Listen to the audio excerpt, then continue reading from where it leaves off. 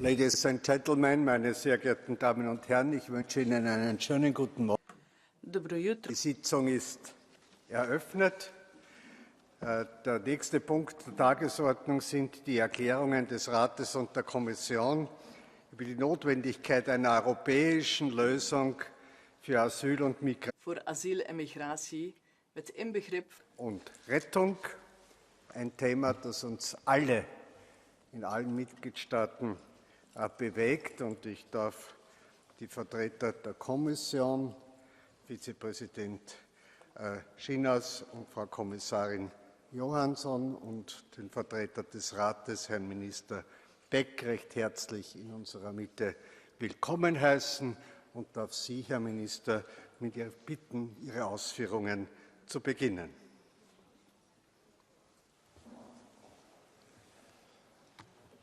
Well, Mr. President, honourable members, commissioners, dear Minister Roswell, let me begin by stressing that any loss of life on the irregular migration routes to Europe is not acceptable. Recent developments in the central Mediterranean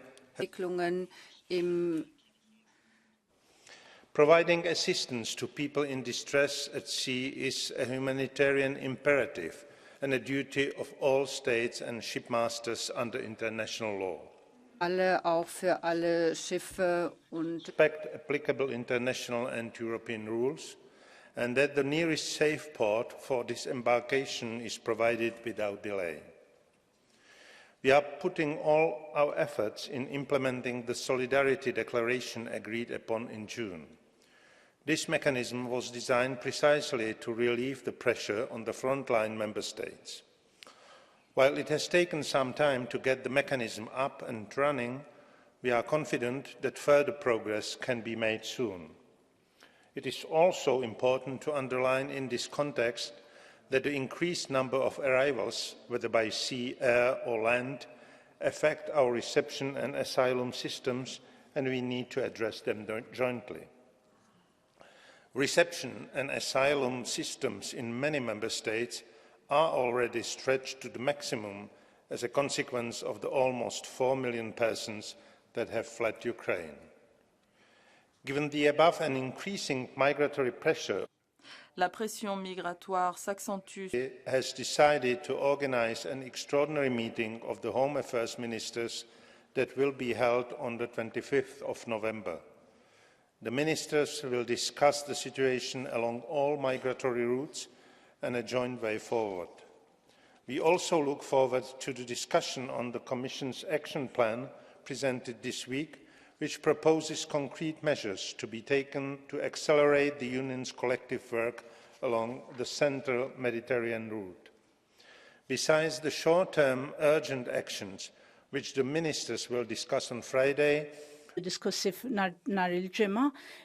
a long-term solution providing a robust and well-functioning EU asylum and migration policy to be agreed and implemented by all member states.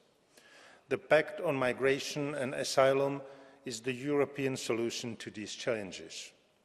Therefore, we need to continue our legislative work, which we have advanced under our presidency. The agreement on the roadmap that was signed with the Parliament is an important step in this direction. It is a clear demonstration of the political willingness of both co-legislators to work on all asylum files with a view to their adoption at the latest by the end of the term of this Parliament. We look forward to starting negotiations with the European Parliament on the Eurodac and on the screening Eurodac und zu den Screening-Bestimmungen asylum files. Discussions on the solidarity concept developed since the beginning of our presidency will continue until the December Justice and Home Affairs Council and should then be quickly pursued in the form of legislative work on the Asylum and Migration Management Regulation and the Managementbestimmungen für Asyl und Migration und Krisen. Also continue to support and work with all our partners in third countries of origin and departure to build their capacities to ensure prevention of irregular migration and disruption of smugglers' networks and overall work towards sustainable migration management in a safe and orderly manner and in accordance with fundamental rights. Thank you very much for your attention. Herzlichen Dank, Herr Vizepräsident Schinas. Nun sind Sie am Wort.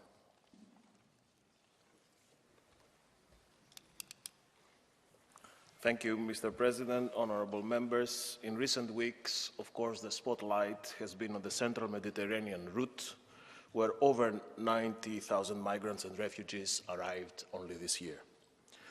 These were departures mainly from Libya and Tunisia, but they were originating primarily from Egypt, Tunisia, and Bangladesh. The increase on the central Med route was over 50% compared to last year. And most of these arrivals reached the European Union after hazardous journeys, search and rescue operations at sea under difficult conditions. At the same time, other routes, such as the Turkey Eastern Mediterranean route, and also continue to face ongoing pressure. And in particular, the Western Balkans route, which has seen a dramatic increase. 500 people were rescued from a small fishing boat near Crete by the combined operation of a Greek Navy frigate, Coast Guard ships of the Hellenic Coast Guard, a tanker, 2 cargo ships, and 2 Italian fishing boats, all working together. Honorable members, all this shows that there will always be challenges, and why our responses must not be ad hoc. We cannot continue working event by event, crisis by crisis, ship by ship. Time has now come for a sustainable, comprehensive, holistic European asylum and migration framework. Since 2 years, since September 2020, with my colleague, Commissioner Johansson, we have put on the table a comprehensive set of proposals that provide a response to these challenges, the EU Pact on Migration and Asylum. And it is ironic that we have everything we need just seemingly out of reach. It is like having a parachute, but choosing to jump out of the plane without it. It is the pact that will improve our member states' ability to manage migration on a system. And if we have learned anything in these recent years and this succession of crises, is that flying solo is not an option. We now need a European agreement on the pact. This debate is a great occasion to renew our call on Parliament as well on Council, to advance on the roadmap towards the adoption of all the pending proposals of the Pact, starting most urgently with the Qualifications and Resettlement Framework Regulations and Reception Conditions Directive, where we already have political compromises, as well as the screening and Eurodac proposals, where we already have Council mandates and where trilogues should now begin at earnest. But in the meantime, we cannot afford to wait to address the difficult situation at sea.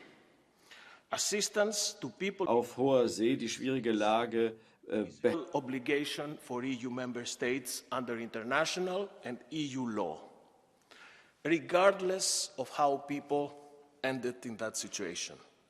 Everybody needs to work together on a common response, with saving lives being priority number 1.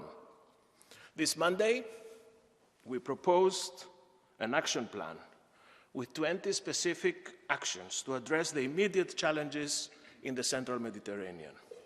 First of all, we need to work with partner countries and international organizations who will never be able to sustain an EU migration policy in isolation. We will support Tunisia, Egypt, and Libya to ensure better border management and migration management. We will boost the fight against migrant smuggling, step up our diplomatic engagement on returns, and improve legal pathways to the EU. We will maximize the impact of all these actions by launching a Team Europe initiative before the end of this year. Team Europe-initiatief op poten te zetten voor het einde. Working with partners. We also need a more coordinated approach on search and rescue, with stronger cooperation between our member states and all actors involved. Precisely in our pact, we have put in place a European contact group on search and rescue. Let's use it. We also asked Frontex to assess the situation and to see whether we need to devote more resources and assets at community level. And we will keep working closely with UNHCR and IOM on potential regional approaches, at the same time promoting discussions with the International Maritime Organization. Last, but in this chapter certainly not least, we need to make full use of the voluntary solidarity mechanism that we agreed under the French presidency. We agreed a solidarity declaration in June that was a big success of our French friends, and thousands of relocation places are already available. Of course, this is a temporary mechanism, but it's also a possible bridge to the future permanent system grounded on EU law that we want to see under the pact. Frankly, S paktom. here.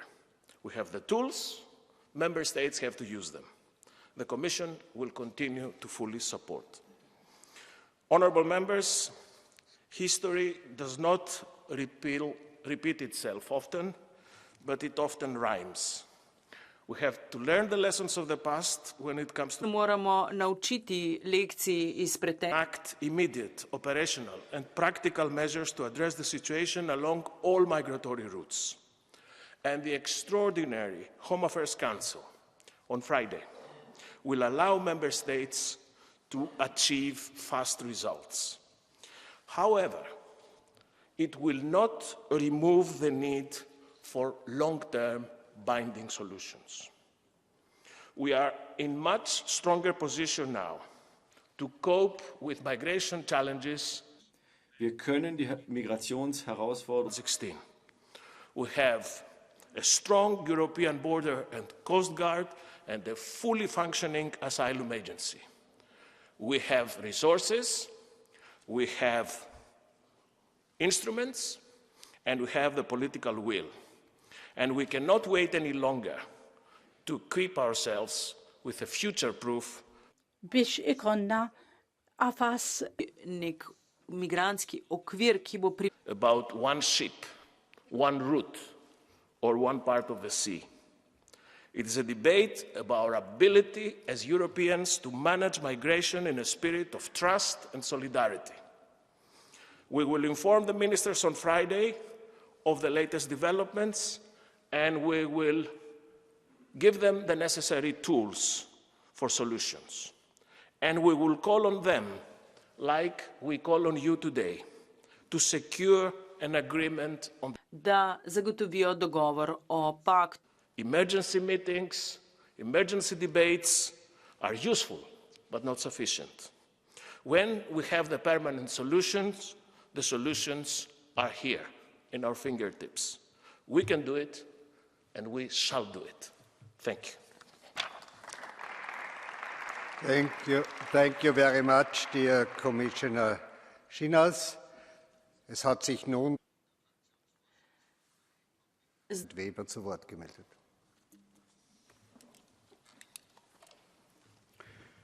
Sehr geehrter Herr Präsident, sehr geehrte Herr Vizepräsidentin, Frau Kommissarin, liebe Ratsvertreter, liebe Kolleginnen und Kollegen! Wir schlafwandeln in eine nächste große Migrationskrise hinein. 280.000 illegale Migranten sind dieses Jahr angekommen. Wir stehen mitten in der nächsten Migrationskrise Europas. Die Zahlen sind auf Rekordhöhe wie 2015 und 2016. Speziell der westliche Balkan mit 42.000 ist eine Hauptroute. Die bestehende Migrationspolitik, das ist der Startpunkt dieser heutigen Debatte, die bestehende Migrationspolitik Europas hat versagt. und wir sind bisher nicht in der Lage, eine Antwort zu geben. Europa schaut sogar weg. Deshalb ist die Diskussion heute so notwendig, ist die Diskussion heute so wichtig. Und ich bedanke mich bei allen Kolleginnen und Kollegen, dass sie den EVP-Vorschlag, diese Debatte zu führen, aufgegriffen haben. Was sind die Teile, die uns jetzt umtreiben? Der erste Teil ist, dass wir Grenzen sichern müssen. So wie ich in meiner privaten Wohnung entscheide, wen ich reinlasse, wenn ich die Tür öffne, hat auch der Staat das Recht, an der Außengrenze zu sagen, wen lasse ich rein und wen lasse ich nicht rein. Wir stehen deshalb als EVP hinter unseren Beamten an der Grenze, den Grenzschutzbeamten, auch den Frontex-Beamten, die einen schwierigen Job machen, die jeden Tag versuchen, die Balance zu finden und Recht durchzusetzen. Der Staat entscheidet, wer nach Europa kommt, und nicht die Mafia entscheidet, wer nach Europa kommt. Und im Süden, speziell über die Südrouten, haben wir über 50% von Menschen, die eben kein Bleiberecht haben, die illegale Migranten sind. Und da muss auch sichergestellt werden, dass wir an der Außengrenze schnell entscheiden, wer darf bleiben, und es muss auch schnell wieder rückgeführt werden. Und das wäre meine erste Bitte an die Kommission. Wir brauchen bessere Rückführungsabkommen. Wir sind die letzten Jahre an dieser Situation nicht vorangekommen, dass wir mit afrikanischen und asiatischen Staaten wirklich besser geworden sind. Ich möchte ausdrücklich auch noch einmal sagen, dass wir für die Beamten Klarheit brauchen. Die Beamten an der Außengrenze werden immer wieder mit den Pushback-Vorwürfen konfrontiert. Und Recht muss durchgesetzt werden, keine Frage. Pushbacks sind verboten, keine Frage. Aber wir haben an der Landgrenze sehr klare Definitionen von Pushbacks, aber an der Seegrenze ist es nicht so klar. In Melilla beispielsweise, wo 17 Flüchtlinge umgekommen sind, an der spanisch-marokkanischen Grenze, dort fand die Grenzsicherung auf der See statt. Die Grenzsicherung dort ist deutlich schwieriger als auf der Landgrenze. Deshalb brauchen wir Rechtsklarheit, na morju, ne na kopnem, in zato potrebujemo Sicherheit arbeiten. Und wir dürfen uns nicht erpressen lassen. Die Türkei, auch Lukaschenko, Weißrussland, hat Migration zur politischen Waffe erklärt. Da muss Europa geeint sagen, nein, wir erlauben nicht, dass Migranten als politische Waffe eingesetzt werden. Und ich möchte, liebe Iratxe, durchaus auch Vorschläge aus dem sozialistischen Camp aufgreifen.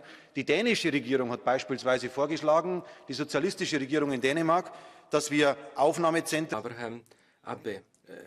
wie wir es denen, die wirklich Flüchtlingsstatus bekommen können, ermöglichen, dass sie schon in Afrika einen Antrag stellen, dass wir ihnen es nicht erzwingen, dass sie dann den mühsamen Weg über das Mittelmeer gehen wollen. Nach wie vor ist das Abkommen zwischen der Türkei und der Europäischen Union das Rohmodell, wo wir darauf arbeiten können. Der zweite Pfeiler neben der Entschiedenheit an der Grenze ist die Solidarität im Inneren und die Hilfe für die wirklich Bedürftigen. Und wir haben es doch bewiesen. Die Ukraine hat uns doch gezeigt, es ist machbar. Wir haben die Türen geöffnet. Wir haben den Menschen, die Hilfe brauchen, großzügig Hilfe angeboten. Ganz Europa hat Hilfe angeboten, und es funktioniert. Deshalb ist doch das ein Beweis dafür, dass der zweite Pfeiler Europa genauso stark dat die tweede pijler in Europa ausdrücklich sagen, and allow me to continue in English, that for Italy, for the southern dimension, when they are having this year 100,000 arrivals, then it is clear that it is not an Italian problem, it is a European challenge. And that's why solidarity is so urgently needed. We need now actions and not words, like the Vice President and also Council representatives told us. The newspapers are full now with the French-Italian dispute, and that was the reason for the debate also on the extraordinary Home Affairs Council meeting next Friday. But it is not about one NGO vote. It is about a systematic challenge, like Margarete Skinas told us. The reality is that we had promise from France and Germany for 8,000 places about relocation, voluntary relocation. And finally, they delivered 117 in reality. That's Europe today. 17, esta é a Europa de hoje. Work. That's why Italy, Malta, Cyprus, Chipre, Malta, EPP government in Cyprus, send a letter. Please help us. Please let us not alone. We need solidarity on European level. And the last point I want to mention is that Europe needs an Africa and Middle East strategy, because the reason, the background why people are fleeing, why people are leaving their home is fundamental, is our interest to solve it. The European Union as a whole is the biggest donor in all these areas, and we have to use it in an effective way to really help people. That is what we need. Now solutions, and that's why we fully support the idea that we need a migration pact. We need a migration pact now, dear friends. Danke, Herr Kollege. Am Wort ist nun die Vorsitzende der Fraktion der Sozialdemokraten, Frau García Pérez-Sirache. Gracias, presidente. Necesidad de una solución europea para el asilo y la migración, incluida la búsqueda y salvamento. Es un título muy necesario.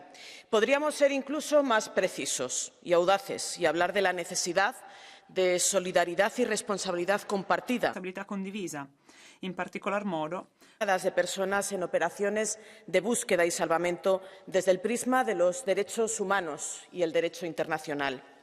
Los eventos que vienen sucediendo en los últimos años en el Canal de la Mancha, en el Mediterráneo, así como en Lesbos, Lampedusa o Lanzarote, por citar algunos ejemplos trágicos, no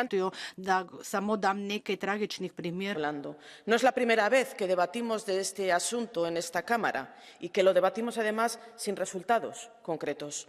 Según las cifras de este año, 9 de cada 10 inmigrantes llegan a las costas europeas sin la ayuda de las ONGs y que sin su ayuda estas personas, no tengamos ninguna duda, hubieran llegado de la misma manera, de una forma o de otra. Y por eso el mensaje es tan claro. Basta de criminalizar a quienes salvan vidas. A los grupos de esta Cámara que comparten la necesidad de una política europea les tiendo la mano. Se la tiendo con generosidad, pero también sin intentar hacer un uso o provocando la división en este sentido. Seamos generosos todos, señor Weber. No intentemos utilizar algunas palabras y algunas frases para provocar también lo que pueden ser grietas en la necesidad de ese acuerdo. Tiendo la mano a todos los grupos de esta Cámara que consideran importante una política europea en este sentido, para tomar acciones que den resultados concretos, sostenibles y sin tener en cuenta cuáles son las cuestiones que algunos están planteando desde el punto de vista nacionalista ni intergubernamental. No nos equivoquemos. La inmigración puede contribuir decisivamente a resolver algunos de los retos más importantes que tenemos en Europa. Un continente envejecido, un continente que en estos momentos tiene grandes retos y por ello insisto en que la inmigración no puede ser un problema, sino tratarlo como un reto y como una oportunidad. El tiempo apremia y las muertes no cesan. La dignidad de la vida de las personas debe de ser nuestra guía para adoptar un nuevo pacto para la migración y el asilo. Tenemos que hacer que sea una realidad. No puede ser solo una responsabilidad de los países del sur. Pretender que el fenómeno migratorio sea exclusividad, responsabilidad del país al que llegan es negar la existencia de una frontera común europea. Creemos en el Recientes eventos apelan a que avancemos sobre todo en el pilar solidario del nuevo pacto, precisamente con más solidaridad europea, no solo en momentos de mayor presión migratoria, sino también para hacer frente a situaciones de crisis como la que nos hemos encontrado con la guerra de Ucrania. Debemos también reforzar la cooperación con los países de origen y de tránsito. Sin embargo, esta cooperación debe de estar basada en el respeto mutuo. No podemos externalizar de ninguna manera las políticas migratorias. De igual a igual, solamente así lograremos que el Mediterráneo se desarrollo y entendimiento. Nuestra propuesta es clara. Búsqueda y salvamento son una responsabilidad europea común. Es una constante, sobre todo en un mundo tan globalizado que necesita de una categoría específica común europea en línea con el derecho internacional. Tengamos en cuenta una cosa, cada vida cuenta. Señorías, en esta legislatura y que somos capaces de responder a grandes desafíos, demostremos que también somos capaces de hacerlo con el fenómeno de la migración antes del final de este mandato. Es una demanda. Dobbiamo lavorare in maniera indefessa per fare una respuesta a la altura del reto. Para ello, cuenten con nosotros. Merci. Our next speaker is the leader. Als nächstes hat der Fraktionsvorsitzende Stefan. Merci, Monsieur le Président, Madame la commissaire, monsieur le commissaire. Commissaire. Malheureusement, le grand oublié des débats nationaux sur l'asile et l'immigration en ce moment dans nos États membres respectifs. Nos concitoyens ignorent largement le travail titanesque que fait actuellement ce Parlement européen pour arriver à une solution européenne. L'échec de la précédente mandature y est pour beaucoup, mais c'est le rôle de ce débat de remettre au cœur, monsieur le commissaire, des discussions dans l'objectif de tout le monde ici et d'aboutir à un consensus, à une réforme sur ce sujet. Mon groupe y prendra toute sa part. Nous proposons d'ailleurs une réforme qui allie les deux principes que chacun d'entre eux, qui est la solidarité et la responsabilité, mais autant savoir ce qu'on met derrière. Et la responsabilité et la solidarité. La solidarité, les pays d'arrivée doivent pouvoir compter sur l'ensemble de l'Union européenne. Nous sommes favorables à une solidarité financière, mais également une solidarité humaine entre les États membres. Responsabilité, oui, il y a trop de migrants en situation irrégulière. Es gibt zu viele irreguläre Migranten. Ne remplissent pas aujourd'hui les critères d'asile et d'immigration. Pour cela, mon groupe vérification essentielle, des procédures identiques basées sur des critères communs. Tout cela, évidemment, dans le respect absolu des droits de l'homme.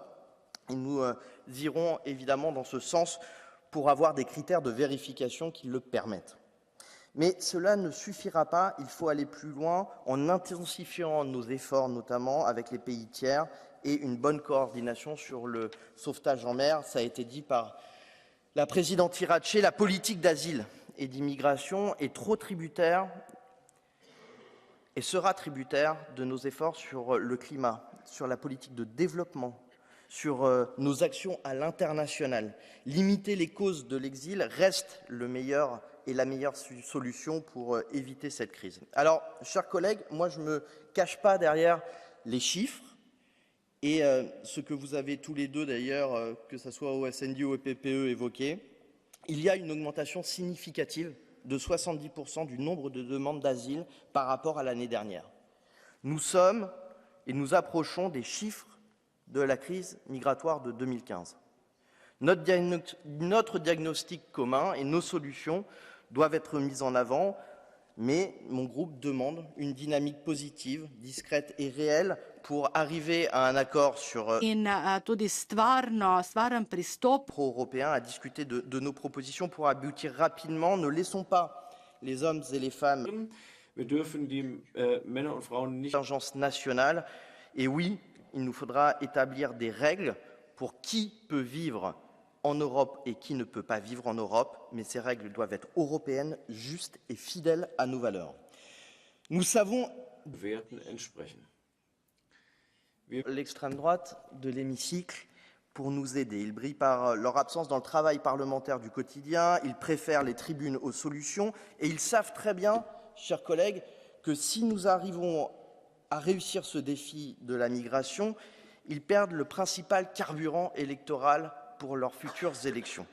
Je doute également de la volonté de l'extrême gauche de jouer collectif. Pour eux, la question même de l'évocation d'un garde-frontière est un problème. Et ça n'a... En partant sur cette logique et sur cette affirmation. Simplement un chemin, en tout cas je l'espère, pour mettre la pression. Chacun doit pouvoir comprendre qu'il faut faire un pas vers l'autre dans les partis pro-européens pour arriver à un accord. J'espère d'ailleurs que Varsovie et Budapest se souviendront que nous avons agi ensemble.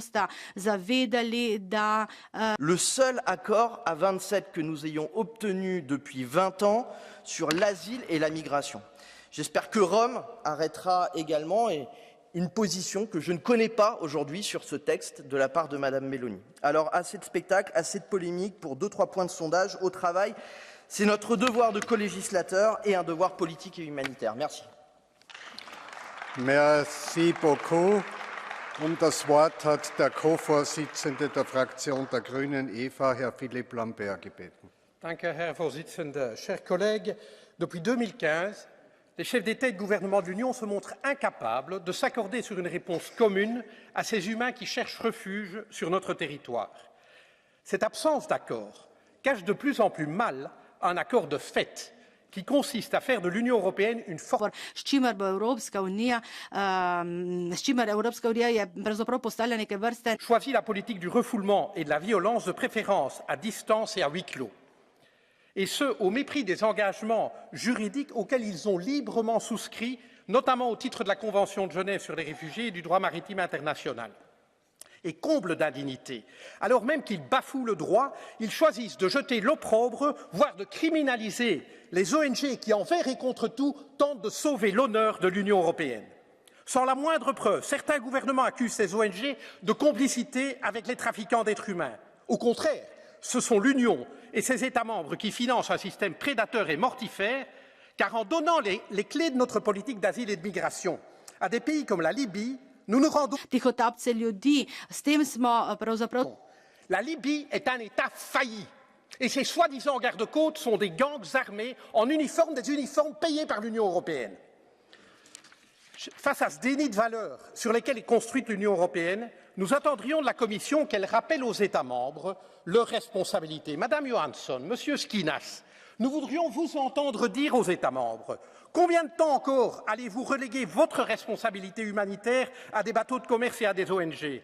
Quand respecterez-vous la loi en ouvrant le port le plus proche pour sauver des vies en danger à leur bord? Quand comprendrez-vous que la seule solution réside dans l'organisation de voies sûres et dans une répartition solidaire de l'accueil entre les États membres?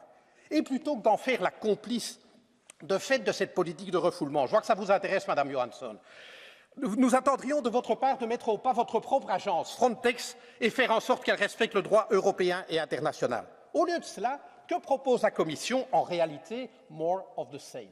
Autrement dit, un accompagnement timoré de cette démission collective. Pendant ce temps, n'arrête pas de tourner et à ce jour, 29 000 personnes ont payé le prix ultime de la lâcheté européenne. Alors, chers collègues, ceux qui ont fait de l'Europe forteresse leur fonds de commerce électoral, Monsieur Bardella, a fait... La réalité, c'est que vous en êtes les fossoyeurs, car en traitant des êtres humains de la sorte, l'Union européenne en saborde les fondements, à commencer par la défense de la dignité humaine comme valeur cardinale. Die Verteidigung der menschlichen Würde. À l'Union européenne de démontrer qu'elle était capable de prendre. Putinova vojna je omogućila Europi. Ce qui fait donc défaut en Méditerranée, dans les Balkans ou en mer du Nord, ce n'est pas la capacité, c'est la volonté. Je vous remercie. Merci. Für die ID-Fraktion darf ich Herrn Jordan Bardella das Wort erteilen. Merci, Monsieur le Président, mes chers collègues. Bon, je vous préviens, ça va trancher un peu avec les discours des orateurs précédents. L'Europe ne peut se laisser d'êtres humains qu'ils portent le nom d'ONG ou de mafia de passeurs. L'Europe ne peut non plus tirer les populations du monde sur notre sol en violation de la volonté exprimée par nos concitoyens. Nous devons considérer que notre politique migratoire commence sur la mer, que nos frontières sont aussi maritimes, que nul ne peut donc prétendre accoster sur notre sol sans y être autorisé. Votre projet consiste à accueillir et répartir, le nôtre consiste à secourir et reconduire. Pour dissuader les tentations de départ, les demandes d'asile doivent s'effectuer dans les ambassades et consulats des pays de départ. Pour protéger les réfugiés de guerre réels, s'il y en a, des camps humanitaires sécurisés doivent être mis en place dans les régions de départ sous l'égide du Haut Commissariat et sous l'égide des Nations Unies. Parce qu'elle dissuade de risquer sa vie pour un Eldorado fantasmé, cette fermeté est probablement la politique la plus humaine qui soit, la politique qui sauve des vies et celle qui dissuade de venir. Voici les clés d'une protection de nos frontières. Cette volonté, la Commission européenne ne l'a pas, le président Emmanuel Macron non plus, les idéologies les en empêchent, mais la naïveté également, celle de croire que les flux migratoires vont se tarir d'eux-mêmes et qu'il ne s'agit que d'une crise temporaire. Les lois de la démographie sont pourtant implacables, sans reprise en main de notre destin, sans prise de conscience générale, la ruée vers l'Europe nous attend, Lampedusa, Ceuta ou la porte de la Chapelle pourraient être notre futur. Je vous remercie.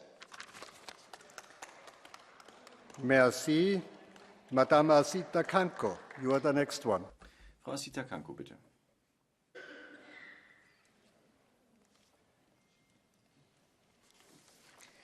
dear Commissioner, dear colleagues, we have all kinds of opinions about each other in this Parliament, but at the end of the day, we are all good people with good intentions and just different ideas. We must remember this when we speak about difficult topics. We must recognize together that until now, none of our actions solved the migration crisis. Instead, they have allowed more and more people to die in the sea. They have allowed human smugglers to get richer. They have fed false hope and led innocent people to cursed roads. I am ashamed. Schicken unschuldige Menschen ins We have given power to human smugglers. We turned our shores into silent cemeteries of people's children, mothers or fathers and their dreams. This must change. False compassion and actions that actually lead towards situation is not enough. The open borders and the current chaos are a threat to Schengen and an invitation to die. The question is not how to save a boat in Italy. The question is why. The question is also why some NGOs act like ferries for the human smugglers in the Mediterranean Sea. We must be clear, we must be firm, and we must be fair. We must be strict with illegal migrants, with no need of protection, and fair to actual victims. Only then can we implement true solidarity with migration policy that is aligned with our sense of humanity. To achieve this, we must face reality. We need partnerships with neighboring countries, even if we sometimes hold our nose. We need to go back to the idea of external processing of asylum requests. We need an information campaign that shows the truth to young people. We need to address the problem of returns, and we need to help Italy and Greece. We can do this if we leave ideology and face reality, speak frankly with each other. Thank you. Iskreno. Hvala lepa.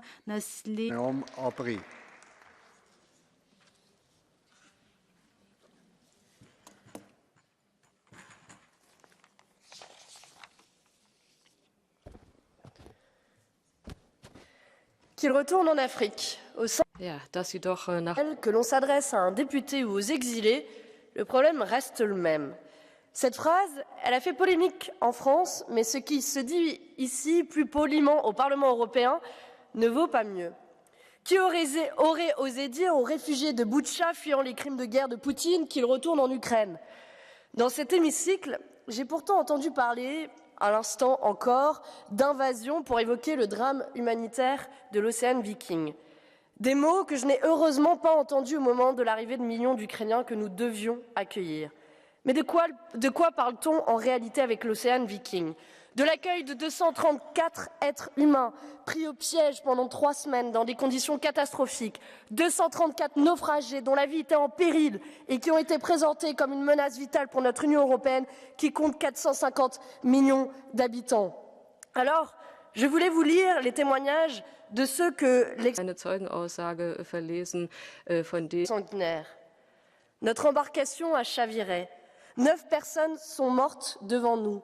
Ma fille se réveille encore la nuit et effrayée, nous essayons de l'aider à oublier. Il y a des gens qui sont malades, des femmes, des enfants. Nous sommes dans l'eau. Fini, fini. Aidez-nous, s'il vous plaît. Aidez-nous. Nous sommes en train de mourir. Nous sommes dans la mer. Dedans, dedans. Il fait froid. Alors, l'extrême droite et Monsieur Bardella, j'ai envie de vous poser une question. Qu'auriez-vous fait? Auriez-vous fermé les yeux? Les auriez-vous laissés périr en mer? Je voulais aussi vous partager les récits glaçants des sauveteurs qui les ont secourus. Ils montrent des signes d'épuisement, de déshydratation et souffrent de multiples brûlures dues au carburant. Certains présentent des traces évidentes de torture et de violences subies en Libye. L'accueil des naufragés de l'Océan Viking aurait pu être notre fierté collective. De jeux diplomatiques sordides restera notre honte. Tout comme notre incapacité à sauver les 25 000 personnes disparues en mer depuis 2014. Alors cessons de céder aux intimidations de l'extrême droite. Faisons un choix simple, durable, évident. Accueillons. Je vous remercie. Merci. Mr. Kostas Papadakis, the floor is yours.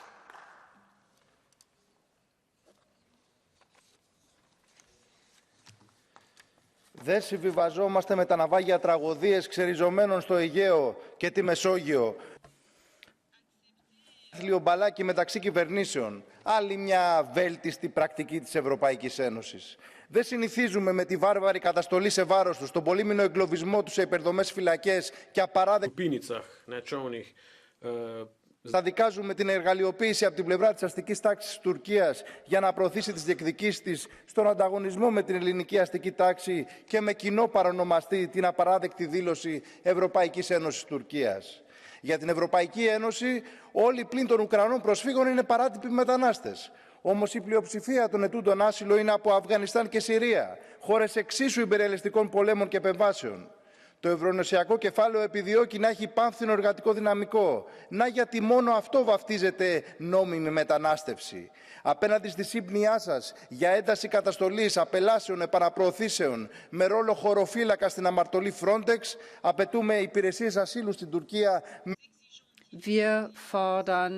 ταπεινή φιλοξενία και πλήρη δικαιώματα για να πάνε οι κατατρεγμένοι των δικών σας πολέμων στις χώρες πραγματικού προορισμού τους.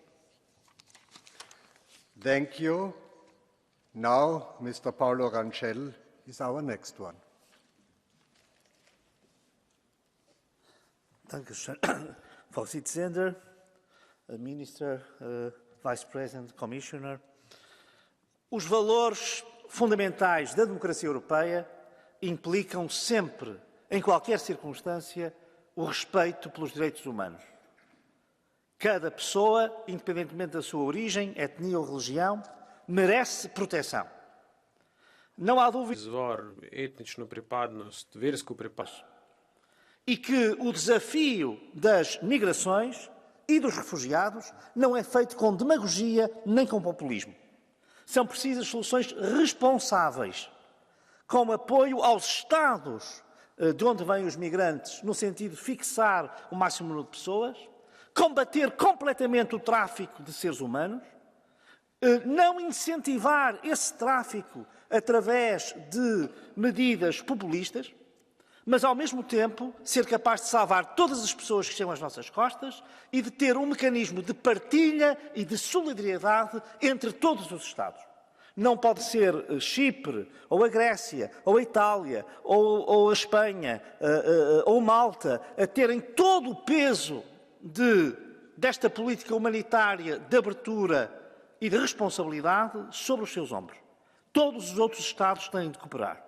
And I would like now to say that it was very good to see that today both S&D and Renew and also EPP leaders were so constructive today. What I would like to ask you is that when we are drafting legislation, we are capable of this same spirit of cooperation. Give to the Council also the sign that we have a responsibility and humanitarian policy towards this migration cause. Thank you very much. Unsere nächste Rednerin ist Frau Birgit Sippel.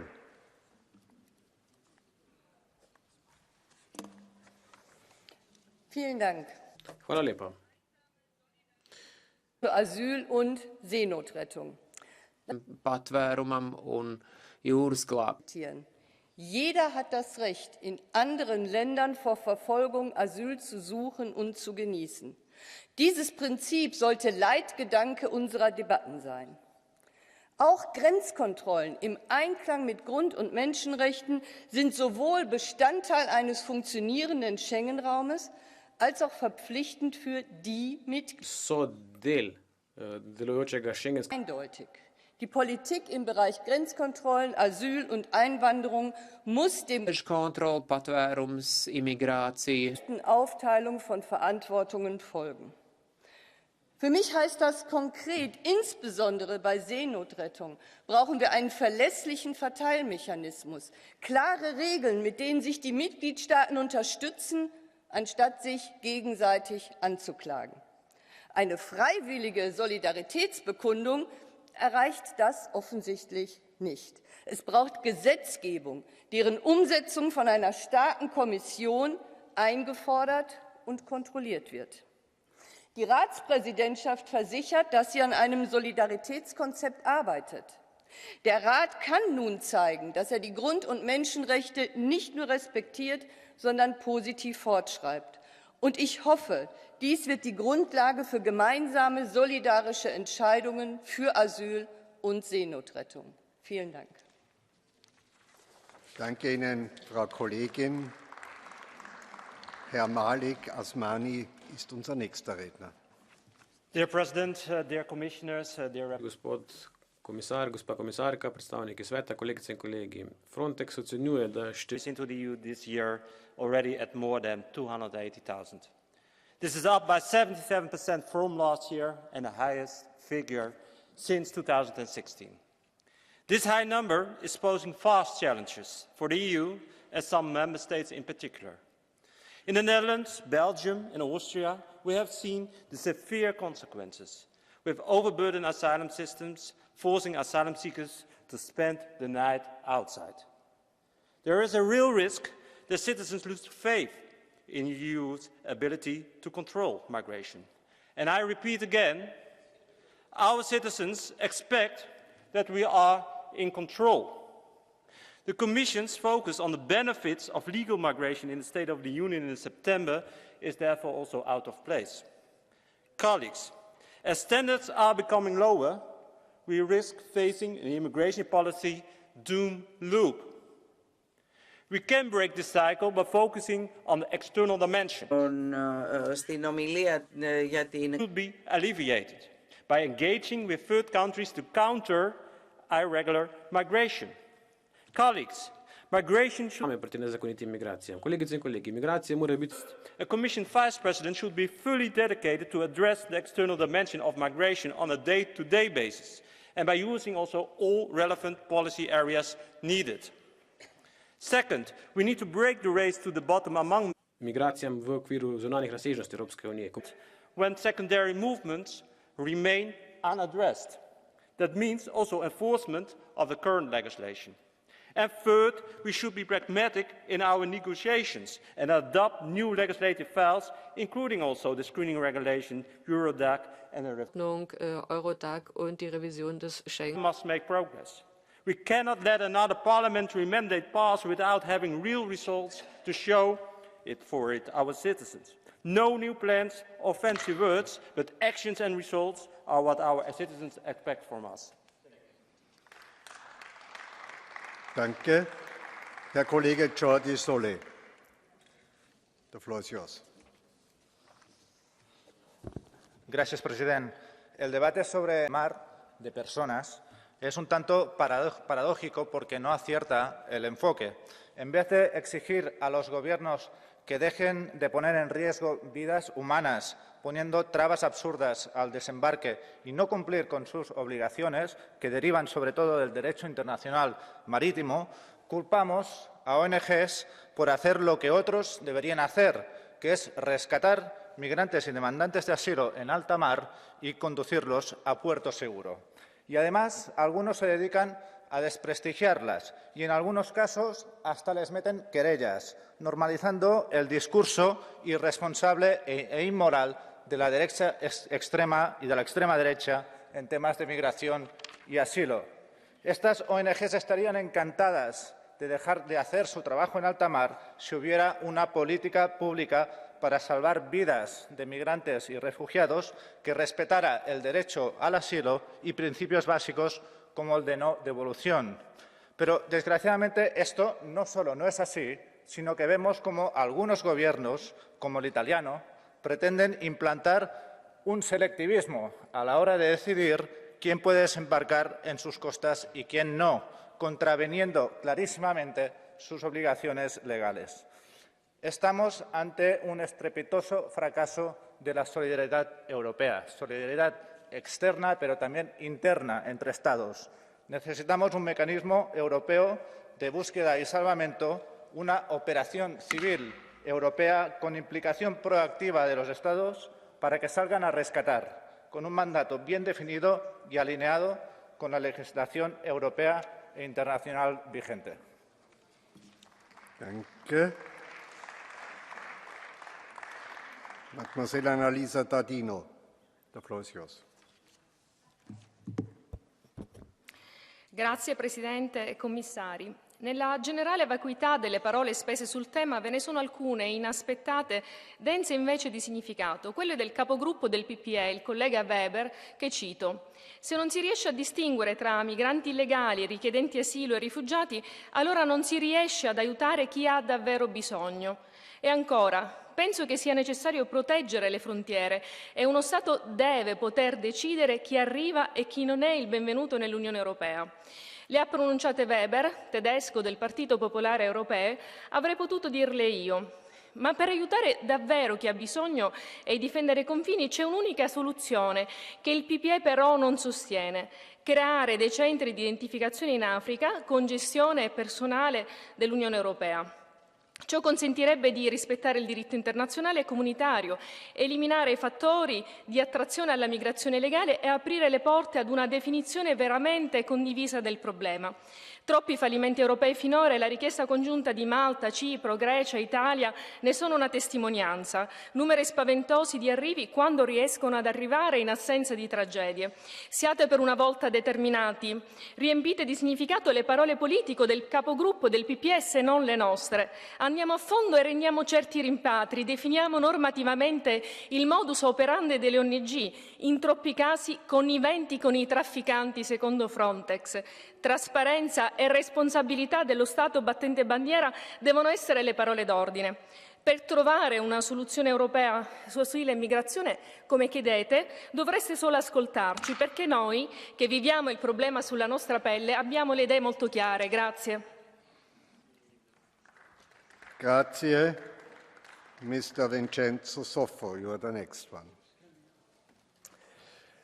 L'Africa è un continente da 1.200.000 persone, mezzo miliardo delle quali vivono sotto soglia di povertà. Parliamo di metà degli affamati di tutto il mondo, gente che non avendo futuro nella propria terra progetta di cercare fortuna in Europa, convinta dalla propaganda dei trafficanti di uomini di poter trovare l'Eldorado. Solo che noi Eldorado non lo siamo affatto, abbiamo una povertà in continua crescita e un cittadino su 5 che fatica ad arrivare a fine mese.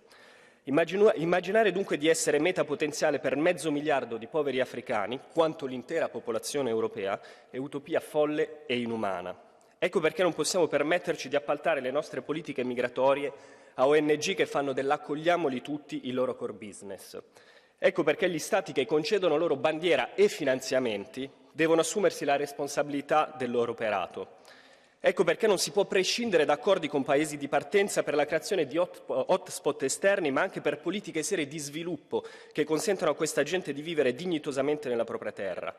È assurdo infatti pensare che la soluzione sia semplicemente la redistribuzione, perché il problema non è quale paese debba accogliere gli immigrati che giungono in Europa illegalmente, ma impedire a questi di arrivare in un posto che, ai noi, non potrà offrire loro il benessere che sperano di trovare. Grazie alla determinazione del governo Meloni, il piano di azione per il Mediterraneo centrale, appena annunciato dalla Commissione europea, sembra forse iniziare a recepire quanto noi ripetiamo da anni, cioè che l'Unione europea inizi ad operare come comunità unita nella difesa delle sue frontiere e non più come agenzia di collocamento per chi le oltrepassa illegalmente. Grazie. Grazie. Herr Urban Crespo Miguel, the floor is yours.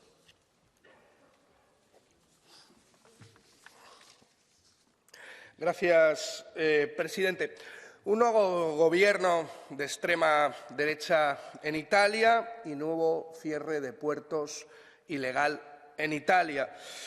Un gobierno que aplica las mismas políticas neoliberales de Draghi y que parece que lo único que le queda para diferenciarse es la xenofobia. La xenofobia del cierre de puertos ilegales. ¿Y cómo responde la Unión Europea?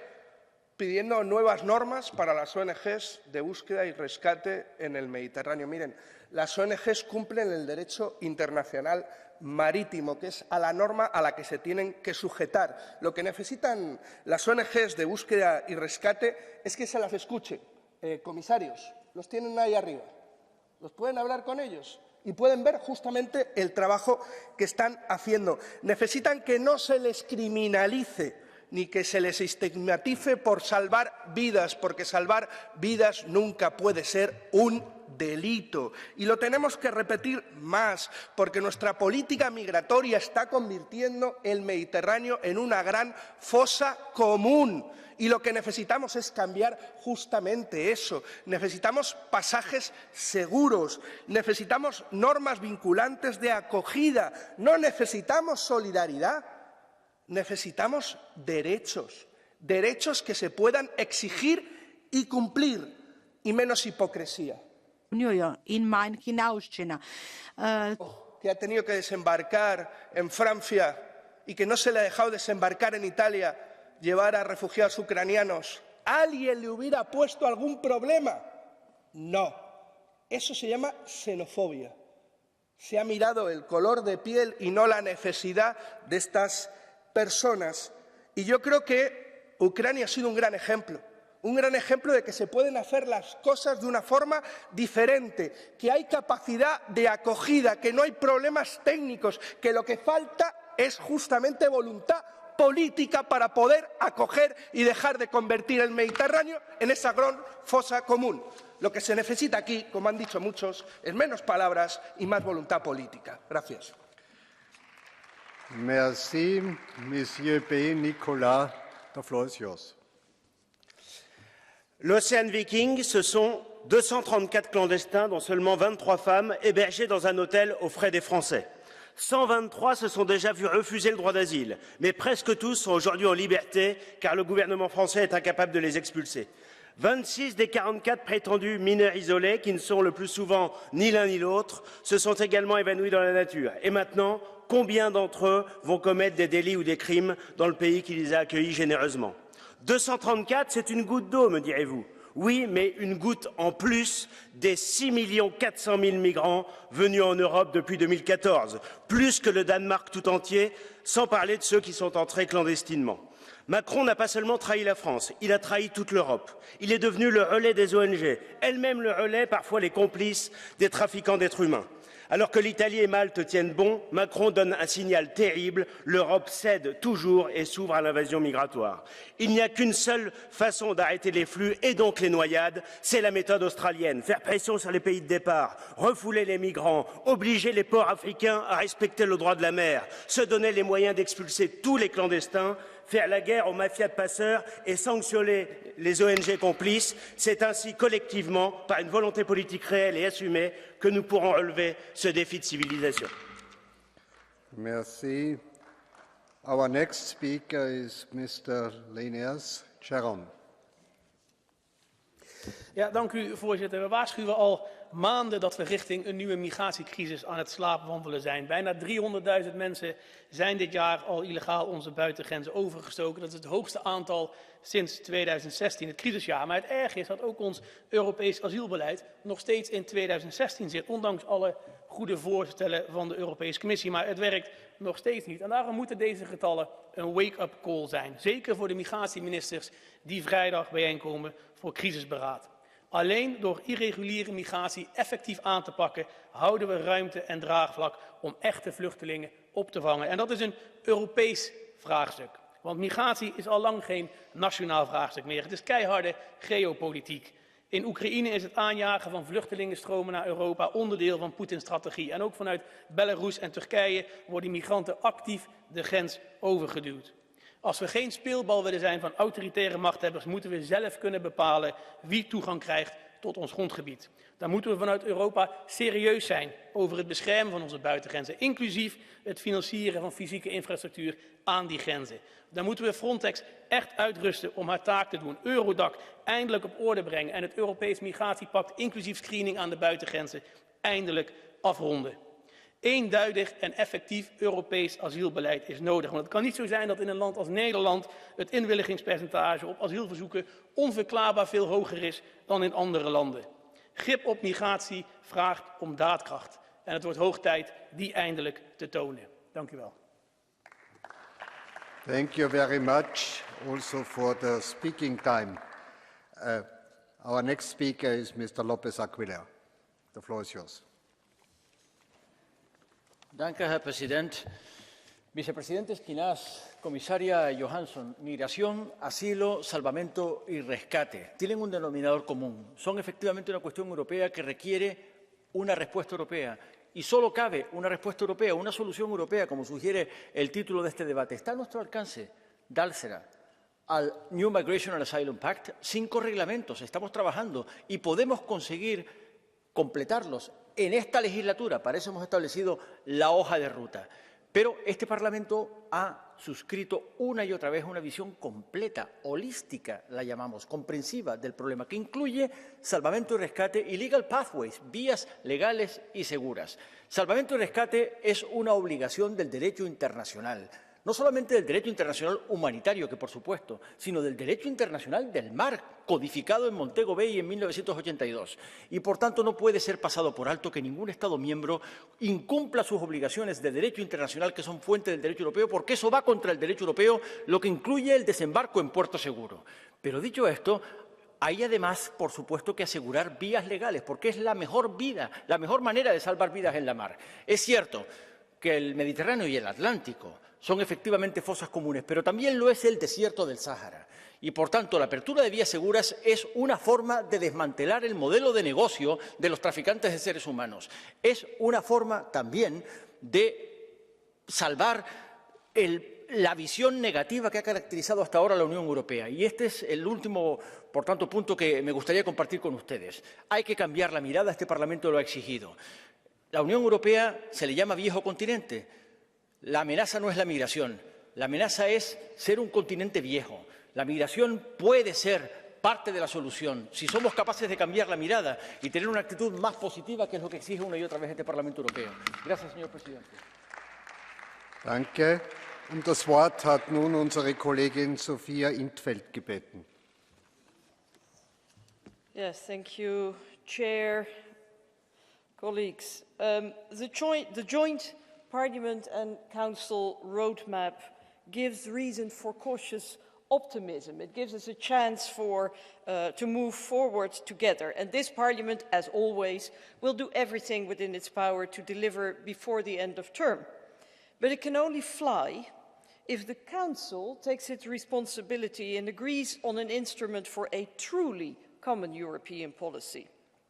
But, colleagues, it's not only about policies, it's also about language. Can we please, when we talk about migration, have a bit more temperate and less apocalyptical language? Because xenophobic rhetoric has not brought the solution any closer. Dehumanizing migrants has done nothing to deflect migration flows. It has mainly served to sow division in society, and it has created tragedies unworthy of our common values. Migration has always existed and it will always exist. And there is a degree of irony in this debate because many of us here in this room and other colleagues who are elsewhere in the building have a family history of migration. Their parents or grandparents migrated within, to, or from Europe.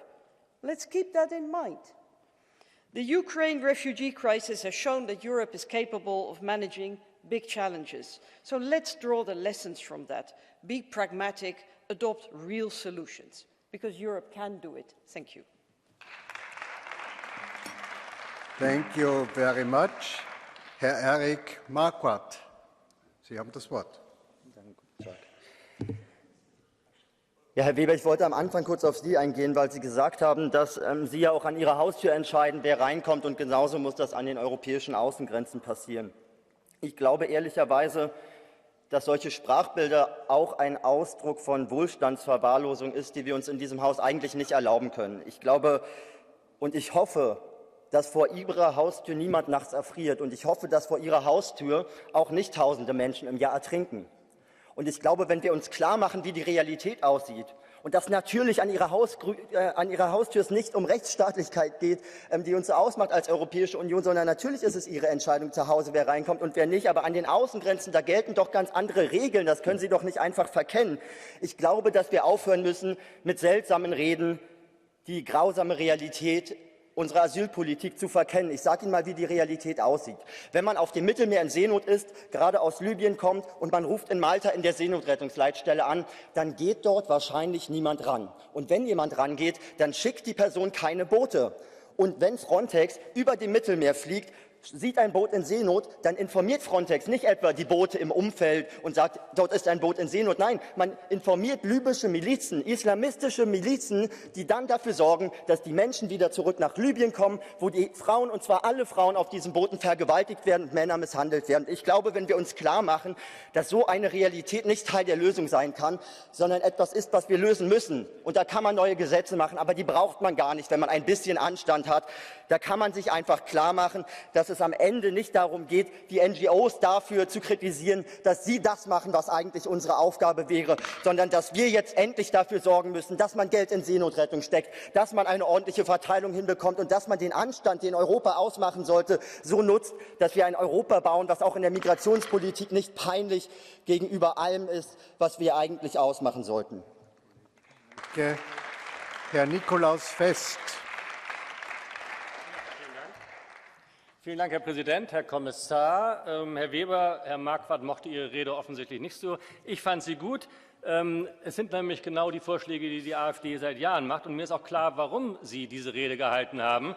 Lassen Sie mich ausreden. Sie kommen aus Bayern, und in Bayern ist es so wie in allen Bundesländern jetzt. Die Asylzentren sind voll, die Städte und Gemeinden bitten um Hilfe. Sie sagen, wir können nicht mehr, unsere Containerdörfer sind voll, wir wissen nicht mehr, wohin mit den Migranten. Und genauso geht es ja auch in NRW und in anderen Ländern aus NRW. Oder in NRW haben gerade die Bürgermeister, viele sozialdemokratische Bürgermeister, einen Appell an die Bundesregierung gerichtet, ihnen zu helfen, weil sie nicht mehr wissen, wohin. Und deshalb sind auch alle Appelle an Solidarität sinnlos. Wenn die Leute keine Möglichkeiten mehr haben und die Kosten auch durch die Decke gehen, können sie nicht noch weiter Solidarität einfordern. Das geht nicht. Und hier im Raum steht ja ein großer rosaner Elefant, den vor allem die Sozialdemokraten nicht ansprechen wollen. Sie haben das schon getan. Das ist nämlich die dänische Asyl- und Migrationspolitik. Die dänischen Sozialdemokraten haben sehr klar gesagt, sie wollen keine Einwanderung mehr.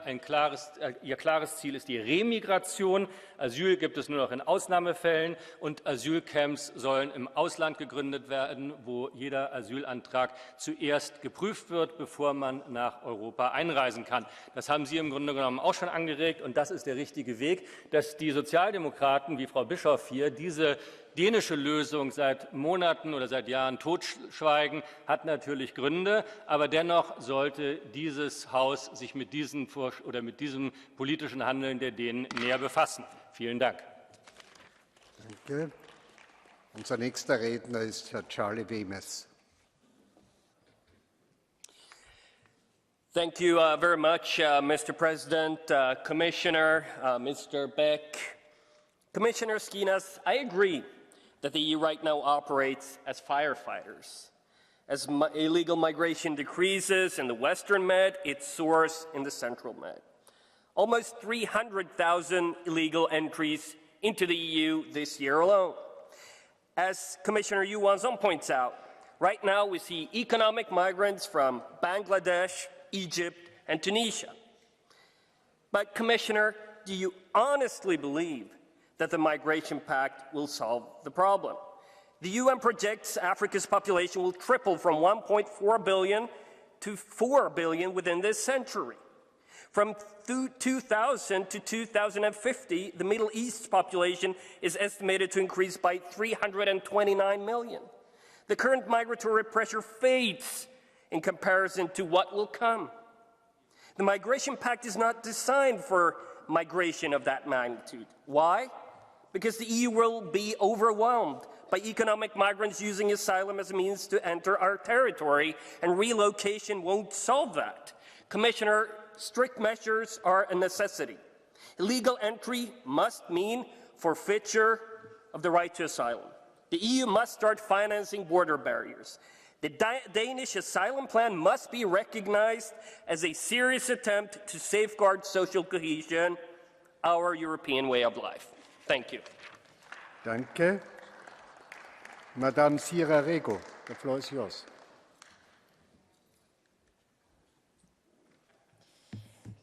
Gracias.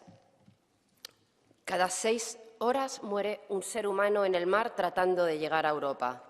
Miles de personas, sin haber cometido ningún delito, viven retenidas y hacinadas en campos de refugiadas con sus derechos suspendidos. Frontex ha perpetrado sistemáticamente devoluciones en caliente en el mar. Regalamos miles de millones de euros a regímenes antidemocráticos para custodiar nuestras fronteras. Hay kilómetros y kilómetros de frontera exterior de la UE sin un solo punto físico donde pedir asilo. La tragedia de Melilla ha ocasionado decenas de muertos. Todo esto y más es la política migratoria de la UE.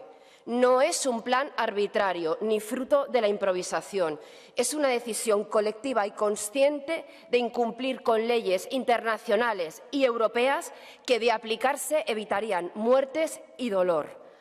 Es un inmoral juego de equilibrios entre Macron lavándose las manos, Meloni dejando a personas a la deriva en el mar y la propuesta de la Comisión de convertir el relato de la extrema derecha en ley. Si los derechos humanos son un problema, cambiemos la ley para que dejen de serlo. Por eso, desde la izquierda, creemos que hay que acabar ya con el negocio de la política migratoria, que es un negocio de muerte, y poner el dinero europeo a defender la vida y los derechos. En Lesbos, en Melilla, en Canarias, etcétera. Menos Frontex y menos militarización, y más recursos para impulsar programas de acogida, servicios públicos de calidad y empleo para los que están y para los que llegan. Dotarnos de una unidad de salvamento civil pública y europea para el rescate en el mar. Habilitar vías legales y seguras para que nadie se juegue la vida buscando un futuro digno. Reparto vinculante y solidario de personas que migran entre todos los países de la UE para evitarnos la vergüenza de esos campos de detención. Y, en definitiva, erradicar el racismo de la política migratoria europea. Danke. Frau Laura Ferrara. Grazie Presidente. L'Europa si trova ad affrontare una crisi migratoria dopo l'altra senza riuscire a trovare una soluzione perché manca la volontà politica. Sebbene si invochi un approccio europeo, ogni Paese continua infatti a ragionare in termini intergovernativi, concentrandosi sugli interessi strettamente nazionali. Da sempre chiediamo che la questione migratoria sia governata dal principio di solidarietà ed equa ripartizione delle responsabilità, così come previsto dall'articolo 80 del Trattato. È indispensabile una revisione del regolamento di Dublino e l'introduzione di un meccanismo di ricollocamento che sia obbligatorio e permanente. Così come è necessaria l'istituzione di un'operazione europea di ricerca e salvataggio, perché il mero coordinamento lasciato alla volontarietà degli Stati membri non sempre funziona. Chi come Giorgia Meloni ha invocato il blocco navale definendo il ricollocamento dei migranti tra tutti i porti europei un'invasione, ecco, ha dimostrato di far solo propaganda oltre che una grande incompetenza. Per risolvere la questione migratoria serve un diritto d'asilo europeo e un sistema centralizzato in grado di non far ricadere oneri sproporzionati su pochi paesi europei e tutelare i diritti fondamentali dei migranti. Grazie. Grazie. Madame Dolores Montserrat, you are the next one. Gracias, presidente. La defensa de nuestras fronteras, la defensa de nuestra seguridad no se entendería y no sería posible sin el duro y sacrificado trabajo de nuestras fuerzas y cuerpos de seguridad del Estado. Los agentes merecen nuestro apoyo, pero también refuerzo con más personal, recursos y mejores materiales de protección, como ellos mismos reclaman. Nuestros cuerpos de seguridad no pueden verse desbordados por falta de agentes frente a entradas masivas. Hay que aumentar la coordinación europea, evitar efectos llamada, perseguir con planes específicos, tanto nacionales como europeos, a las mafias que usan el drama de la inmigración y también continuar con el apoyo de cooperación y desarrollo con los terceros países. La frontera de España es la frontera de Europa. Defender Ceuta y Melilla es defender no solo a España, sino también defender la Unión Europea.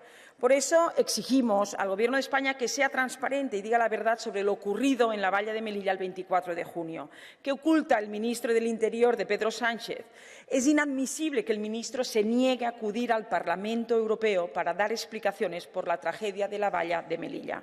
Ni transparencia ni ejemplaridad. Estamos ante el Gobierno de la opacidad. El que calla oculta. Los ciudadanos merecemos conocer siempre la verdad y no merecemos un Gobierno que nos mienta. Estamos ante otra crisis migratoria. Se puede desbordar la capacidad de acogida de las ciudades autónomas de Ceuta y Melilla. Nuestros cuerpos de seguridad sufrir más agresiones. La Unión Europea no puede mirar hacia otro lado. Ante las avalanchas migratorias nos obliga a todos a llegar a un acuerdo en el nuevo Pacto de Migración y Asilo, poniendo siempre en valor los principios de solidaridad y responsabilidad. Si no actuamos ya, fracasaremos. Muchas gracias. Gracias, Madame. Unsere nächste Rednerin ist Frau Gabriele Bischof. Sie haben das Wort. Danke, Herr Vorsitzender. Ich glaube, angesichts der Debatte hier ist es gut, dass wir uns noch einmal daran erinnern, was uns die Bürgerinnen der Zukunftskonferenz ins Stammbuch geschrieben haben zum Bereich Migration. Die haben gesagt, wir sollen entschiedener handeln und endlich eine gemeinsame Migrationspolitik hinkriegen. Und ich glaube, der Migrationspakt, das ist das Beweisstück, was wir schaffen müssen, um dem zu folgen. Und die haben uns noch einmal gesagt, sie wollen eine Reform des europäischen Asylrechts auf der Grundlage der Grundsätze der Solidarität und der gerechten Verteilung der Verantwortlichkeiten. Und sie empfehlen uns, gemeinsame EU-Vorschriften für die Verfahren zur Prüfung von Anträgen auf internationalen Schutz sicherzustellen, die einheitlich auf alle Asylbewerber anzuwenden sind und dass diese den Verfahren der Menschenwürde und dem Völkerrecht Rechnung tragen müssen. Und sie wollen, dass wir das Dublin-System überprüfen, Solidarität und eine gerechte Verteilung der Verantwortlichkeiten in den Mitgliedstaaten. Und wenn sich grundlegend nichts ändert, dann werden weiter populistische Aktionen wie in Italien Europa spalten, das Klima vergiften und die Bürgerinnen zweifeln lassen. Und auch hier handeln statt populistischer Spielchen. Danke. Danke, Frau Kollegin. Herr Nicola Danti, the floor is yours. Grazie signor Presidente, signor Commissario. Cari colleghi, se dovessimo fare un bilancio tra le parole spese a discutere di migrazione in quest'Aula dal 2015 ad oggi e i risultati ottenuti, non potremmo che certificare il fallimento dell'Europa, o meglio, il fallimento degli Stati nazionali che hanno scelto gli interessi elettorali e l'ideologia e non la razionalità e i valori europei. Eppure, Presidente, le soluzioni le conosciamo tutti. Servono canali di migrazione legali che tolgano ai trafficanti di uomini il monopolio nel Mediterraneo. Serve rafforzare il coordinamento delle operazioni di ricerca e soccorso, così come le procedure di gestione delle richieste di asilo. Serve una vera politica di rimpatri e di cooperazione con gli Stati nordafricani, oggi più che mai vista la crisi alimentare causata dalla Russia. E serve soprattutto un meccanismo di ricollocazione di migranti vincolante e solidale. La tabella di marcia per l'adozione del Patto europeo sulla migrazione e il meccanismo di solidarietà volontaria sono piccoli, faticosi passi avanti che rischiano però di essere resi vani da quel populismo sovranista al quale il governo italiano sembra rispondere. Passa la linea Salvini, insomma, di chi urla e sbatte pugni sul tavolo, abbandonando la politica e scegliendo la demagogia senza ottenere alcun risultato. Una strada che non possiamo permetterci di intraprendere, cari colleghi. Chiudere gli occhi accecati dalla propaganda significa perdere la capacità di gestire un fenomeno strutturale insito nella nostra natura e con essa perdere anche la nostra umanità. Grazie. Monsieur Damian Karam. Merci, Monsieur le Président, Monsieur le Commissaire, Monsieur le représentant du Conseil. Hier, nous avons célébré ici même, en grande pompe, les 70 ans de ce Parlement européen. Il a été largement rappelé que ce qui a fondé notre communauté, ce sont des valeurs européennes. Mais en réalité, en Méditerranée, dans la Manche, à toutes nos frontières, ces valeurs sont piétinées. Face à la détresse de 234 exilés, la France et l'Italie ont fait honte à ces valeurs. Les vies humaines valent pourtant beaucoup mieux que ces postures politiciennes. Les gouvernements dits républicains en Europe ne doivent pas emboîter le pas de l'extrême droite, mais bien au contraire, ils doivent s'unir forts et sûrs de nos valeurs pour combattre leurs idées, leurs procédés ignobles. Et certainement pas en utilisant leur rhétorique, Monsieur Weber. Je vous rappelle les chiffres de l'Office international des migrations. 87% des migrations dans le monde se font dans le pays voisin à celui qui est fui. Nous ne devons accueillir collectivement qu'une infime partie de ces personnes. Or, depuis des années, l'Union européenne a traité les questions migratoires principalement par une surenchère sécuritaire. Et c'est une défaite totale, pire, une défaite morale. Et sommet de l'indignation, certains irresponsables politiques accusent aujourd'hui les ONG qui effectuent le sauvetage en mer parce que nous ne sommes pas capables de l'organiser de complicité avec les passeurs. Cessons de criminaliser l'action des ONG et des bénévoles. Il est vraiment temps de se ressaisir et de proposer des solutions, un pacte à la hauteur de l'exigence humanitaire. Herr Jaak Madison, the floor is yours. Thanks so much, Mr. Chairman, Mr. Commissioner. In your speech, you mentioned that we need a long-term solution and sustainable framework for the migration policy. And in somehow I agree with that, absolutely. But now it's the question about solutions and the ways how we can go. The first point, what we haven't done, is how to guarantee the external borders of the third countries in the Middle East and Northern Africa, to guarantee that there will be 0 boats what will sink and there will be 0 deaths on the Mediterranean Sea. That's the first thing, and to take away the resources for the human traffickers. The second thing, European taxpayers are paying millions of euros every year for Frontex to guarantee the external borders of the EU, and that's their work to do, to guarantee that our borders are protected. And the third point is how to help the people who need international protection, who are really refugees, who are escaping from the war. And in this case, I will never say, but I agree with the Social Democrats from Denmark. Very good solution. To screen and to have a background. Amazing idea. And if you need a good example of the migration policy, and I think you know it very well, how the Lithuania and Poland were dealing with the illegal migration in last year in December, where they had thousands of migrants from Iraq who just bought the ticket to Belarus and tried to enter the EU. And they said, no, the border is closed. You are not refugees. You're illegal migrants who just tried to enter the EU, and there is no right for that. And in 3 weeks, the problem was solved, absolutely solved. And of course, if we really need solidarity, and if you're so open-minded and with open hearts, please open your doors. You can take how many migrants you want in your own home.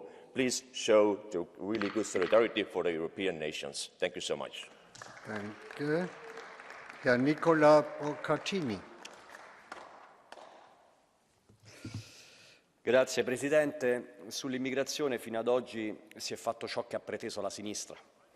Il risultato qual è stato? Traffico di esseri umani, migliaia di morti in mare, migliaia di immigrati illegali sui nostri territori, lavoro in nero con salari da fame e nessun diritto garantito, manodopera a disposizione della criminalità organizzata, perdita di sicurezza nelle nostre città, uno squallido e politicizzato business dell'accoglienza alimentato dai soldi europei. A fronte di questo fallimento, il centrodestra europeo, finalmente unito, propone un altro modello.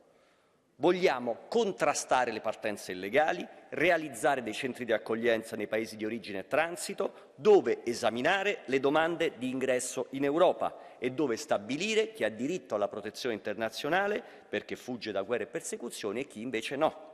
In questo modo diventerebbe possibile anche stabilire dei flussi legali e contenuti di migranti economici, funzionali allo sviluppo delle nostre città. Ai migranti legali dobbiamo garantire un viaggio sicuro e di potersi integrare con le nostre popolazioni. Nei confronti di tutti gli altri possiamo solo impegnarci nel favorire lo sviluppo delle nazioni da cui si origina l'emigrazione. La nostra proposta è impregnata di buon senso e di vera solidarietà, ma già so che verrà avversata dalla parte sinistra di questo Parlamento con le solite parole furiosamente ideologiche. Ciò che alcuni chiamano sprezzantemente fortezza Europa, noi chiamiamo semplicemente Europa. Danke. Mr. Konstantinos Avanitis, the floor is yours.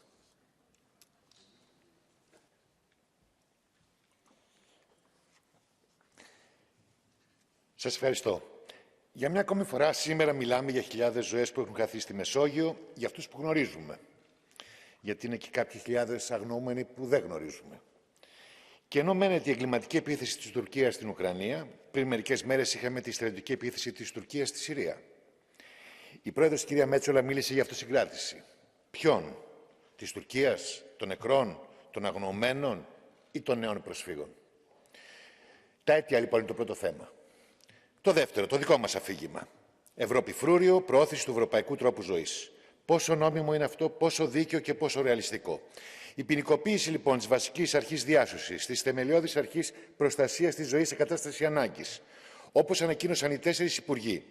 Και εδώ υπάρχει ένα θέμα που δεν το βλέπουμε πρώτη φορά. Εθνικές πολιτικές από τη μία ή διακρατικές, ή κατά μόνας ή διακρατικές, που προσπερνούν την κοινή ευρωπαϊκή στάση και θέση.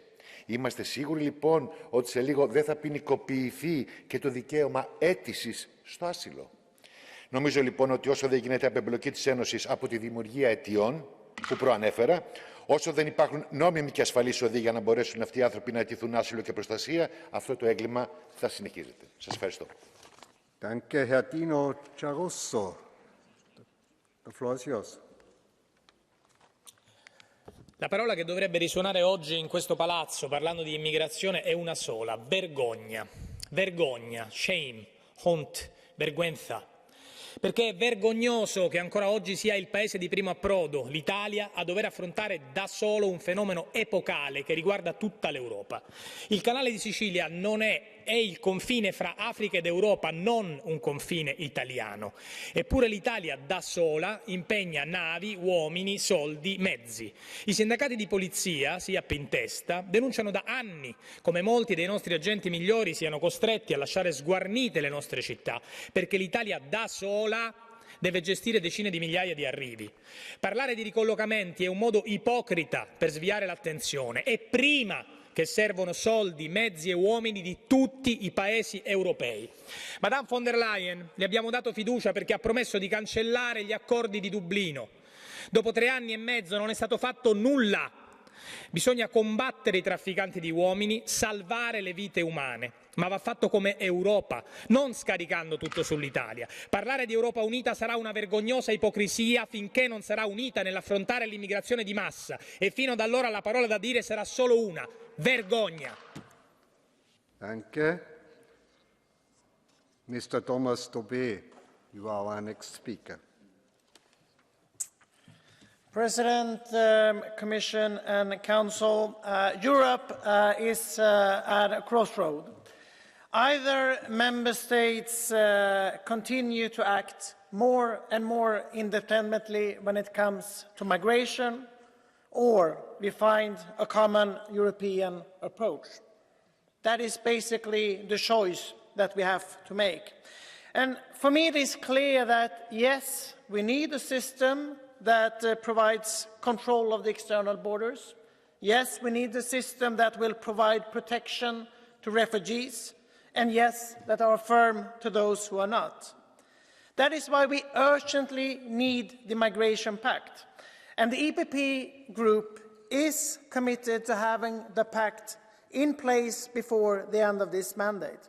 And this is possible, but it will require pragmatism and constructiveness from all of us. We must also do more to address the root causes and the drivers of migration. For this reason, we must deepen our cooperation also with third countries. The events of last week have highlighted the urgency of a predictable, operational and truly a common approach to asylum and migration. This House has been waiting for the Council to get ready.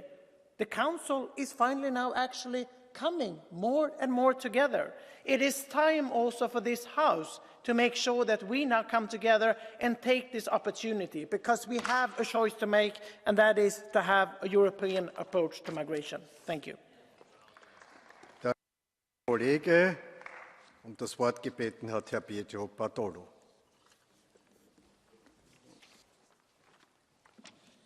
Grazie Presidente, signor Commissario. Nel mio paese, in Italia, continua la campagna di criminalizzazione contro le ONG impegnate in attività di soccorso e salvataggio in mare, accusate di agire come fattori di attrazione, accusate di fare il gioco degli scafisti, accusate anche quando cercano il riparo in un porto sicuro.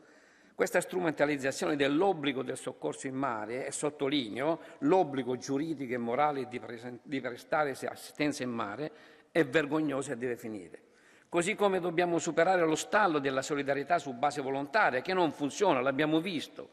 La politica migratoria necessita di strategie condivise e risposte comuni, come abbiamo fatto con l'Ucraina. Non possiamo accontentarci di un piano di azione sostanzialmente incentrato sulla prevenzione della migrazione a tutti i costi. Abbiamo bisogno di aprire canali regolari di migrazione legale, combattendo la retorica dell'invasione. Abbiamo bisogno di una riforma del sistema di asilo che venga incontro ai bisogni dei paesi di primo ingresso. Abbiamo bisogno di risposte europee che non ci rendano corresponsabili delle continue tragedie non solo nel Mediterraneo ma anche in tutte le altre rotte migratorie. Abbiamo sentito qualcuno che ha detto che l'Africa è un continente con più di 1 miliardo di persone, che abbiamo scambiato come un ipermercato dove prendere tutto a gratis. E poi ci chiediamo perché queste persone partono. Dobbiamo renderci conto di quello che noi facciamo e le nostre responsabilità, quello che si fa in Africa. Grazie. Ďakujem veľmi pekne. Ďalší vystupí pán Jan Christoph Etienne. Prosím, máte slovo. President, Commission, Council, verehrte Kolleginnen und Kollegen.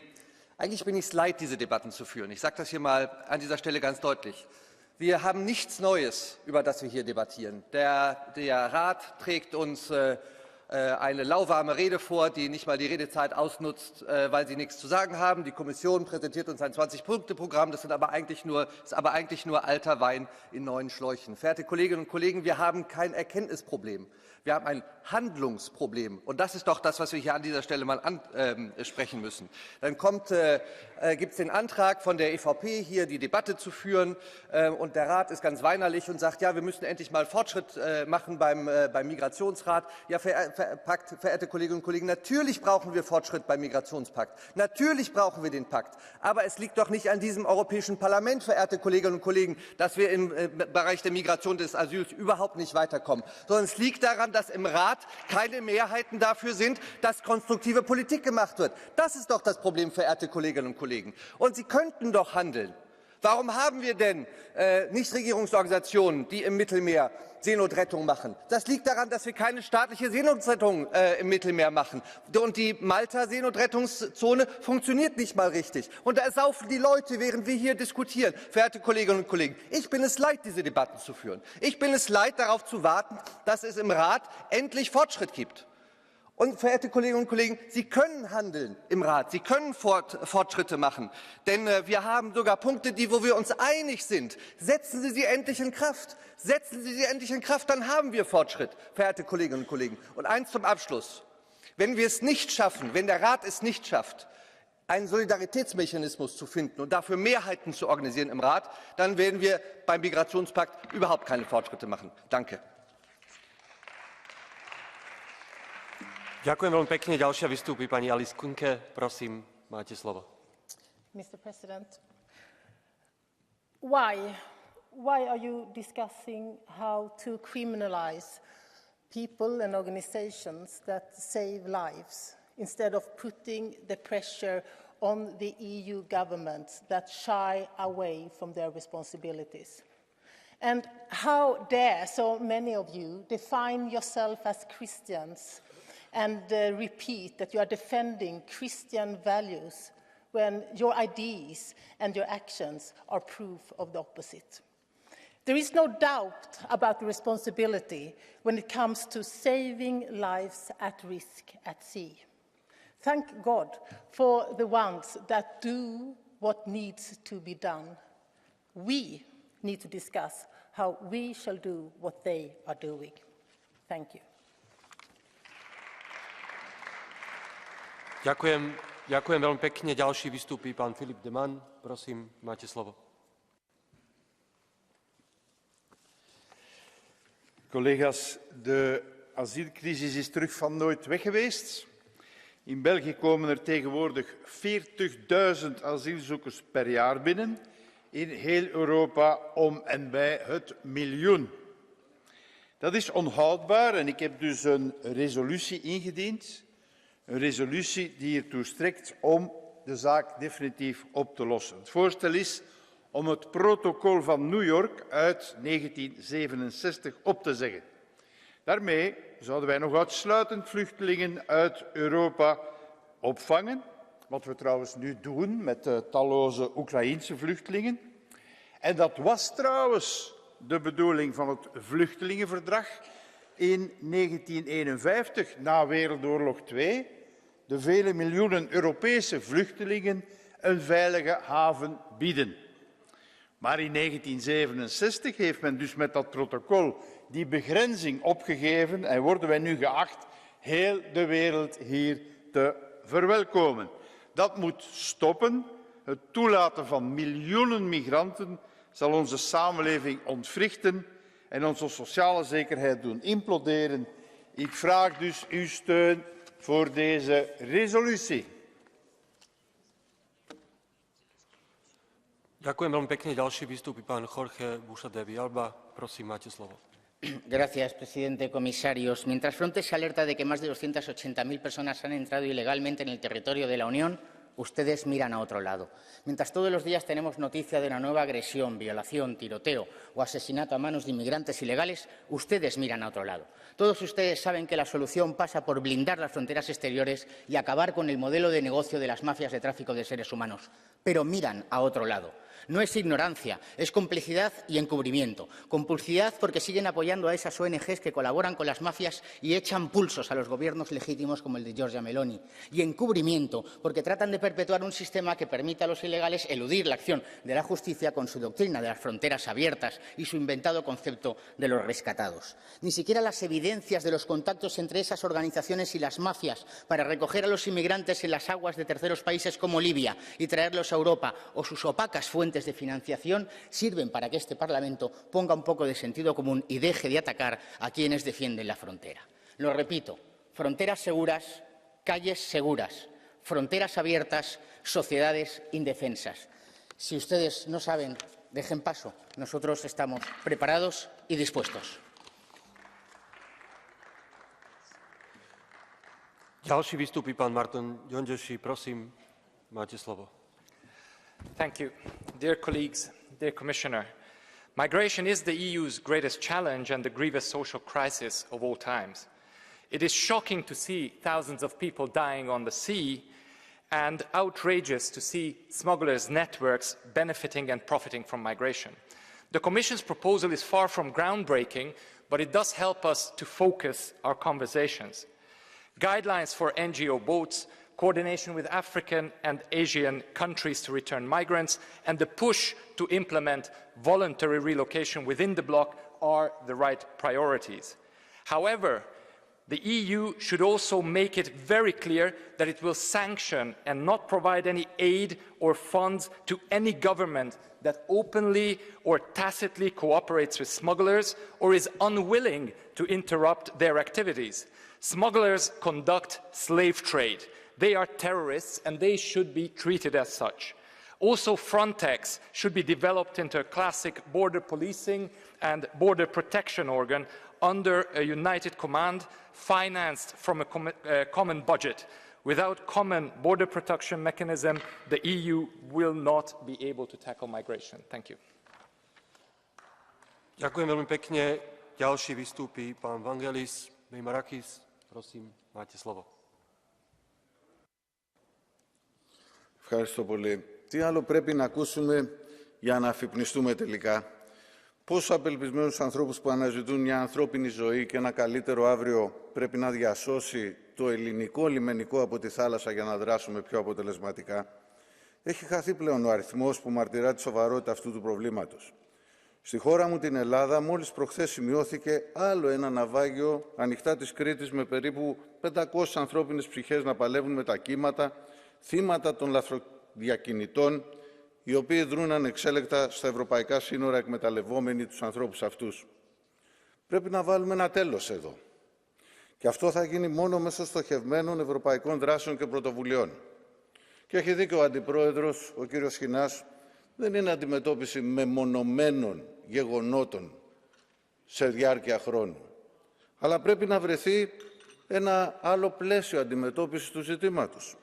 Τώρα περισσότερο από ποτέ είναι ανάγκη η αλλαγή του υπάρχοντος πλαισίου. Πιο συγκεκριμένα, σαφώς ενίσχυση φύλαξη των ευρωπαϊκών μας συνόρων με παράλληλη ενίσχυση του Frontex, του οποίου ο ρόλος τελικά είναι να φυλάει τα σύνορα και όχι να υποδέχεται απελπισμένους ανθρώπους που εγκατέλειψαν την τύχη τους στους λαστροδιακινητές.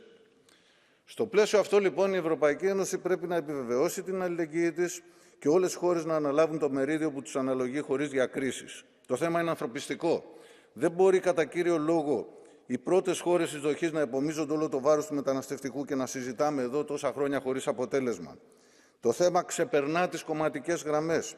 Πρέπει να βρούμε λύσεις. Πρέπει να υπάρξει σύμφωνο με συνολική λύση. Λύση ευρωπαϊκή. Γι' αυτό και στηρίζουμε την άποψή σας. Ďakujem veľmi pekne. Ďalšia vystúpi pani Sylvie Guillaume. Prosím, máte slovo. Merci. Combien de fois nous sommes-nous retrouvés dans cet hémicycle pour évoquer les sauvetages en mer et déplorer leurs drames? Bien trop souvent pour le peu de changements tangibles.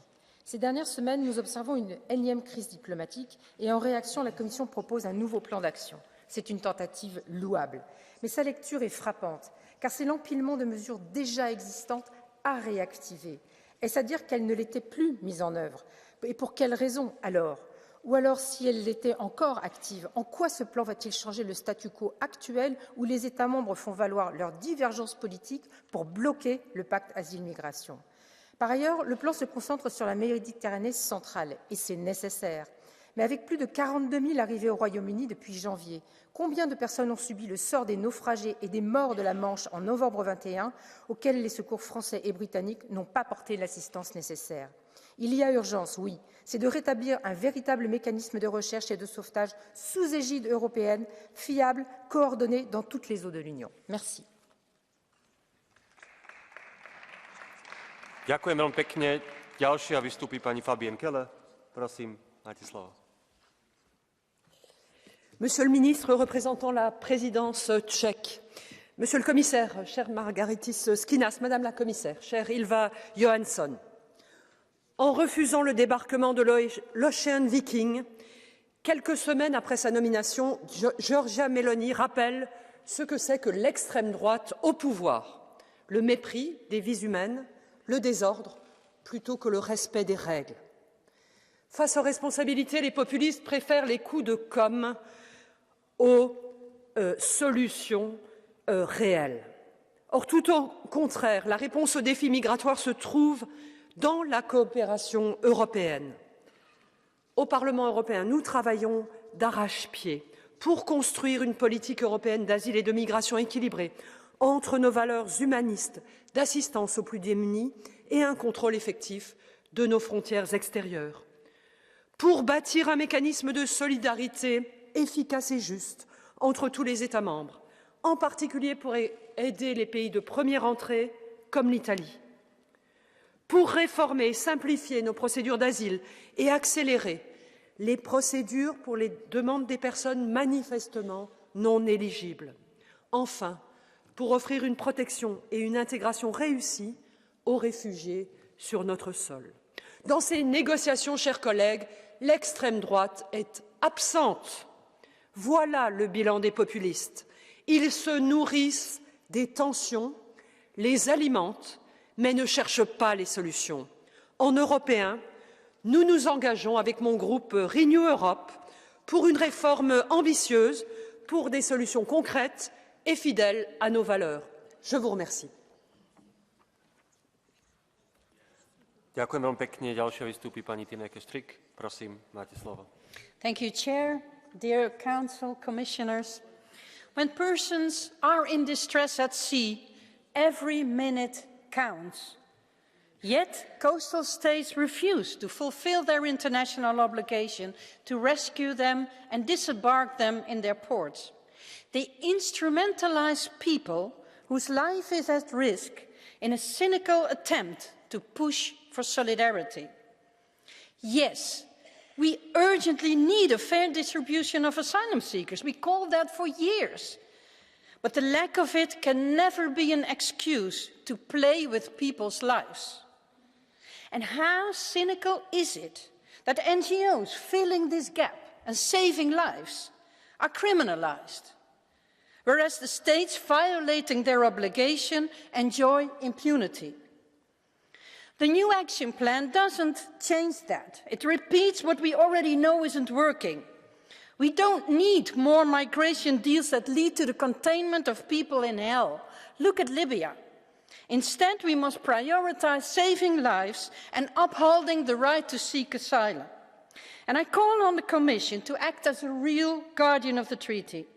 Design a common response to end the brutal death zone. Fund and coordinate a state-led search and rescue mission and force member states to take their responsibility. And none of this, of course, will be successful without a fair responsibility sharing and mandatory relocation. I once again urge member states to prioritize solidarity and end this deadly race to the bottom. Ďakujem veľmi pekne. Ďalší vystupí pán Teuvo Hakkarainen. Prosím, máte slovo.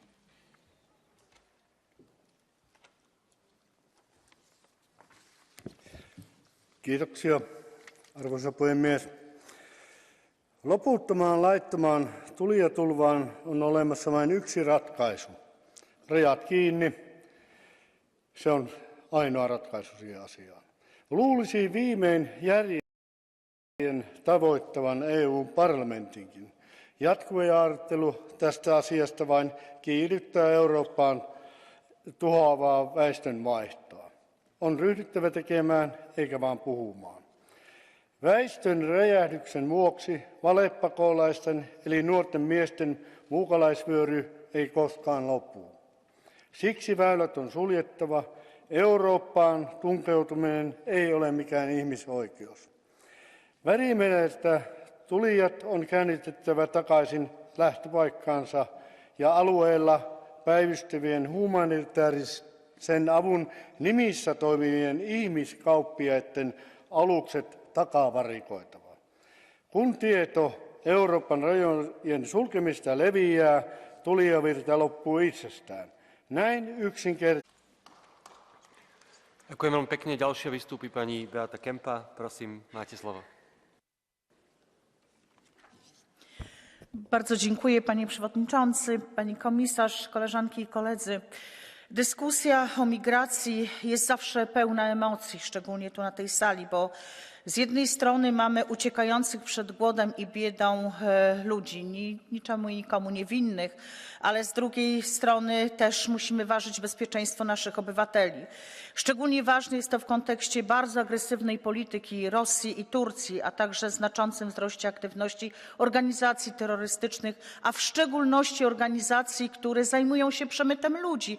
Musimy wiedzieć, że oni nas obserwują i będą czerpać też korzyści z naszej naiwności. Otwarcie całkowite granic i ułatwienie wjazdu do Unii Europejskiej dla migrantów to jest jednak ślepa uliczka i naiwne podejście zagrażające naszemu bezpieczeństwu, naszej wspólnoty. Ale mamy też bardzo dobre działania. To jest właśnie ta alternatywa. To jest stabilizacja makroekonomiczna państw imigracjogennych i pomoc humanitarna, którą jako Unia Europejska i rozwojowa świadczymy na miejscu w Afryce, Bliskim Wschodzie, w wielu krajach. To jest bardzo realna alternatywna wobec naiwnej polityki otwartej granic pomoc. I ostatnie zdanie. Nie możemy zapomnieć o instrumentalnym, cynicznym wykorzystywaniu migrantów przez reżimy w Moskwie i Białorusi, a to w tej chwili dzieje się na granicy Polski i Unii Europejskiej. Dziękuję bardzo. Ďakujem veľmi pekne. Ďalší vystupí pán Jérôme Rivière. Prosím, máte slovo. Merci, Monsieur le Président, chers collègues. Alors que les peuples des nations européennes ne sont jamais consultés, la Commission et la majorité au sein de ce Parlement poussent à une arrivée massive de migrants. Oui, poussent. Il y a 10 jours, M. Borrell affirmait sur une télévision française « L'hiver démographique de l'Europe est comblé par les apports du reste du monde ». Voilà qui éclaire votre pseudo-réforme de l'asile politique. Pourquoi prétendre qu'un recul démographique est inéluctable alors qu'une politique nataliste volontariste permet, comme le démontre la Hongrie, un printemps démographique? Qu'il est curieux de vouloir financer ce que pudiquement vous baptisez des apports quand il s'agit d'un mouvement massif, bien plus semblable par sa composition, des hommes jeunes, mais bien peu de femmes et d'enfants, à une véritable invasion. Financer sa propre submersion est une première dans l'histoire des civilisations. Ce parti pris pour l'immigration traduit une volonté de déconstruction systématique de notre civilisation commune, et c'est ce à quoi nous nous opposons. Ce faisant, Vous brisez tout espoir d'unité européenne tant les réactions des peuples sont divergentes entre ceux qui souffrent, une majorité, et les profiteurs de la mondialisation que vous défendez sans discernement. Ďakujem veľmi pekne. Ďalší vystupí pán François Xavier Bellamy. Prosím, máte slovo. Merci, Monsieur le Président. Ce matin, nous parlons de secours en mer et de politique d'asile. Bien sûr, il faut sauver les gens qui se noient. Personne ne le conteste ici. Mais le mieux, c'est encore d'éviter qu'ils risquent leur vie. Qu'est-ce qui endeuille aujourd'hui la mer Méditerranée? C'est notre impuissance collective qui fait que si quelqu'un arrive à entrer illégalement en Europe, il est certain d'y rester toujours. C'est la démission de gouvernement, dont le gouvernement français, dont la décision d'accueillir ce bateau et la publicité dont rêvaient les réseaux de passeurs. C'est la complicité de certaines ONG dont il est avéré qu'elles sont en contact étroit avec ces filières de traite d'êtres humains. C'est le détournement de nos principes par des jurisprudences abusives qui rendent impuissantes nos lois. C'est l'acharnement de ceux qui, à la Commission parfois ou au Parlement, ont attaqué sans relâche la direction de Frontex, non parce qu'elle ne faisait pas son travail, mais parce qu'elle faisait son travail. Nous ne faisons même plus semblant de combattre ces réseaux de passeurs, la mafia la plus criminelle du monde, qui gagne des milliards d'euros grâce à notre passivité. Ce n'est pas d'abord parce qu'ils fuient la guerre ou la misère que les gens se noient en Méditerranée. Ceux qui partent sont ceux qui ont déjà assez de moyens pour payer la traversée. Mais nous n'avons pas le droit, même si nous les comprenons, nous n'avons pas le droit au cynisme caché derrière les beaux discours qui comptent sur les forces vives des pays en développement pour faire chez nous le travail que nous ne voulons plus faire ou que nos entreprises ne veulent plus payer comme il faut. L'Europe est une société vieillissante, avez-vous dit, Madame la Commissaire. L'Europe a besoin de personnes de tout niveau de qualification. Je vous cite, l'Union européenne élargira les possibilités de migration. Mais cette logique utilitariste derrière les grandes leçons de morale, qui prétend s'inquiéter de la souffrance des plus lointains, elle n'écoute pas la souffrance des plus proches, des plus pauvres, des plus vulnérables dans nos propres pays, ceux qui vivent directement les tensions terribles nées du déni de cette politique migratoire irresponsable. La solidarité européenne doit consister à répondre ensemble à ce défi, non pas en gérant notre impuissance, mais en y mettant enfin fin. Merci beaucoup. Ďakujem veľmi pekne. Ďalšia vystupí pani Isabel Santos. Prosím, máte slovo. Thank you, Mr. President. 7 anos envolvidos sobre o drama vivido em 2015 e depois de mais de 25 mil vidas perdidas no Mediterrâneo, estamos aqui, mais uma vez, a discutir a necessidade de implementar uma efetiva política de migração e asilo e de criar um mecanismo de busca e salvamento. Não será, por certo, com a repetição de soluções como a cooperação reforçada com a Líbia, um vasto terreno de violações de direitos humanos, constante do plano de ação apresentado há 2 dias, que faremos com que algo mude.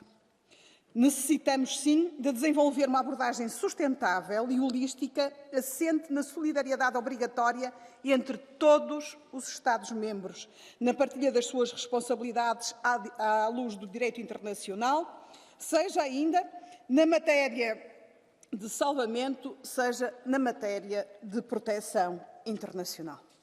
E não sejamos ingênuos.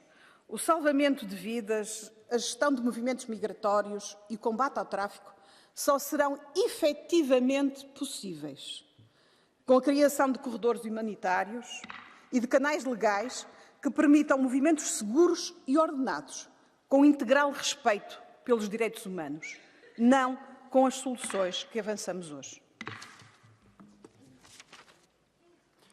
Ďakujem veľmi pekne. Ďalšia vystúpi pani Maite Pagazaurtundúa. Prosím, máte slovo. Gracias, presidente. Señorías, llevamos 7 años dejando pudrirse el paquete de leyes de asilo y migración. Y en 7 años se ha intoxicado y polarizado nuestra mirada. Al no resolver un problema común, se han generado problemas sociales que algunos pretenden solucionar a las bravas contra nuestras propias leyes y otros viven en un mundo de sueños voluntaristas. Y quienes deben ser pragmáticos y liderar, los gobiernos, no dan la cara, no suficientemente, no lideran, no dicen con claridad hasta dónde pueden llegar juntos. Comisarios, me consta que hacen lo que pueden, pero la voluntad que falta está en el Consejo, la no voluntad. Y la incoherencia del no sistema, de no tener un sistema, está alimentando división social y frustración, y sigue muriendo gente. Hemos dado asilo a muchas personas, es cierto, Pero también hemos perdido miles de oportunidades de gestionar mejor, de mejorar muchos de nuestros pueblos y ciudades.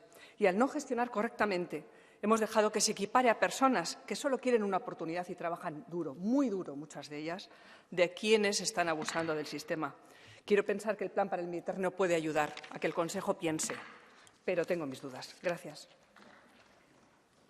Ďakujem veľmi pekne. Ďalší vystupí pán Damian Böselager. Prosím, máte slovo. Dear Vice President, Commissioner, thank you, Chair, Minister. Maite has just said it. It has been 7 years since we started with the first proposal, since you started with the first proposal on the common European asylum system. And since then, year by year, we have been discussing and not much has happened. We have failed more or less to come up with such a system. And every day, the right-wingers in this House are very, very happy about this because they can instrumentalize this to grow. And we've seen this. How did Lega get big? How did the AfD get big? How did Marine Le Pen get big? It's all by capitalizing on the fears of migration. This, for me, was one of the reasons of founding a European movement, because I feel that we have not found a system to actually take decisions to solve this issue. And what happens instead is that we have a system of basically deterrence by suffering. We fund Libyan coast guards, we fund billions for border controls, we criminalize NGOs, but we have not found a solution yet. So I would urge you once again, please set up a European search and rescue mission. Please ensure that we have mechanisms to embark asylum seekers, and please make sure that maritime laws are upheld and NGOs are safeguarded. Thank you. Ďakujem veľmi pekne. Ďalší vystupí pán Harald Wilimski. Prosím, máte slovo. Danke sehr, meine Damen und Herren. Ich kann das Klagen der politisch Grünen und Linken gar nicht mehr hören, die seit vielen Jahren als Lobbyist für Massenmigration tätig sind und die Probleme, mit denen Europa heute konfrontiert ist, erst so richtig verursachen. Ich bin seit 2014 Mitglied dieses Hauses und 2015 haben wir das bislang stärkste Jahr an Migrationsproblemen erlebt. Und von Jahr zu Jahr ist es schlimmer geworden. Heute, 2022, stehen wir vor der Situation, dass es die schlimmste Situation überhaupt ist. Mehr als 2015. Seit 2015 haben 6 Millionen Menschen hier den Weg nach Europa gesucht. Und 2/3 davon haben nicht den Status als Konventionsflüchtling. Und 3/4 davon sind weder subsidiär noch humanitär schutzberechtigt. Sie bleiben aber alle hier in Europa, und genau das macht das Problem aus. Und hier versagt auch Europa. Es versagt das Schengen-Abkommen, es versagt das Dublin-Abkommen. Was wir benötigen, ist ein effektiver Außengrenzschutz. Was wir benötigen, ist es, Schengen zu sistieren, bis die Probleme gelöst sind. Und wir brauchen Hilfe, ich komme zum Schluss, Hilfe für die Menschen vor Ort, ihnen in der Region zu helfen, anstatt sie alle nach Europa zu bringen. Danke sehr. Ďakujem veľmi pekne. Teraz vystupí pán Robert Ross. Prosím, máte slovo. Dank u, voorzitter. De illegale immigratie naar Europa bereikt recordhoogtes. Dit verandert het karakter van ons continent en niet per se ten goede. We moeten het nu een halt toeroepen. Deze 3 dingen kan de EU vanaf vandaag al doen. 1. Frontex moet immigranten niet naar Europa meenemen, maar ze terugbrengen naar het land van waar ze zijn vertrokken. Pushbacks moeten EU-beleid worden. 2. Net als Denemarken moeten we akkoorden sluiten met derde landen, zoals Rwanda. Asielzoekers die in Europa aankomen, sturen we naar die derde landen. Daar wachten ze hun asielprocedure af. En wie Europa toch illegaal betreedt, is nooit meer welkom. Dit zal de toestroom sterk doen afnemen. 3. Help lidstaten die de immigratie willen bestrijden. Ik denk bijvoorbeeld aan de moedige Italiaanse regering van premier Meloni. Dit kan vandaag al. Ga ermee aan de slag. En tot slot, omdat sommigen het nog in de oren moeten knopen, de illegale immigratie witwassen door dezelfde mensen voortaan legaal te laten komen, is geen oplossing van het probleem. Ik dank u wel.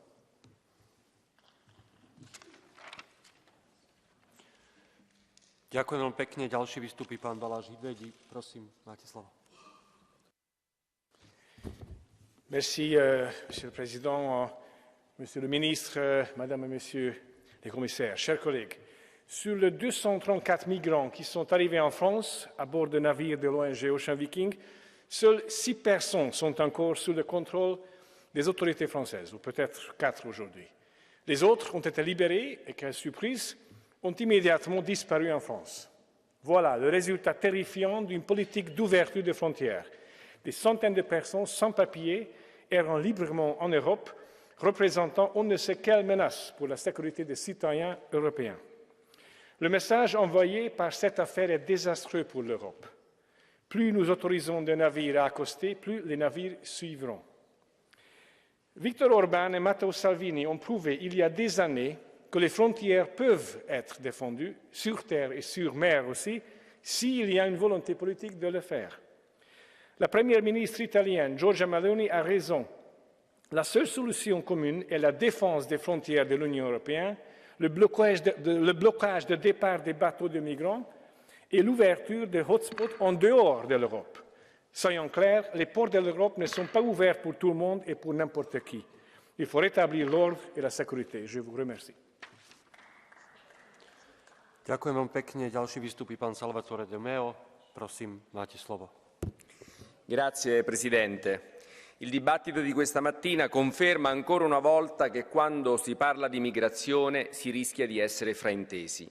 E purtroppo c'è una diffusa percezione distorta che vede da una parte i buoni, coloro che integrano e accolgono vite umane, e dall'altra i cattivi, quelli che stanno solo cercando di governare i processi migratori. Io credo che non può esserci una visione così semplicistica e categorica, ma deve esserci un approccio e una risposta comune, ma soprattutto europea. Tutti, anche in quest'Aula, rivendichiamo e siamo fieri dei valori europei, tra cui la solidarietà, ma a quanto pare la interpretiamo verso l'esterno, ma non l'applichiamo verso l'interno. Non posso ignorare come questa tematica tocchi in modo particolare il mio Paese e pochi altri, e non posso non sottolineare le difficoltà e l'impegno che stiamo mettendo per gestire al meglio questa difficoltà. Non esiste una questione migranti per l'Italia né per ogni singolo Stato, esiste una questione migranti per l'Europa. Le coste italiane, così come altre frontiere, sono una parte dei confini dell'Unione Europea, ma l'Italia non può farcela da sola, così come non può farcela nessun altro da solo. C'è bisogno di una strategia europea che coinvolga tutti e in cui ognuno faccia la propria parte. Abbiamo bisogno di una proposta che impedisca la immigrazione illegale e il traffico di esseri umani. Bisogna attivare i corridoi umanitari, bisogna prevedere una ricollocazione obbligatoria e non volontaria, ma soprattutto un piano straordinario economico per l'Africa e per tutti quei paesi dove il problema va affrontato alla radice per evitare che si creino le condizioni per non far scappare queste persone. Le migliaia di morti nel Mediterraneo sono una sconfitta e un fardello per tutti noi, nessuno escluso. E allora non possiamo tornare indietro, dobbiamo soltanto andare avanti per evitare di appesantire ulteriormente questo fardello. Ďakujem veľmi pekne. Ďalšia vystupí pani Elena Jončeva.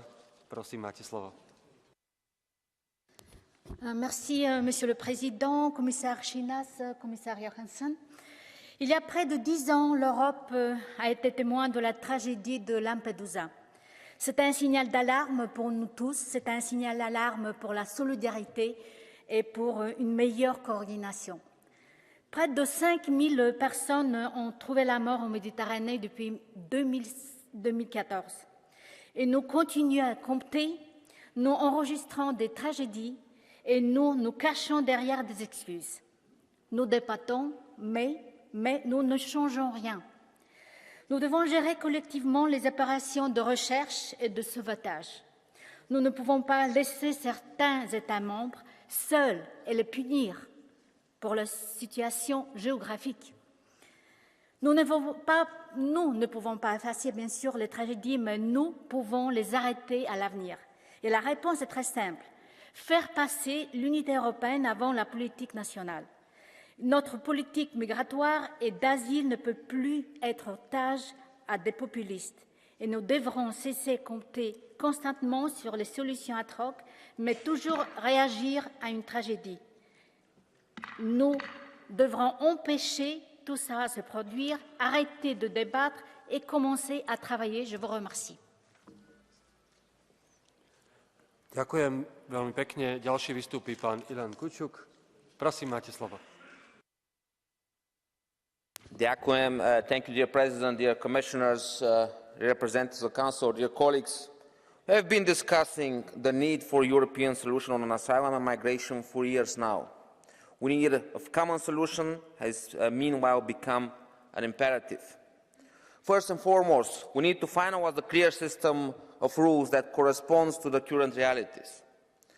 This is why the commitment of the European Parliament and upcoming Council presidencies to finalize the reform on legislation on asylum and migration is pivotal.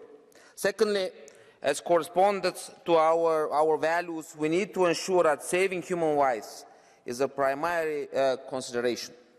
The legal obligation of sea rescue is clear and univocal. A step forward in the agreed under the French presidency voluntary solidarity mechanism, taking up commitments for relocations from the countries confronted with disembarkments and heavy migration flows. But here too, we need a permanent system applied to all. It's time for solidarity. It's time for action. Thank you. Ďakujem veľmi pekne. Ďalšia vystúpi pani Rosa D'Amato. Prosím, máte slovo. Grazie Presidente. Commissaria, 11 novembre una motovedetta della Guardia Costiera tunisina ha speronato una barca con dei migranti a bordo. Sono morti 3 bambini, annegati. Nel 2020 uno dei capi della Guardia Costiera libica è stato arrestato dalle autorità di Tripoli. Era un boss del traffico di esseri umani. E sono solo 2 casi. Ed è con i soldi dei contribuenti europei che finanziamo le guardie costiere del Nord Africa, in Tunisia, in Libia, in Egitto. E con che risultati? Sale il numero dei morti. Cari colleghi, questo è un nostro fallimento. Finanziamo noi i trafficanti di esseri umani e le famigerate carceri libiche. Ma non discutiamo di questo fallimento, no, noi discutiamo delle navi delle ONG. Qualcuno tira fuori la falsa teoria del pull factor. Dov'è questo pull factor? Dov'è questo falso report di Frontex che conosce il ministro Tajani in Italia, ma che noi non conosciamo e che non abbiamo diritto di vedere? Si mette in dubbio la legalità delle attività delle ONG, ma sono tutte accuse smentite dal diritto internazionale e dai fatti. Le ONG operano nel pieno rispetto del diritto marittimo internazionale. Chi non lo fa sono i governi che respingono i barconi, che li lasciano alla deriva in mare per settimane, come il mio governo in Italia. Le ONG fanno un'unica cosa possibile, in coerenza con i valori europei: salvare vite umane. Ďakujem veľmi pekne. Ďalší vystúpi pán Jean-Paul Gros. Prosím, máte slovo. Le nombre d'entrées illégales dans l'Union européenne a augmenté de 73% entre janvier et novembre 2022 par rapport à l'année précédente, selon Frontex, atteignant le niveau le plus élevé depuis 2016. Des ONG en lien avec des passeurs organisent ce trafic en armant des bateaux taxis de clandestins directement depuis les côtes nord-africaines. Des ONG qui sont parfois subventionnées par l'Europe, certains États et des collectivités territoriales comme la ville de Paris. Pourtant, la Commission européenne a annoncé lundi dernier qu'il fallait accentuer la coopération avec ces ONG et procéder à une meilleure répartition des migrants dans les États membres. Ce plan est parfaitement relayé en France où M. Macron se prépare à accueillir ces migrants sur tout le territoire. En faisant cela, vous encouragez le phénomène migratoire et vous envoyez à la mort des milliers de malheureux qui périssent en Méditerranée. Il faut bien au contraire reconduire ces bateaux dans leur port de départ, les confisquer s'ils arrivent sur nos côtes et supprimer toute subvention en leur faveur. Vous voulez accueillir et répartir les migrants partout en Europe. Nous voulons les secourir et les reconduire chez eux. Je vous remercie. Ďakujem veľmi pekne. Ďalší vystúpi pán Angel Джамбазки. Prosím, máte slovo. Колеги, минаване на държавна граница е престъпление. Това престъпление трябва да бъде преследвано, обвинено, съдено и осъдено. Вместо да се случва това обаче, тази зала подкрепя такива престъпления. Много често в нея се говори за върховенство на закона. Какво върховенство на закона, когато подкрепяш нарушаването на закона и престъпленията? Окупираната от крайната левица, екстремистката левица зала на този Европейски парламент е съучастник в трафика на хора, е съучастник в редица престъпления, свързани с този трафик на хора. Работите заедно с трафикантски организации, подпомагате трафикантски организации, които продават хора като стока. И вие ги подкрепяте и трябва да срамувате за това. Подкрепящите нелегалната миграция са пряко отговорни и виновни за смъртта на български гранични и полицейски служители, които загинаха и продължават да страдат и да тръпат щети в престрелки с нелегални мигранти и турски контрабандисти. Говорите солидарност. Някой от вас обадили сте на семействата тези хора да изрази съпричастност солидарност? Не, разбира се, че не сте и не би трябвало, защото трябва да се срамувате. Решението е едно и то трябва да бъде едно европейско. единна, твърда позиция, защита на външните граници, екстрадация на нелегалните мигранти, съд и затвор за контрабандистите и позор за тези, които ги подкрепят. Благодаря. Sorry, Mr. Jamalski, you have a blue card from Madam D'Amato. Please, you have the floor. In Italian, I think that you have to use the headquarter. Ok. Allora lei sta accusando noi progressisti di essere complici e di essere complici con gli scafisti. Allora noi aspettiamo una sua denuncia e... Excuse me, dear colleague, there is no translation. I'm waiting for. English or Bulgarian? Yeah, you should select the language. Sorry, my bad. Ok, can you hear me? Just a second. No. Ok. Se lei accusa noi di essere complici con gli scafisti, ci aspettiamo una sua denuncia, aspetto a qualche corte di giustizia, corte europea, nazionale, italiana, e ci deve accusare con degli atti, con dei fatti ben precisi. Deve anche accusare, dirci se ci sono delle ONG che sono state condannate da qualche corte europea di giustizia, da qualche giudice, perché è complice con gli scafisti ed è complice con le morti in mare. Ha questa contezza? C'ha dei dati? Ha dei contezza se ci sono delle condanne penali per le navi delle ONG? Altrimenti sta facendo soltanto propaganda e accuse inutili. Разбира се, уважаема колега, всеки, който подкрепя и насърчава преминаването незаконно на държавна граница, е политически съучастник на тези, които правят трафика на хора. Има организации, които насърчават трафика на хора, които организират трафика на хора, които получават пари за трафика на хора, а тук в тази зала има хора, които адвокатстват на трафика на хора. И аз се очудвам, но всъщност се очудвам, защото когато окупираната от залата и доминирана в залата левица подкрепя нелегалната миграция, тя го прави по своите политически причини. Но всеки от вас, който подкрепя незаконното преминаване на държавна граница, би трябвало да се срамува от това, защото по същество става съучастник в престъпни деяния. Точно толкова е просто. Благодаря ви. Ďakujem veľmi pekne. Ďalšia vystúpi pani Angelika Vincik. Prosím, máte slovo. Sehr geehrter Herr Präsident, geschätzte Damen und Herren! Die Europäische Union steht abermals vor einer Migrationskrise. Das kleine Land Österreich hat in diesem Jahr schon mit 100.000 Asylanträgen mehr als im Rekordjahr 2015. Und obwohl wir ein Binnenland sind, wurden 75% unserer Flüchtlinge in keinem anderen EU- bzw. Schengen-Land registriert. Daher ist es höchst an der Zeit für eine gemeinsame Migrationspolitik, die eine klare Unterscheidung zwischen Migranten und Wirtschaftsflüchtlingen vornimmt, die eine effektive Grenzkontrolle der Außengrenzen gewährleistet, die mit voller Härte gegen Schlepper und deren Milliardengeschäft vorgeht und last but not least, die auch die Verteilung von Flüchtlingen ohne Pull-Faktor in die Reihe bekommt. Rat und Parlament haben sich verpflichtet, die Vorschläge des Asyl- und Migrationspaktes der Kommission umzusetzen. Das sollte jetzt oberste Priorität bei uns sein, denn unsere Bürgerinnen und Bürger sind ohnedies aufgrund der vielen Krisen verängstigt. Und ich glaube, wir wollen alle nicht, dass diese leeren Reihen voller werden, da in der rechten Seite. Danke. Ďakujem veľmi pekne. Ďalší vystúpi pán Javier Moreno Sánchez. Prosím, máte slovo. Gracias, presidente. Quería decirle a la señora Montserrat, pero se ha ido, que utilizar la tragedia de Nador para atacar desde esta Cámara al Gobierno de España me parece patético y lamentable. Patético y lamentable. Y espero que se lo trasladen. Dicho esto, señorías, hace unos meses hemos activado un tiempo récord una directiva europea que llevaba 20 años durmiendo para acoger y proteger a los ciudadanos y las ciudadanas que huían de la guerra de Putin. Algo que no hicimos ni en el 2015 con la guerra de Siria ni en el 2021 con la crisis afgana. Quiero decir con esto que cuando hay voluntad y valentía política somos capaces de dar respuestas europeas eficaces a los grandes desafíos. Si hemos sido capaces de acoger a 4,5 millones de personas en pocos meses, ¿por qué no somos capaces de gestionar con dignidad los 200.000 migrantes que tratan de llegar por mar y por tierra cada año?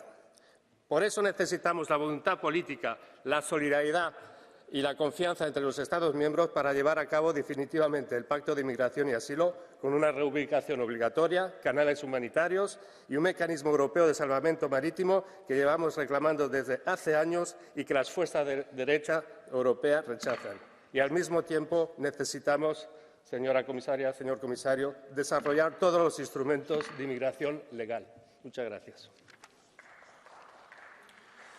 Ďakujem veľmi pekne. Ďalšia vystúpi pani Róža Thun-Hohenstein. Prosím, máte slovo. Not a long time ago, someone who moved on our continent from country to country was a migrant, was a stranger. But even someone who moved, say, from Hessen to Bavaria and had a different accent, used different clothes, ate handcase mit Musik and not white sausage with sweet mustard, was a migrant, was a stranger, and this has changed. Today, migrants, we call those who come on our continent from different continents, but also this will change. And I'm sorry that we heard so many times in this debate the words like smugglers, invasion, danger, costs, mafias, etc. Dear colleagues, led by fears and xenophobia, we will never cope well with migrations. And a question, is a person who is drowning in the sea illegal? Person who is freezing to death in the forests and swamps between Poland and Belarus, is this person illegal? Nobody should die at our European borders. And this is most important. Thank you. Ďakujem veľmi pekne. Ďalšia vystúpi pani Lena Dupont. Prosím, máte slovo. Vielen Dank, liebe Kollegen. Die Debatte heute hat vieles noch mal auf den Punkt gebracht. Erstens, wir streiten leidenschaftlich mit Emotionen, mit guten und weniger guten Argumenten. Zweitens, wir haben kein Erkenntnisproblem, wir haben ein Umsetzungsproblem. Wir alle kennen die Position der nationalen Delegationen, wir kennen die Position der Fraktionen, wir kennen die Position der Institutionen.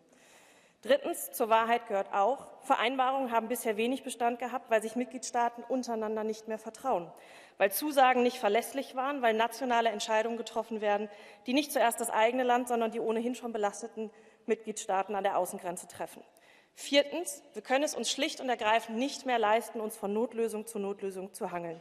Wir brauchen ein logisches, ein effizientes, ein krisensicheres System, keine formschönen Lösungen, sondern Verbesserungen in der Realität. Wir hier, insbesondere hier im Haus, haben es in der Hand, den Deadlock ein für alle Mal zu durchbrechen. Bisher war es für das Parlament relativ leicht, der Rat hat blockiert. Ich möchte nicht, dass die Erzählung in der nächsten Legislaturperiode heißt, das Parlament hat blockiert. Wir haben gestern hier 70 Jahre Europäisches Parlament gefeiert, und vielleicht sollten wir uns das Video öfter vor Augen halten. Nichts davon wäre ohne Mut, ohne Politiker, die Verantwortung großschreiben, möglich gewesen. Und ich weigere mich zu akzeptieren, dass wir das für den Bereich Asyl und Migration nicht auch schaffen können. Deswegen ist die Entscheidung heute hier eigentlich eine ziemlich einfache. Gehören wir zum Team Verantwortung oder gehören wir zum Team Mutlosigkeit? Und meine Position dabei ist vollkommen klar. Danke. Ďakujem veľmi pekne. Ďalší vystúpi pán Matej Nemec. Prosím, máte slovo. Spoštovana komisarja, kolegice, kolegi, dovolite mi, da bo moje sporočilo jasno in glasno.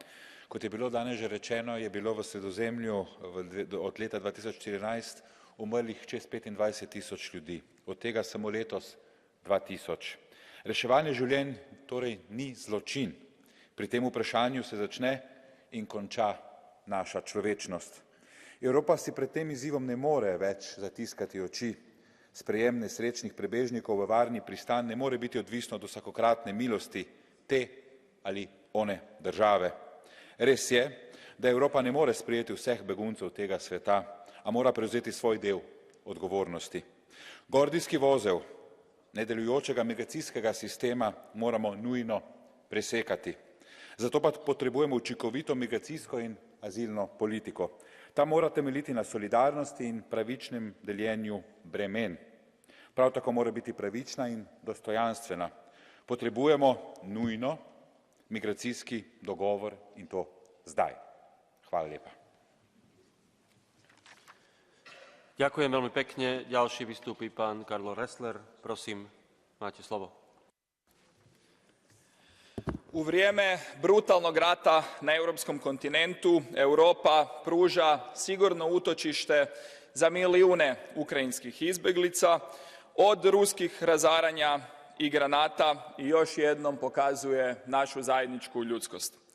Istodobno svjedočimo drastičnom i perfidnom povećanju ilegalnih prelazaka granice od gotovo 300.000 kroz ovu godinu, osobito na takozvanoj zapadno-balkanskoj ruti. Prihvatni centri diljem Europe su prepuni, a vanjske granice opet su pod pritiskom stihijskih migracija i tisuća nepoznatih ljudi koji pod okriljem noći, bez službenih identifikacijskih dokumenata, izvan graničnih prijelaza pokušavaju ilegalno preći naše europske granice. Tome doprinosi i Srbija, koja beskrupuloznom zloupotrebom viznog režima nagrađuje zemlje koje ne priznaju Kosovo i tako povećava pritisak. Pod hitno nam je potrebno zajedničko, sustavno, europsko rješenje koje počinje od učinkovite, stroge zaštite vanjskih granica te odlučnog instrumentaliziranja migranata u geopolitičkim igricama koje ne smije postojati. Sve to također pokazuje da nam je potreban i još snažniji Schengen, a ne njegovo podrivanje u ovim osjetljivim geopolitičkim trenucima, jasno s uključenom Hrvatskom koja je dokazala da može učinkovito štititi europsku granicu i tako pružiti dodatnu sigurnost svim državama članicama i svim europskim građanima. Hvala.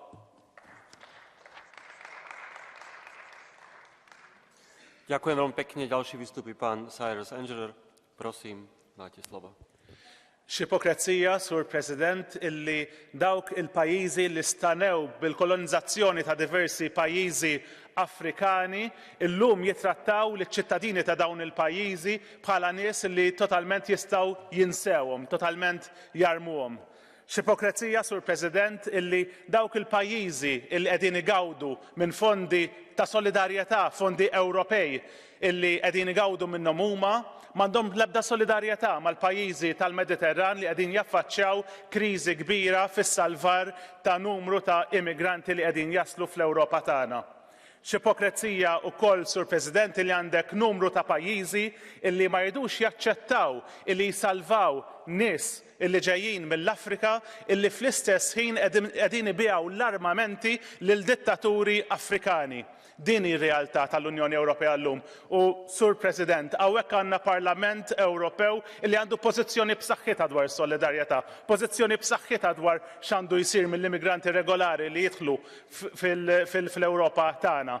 Imma il-Kunsill fejn qiegħed, meta ħajqum mir-raqda il-Kunsill? Grazzi. Ďakujem veľmi pekne. A ďalšia vystúpi pani Elizabeth Vozenberg-Brionidi. Prosím, máte slovo. Ευχαριστώ. Κύριε Αντιπρόεδρε, κυρία Επίτροπε, η σημερινή συζήτηση είναι μια καλή ευκαιρία να δούμε πού βρισκόμαστε σε σχέση με το μεταναστευτικό. Το 2022 διαπιστώθηκε πάλι αύξηση των παράνομων εσόδων στην Ένωση μετά την πανδημία. Μεταξύ άλλων, καλούμαστε να διαχειριστούμε τις υβριδικές απειλές της Τουρκίας με την εργαλειοποίηση απελπισμένων ψυχών ως μέσο πίεσης στην Ευρωπαϊκή Ένωση. Ως Ελληνίδα επικεντρώνομαι στις προκλήσεις που εξακολουθεί να αντιμετωπίζει η χώρα μου, παρά την αξιοσημείωτη πρόοδο που έχει καταφέρει στο πρόβλημα η ελληνική κυβέρνηση την τελευταία τριετία. Η Τουρκία συνεχίζει τις προκλήσεις στο Αιγαίο, περιφρονώντας κάθε έννοια δικαίου και όχι μόνο δεν ελέγχει τα δίκτυα των διακινητών, ως οφείλει από το 2016, αλλά αντιθέτως τους παρέχει άμεσα ή έμεση στήριξη, ενώ εξακολουθεί να αρνείται αναιτιολόγητα επιστροφές από τα ελληνικά νησιά στο έδαφος της. Συνάδελφοι, η Ελλάδα έχει καταφέρει να φυλάσει αποτελεσματικά τα εξωτερικά ευρωπαϊκά σύνορα, να αντιμετωπίζει τις απειλές του Προέδρου Ερντογάν και να διασώζει σχεδόν καθημερινά ανθρώπινες ζωές που οθούνται από εγκληματίες στο θάνατο. Ωστόσο, ζητούμενο παραμένει ακόμα η ευρωπαϊκή αλληλεγγύη, γι' αυτό πρέπει να οριστεί υποχρεωτική. Σε περιόδους κρίσης ειδικότερα, πιστεύω ότι είναι μονόδρομος ένας μηχανισμός υποχρεωτικής μετεγκατάστασης ετούντων άσυλο σε όλη την Ευρωπαϊκή Ένωση, καθώς και η δίκαιη κατανομή της ευθύνης για τη διάσωση ανθρώπων στη θάλασσα, όπως ζητεί σήμερα κιόλας με κατεπίγουσα επιστολή του ο Έλληνας Υπουργός Μεταναστευτικής Πολιτικής, κ. Μηταράκης. Σας ευχαριστώ. Ďakujem veľmi pekne. Ďalší vystúpi pán Lukáš Kohut. Prosím, máte slovo. Panie Przewodniczący, Pani Komisarz, tydzień temu rosyjscy zbrodniarze przeprowadzili największy od początku agresji atak rakietowy na Ukrainę. Atak na infrastrukturę krytyczną. Cel terrorysty z Kremla jest jasny. Złamać ducha dzielnych ludzi broniących swojej ziemi. Złamać ducha ich rodzin. Wkrótce wiele Ukrainek stanie przed wyborem. Ponowna tułaczka z dziećmi albo pozostanie w zimnych domach. Jako Unia musimy być gotowi na każdy scenariusz. Musimy odrobić lekcje z przeszłości. Musimy być gotowi zarówno zapewniać wsparcie na miejscu, jak i być gotowi na ponowne przyjęcie uchodźców. Ponad pół roku temu mieszkańcy Polski pokazali, czym są wartości europejskie, czym jest solidarność w praktyce. Przyjęli uchodźców, dali im jeść, odziali ich. Ogromną rolę odegrał samorząd, organizacje pozarządowe i obywatele. Dlatego sami widzicie, jak ważny jest szeroki mechanizm wsparcia bezpośredniego, tak aby pomoc trafiała jak najbliżej ludzi, tak abyśmy zawsze byli przygotowani. Dziękuję bardzo. Ďakujem veľmi pekne. Ďalšia vystúpi. Bardzo dziękuję. Jako kolejna pani Michaela. Máte slovo. Dámy a pánové, slyšíme zde velké odhodlání dohodnout se na azylové legislativě. Já očekávám, že tato dohoda zohlední realitu a postaví bezpečnost na první místo.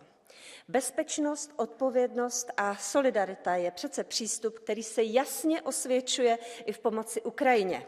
Pomáháme Ukrajině ubránit se agresorovi a tedy bezpečnost a mír dáváme na první místo a pomáháme solidárně i ukrajinským uprchlíkům. Nechceme, aby lidé prchali ze svých domovů a umírali na moři. To přece nechce nikdo. Ale vidíme jasné příčiny. Diktátorům, jako je Bašar Asad a dalším na Blízkém východě a v Africe, vůbec nevadí, že jejich občané musí prchat před násilím a hladem. Putin a Lukašenko toho využívají jako nástroj v boji proti jednotě Evropské unie. A proto musíme tuto situaci řešit nyní, teď a s nástroji, které máme k dispozici. A nemůžeme čekat. Dohody se třetími zeměmi, konec pašeráckých mafií a především ochrana vnější hranice před nelegální migrací musí být naší prioritou.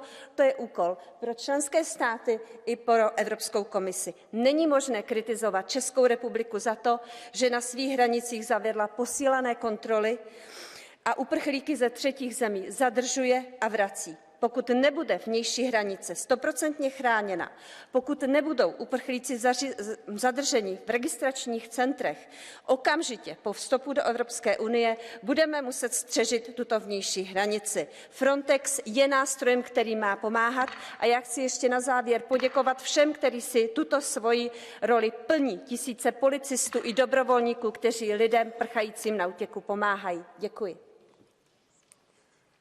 Ďakujem veľmi pekne. Ďalší vystúpi pán Brando Benifei. Prosím, máte slovo. Grazie Presidente. In Italia il nuovo governo di destra di Giorgia Meloni è in carica da un mese, invece di occuparsi dei problemi reali del Paese si è già accanito sulle navi umanitarie Geo Barents, Humanity, Ocean Viking, un'azione vergognosa col solo obiettivo di lanciare un messaggio a parte dell'elettorato sulla pelle degli esseri umani. Tutto ciò è controproducente. Oggi serve invece una soluzione condivisa a livello europeo. Il piano d'azione per il Mediterraneo è una proposta importante, ma si deve fare di più per coordinare le operazioni di ricerca e salvataggio. Occorre eliminare il criterio del primo paese d'arrivo e rinforzare la solidarietà e la responsabilità degli Stati membri, non puntando soltanto sui rimpatri. Il collega italiano Bartolo sta facendo un grande lavoro in questo senso anche a nome del nostro gruppo politico.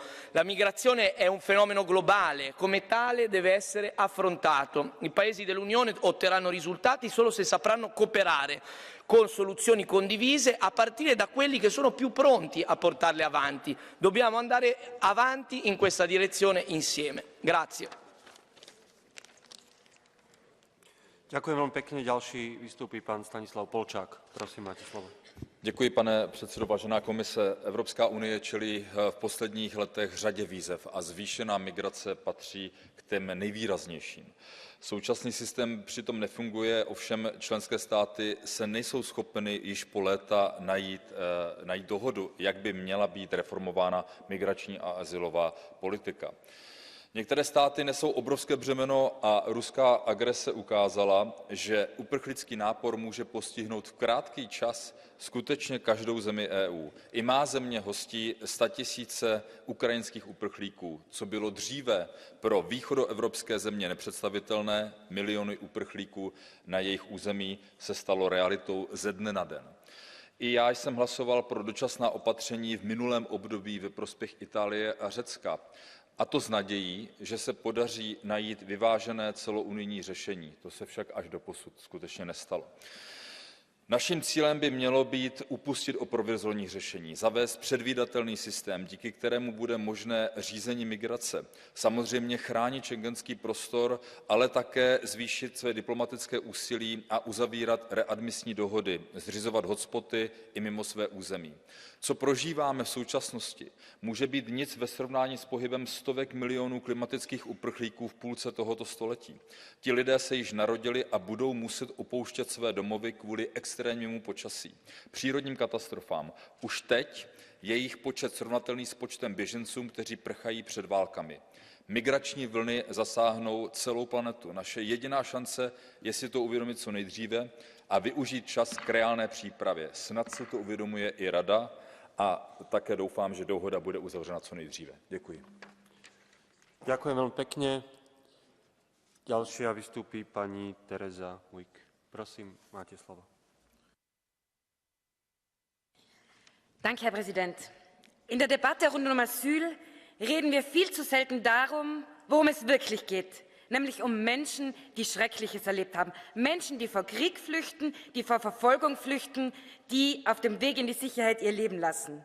Und nicht nur, dass dies in der Debatte meist fehlt, sondern dann auch noch wird aus Gründen des Populismus, werden diese Menschen als Bedrohung dargestellt, werden als illegal bezeichnet, obwohl das Menschenrecht eindeutig ist. Jeder Mensch hat das Recht, einen Asylantrag zu stellen. Jeder Mensch hat das Recht, dass dieser nach rechtsstaatlichen Kriterien geprüft wird. Und als europäischer Gesetzgeber haben wir die Verantwortung, ein Regelwerk zu schaffen, in dem Menschenrechte respektiert und eingehalten werden. Und dies darf nicht scheitern an nationalstaatlicher Kleingeisterei.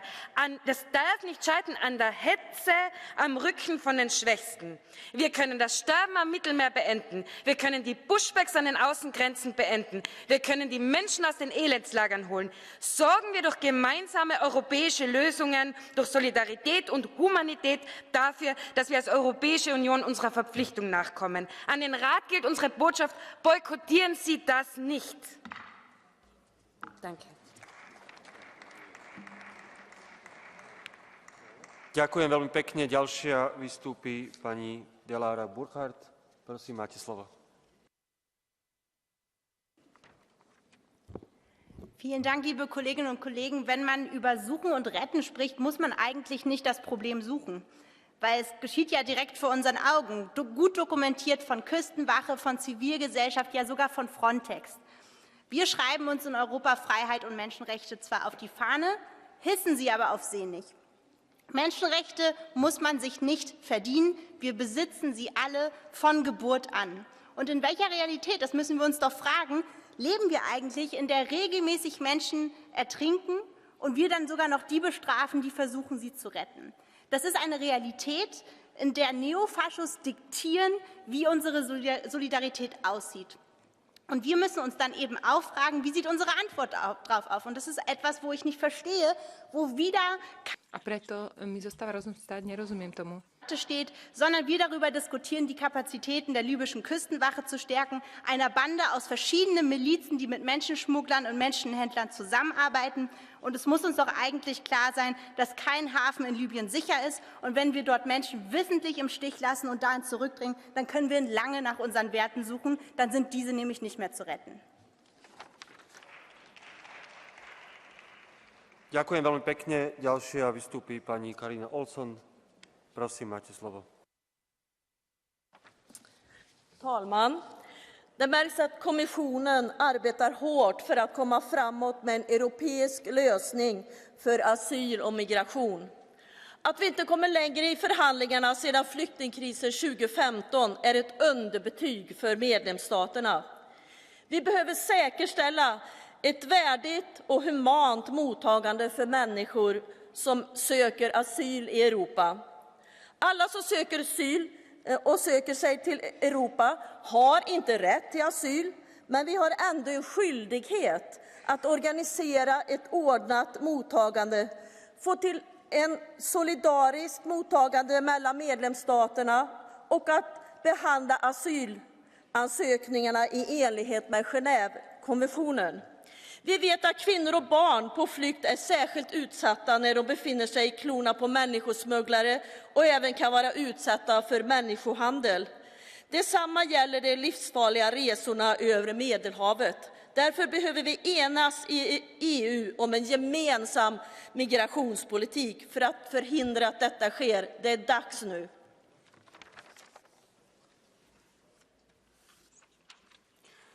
Ďakujem veľmi pekne. Teraz pristúpime k procedúre Catch the Eye a ako prvý vystúpi pán Tomislav Sokol. Prosím, máte slovo. Svjedoci smo činjenice da migranti učestalo zloupotrebljavaju pravo na azil kako bi zaobišli redovitu proceduru i tako se domogli teritorija Europske unije. Učinkovita i sigurna europska migracijska politika stoga mora osigurati praktično razlikovanje međunarodnog statusa izbjeglice od statusa migranta. Europska unija ne može i ne treba primiti na svoj teritorij svakoga tko to želi samo zato što je u Europi viša kvaliteta života nego u zemlji iz koje dolazi. U ovakvim okolnostima ključno je zaustaviti nezakonite migracije i ojačati zaštitu šengenskog prostora. Vezano uz to, želim pohvaliti hrvatsku policiju koja u skladu s europskim i međunarodnim pravom čuva najdulju kopnenu granicu Europske unije. Hrvatska je ispunila najstrože kriterije i njen ulazak u Schengen jamac je zaštite vanjskih granica EU i učinkovite borbe protiv ilegalnih migracija. Zato pozivam Vijeće da u prosincu donese političku odluku o ulasku Hrvatske u schengenski prostor. Ona je to zaslužila. Hvala lijepo. Ďakujem veľmi pekne. Ďalšia vystúpi pani Maria Grapini. Prosím, máte slovo. Domnule președinte, stimate domnule comisar, doamna comisar, dezbatem de 7 ani această problemă legată de o soluție unică în Uniunea Europeană pe problema migrației. Eu sunt sceptică și am motive să fiu. S-a vorbit aici Europa unită, solidaritate, umanitate, drepturi, dar avem un blocator de serviciu care este Consiliul. Și dau un exemplu pentru a fi bine înțeleasă. Dacă țara mea de 11 ani este ținută la porțile spațiului Schengen, despre ce unitate, despre ce solidaritate? Dacă avem un regulament votat de Parlament, votat de Comisie și nu este aplicat pentru că blocator este Consiliul, pentru că un stat membru sau două, pe interese meschine, naționale, invocă diverse motive care n-au legătură cu regulamentul. Cum să cred că vom avea un pact pe migrație agreat de toate statele membre? Și da, cred foarte bine că țara mea, cetățenii mei au acumulat frustrare, supărare, pierdere economică, dar Uniunea Europeană crește în scepticism și de aici cer Consiliului să facă intrarea în Schengen a României. Mulțumesc! Ďakujem veľmi pekne. Ďalšie vystúpi pani Anna Miranda. Prosím, máte slovo.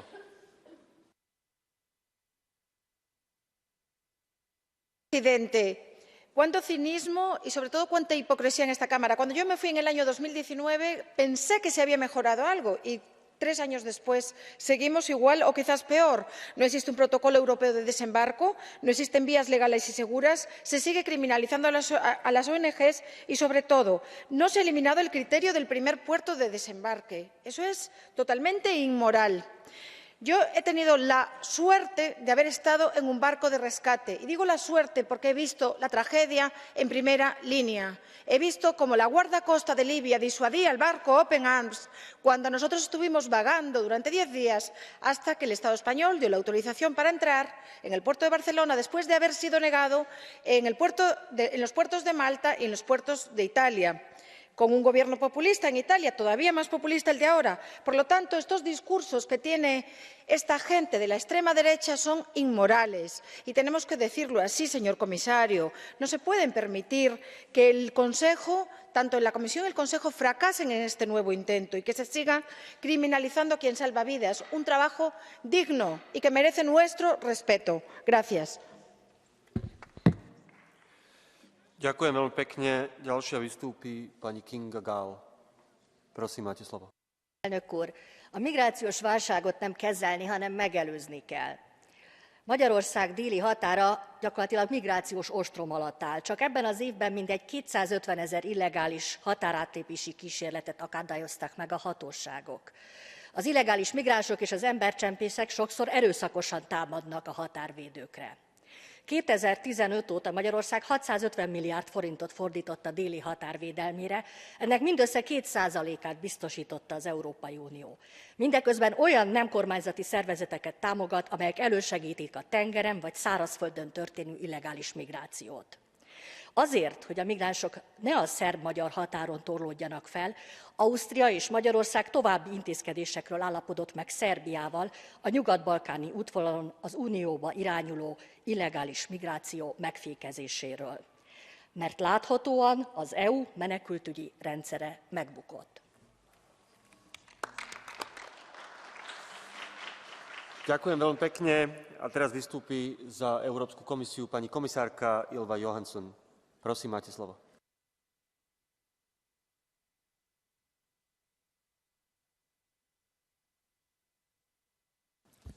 Thank you, President, Minister Beck, honourable members of this House. Together with Vice President Skinas, I've been listening to this long and intense debate. And of course, there's been a lot of emotions, and that is very understandable, because we see men, women, children in very dangerous situations, also losing their lives in the Mediterranean or in a sealed lorry along the Western Balkan routes. So it's understandable that we are emotional, because saving life is always our first responsibility. There has also been a lot of focus on the problems and challenges that we have. I'm dealing with this on a daily basis. We have huge challenges. We have seen an increase of irregular arrivals along both the Western Balkan routes and the Central Med route. And we have seen also that the nationalities, this increase is not caused by more people that are fleeing prosecutions or are in need of international protection. We see an increase of nationalities that are probably not in need of international protection. We've seen an increase along the Western Balkan routes of Pakistanis, Cubans, Indians, Turks. We've seen an increase on the West Med route of Bangladeshis, Tunisians, Egyptians. Of course, these need to be addressed. That's why I was in Bangladesh and Pakistan last week, to discuss with them the swift return of those not eligible to stay, but also legal pathways and help for the returnees. That's why we are presenting and launched a new anti-smuggling partnership with all the Western Balkan partners. That's why we presented last Monday a 20 points action plan to counter the Western Balkan route. That's why we will have an extraordinary council on Friday to discuss this. So challenges are huge, and of course irregular arrivals has to be addressed. This is not a proper way to come to the European Union. But I would like to use this opportunity to talk about some other issues, actually, that many of you have been calling for a European solution on asylum and migration. We are so strong when we work together, when we are united and tackle challenges together, we can do a lot. Let me just remind you that we managed to a situation where Lukashenko tried to sell tickets, instrumentalizing migrants into the European Union. We managed that together and together with third countries. We have managed to decrease the irregular arrivals through the Western Mediterranean route and Atlantic route, thanks to good cooperation also with our African partners. We managed last year to give humanitarian admission for 35,000 Afghans that was fleeing the situation in Afghanistan. We are managing right now a situation with more than 4 million Ukrainian refugees activating the Temporary Protection Directive. We can do so much more when we work together. And I heard somebody call for, it's time to stop debating and start working. And the good news is that work is ongoing. The negotiations on the new Pact on Migration and Asylum that we presented 2 years ago is really taking big steps forward. There is a very good momentum in the Council, thanks to the Czech presidency, but also thanks to the previous French presidency, working intensively together with member states and are reaching new steps almost while we are speaking. Also here in Parliament, there is a good progress that's been made on all the files. And Parliament and Council has agreed on a roadmap. And I think this is a unique situation. There is a real good opportunity that we can make the decision on the whole Pact on Migration and Asylum during this mandate. But time is running. So we have to start the real negotiations and trialogues now to be able to finalize all the files during this mandate, to show everybody that migration is not a threat. Migration is something that we need. But we need to manage migration, and we need to welcome people on legal ways, but we need to prevent irregular arrivals and the risk of people's lives. Thank you. Ďakujem veľmi pekne a na záver rozpravy vystúpi za radu minister pre európske záležitosti Mikoláš Bek. Prosím, máte slovo. President, Vice President Skinas, Commissioner Johansson, honourable members, I wish to thank you for this very timely and important debate today. These discussions are not easy, but they contribute to finding appropriate responses to the current challenges. There is no doubt that the situation in the Mediterranean and at our external land borders must be addressed in an effective and timely manner in accordance with European and international law. And we need to avoid at all costs loss of lives. As I have already stressed, both improved cooperation with third countries and progress on the negotiations on the Migration and Asylum Pact remain the only sustainable way to achieve a better and robust migration and asylum system that will serve all member states well. The Presidency and the Council remain committed to work intensively with our partners both to address urgent short-term measures as well as to advance the work on a systemic solution in line with the roadmap on migration and asylum that combines responsibility and solidarity, as a number of you have recalled here today. This requires a positive political environment which will allow our institutions to move forward together. Thank you very much once again for your attention.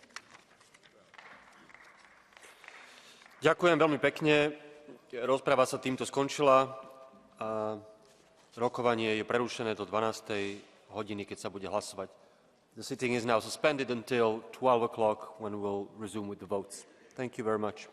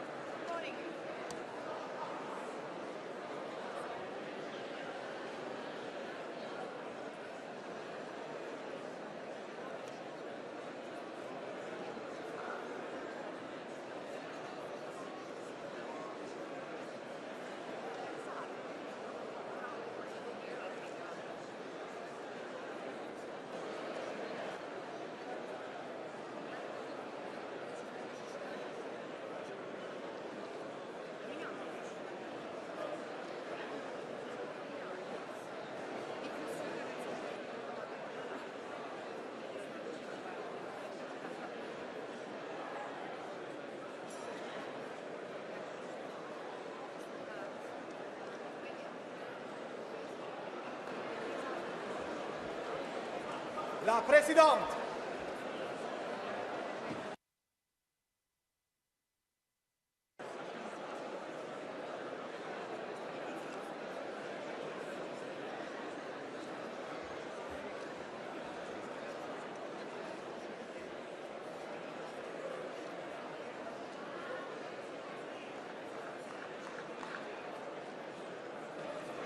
Good afternoon, dear colleagues. Can I ask you to take your seats in order for us to proceed to the vote?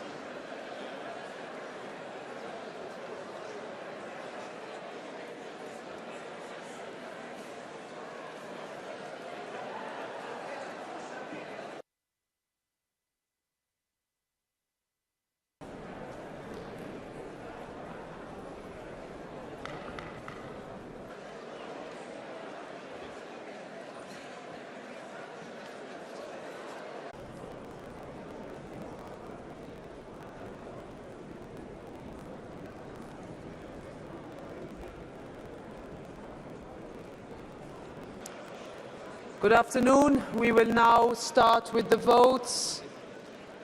First report is by Carlo Ressler and Damien Borselager on the draft amending budget 5/2022. This is a single vote by roll call. I give time for some of the last remaining colleagues to insert their voting card. I open the vote.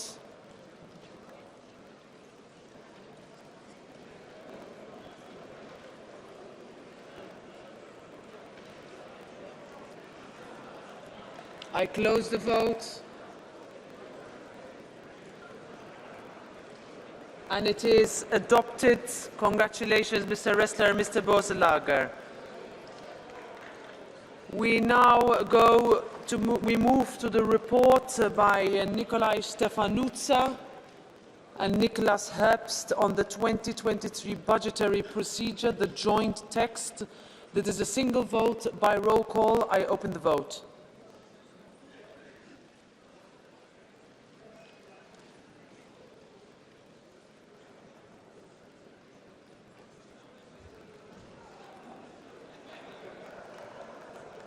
I close the vote. And it is adopted.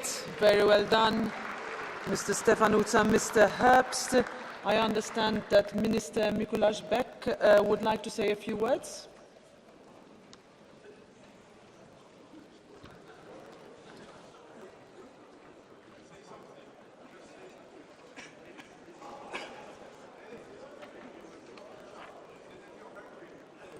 Sorry for the delay. Honourable members, well, there was some debate whether it is appropriate for me to step in, but, well, I congratulate you for concluding your vote on the budget of the European Union for the financial year 2023. I note with satisfaction that the European Parliament confirmed the agreement reached at the Conciliation Committee meeting on the 14th of November. I take this opportunity to thank once again the Chair of the Committee on Budgets, Johan van Overtveld, and the rapporteurs Nikolai Stefanutsa and Niklas Herbst, as well as all other members of the European Parliament who participated in the budgetary procedure for their constructive approach. Thank you very much. Thank you very much, Minister Beck. The joint text agreed by the Conciliation Committee on the 14th of November 2022 has now been approved by both the Parliament and the Council. The budgetary procedure for the financial year 2023 can thus be deemed to have been completed. The Union's general budget for the financial year 2023 is definitively adopted, and we will now sign the budget as happens every year.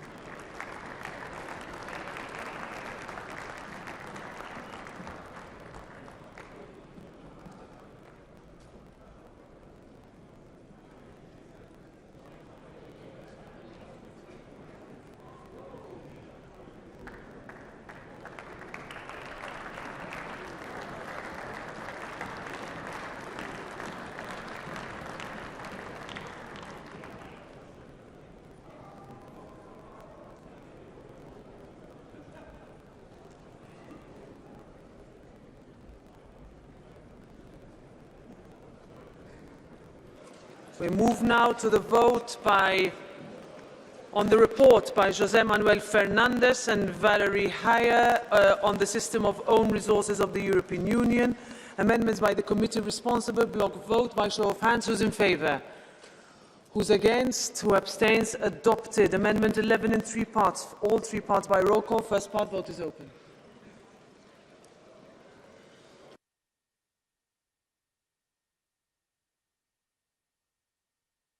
Vote is closed.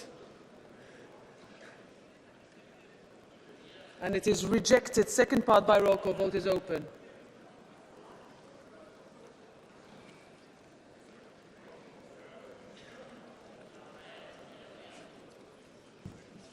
Vote is closed. And it is rejected. Third part. Vote is open.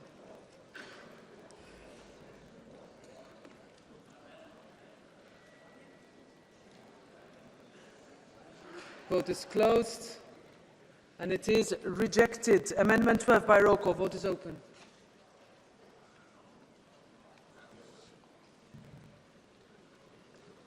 Vote is closed. It is rejected. Amendment 3 by show of hands. Who's in favour? Who's against? Who abstains? Adopted. Article 1.1, original text. Who's in favour? Who's against? Who abstains? Adopted. Then we vote on the Commission proposal by roll call. Vote is open.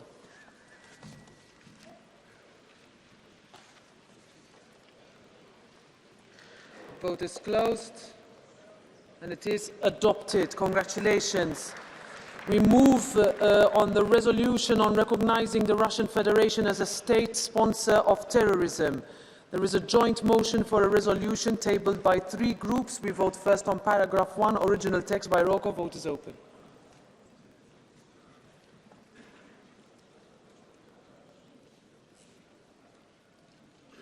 Vote is closed. And it is adopted. Amendment 1 by roll call. Vote is open.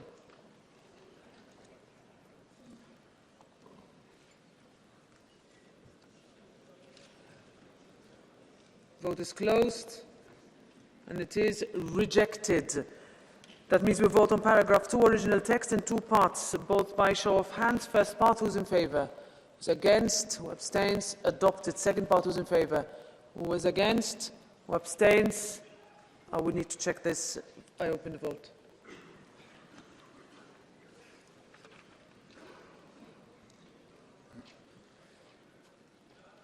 I close the vote. And it is adopted. Amendment 4, who's in favour? Who's against? Who abstains? Rejected. Amendment 2 by roll call. Vote is open.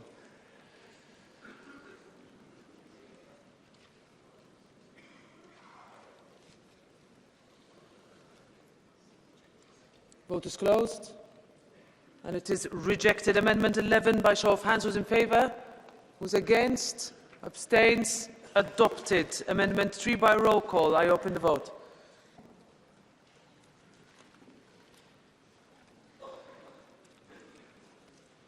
Close the vote. And it is adopted. Amendment 5. Who's in favour? Who's against? Who abstains? Adopted. Original text with paragraph 13 by roll call. Vote is open.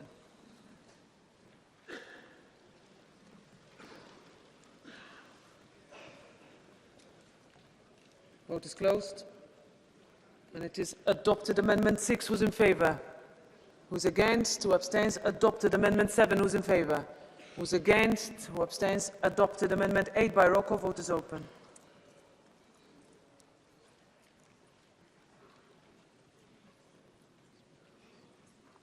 Vote is closed. It is rejected. Amendment 9 by roll call. Vote is open.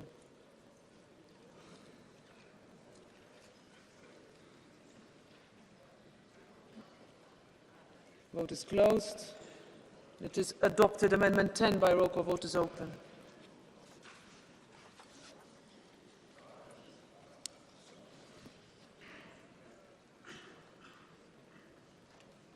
Vote is closed.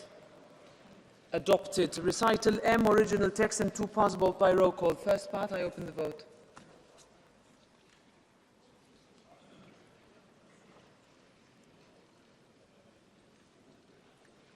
Vote is closed. Adopted. Second part, the vote is open.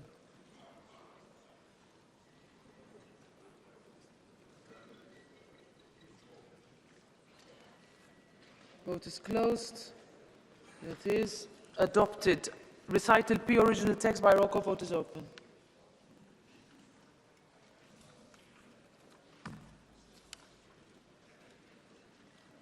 Vote is closed. It is adopted. We vote now on the resolution as a whole by roll call. Vote is open.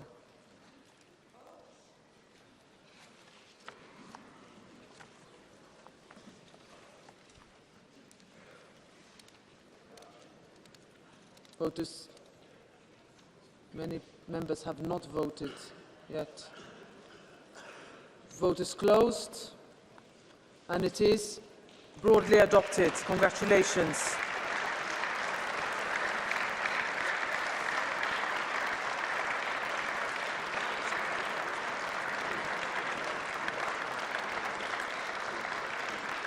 We move now to the report by Tonino Pizzula on the recommendation to the Council, Commission and the Vice President of the Commission High Representative concerning the new EU strategy for enlargement. We start Amendment 17 by roll call. Vote is open.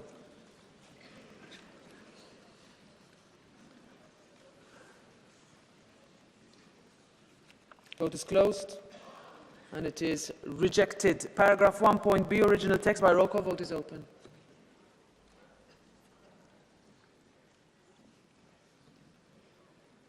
Vote is closed. Adopted. Amendment 6, by show of hands. Who's in favour? Who's against? Who abstains? Rejected. Amendment 7. Who's in favour? Who's against? Who abstains? Rejected. Amendment 8. Who's in favour? Who's against? Who abstains? Rejected. Amendment 18 by roll call. Vote is open.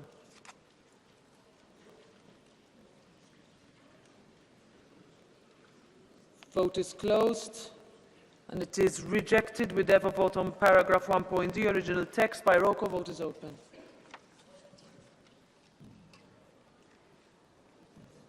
Open the vote, please. Thank you.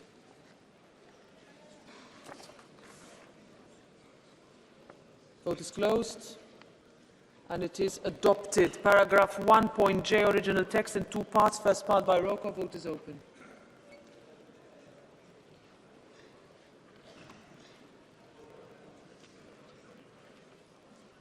Vote is closed, and it is adopted. Second part, who's in favour? Who's against? Who abstains? Adopted. Paragraph 1.0, original text in two parts. First part, who's in favour? Who's against? Who abstains? Adopted. Second part by roll call. Vote is open.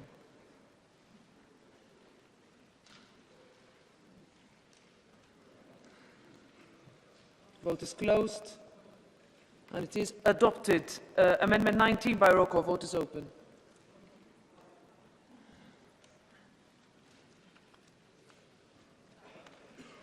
Vote is closed. It is rejected. Amendment 1 by show of hands. Who's in favour? Who's against? Who abstains? Adopted. Amendment 14 by show of hands. Who's in favour? Should you want me to check Amendment 1? Yes, we'll check. I open the vote.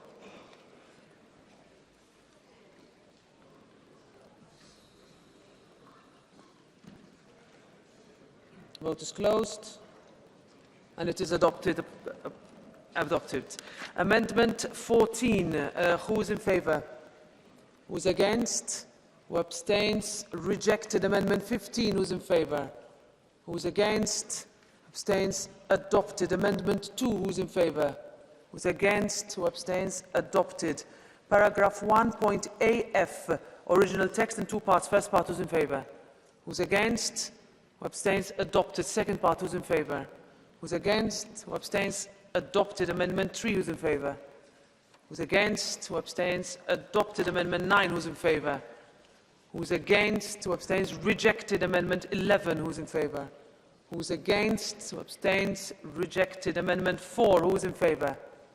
Who's against? Who abstains? Adopted. Amendment 16, who's in favour? Who's against? Who abstains? Adopted. Amendment 5, who's in favour? Who's against?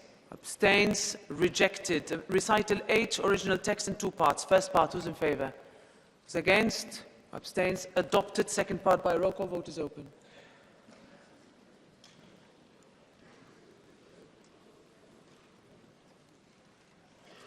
Vote is closed. And it is adopted. Amendment 12, who's in favour? Who's against? Who abstains? It's not clear. Let's open the vote. I think it's rejected. I have to see. Close the vote. And it is rejected. Amendment 13, who's in favour? Who's against? Who abstains? Adopted. Recital T, original text in two parts, both by roll call. First part, I open the vote.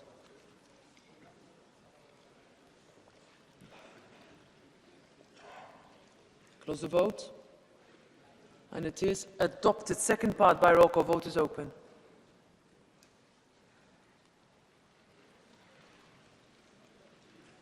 Vote is closed. And it is adopted. We vote on the resolution as a whole by roll call. The vote is open.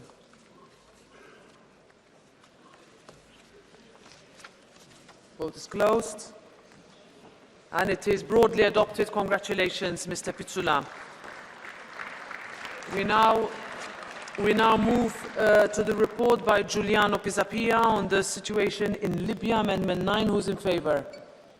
Who's against? Who abstains? Adopted. Amendment 15 by roll call. Vote is open.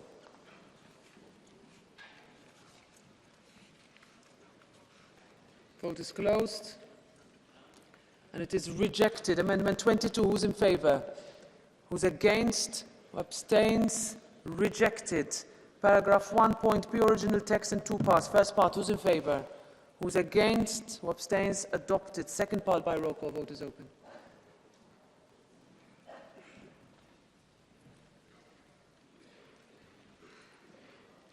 Vote is closed. It is adopted. Amendment 19. Who's in favour? Who's against? Who abstains? Rejected. Amendment 16 by roll call. Vote is open.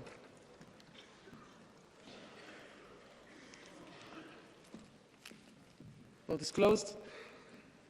It is rejected. Amendment 23 by roll call. Vote is open.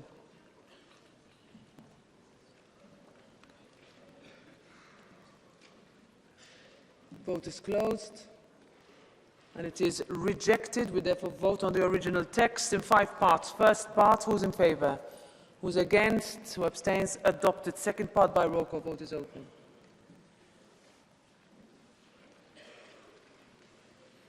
Vote is closed. And it is adopted. Third part, who's in favour? Who's against? Who abstains? Adopted. Fourth part by roll call. Vote is open.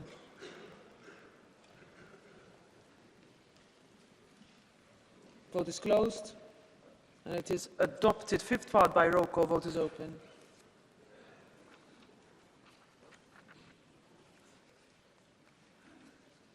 Vote is closed.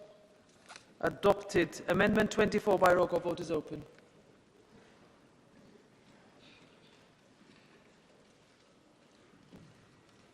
Vote is closed. And it's rejected. Amendment 17 by roll call. Vote is open.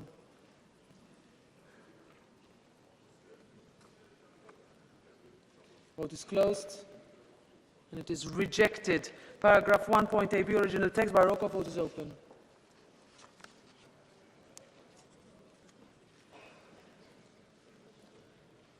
Vote is closed. It is adopted. Paragraph 1.ac, original text by roll call. Vote is open.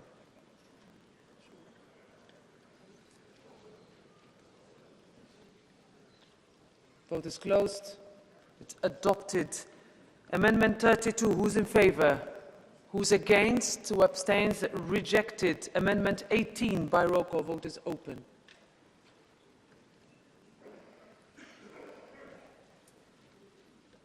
Vote is closed. It is rejected. Amendment 25 by roll call. Vote is open.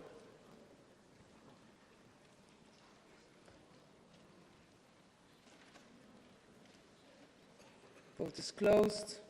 It is rejected. Amendment 33. Who's in favour? Who's against? Abstains? Rejected. Paragraph 1.ai, original text by roll call. Vote is open.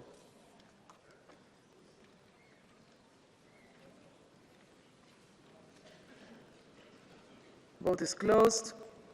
And it is adopted. Amendment 26 by roll call. Vote is open.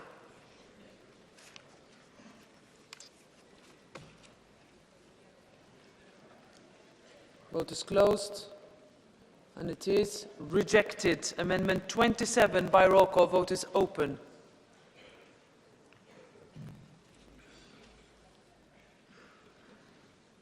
Vote is closed. It is rejected. Paragraph 1, original text by roll call. Vote is open.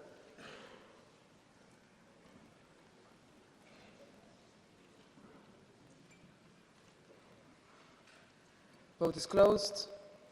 Adopted. Amendment 34, who's in favour? Who's against? Who abstains? Rejected. Amendment 28 by roll call. Vote is open.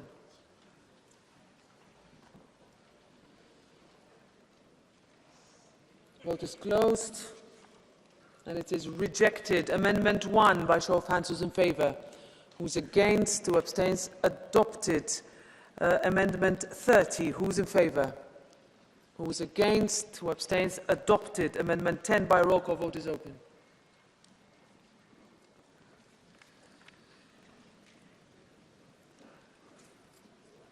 Vote is closed. And it is rejected. Amendment 11 by roll call. Vote is open.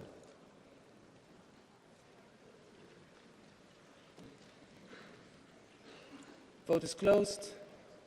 And it is rejected. Amendment 2 by show of hands. Who's in favour? Who's against? Who abstains? Adopted. Amendment 3. Who's in favour? Who's against? Who abstains? Adopted. Amendment 20. Who's in favour? Who's against? Who abstains? Not clear. Let's check. I think it's rejected.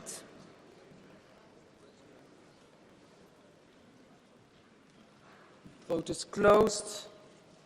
And it is rejected. Amendment 4. Who's in favour? Who's against? Who abstains? Adopted. Amendment 5. Who's in favour? Who's against? Who abstains? Adopted. Amendment 6. Who's in favour?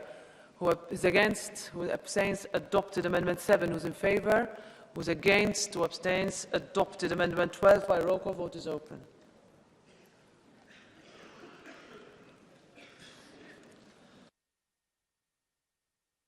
Vote is closed. And it is rejected. Amendment 8. Who's in favour? Who's against? Who abstains? Adopted. Amendment 13 by roll call. Vote is open.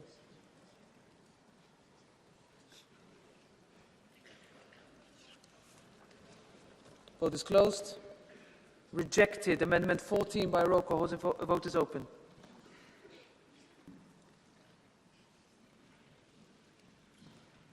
Vote is closed. And it is rejected. Amendment 21. Who's in favour? Who's against? Who abstains? Rejected. Amendment 31. Who's in favour? Who's against? Who abstains? Rejected. Therefore, we vote on the original text, recital AI, in 8 parts. First part by roll call. Vote is open.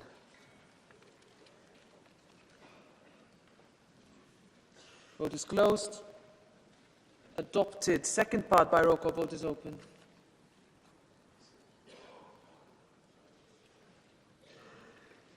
Vote is closed. Adopted. Third part by roll call. Vote is open.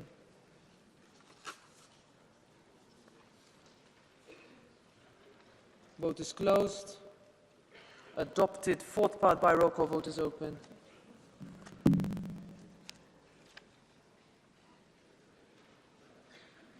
Vote is closed. Adopted. Fifth part by roll call. Vote is open.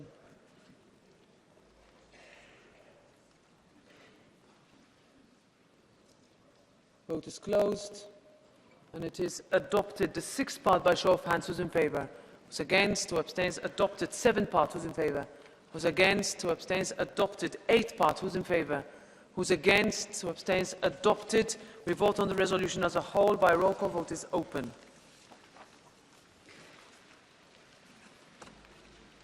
Vote is closed. And it is adopted. Congratulations, Mr. Pisapia. We move now to the report by Manu Pineda on promoting regional stability and security in the broader Middle East region. Amendment 4 by show of hands. Who's in favour?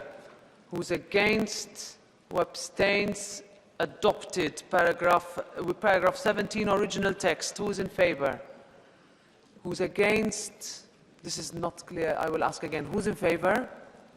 Who's against? Who abstains? Adopted. Paragraph 23, original text in 2 parts. First part, who's in favour? Who's against? Who abstains? Adopted. Second part. Who's in favour? Who's against? Who abstains? Adopted. Amendment 1. Who's in favour? Who's against? Who abstains? Adopted. Recital E, original text in 2 parts. First part. Who's in favour? Who's against? Abstains? Adopted. Second part. Who's in favour? Who's against? This is not clear. I open the vote.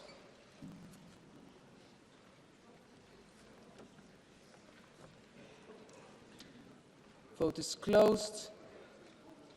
And it is adopted. Recital F, original text. Who's in favour? Who's against? Who abstains? Adopted. Amendment 2 by roll call. Vote is open.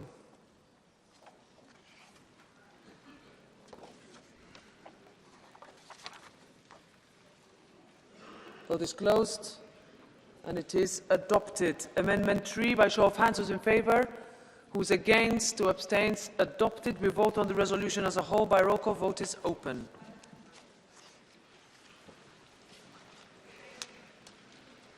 Vote is closed. And it is adopted. Congratulations, Mr. Pineda. We now move to the motion for a resolution tabled by 6 groups on the prevention, management and better care of diabetes in the EU on the occasion of World Diabetes Day. We vote on paragraph 17, original text in 10 parts. First part, who's in favour? Who's against? Who abstains? Adopted. Second part, who's in favour? Who's against? Who abstains? Adopted. Third part, who's in favour? Who's against? Who abstains? Adopted. Fourth part, who's in favour? Who's against? Who abstains? Adopted. Fifth part, who's in favour? Who's against? Who abstains? Adopted. Sixth part by roll call. Vote is open.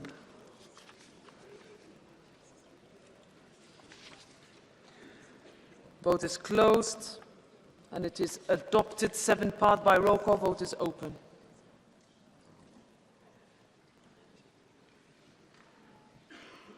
Vote is closed. And it is adopted. Eighth part by roll call. Vote is open.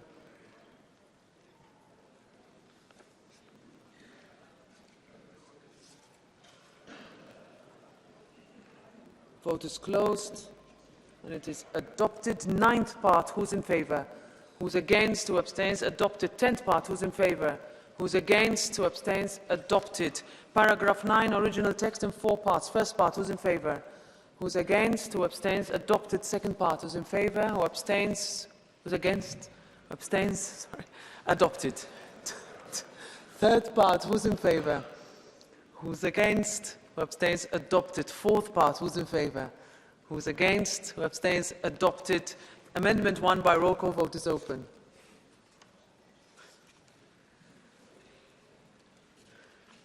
Vote is closed. And it is rejected. Amendment 2 by roll call. Vote is open.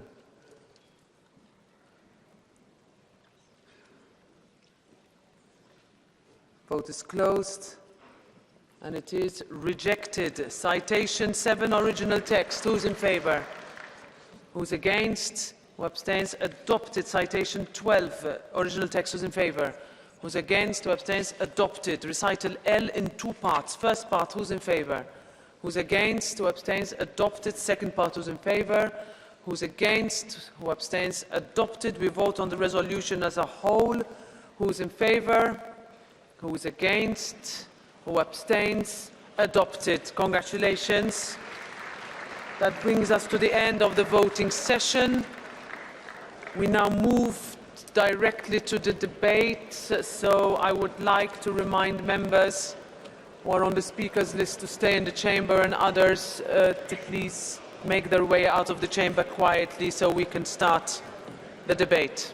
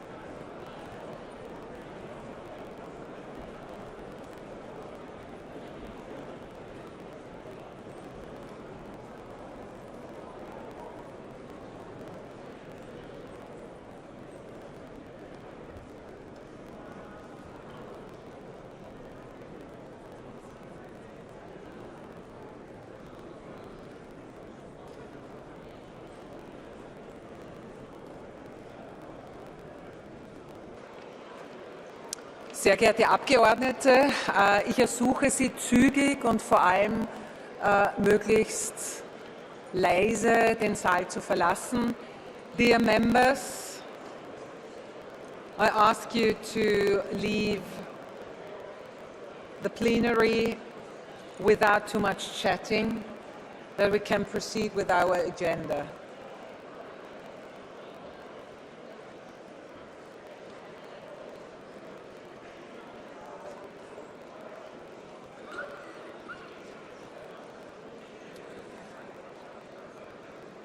Das Protokoll der gestrigen Sitzung und die angenommenen Texte sind verfügbar. Gibt es Einwände? Das sehe ich nicht. Damit ist das Protokoll genehmigt. Wir kommen nun zu den Aussprachen. Und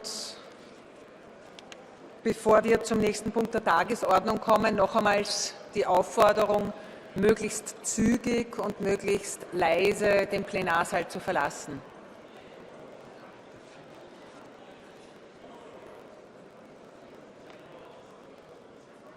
Der nächste Punkt der Tagesordnung ist die Aussprache über ein aktuelles Thema, ein wirklich verflochtener Energiebinnenmarkt, damit die Preise niedrig und die Unternehmen wettbewerbsfähig bleiben.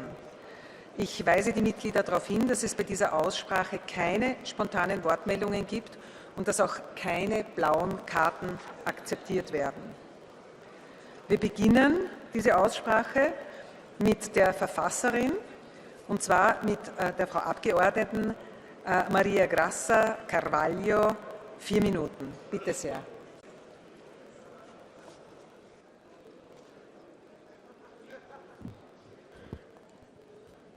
Dear President, dear Commissioner, dear colleagues, we are discussing here the status of the energy and how the solutions for the energy crisis. For the EPP, a strong internal energy market is one of the solutions. We need to complete our interconnections inside the EU and the links between the EU and the neighbor countries. We really need to look at the interconnections, gas and electricity, that connects Iberian Peninsula and France, but also in the South and Eastern European. We need the floating storage regasification unit involving Finland, Estonia and Latvia. We need a second LNG terminal in Poland. Gas infrastructure reinforcement to increase export capacity from Belgium to Germany. Additional LNG terminals in Germany. Expansion of the capacity of an LNG terminal combined with the Croatian transmission grid towards Slovenia and Hungary. So, expansion of interconnector Greece and Bulgaria. As you can see, is also a question of investment. We really need to make sure that we are the proper continent to invest and to invest in energy. Our crisis is also a crisis of energy supply. And we solve that giving better conditions for investment, both of the private sector and also the public sector. And we need a fast-track procedures for our projects, both the interconnections but also the renewable projects. We cannot afford that takes years still to have all the license for projects to start.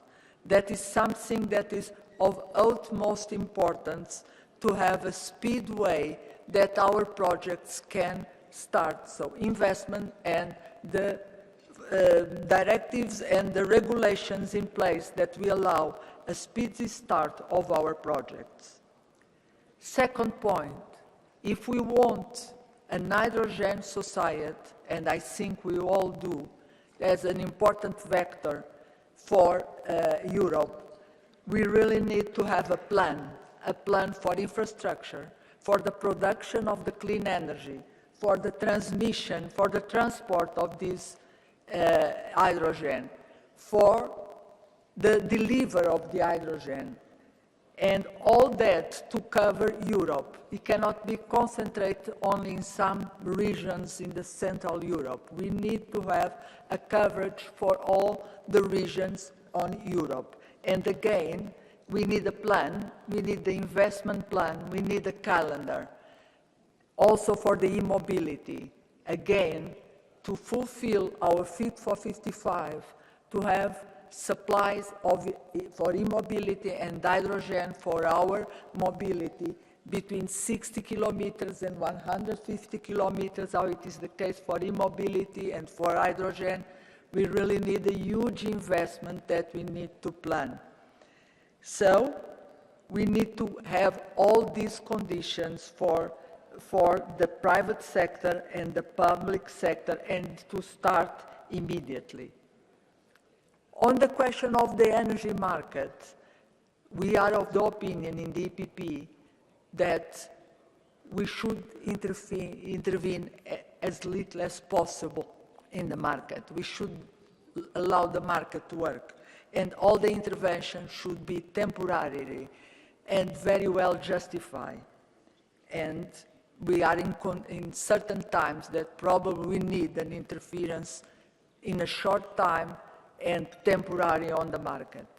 But having said that, we also need to have a more general governance for our energy, a multi-level, multi-sector level that links the gas market, the electricity market, the hydrogen, the heat and cooling, that also takes in consideration the decentralization and the digitalization that the energy system is going on. All that we need to connect, but that needs to be very well studied and very well seen the consequence, and we look forward to the proposal of the Commission on this topic. Thank you very much. Herzlichen Dank, Frau Abgeordnete. Seitens des Rates bitte ich Herrn Minister Nicolas Speck zum Rednerpult. Bitte. President, honourable members, Commissioner, let me begin by thanking the European Parliament for the interest it takes on this particular issue and for the contribution to the debate which brought the hemicycle to adopt an important resolution in October. As many of you know, 20 years ago, the European energy market was characterized by fragmentation and monopolistic national models. Energy import, production, storage, distribution, trade were often in one hand.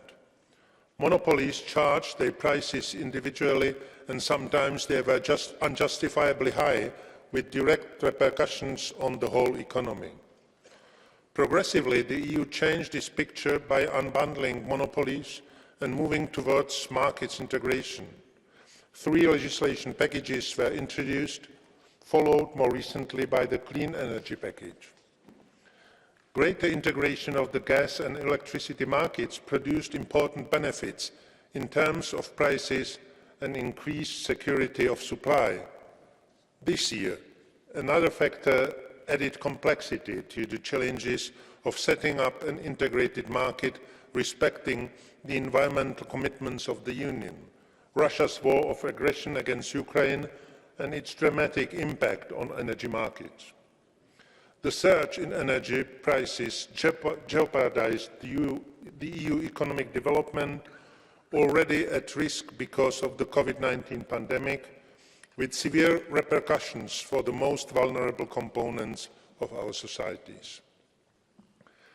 The EU and its member states reacted to this new situation by seeking solutions to address the current crisis, while at the same time advancing the integration of our energy sectors in the long run. This has been a major objective for the Council, one that we share with the Commission and the European Parliament. A platform for joint purchases has been set up to buy energy from the EU's trusted partners, and measures to contain energy demand and enhance energy efficiency in consumption were introduced. To act swiftly and effectively, the Czech presidency already convened 3 extraordinary energy councils in addition to the regular one in October. Tomorrow, during the 4th Extraordinary Energy Council, the ministers should agree on legislation that will make the energy platform operational, strengthen solidarity among member states in the field of energy, tame the price volatility, as well as speed up deployment of renewables. We are also planning to start discussing the most recent proposal on the market correction mechanism that has been delivered by the Commission on request from the October European Council. So far, the EU has proved to be able to act swiftly and with a common political vision. However, much remains to be done. As we can read in the latest ACER's report, national authorities need to fully transpose the electricity directive, defining proper national legal frameworks for new and small players. We also need to act to harmonise the features of the capacity mechanisms and speed up the rollout of smart meters. Lastly, to design new measures for further energy policy integration, let me recall the 2020 EU strategy for energy system integration to optimise and modernise the EU's energy system as a whole. This strategy links the various energy sectors and carriers, electricity, heat, cold, gas, solid and liquid fuels, with each other and with the end-use sectors, reducing inefficiencies to achieve an optimal use of energy. The crucial moment in these efforts will be the proposal to reform the electricity market design announced by the Commission for the beginning of the next year. Let me conclude by saying that in spite of the current crisis, the EU needs to keep a long-term vision for developing offshore renewable energy, hydrogen, carbon capture and storage, energy research and development.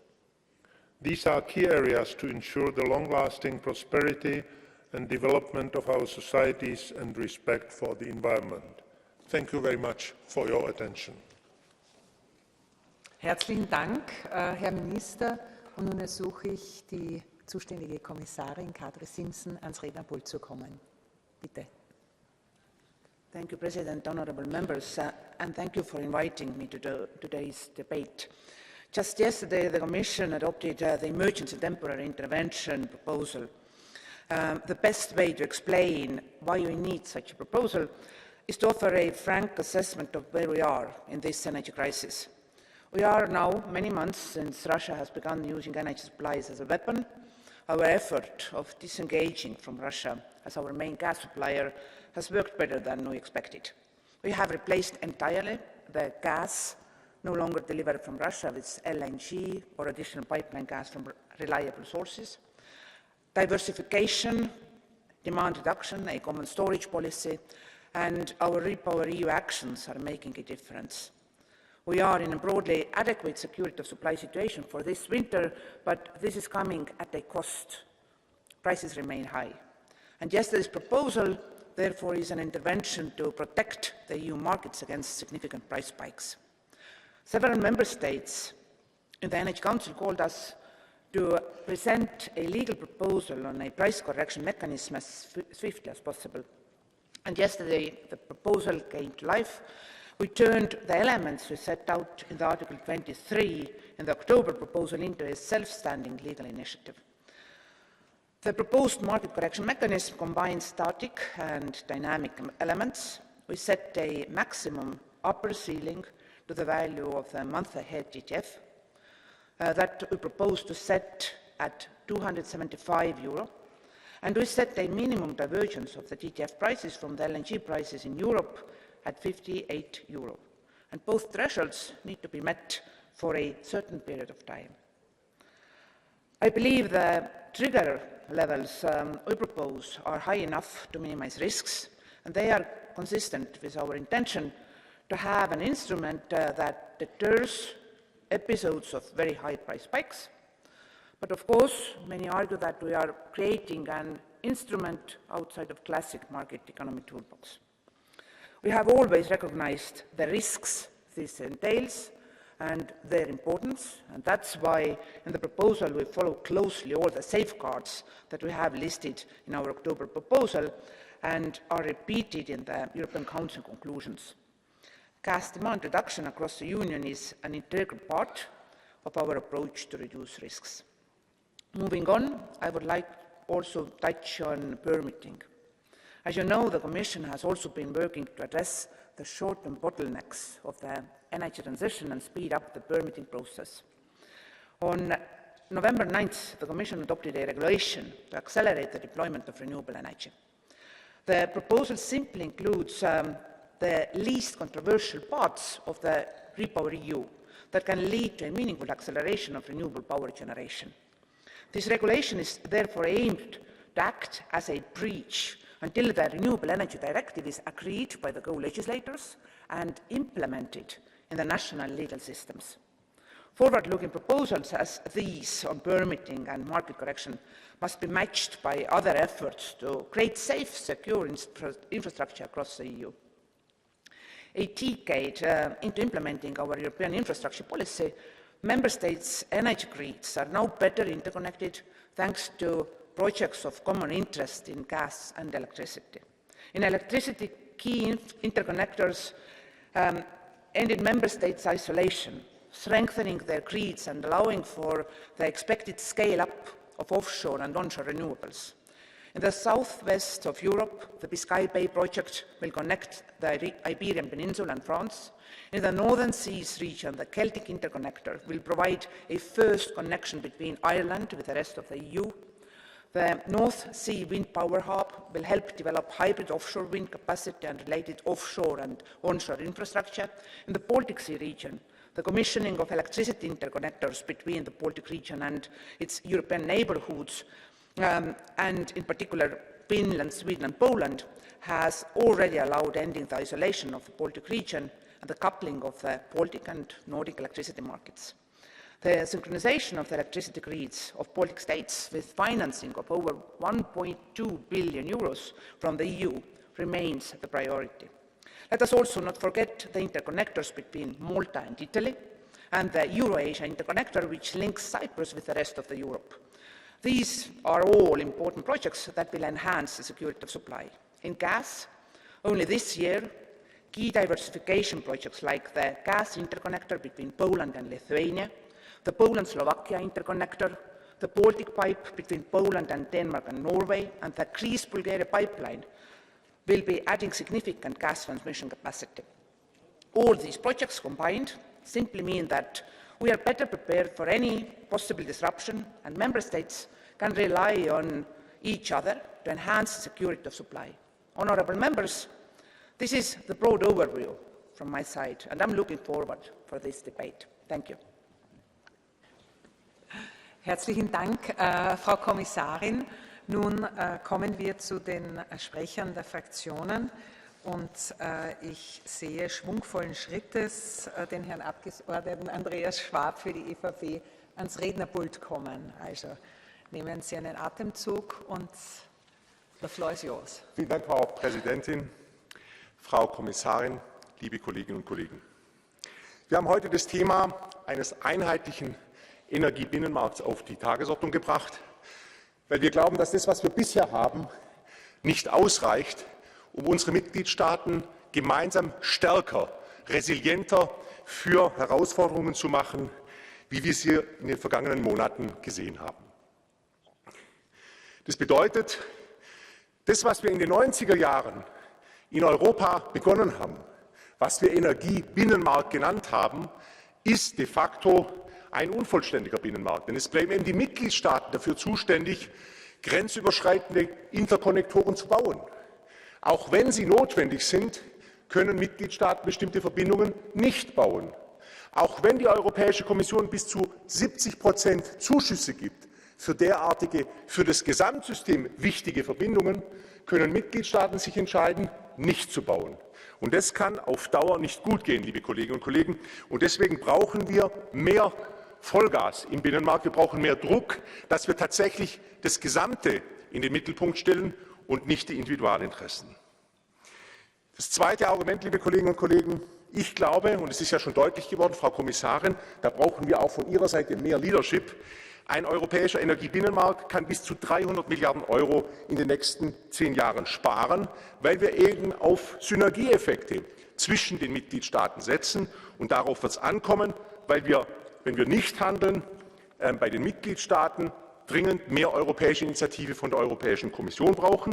Das ist nicht ganz einfach, aber liebe Kolleginnen und Kollegen, wenn wir es gemeinsam versuchen, dann glaube ich, haben wir auch eine Chance. Deswegen freue ich mich, dass wir darüber heute sprechen können. Herzlichen Dank.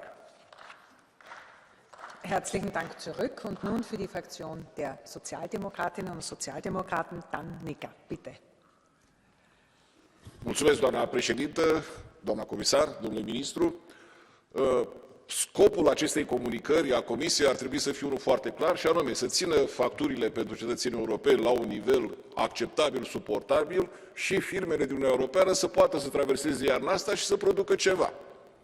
Păi, măsura principală, care este plasa de siguranță sau declanșarea mecanismului de siguranță, se face doar dacă prețurile TTF pentru 2 săptămâni vor avea o creștere mai mare de 275 de euro și, deci cumulativ, și dacă prețul la LNG pe 10 zile, față de prețul de referință, are o creștere mai mare de 58 de euro.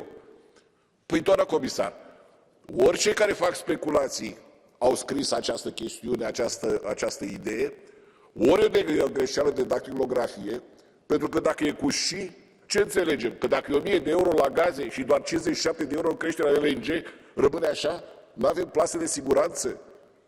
Probabil că această chestiune trebuie să o luați ca fiind o avertizare extrem de serioasă. Nu poate să existe măsuri de siguranță care să nu fie puse sau să poată să fie aplicate niciodată.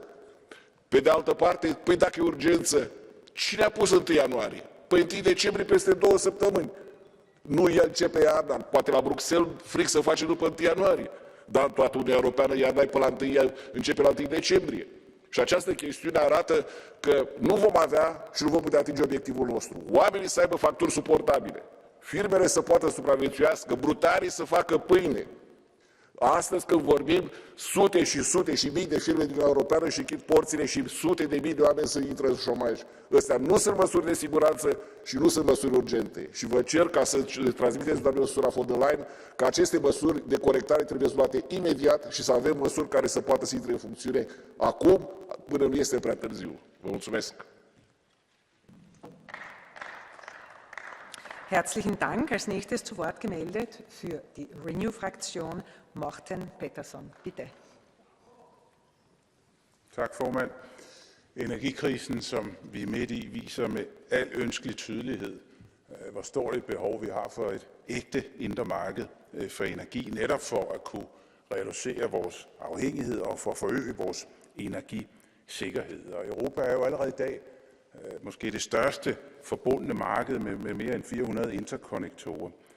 Men medlemslandene har altså meget mere at gøre for at kunne nå frem til den 70% målsætning, som vi vedtog i fællesskab i sidste mandatperiode. Må jeg minde om, at vi vedtog elektricitetsmarkedsforordningen i sidste mandatperiode, hvor ambitionen var, at 70% af den eksisterende kapacitet skulle kunne udnyttes til at udveksle energi over grænser. Og der har vi altså lang vej at gå endnu, før vi er, hvor vi skal være.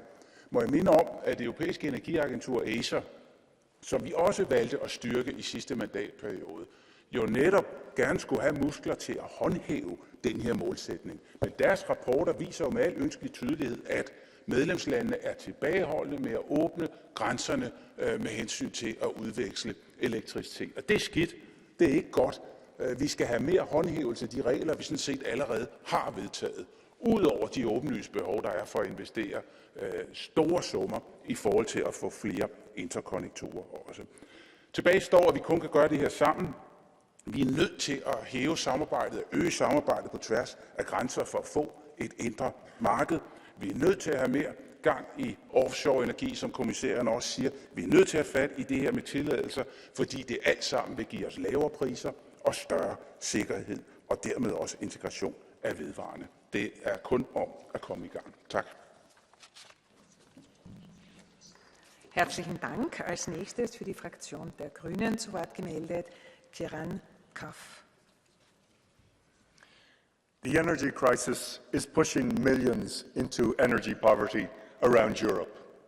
And instead of writing blank checks to energy companies that are making billions out of this crisis, we need to help the most vulnerable. More targeted social support is needed for those who are suffering in this crisis.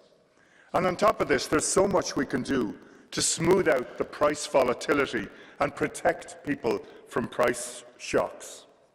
Our first response during this crisis should be to increase the connectivity between the energy markets. I know it's not rocket science. You know, Commissioner, it is very challenging, though, to do this. And we need a truly interconnected energy market in Europe. And this can deliver cheaper electricity prices.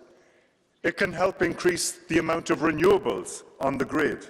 And it can increase and support better welfare for all. And that's what the experts at Acer are telling us. So in practice, this means building huge interconnectors between our national energy grids and increasing cross-border energy trade. And in 2021, this trade delivered €34 billion in benefits. So with more interconnectors, we could see solar energy from Spain powering the energy grid in Ireland. We could see wind energy from Ireland powering homes in France. We can see geothermal energy from Central Europe helping everyone in the entire European Union. So an integrated union increases competition between providers, it lowers energy bills and allows us to transition to a renewables-based economy.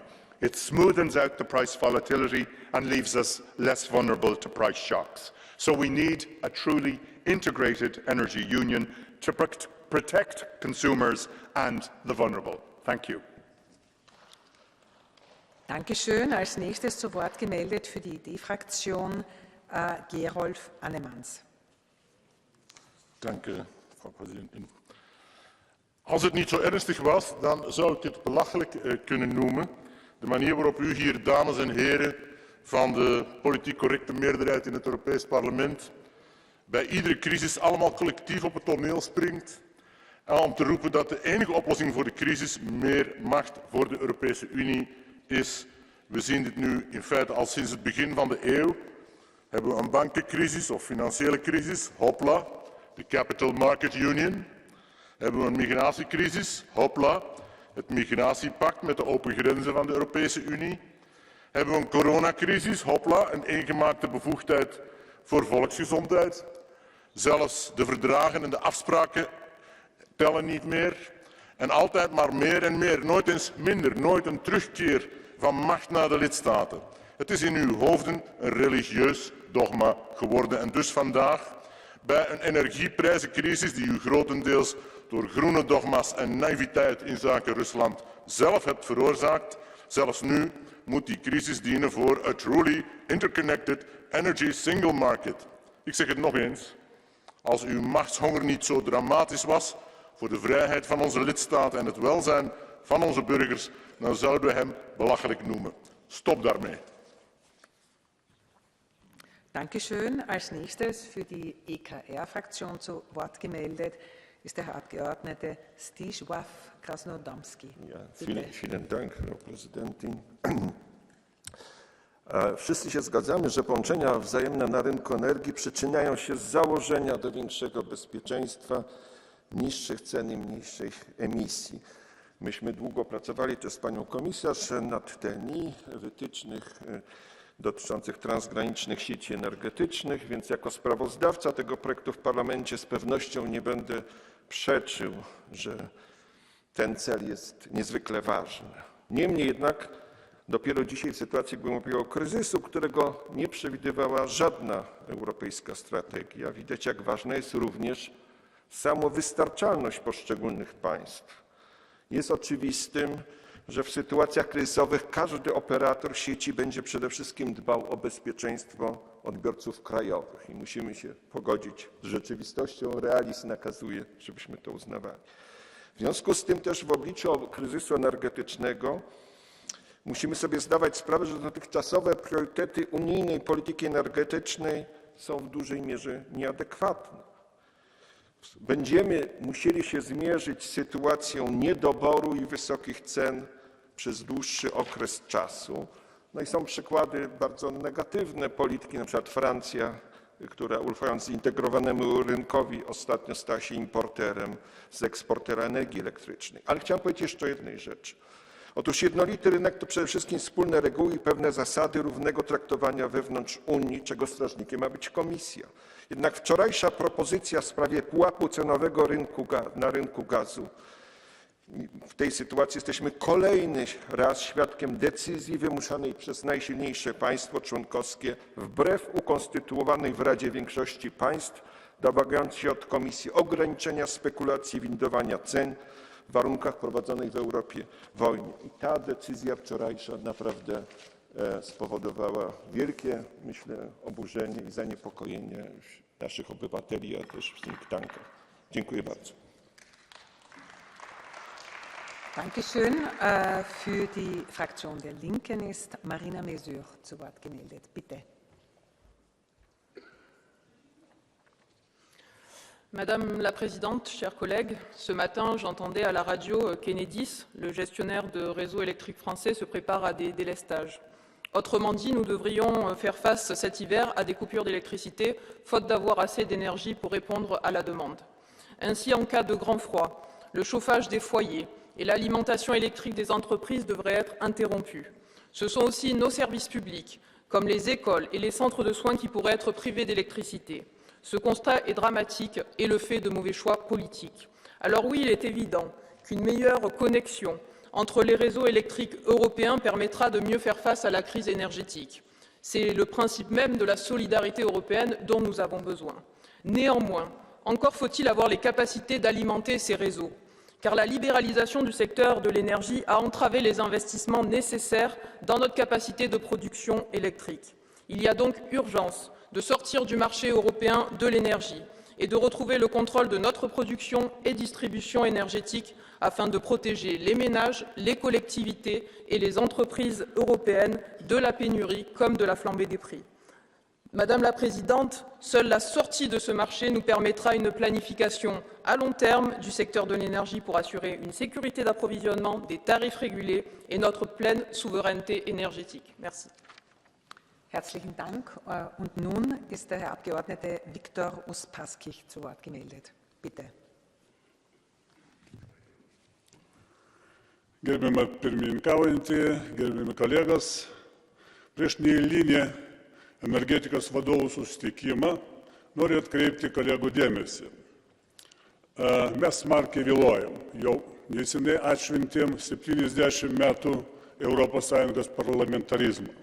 Todėl tema šita nėra nauja. Nes dar 20 metais aš teikiau rezoliuciją anksčiau iš nacionalinės tribūnos ir taip toliau. Mes turim kuo skubiau padaryti, kad būtų vieninga ES energetinė sistema.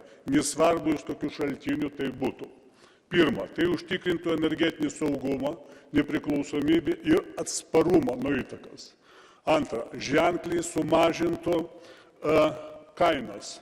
Skaičiavimai rodo, kad jeigu sujungti tik elektros tinklus į vieną sistemą, ES sutaupytų per metus 40 milijardų eurų. Prie dabartinių kainų būtų dar daugiau. Trečia, reikia paspartinti leidimų išdavimą energetikos projektams iš atsinaujinančių šaltinių ir prisijungimą prie tinklus, supaprastinti procedūras bei sumažinti biurokratinius kliūtis. Raginu komisiją, vadovus ir visą parlamentą užtikrinti centralizuotą, net galima pasakyti įvesti išskirtinį federalinį tvarką kontrolę šio klausimo pasiekti ir negailėti tam pinigų. Dankeschön. Wir kommen natürlich nun zu allen anderen Abgeordneten, die sich zu Wort gemeldet haben. Und als nächsten Sprecher möchte ich Jerzy Buzek ersuchen, seinen Pani Przewodnicząca, Pani Komisarz, dokładnie 10 lat temu Komisja Europejska przedstawiła komunikat w sprawie uruchomienia wewnętrznego rynku energii. Byłem wtedy sprawozdawcą w tej sprawie. Raport przyjęliśmy ogromną większością. Wezwaliśmy kraje Unii do pilnego wdrożenia rynku, również poprzez inwestycje w infrastrukturę, zwłaszcza połączenia transgraniczne dla gazu, na przykład połączenia zwrotne, których wcześniej nie było. Dziś, dekadę później, mamy największy w historii kryzys energetyczny. wywołany rosyjską wojną i spadek dostaw z tego kierunku z 40 do 9%. Mimo to mamy pełne magazyny gazu w Unii Europejskiej. Gdyby jeszcze nie to, że brak nam połączeń transgranicznych, na przykład Hiszpania, Francja, nasi obywatele mogliby być jeszcze bezpieczniejsi, bo ci wrażliwi odbiorcy są bardzo zabezpieczeni w Unii. Wnioski na przyszłość. W kontekście moich obecnych prac nad rozszerzeniem unijnego rynku energii na zielony gazy i wodór także. Po pierwsze, bezpieczeństwo dostaw i ich dywersyfikacja są kluczowe, bez tego załamują się ceny. Konieczny jest więc wiążący cel dywersyfikacji dostaw energii z państw trzecich. I drugi wniosek. Nie będzie dywersyfikacji bez infrastruktury. Ważne jest zatem zdefiniowanie tu jasnych celów, by uchronić główne korytarze wodorowe i uruchomić je w Unii Europejskiej określone w planie Repower EU. Bez takich korytarzy nie będzie rozwoju nowego pola energetycznego i bezpieczeństwa energetycznego w Europie.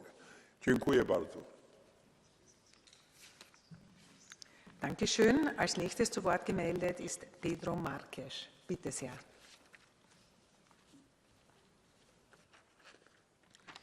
Thank you, Madam Chair, Commissioner, members of the Council. Let me start by thanking EPP colleagues for raising this important point.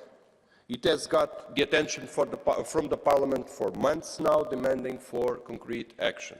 And also, let me also kindly thank EPP for the free publicity to our S&D Bring the Bills Down plan. By the way, since we are talking about it, you could even consult www.bringthebillsdown.eu, which is the website of our campaign with our proposals. I would say, Commissioner, friendly, it could even inspire you, I hope. And Commissioner, I say so because we are waiting for concrete action for too long. Concrete results are not to be seen yet. Finally, the Commission proposed a long-awaited price cap. We recognize it is a step in the right direction for the sheer fact that we have a proposal. But we need it to be fine-tuned, and I would say quite a bit. Experts are telling us that the chances for this price cap proposal to be triggered anytime are almost the same of a tree being hit by a lightning bolt in the middle of the ocean. And the speculation on the TTF market is not even addressed, Commissioner. And the decoupling of gas and electricity prices is also not to be found yet. In the Iberian Peninsula, as you well know, it is already saving around 15% on electricity prices to consumers. What are we waiting for in the rest of Europe? Commissioner, being this a debate on keeping the bills down, I would say that the Commission is still missing a central piece of action. We need direct support to the families most affected by the energy poverty. S&D leader will present a long-awaited plan before the next Council, a proposal for a fund of 100 billion euros to support European families through the winter, a true winter solidarity package. We can do it with the resources we have and the proceedings of a strong windfall profit tax. We can do it. It's just fair that we do it. Thank you. Thank you very much. Really, I ask you to be disciplined with the time. And of course, it's always something which is not very nice when I say to the next speaker after a long speech of the previous one. But I don't want us to end up at midnight because there are some other debates following. So I kindly ask our next speaker, Christophe Krüller, to give his speech, please.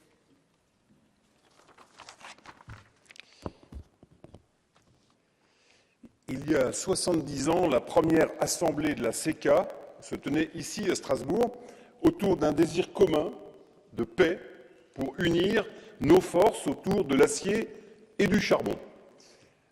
Car oui, sans énergie et sans industrie, une société démocratique, moderne, ne peut pas prospérer. C'est historique. Face à la crise, il nous faut repenser notre système énergétique qui doit être interconnecté, intégré et décarboné. Pour cela, utilisons notre argent public européen à bon escient. Finançons de l'énergie renouvelable et non fossiles, produites au niveau local et régional, accompagnées d'infrastructures qui nous permettront de la transporter à travers l'Europe. J'appelle la Commission à reconsidérer son idée d'utiliser la nouvelle banque de l'hydrogène pour financer l'importation d'hydrogène. Ne sponsorisons pas la production d'hydrogène à l'autre bout du monde, concentrons nos efforts sur notre propre potentiel d'abord. Merci. Herzlichen Dank. Als nächstes zu Wort gemeldet ist die Frau Abgeordnete Jutta Paulus. Bitte. Vielen Dank, Frau Vorsitzende, Frau Kommissarin, meine Damen und Herren. Ganz Europa spürt gerade schmerzlich, was Abhängigkeit von fossilen Importen bedeutet. Und während unsere Bürgerinnen und Bürger, unsere Industrie, unsere Handwerksbetriebe unter den hohen Preisen leiden, beklagen ausgerechnet diejenigen, die gerne alles und jedes dem Markt überlassen würden, ein Marktversagen. Dabei folgt der Markt genau den Modellen. Er bildet nämlich Knappheiten ab, und zwar unerbittlich.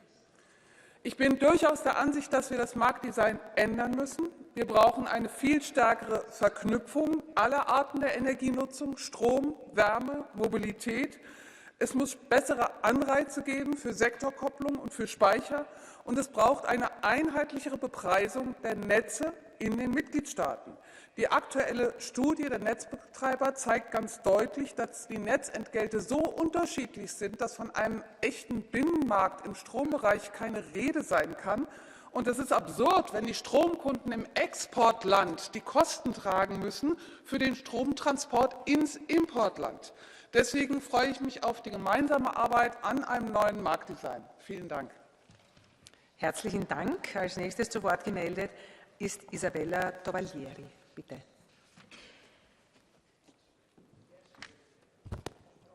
Colleghi, commissaria, è finito il tempo in cui l'Europa poteva sbandierare unità e solidarietà senza doverlo dimostrare nei fatti. Oggi la crisi energetica, vero banco di prova per l'Unione Europea, richiede iniziative concrete e condivise, che però tardano ad arrivare, lasciando invece spazio a divisioni ed egoismi che ci fanno perdere la faccia sul piano internazionale e che minano i capisaldi del mercato unico. Bruxelles non può consentire che la Germania falsi la competizione interna e globale con uno scudo di 200 miliardi contro il caro bollette. Tutta la manifattura europea deve essere salvata perché è la sola che potrà portarci fuori da questa crisi, ripagando con gli interessi il sostegno economico delle istituzioni europee.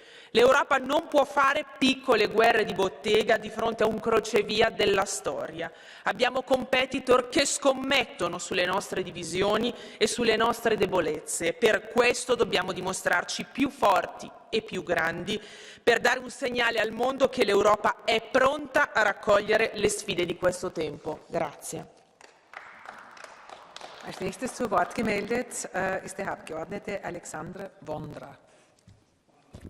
Dámy a pánové, ano, zaznělo tu mnoho dobrého. České předsednictví ve dne v noci pracuje už 3. mimořádná energetická rada, tak, aby tu byl aspoň nějaký krátký relief.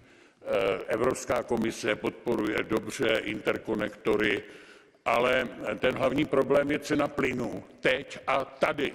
A jasně, ano, přišli jste se stropem konečně, když potom voláme už celé měsíce, ale ten strop je stále ještě 5,5krát vyšší, než byla cena před 2 lety a 5krát vyšší, než je dnešní cena ve Spojených státech. Čili řešení jsou dlouhodobé kontrakty na plyn, které ovšem některé státy bohužel odmítají, protože nechtějí levnou cenu plynu.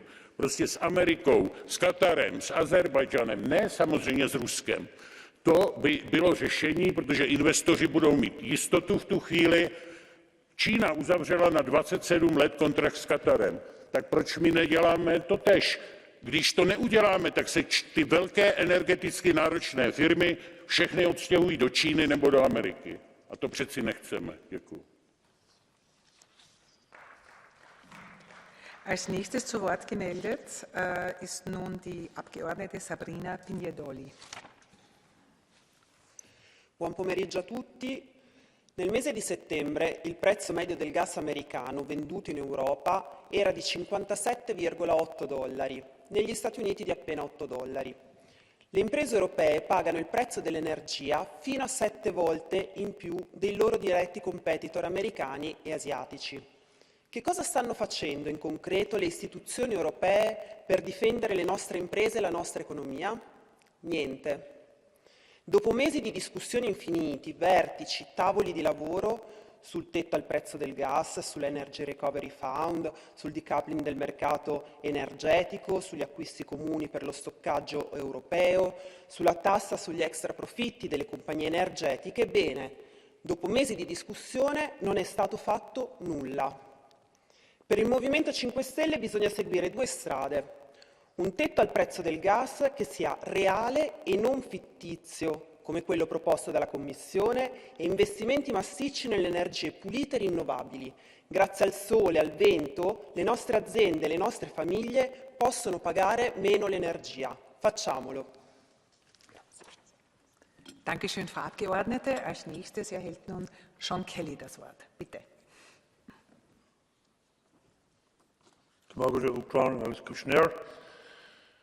The crisis we find ourselves in is mainly driven by our over-reliance on imported fossil fuels and exacerbated by the terrible situation in Ukraine caused by the terrorist state of Russia. I believe our upcoming work on market design should focus on targeted improvements as opposed to widespread changes. We can provide investor certainty and protect consumers by incentivising long-term contracts, such as contracts for difference and power purchase agreements. This both removes the risk for investments and also protects consumers from price hikes. We should ensure that markets incentivise the development and rollout of energy storage technologies and green hydrogen to provide the backup to the system currently provided by fossil fuels.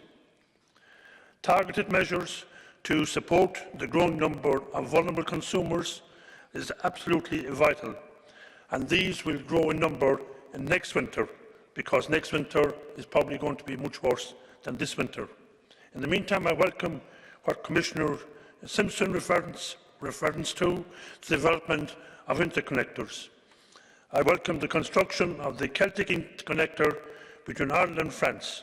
Interconnectors like these across the EU will shield us from crisis in the future and make renewable energy more reliable and cheaper for consumers. In the meantime, we must act now to help those vulnerable consumers.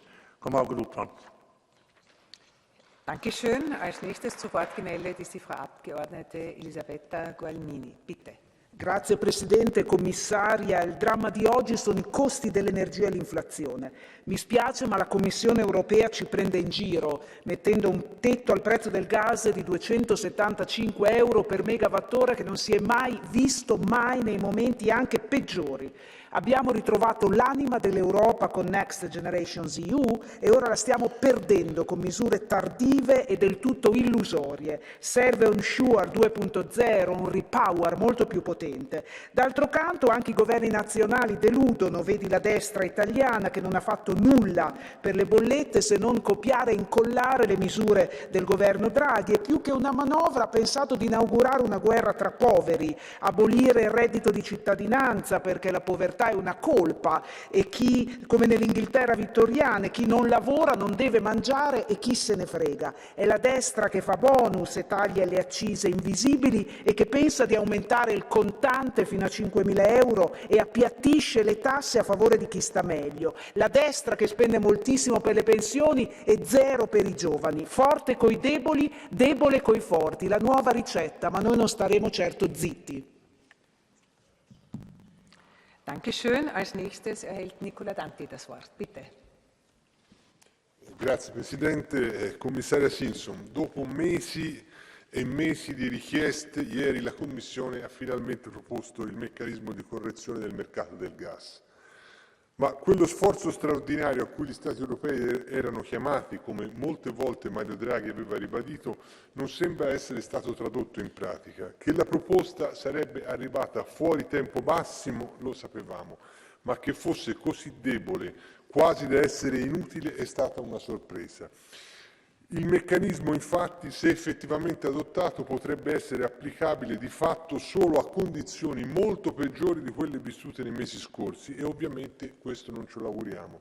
Attendiamo ora la discussione dei ministri dell'energia di domani, ci auguriamo che la proposta venga modificata in maniera sostanziale in modo che possa avere davvero un effetto deterrente sui comportamenti speculativi. Quando l'Europa è poco coraggiosa dobbiamo dirlo e in questo caso l'Europa sono gli Stati membri e a loro e alla Commissione forse troppo timida che dobbiamo chiedere conto delle mancate risposte. Dankeschön. Und nun erhält Jean-Lynn Lacapelle das Wort. Bitte.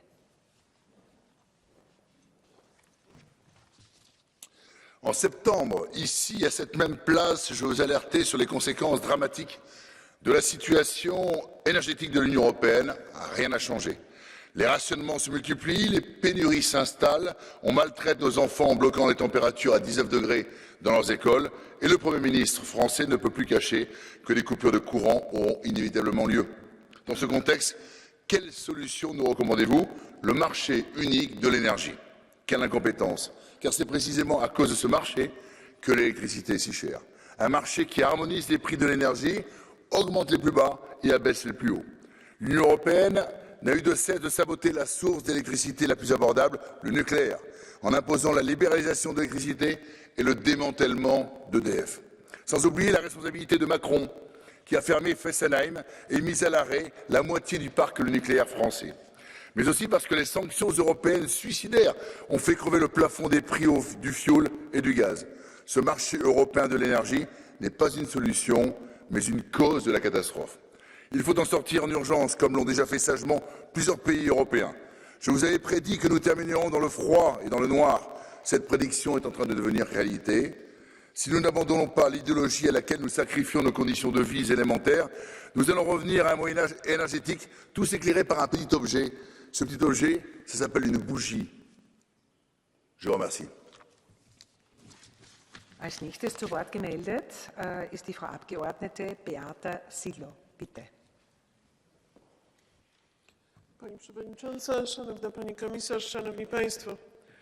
Każda nasza decyzja, którą podejmujemy w tej Izbie i każda decyzja, którą podejmuje Komisja Europejska, musi być uwarunkowana świadomością tego, dla kogo my tutaj pracujemy i w czyim imieniu pracujemy. My reprezentujemy interesy obywateli Europy.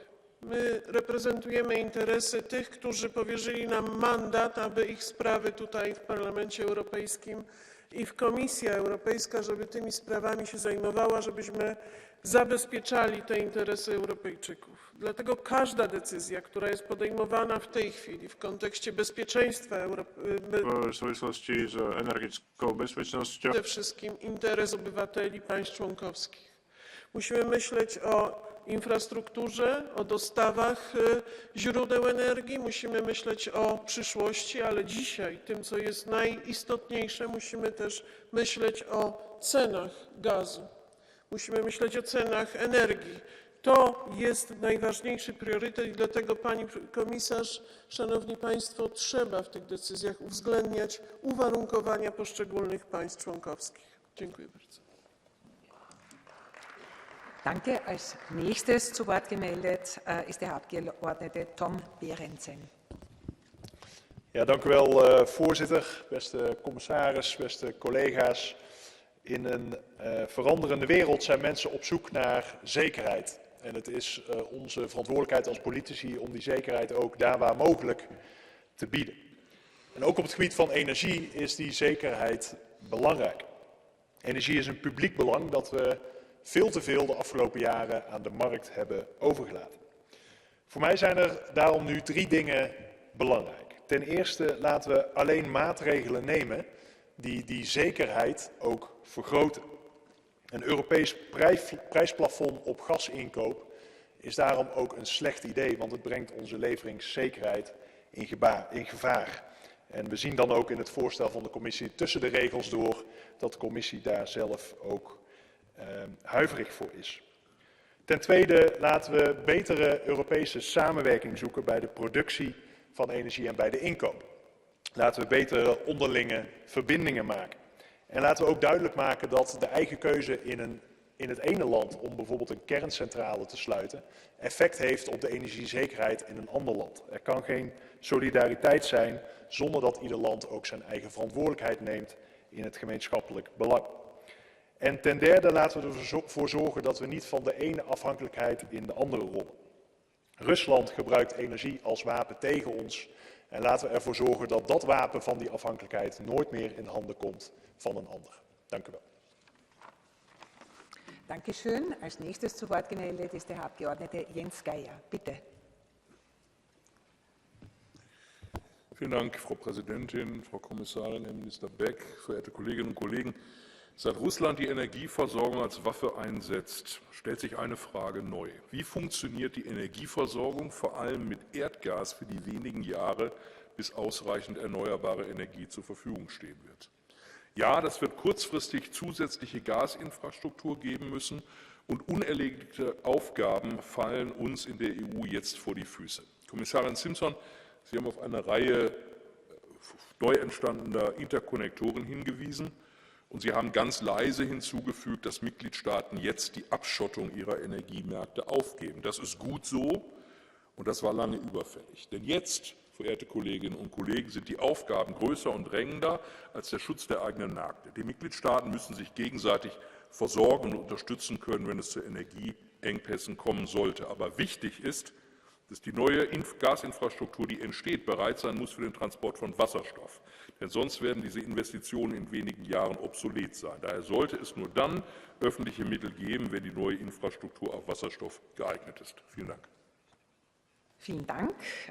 Und jetzt freut es mich, meiner Landsfrau Claudia Camon das Wort zu erteilen. Bitte. Danke, Frau Präsidentin, dear Commissioner. Tomorrow we will be able to observe a jubilee because I counted and our energy ministers will meet for the 10th time since the start of Russia's invasion of Ukraine. In February, views were exchanged and there was a discussion. In June, at some point, energy crisis wasn't even on the agenda. At another meeting, Repower EU was welcomed. And at some point, there was at least a commitment to reduce gas demand. And in September and October, on multiple meetings, we again had lots of discussions and proposals. I'm sorry, but it is bloody November, and some people might even be wondering, what are they actually doing for a living? Our citizens and our businesses demand more. They want solutions. They want actions. So obviously, I guess we all wonder what will happen tomorrow, proposing to propose another proposal by the proposing entity. At this point, I don't think we can even afford anymore to have a debate about pros and cons in certain models, but the best model would probably be the one that we can agree on to finally move on for actions that our citizens and businesses desperately need. Thank you. Herzlichen Dank. Als nächstes zu Wort gemeldet ist der Herr Abgeordnete Angelo Njocca. Buongiorno Presidente, buongiorno Commissario, buongiorno ai colleghi. Il titolo dell'ordine del giorno è Un mercato unico dell'energia realmente interconnesso per contenere i costi delle bollette. Chi legge sto titolo legge un titolone, quasi da premio Oscar. Però al titolone del premio Oscar ci sono la realtà, i fatti concreti che mancano purtroppo dall'istituzione europea, un'istituzione europea che non perde occasione per non essere rispettosa, per non essere seria, per non essere concreta davanti alla preoccupazione, al dramma del caro bollette delle nostre famiglie e delle nostre imprese. Se pensiamo che in Italia ben 5 milioni di persone hanno almeno una bolletta arretrata, possiamo renderci conto di un dramma reale.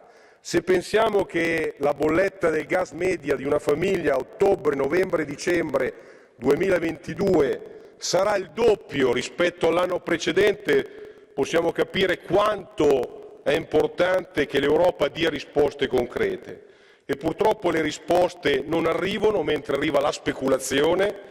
Le risposte non arrivano neanche sul tetto del gas, che come ben sapete è una presa in giro sui tempi e sulle dimensioni di applicazione. Penso davvero che ancora una volta l'Europa abbia perso una grande occasione di tendere la mano ai cittadini. Grazie. Als nächstes zu Wort gemeldet ist der Herr Abgeordnete Geert Bourgeois. Dank u, voorzitter. Collega's, het is eigenlijk triest dat we vandaag dit debat moeten voeren. Mijn partij dringt al jaren aan op het voltooien van de interne markt met inbegrip van de energiemarkt. En dat dit niet gebeurd is, komt tegen een heel hoge kost. Onze bedrijven lijden eronder. De Europese Unie de-industrialiseert. Er is een exodus naar de Verenigde Staten en de EU antwoordt altijd maar met meer regels, met meer administratieve lasten in plaats van in te zetten op groei en nog eens groei. En die kan komen van de voltooiing van de interne markt met een groei van 9%. We zien vandaag ook de gevolgen van het ontbreken van de energiecorridors. Koortsachtig moeten terminals, moeten pijpleidingen gebouwd worden, terwijl groene stroom al heel lang van zuid naar noord, van oost naar west had moeten kunnen gestroomd hebben. En tot slot wil ik beklemtonen dat het onaanvaardbaar is dat wij stoppen met de stabiele energievorm die kernenergie is. Dankeschön. Und nun erhält Frau Abgeordnete Pernille Weiss das Wort. Bitte. Vi har opfundet så mange dybtallerkener i EU. Også mange nye energiteknologier, som er bedre for klimaet og for miljøet. Vi har bare ikke nok af dem. Af mange årsager, og også alt for mange årsager. For vi roder rundt med enkeltstående projekter, der ikke hænger sammen med resten af energisektoren. Både i medlemslandene, men også på tværs. Vi roder med alt for lav hastighed på godkendelse af kritisk infrastruktur, og vi roder med politiske signaler, lovgivningsmæssig ustabilitet og størrelserne af de mulige investeringsprojekter i en sådan grad, at selv europæiske investorer hellere lægger deres penge uden for EU, når det gælder grønne investeringsprojekter. Det gør altså helt ondt at sige det. Så kære kommission og råd, gør nu som min kollega Maria Carvalho sagde i begyndelsen af debatten, lav en plan og kom i gang. For hvad nytter det at have store parker af kæmpe vindmøller og anlægge grupper af energiøer, bygge store power-to-x-anlæg og så videre, hvis den rene og den vedvarende energi, der kan produceres, ikke kan komme ud på markedet i hele EU via rigeligt med rørlægninger, lagringsmuligheder, havne og andre transportveje. På den måde så får vi jo aldrig energipriserne ned og forsyningssikkerheden op. Det er så banalt. Altså ryd op, sæt tempoet op og sæt i gang nu. Tak. Dankeschön. Als nächstes erhält das Wort Nicolás González Casares. Bitte. Thank you. Gracias, presidenta. Gracias, comisaria. Parece que el mercado único de la energía es un edificio en construcción en que poner cada ladrillo cuesta una barbaridad. La falta de interconexiones es el mejor ejemplo y vamos muy por detrás de los objetivos marcados y eso hace difícil compartir los beneficios que puede producir las renovables en términos de precio y descarbonización. En esta crisis, por ejemplo, España y Portugal nos ha protegido la excepción ibérica, pero desde luego preferiríamos estar interconectados a continuar siendo una isla energética. Queremos ayudar. El acuerdo, por ejemplo, el acuerdo Bar-Mar, ese gasoducto que pretende transportar hidrógeno verde de la península ibérica al resto de Europa, nos parece un paso adelante. Pero no nos olvidemos de los ciudadanos, que son los que están sufriendo los altos precios de las facturas. Creo que la reciente propuesta de la Comisión va a ser inaplicable. No tiene la más mínima ambición. Ese tope al precio del gas no es realista, no es real y no va a servir absolutamente para nada. Por lo tanto, para este viaje no hacían falta estas alforjas, como hicimos en España. Estamos esperando que esta propuesta mejore, pero no debemos seguir por este camino. Gracias. Dankeschön. Frau Vizepräsidentin Dita Harantsova ist unsere nächste Sprecherin. Thank you very much, Madam President. I think the message from all of us here is very simple. Time is running out. The last time when I spoke on this same issue here in the chamber, my message was very simple. Speed up. Since then, what we have seen is just a ping-pong between the Commission, the Council, without any result. The Commission is still stuck on the gas price cap. The Council has not yet agreed on the joint purchasing of gas. There are no clear rules on a state aid either. Companies in one state will have a competitive advantage over others, threatening the key principle of the single market. We need to have a European solution so that we urgently help the citizens struggling with high bills and at the same time have a fair, level playing field for all companies in the European internal market. Thank you very much. Herzlichen Dank auch für die große Zeitdisziplin. Als nächstes zu Wort gemeldet ist Nicola Procaccini. Grazie Presidente. Questo dibattito sulla crisi energetica rischia di essere uguale a tutti quelli già fatti finora e rischia di avere lo stesso risultato dei dibattiti precedenti, il nulla. Sappiamo che se fosse stato introdotto il tetto al prezzo del gas su cui si forma il prezzo di tutta l'energia elettrica, quando lo chiese la maggioranza degli Stati europei, ci saremmo risparmiati una sanguinosa emorragia economica per le famiglie e le imprese dell'Unione, oltre che per i 27 bilanci nazionali. Soltanto ieri la Commissione si è degnata di prendere una posizione, proponendo un tetto assurdo a 275 euro per megawattora, che scatta solo in condizioni impossibili da verificarsi, che non sarebbe entrato in vigore neppure nell'agosto scorso, quando il prezzo era arrivato a 350 euro. Non è un caso che gli speculatori ad Amsterdam ieri abbiano festeggiato con un rialzo improvviso. Mi spiace dirlo, ma questa proposta della Commissione è offensiva per quanto è stupida ed irrealistica. Francamente potevate risparmiarvela. Als nächstes zu Wort gemeldet ist Frau Abgeordnete Hildegard Bentele. Bitte. Meine sehr verehrten Damen und Herren, liebe Kolleginnen und Kollegen, wie können wir mit einem tatsächlich integrierten europäischen Energiebinnenmarkt erreichen, dass Energierechnungen bezahlbar und unsere Unternehmen wettbewerbsfähig bleiben? 3 kurze Antworten darauf. Es müssen schnellstens, das heißt durch schnelle Genehmigungsverfahren, alle noch notwendigen grenzüberschreitenden Verbindungen gebaut werden. Die Krise hat gezeigt, zu welchen Beschleunigungen wir in der Lage sind, wenn wir müssen. Ich fordere die Mitgliedstaaten auf, die zur Verfügung stehenden EU-Mittel schnellstens abzurufen und umzusetzen und sie insbesondere auch in die Energieinfrastruktur der Zukunft zu investieren, in die für Elektrizität und für Wasserstoff. Zweitens können wir die Energiepreise herunterbekommen, wenn wir als EU auf dem Weltmarkt auftreten und gemeinsam einkaufen. Mit geballter Konsumentenmacht und langfristigen Verträgen könnten wir bessere Konditionen und mehr Sicherheit erzielen. Insofern, sehr geehrte Kommissions- und Ratsvertreter, überwinden Sie die Egos, werden Sie strategisch. Wir brauchen eine echte europäische Energiediplomatie. Und drittens, wir diskutieren aktuell verständlicherweise eine Gaspreisbremse. Ganz entscheidend für den Industriestandort Europa wird vor allem aber der Strompreis sein. Für diesen brauchen wir eine echte Lösung, damit Unternehmen eine Zukunftsperspektive in Europa sehen. Herzlichen Dank. Dankeschön. Als nächstes zu Wort gemeldet ist die Frau Abgeordnete Svetlina Benkova.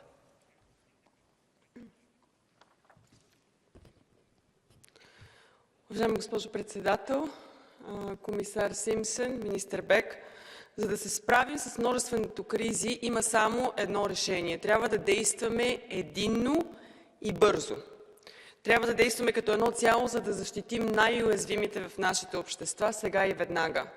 Нужни са конкретни мерки, за да се справим с предизвикателствата на енергийната криза. В краткосрочен план промяна на ценообразуването на електроенергията, за да намалим сметките на гражданите и индустрията, пестене на енергия и ясна дефиниция за енергийно бедните домакинства, за да може да насочим публичните ресурси и усилия именно към тях. В средносрочен план работа за общи доставки на енергийни суровини и инвестиции в енергийна ефективност. И в дългосрочен план трябва да продължим да развиваме новите технологии и инфраструктура, за да изградим един истински свързан европейски енергиен пазар. Трябва да инвестираме повече в възобновяеми източници на енергия и базови енергийни мощности, като ядрената енергетика. Благодаря ви, само така ще гарантираме трайно намаляване на сметките на домакинствата и индустрията. Herzlichen Dank. Als nächstes zu Wort gemeldet ist die Frau Abgeordnete Susana Solis-Perez. Presidenta, comisaria, la confianza empresarial se ha desplomado y 1/3 de las mayores empresas en Europa prevén detener o reducir su producción por los altos precios de la energía. Avanzar hacia un mercado único de la energía es ahora más necesario que nunca y para ello necesitamos dos cosas: una reforma del mercado e interconexiones. Las intervenciones del mercado son indeseables, pero lo es más dejar a los ciudadanos desamparados y a empresas paradas. Hoy en día se están perdiendo las señales de precio y además tenemos el inmenso reto de crear una red eléctrica que absorba toda la potencia renovable que instalaremos en la próxima década. Seamos valientes para cambiar lo que no funciona. Respecto a las interconexiones, vamos tarde, por detrás de los objetivos que teníamos y además parece que no hemos aprendido. Acabamos de abandonar el MidCat y ahora lo sustituimos por un proyecto mucho más costoso y que no permitirá que transportemos ni gas ni hidrógeno renovable hasta 2030, que no nos sirve para la crisis actual. Señora comisaria, la tarea por delante es enorme, es urgente tomar medidas, pongámonos a la obra porque nuestros ciudadanos y nuestras empresas no pueden esperar más. Herzlichen Dank. Als nächstes zu Wort gemeldet ist Frau Anna Zalewska. Bitte. Pani Przewodnicząca, Pani Komisarz, w Europie jest wojna, kryzys energetyczny, gospodarczy, ludzie żyjący w ubóstwie energetycznym. Dlatego Europejczykom jesteśmy winni uczciwość i informacje, że działania, które podejmuje Komisja Europejska, są niestety pozorowane. Dlatego, że nie zmniejszymy cen energii, jeżeli nie zatrzymamy ETS-u.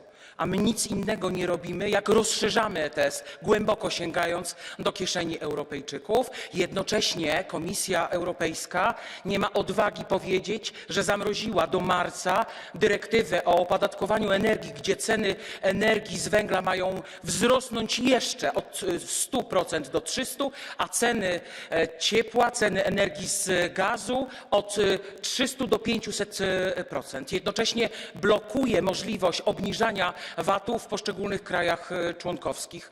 Polska musi z tego zrezygnować, bo są to przecież środki własne Komisji Europejskiej. Przestrzegam przed platformami. Już mieliśmy wspólne zakupy, między innymi szczepionek. Do dzisiaj Komisja Europejska nie wytłumaczyła się z kontraktów, które zawarła z firmami farmaceutycznymi. Dziękuję.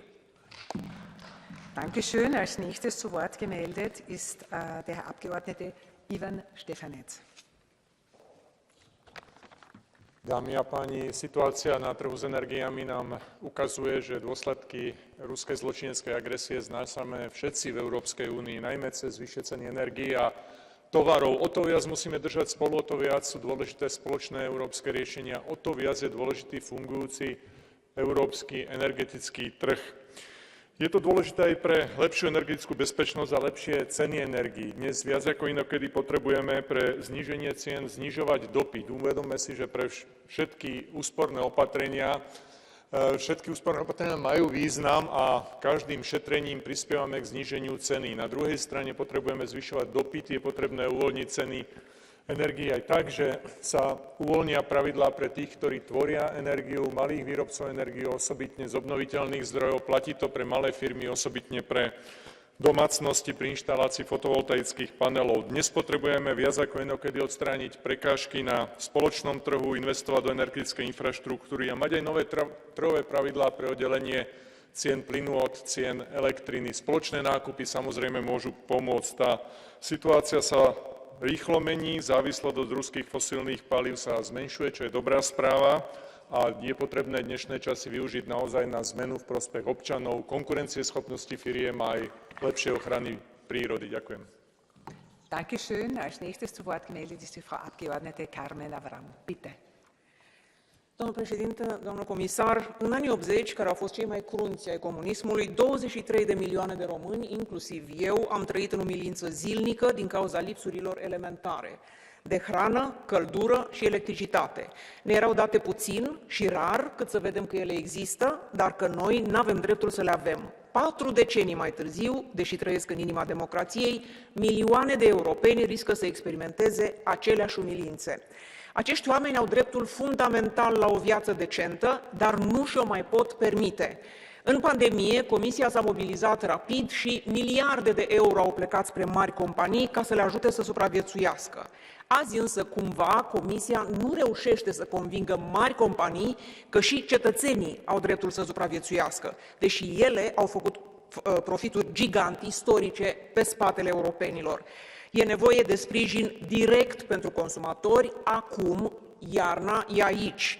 Comisia ne oferă un mecanism nerealist, care vine târziu, are doar efecte pe termen lung și e foarte neclar. E pentru oameni, pentru IMM-uri sau pentru speculanți. Poate mai studiază Comisia campania SND Jos facturile, pentru că pare că s-a inspirat din ea, dar nu suficient. Mulțumesc! Dankeschön. Als nächstes zu Wort gemeldet ist Frau Abgeordnete Isabella Helena-Klotz. Szanowni Państwo, wszyscy jesteśmy zaniepokojeni rachunkami za prąd i słabnącą konkurencyjnością unijnych firm. Żyjemy wręcz w przededniu wielkiego buntu społecznego. Ale kto jest winny tej sytuacji? Pomijam w tej chwili wojnę. Większość z nas jest zwolennikami agresywnej polityki klimatycznej, która jest główną przyczyną chaosu na dzisiejszym rynku energetycznym w Europie. Pani komisarz, panie i panowie, powiem bez ogródek, Europa potrzebuje taniej i stabilnej energii.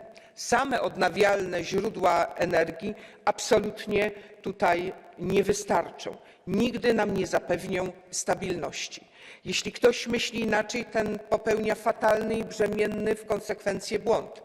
Nie walczcie z tym, co podpowiada logika i zdrowy rozsądek. Nie ma żadnych racjonalnych powodów dzisiaj, aby rezygnować z gazu, atomu i węgla. Jeśli naprawdę chcemy obniżyć rachunki za prąd i zwiększyć konkurencyjność unijnej gospodarki, zróbmy to, co jest oczywiste. Uznajmy, że paliwa kopalne i jądrowe muszą być częścią planów energetycznych i klimatycznych na następne 30, a nawet 50 lat. Nie łudźmy się, że będziemy klimatycznymi zbawcami świata. Dziękuję. Dankeschön. Als nächstes zu Wort gemeldet ist der Abgeordnete Massimiliano Salini. Bitte. Grazie Presidente. Nella crisi energetica abbiamo avuto due strategie a confronto. Da un lato chi ha proposto di imporre un tetto al prezzo del gas e mi pare che questa soluzione non sia sostanzialmente stata accolta dalla Commissione, dall'altro c'è chi adotta una strategia differente, a mio modo di vedere altrettanto complessa e probabilmente ancora più pericolosa per il mercato, e cioè puntare sulla riduzione della domanda di energia e sovvenzionare con le risorse disponibili all'interno del Paese per compensare questa riduzione della domanda di energia. Questo secondo modello sta producendo delocalizzazioni industriali. Purtroppo la riduzione della domanda di gas e di energia in questo momento non è determinata da un efficientamento, ma dal fatto che si decide di spostare la produzione altrove. E su questo la Commissione, io credo, dovrà essere molto vigile e non sostenere questo modello. Dall'altro c'è il tema delle infrastrutture. L'integrazione va garantita, i flussi tradizionali erano da est verso ovest e da nord verso sud, in futuro saranno da sud verso nord e da ovest verso est. E questo è un elemento di novità che nell'integrazione infrastrutturale dovrà diventare un punto di riferimento per la Commissione europea. Grazie. Dankeschön. Als nächstes zu Wort gemeldet ist der Abgeordnete Marek Paweł Balt. Dziękuję Pani Przewodnicząca. Pani Komisarz, reakcja na obecny kryzys energetyczny musi być kompleksowa i pokazywać, jak zjednoczona jest cała Europa w obliczu rosyjskiego ataku poprzez wykorzystanie surowców energetycznych. W tej wojnie mamy 3 równie ważne bitwy, które jako Europa musimy wygrać. Musimy przede wszystkim zapewnić Unii Europejskiej zaspokojenie potrzeb energetycznych na tę i następną zimę, która będzie jeszcze trudniejsza. Nie możemy też zapomnieć o naszych europejskich sojusznikach, takich jak Ukraina czy Mołdawia, które są teraz w jeszcze trudniejszej sytuacji niż my. Druga walka toczy się ze spekulantami na wspólnym rynku. Wspólne zakupy są ważne nie tylko po to, aby zapewnić nam energię, ale także po to, aby cena nie była zawyżona przez walczące ze sobą o dostęp do paliw nasze własne kraje i nasze własne firmy. Taka wewnętrzna konkurencja jest niszcząca. Wszyscy w Unii Europejskiej muszą mieć dostęp do tanich źródeł energii, niezależnie od kraju czy miasta, w którym mieszkają. Kolejnym kluczowym instrumentem, który musi zostać wdrożony, są akceptowalne społecznie ceny energii i surowców energetycznych. Ostatnim, ale nie mniej ważnym elementem jest dalsza integracja naszych możliwości za pomocą interkonektorów, które muszą równolegle przygotować nas do przyszłych możliwych kryzysów oraz na wykorzystanie przyjaznych dla środowiska źródeł energii, takich jak wodór. Dziękuję. Dankeschön. Und nun erhält die Frau Abgeordnete Maria Spiraki das Wort. Bitte. Σας ευχαριστώ κύριε Πρόεδρε, αγαπητοί συνάδελφοι, Επίτροπε Σίμψον. Η πλήρης ενιαία κοινή αγορά ενέργειας είναι πλέον επίγουσα προϋπόθεση για να συνεχίσει η Ευρωπαϊκή Ένωση να έχει κοινωνίες με συνοχή. Η κοινωνική συνοχή απειλείται και τα μέτρα των κρατών μελών δεν επαρκούν. Στη χώρα μου, την Ελλάδα, έχουν ήδη διατεθεί περισσότερα από 5 δισεκατομμύρια ευρώ για πολίτες και επιχειρήσεις, συνολικά πάνω από το 3,6% του ΕΑΕΠ σε μέτρα στήριξης και δεν επαρκούν. Η ανακοίνωση της πρόθεσης της Ευρωπαϊκής Ένωσης να θέσει ανώτατη τιμή στο υγροποιημένο φυσικό αέριο έφερε μείωση των τιμών στις αγορές. Αλλά η ίδια η δημοσιοποίηση του μηχανισμού διόρθωσης μόλις χθες εγείρει πολλές αμφιβολίες για την αποτελεσματικότητα και την εφαρμογή της. Εφίλετε, Επίτροπε, να δώσετε συγκεκριμένες διευκρινήσεις προκειμένου το μήνυμα να είναι σαφές. Ο μηχανισμός θα εφαρμοστεί προς το συμφέρον των Ευρωπαίων πολιτών. Οι πολίτες μας χρειάζονται έργα διασύνδεσης των υποδομών με συνδυασμό δημοσίων και ιδιωτικών επενδύσεων. Ο αγωγός Ελλάδος-Βουλγαρίας, το FSRU στην Αλεξανδρούπολη, η ηλεκτρική διασύνδεση της Ελλάδος με την Αίγυπτο είναι έργα πρώτης προτεραιότητας, όπως πρώτη προτεραιότητα είναι και η εγκατάσταση των ανανεώσιμων πηγών ενέργειας, μειώνοντας άμεσα και δραστικά τα εμπόδια. Η Ευρωπαϊκή Ένωση οφείλει να σταθεί άμεσα αλληλέγγυα στους πολίτες μας, πριν η ευρωπαϊκή κρίση αποτελέσει βόμβα στα θεμέλια των κοινωνιών μας. Σας ευχαριστώ.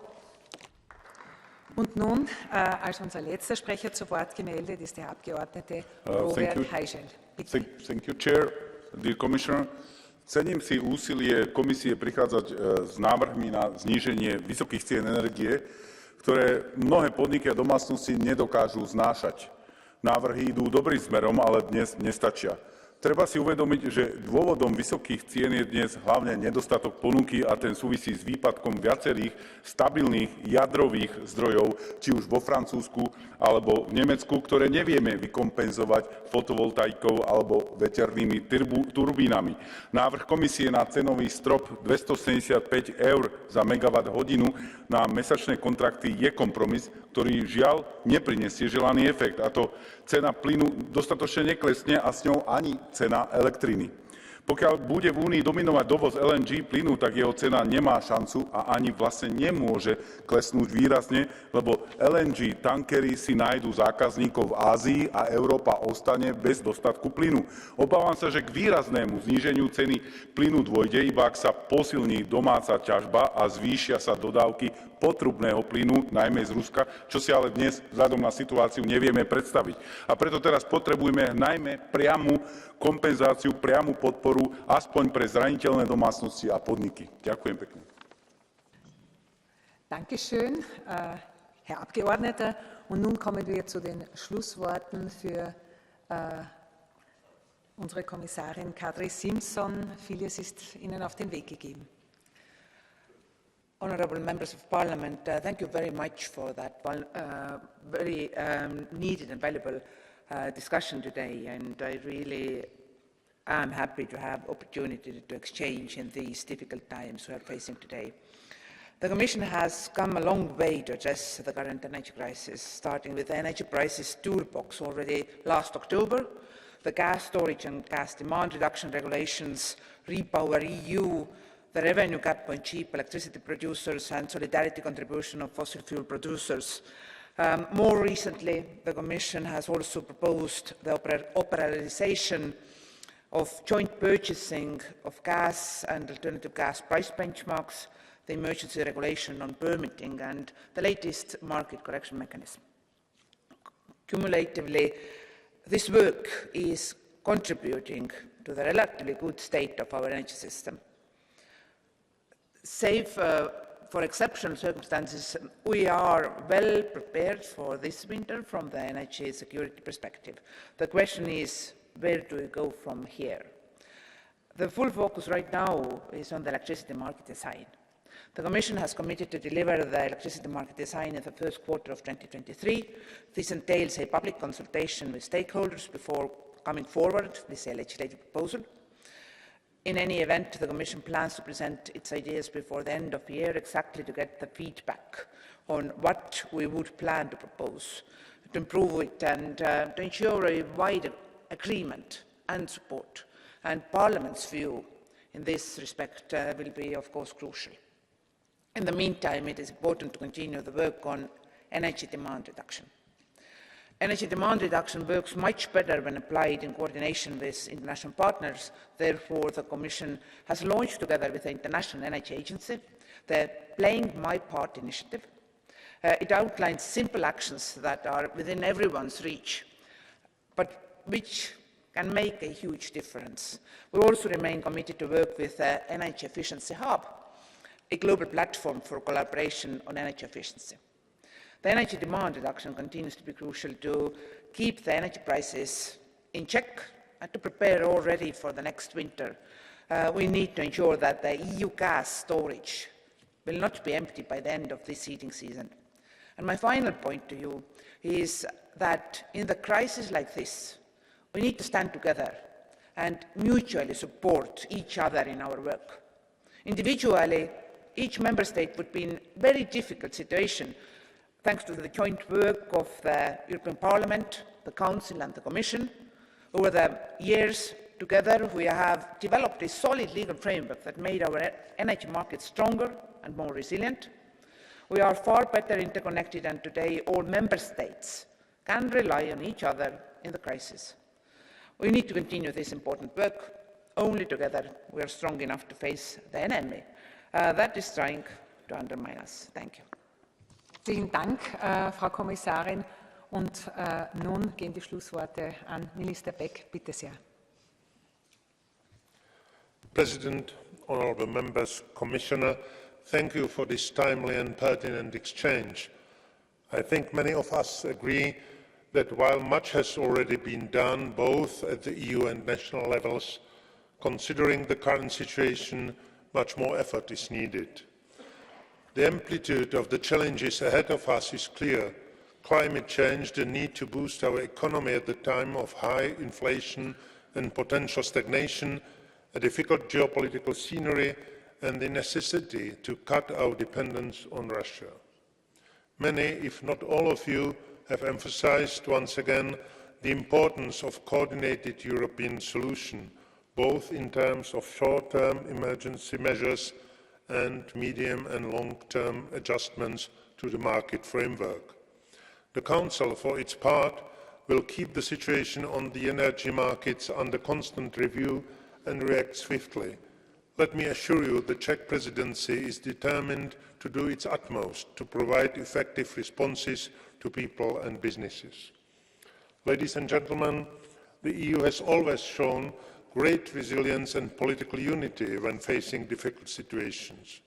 I think that this time it will not be any different. We put in place a set of tools that already proved successful, lowering significantly the volatility of energy prices and enhancing security of supply. A further integrated energy market will prove efficient, stronger when undergoing shocks, and will be a useful tool in the fight against climate change. Thank you very much once again for your attention. Herzlichen Dank, Herr Minister. Damit ist diese Aussprache nun geschlossen. Und ich übergebe nun.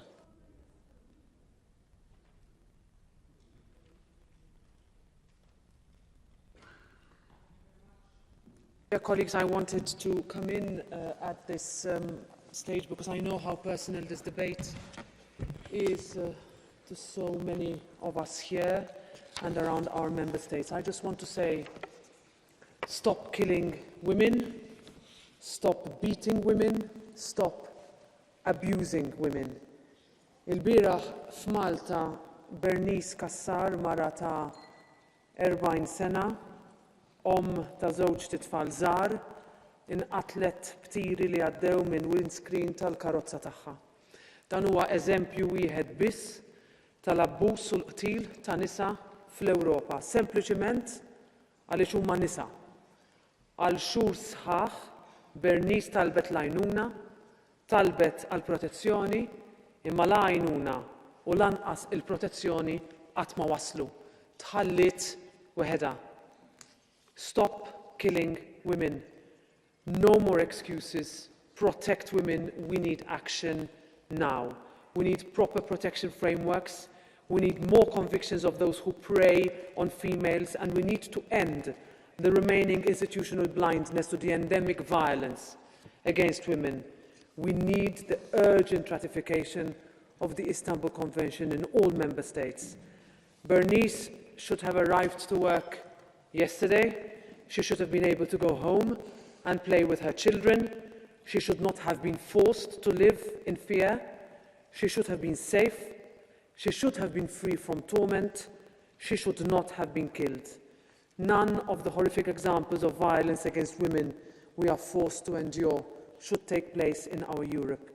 We are not talking about victims. These are our fallen warriors. Women deserve to live free from fear everywhere. Stop killing women.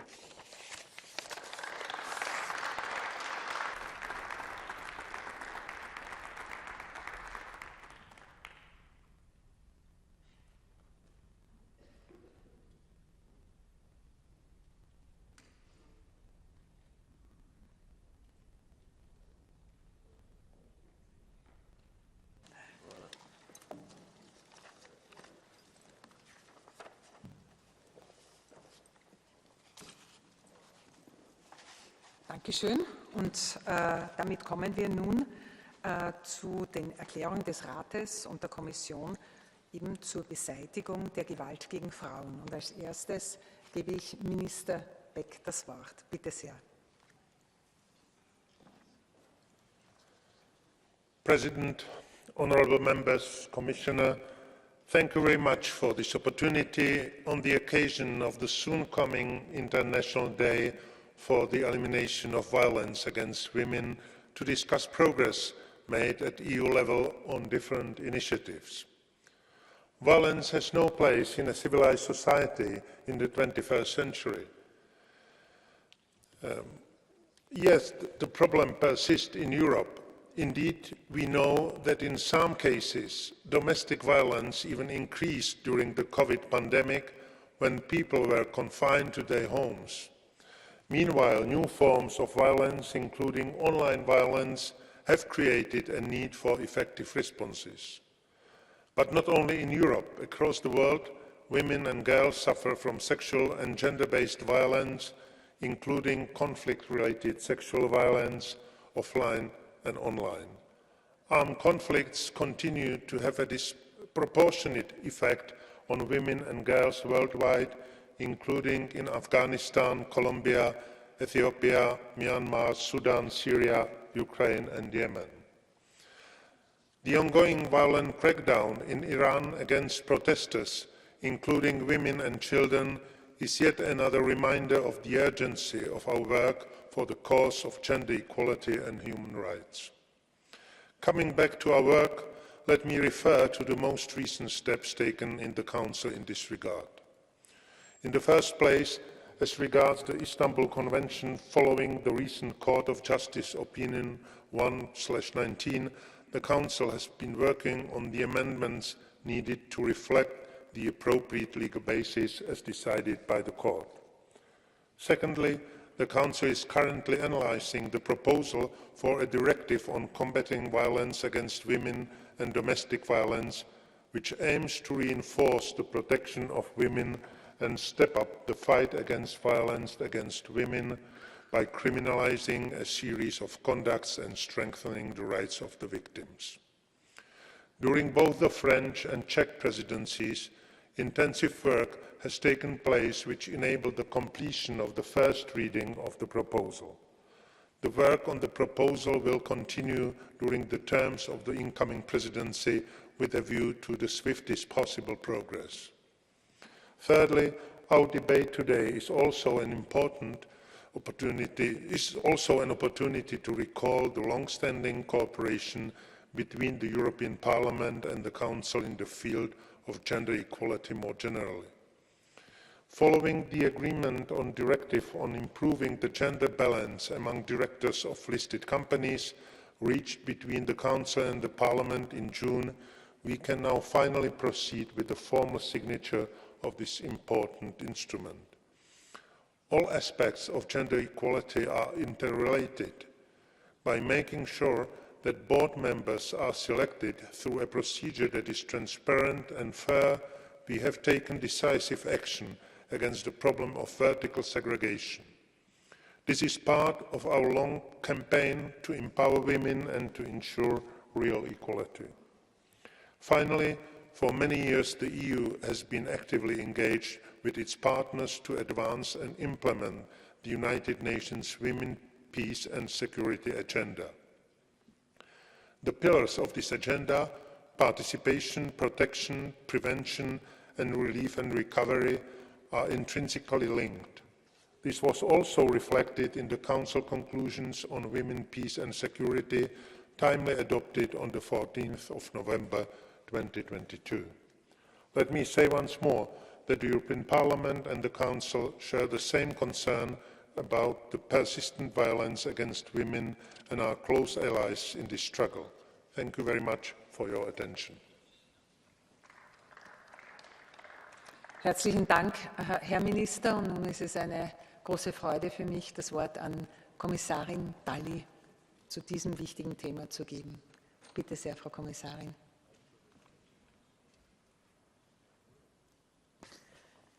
Thank you, President, Minister, honorable members. We mark the International Day on Eliminating Violence Against Women on the 25th of November annually, as violence against women and girls remains a pervasive violation of human rights around the world. Yleinen ihmisoikeusrikkomus maailmassa. Men in this chamber, because here it seems I will be speaking to the converted.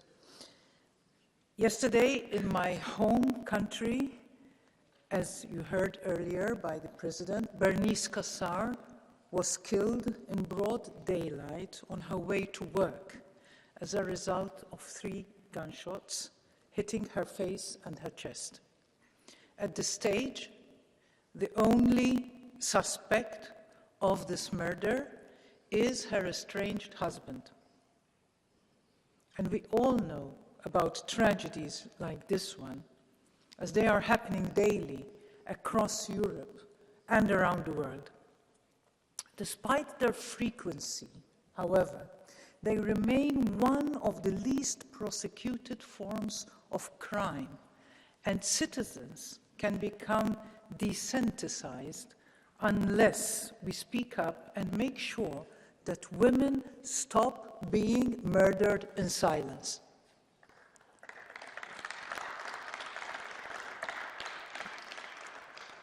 Addressing this matter with the due attention is a prerequisite to tackle gender-based discrimination, progress on women's rights and equality, and safeguard the common values of the Union, as well as to advance our democracy. I thank this House for being a strong ally in keeping the eradication of violence against women and girls high on the EU political agenda.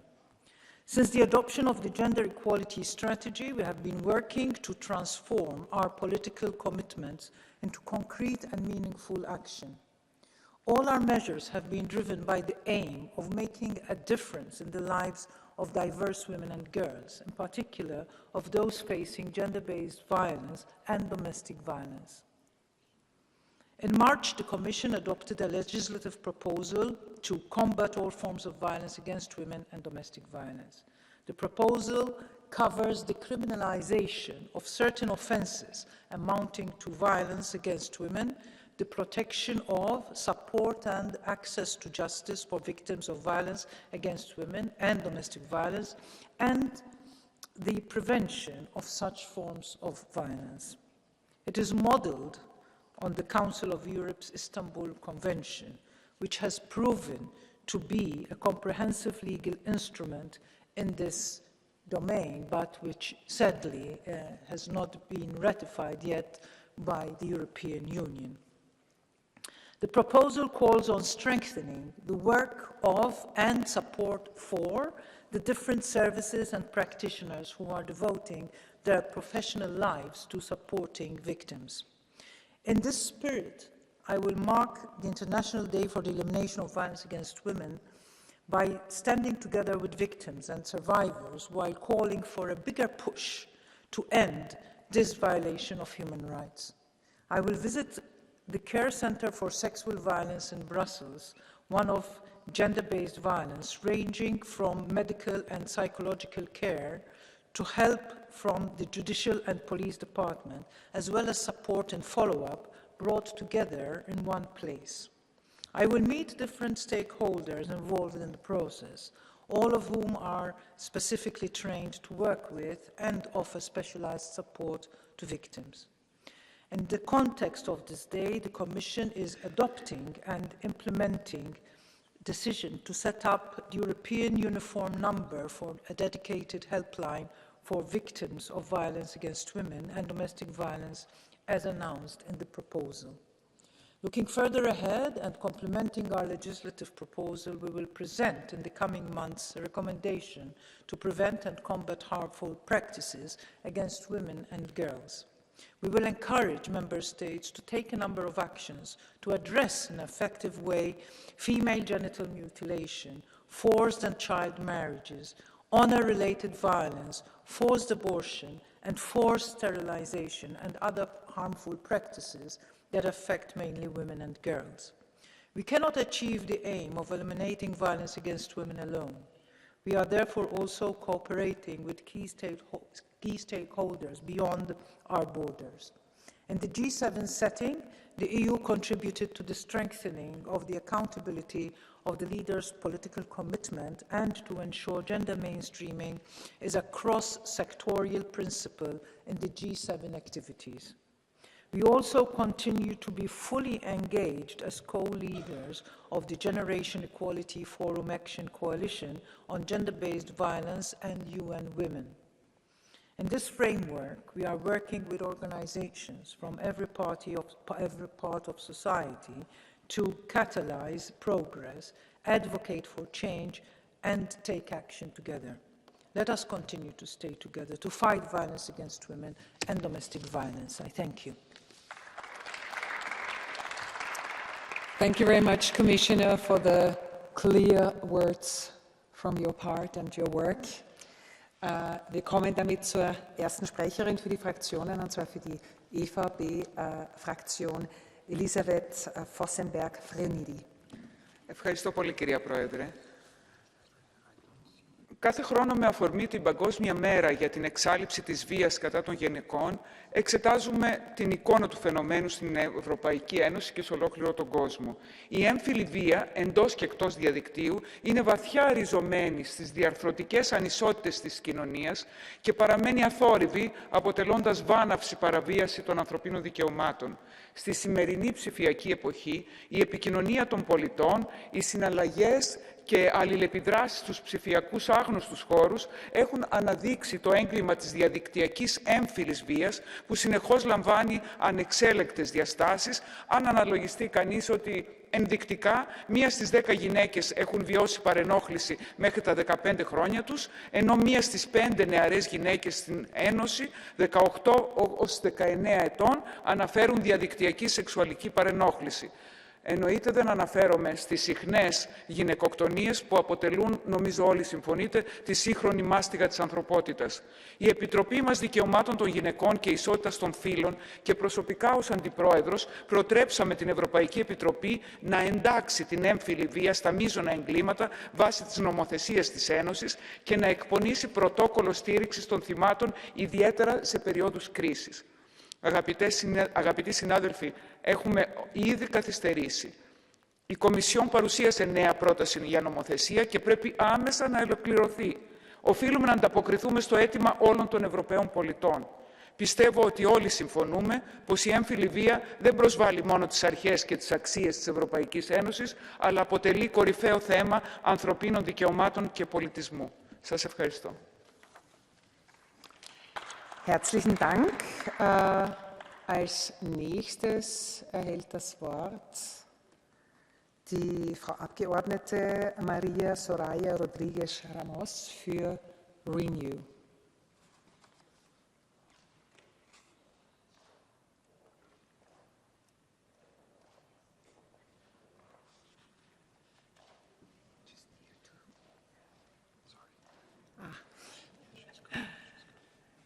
Achten Sie auf Ihre Gesundheit. So.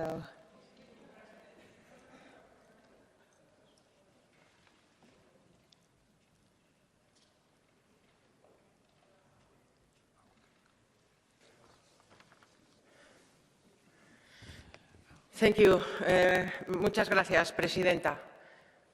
Estamos aquí de nuevo un 25 de noviembre más para conmemorar el Día de lucha contra la violencia de género.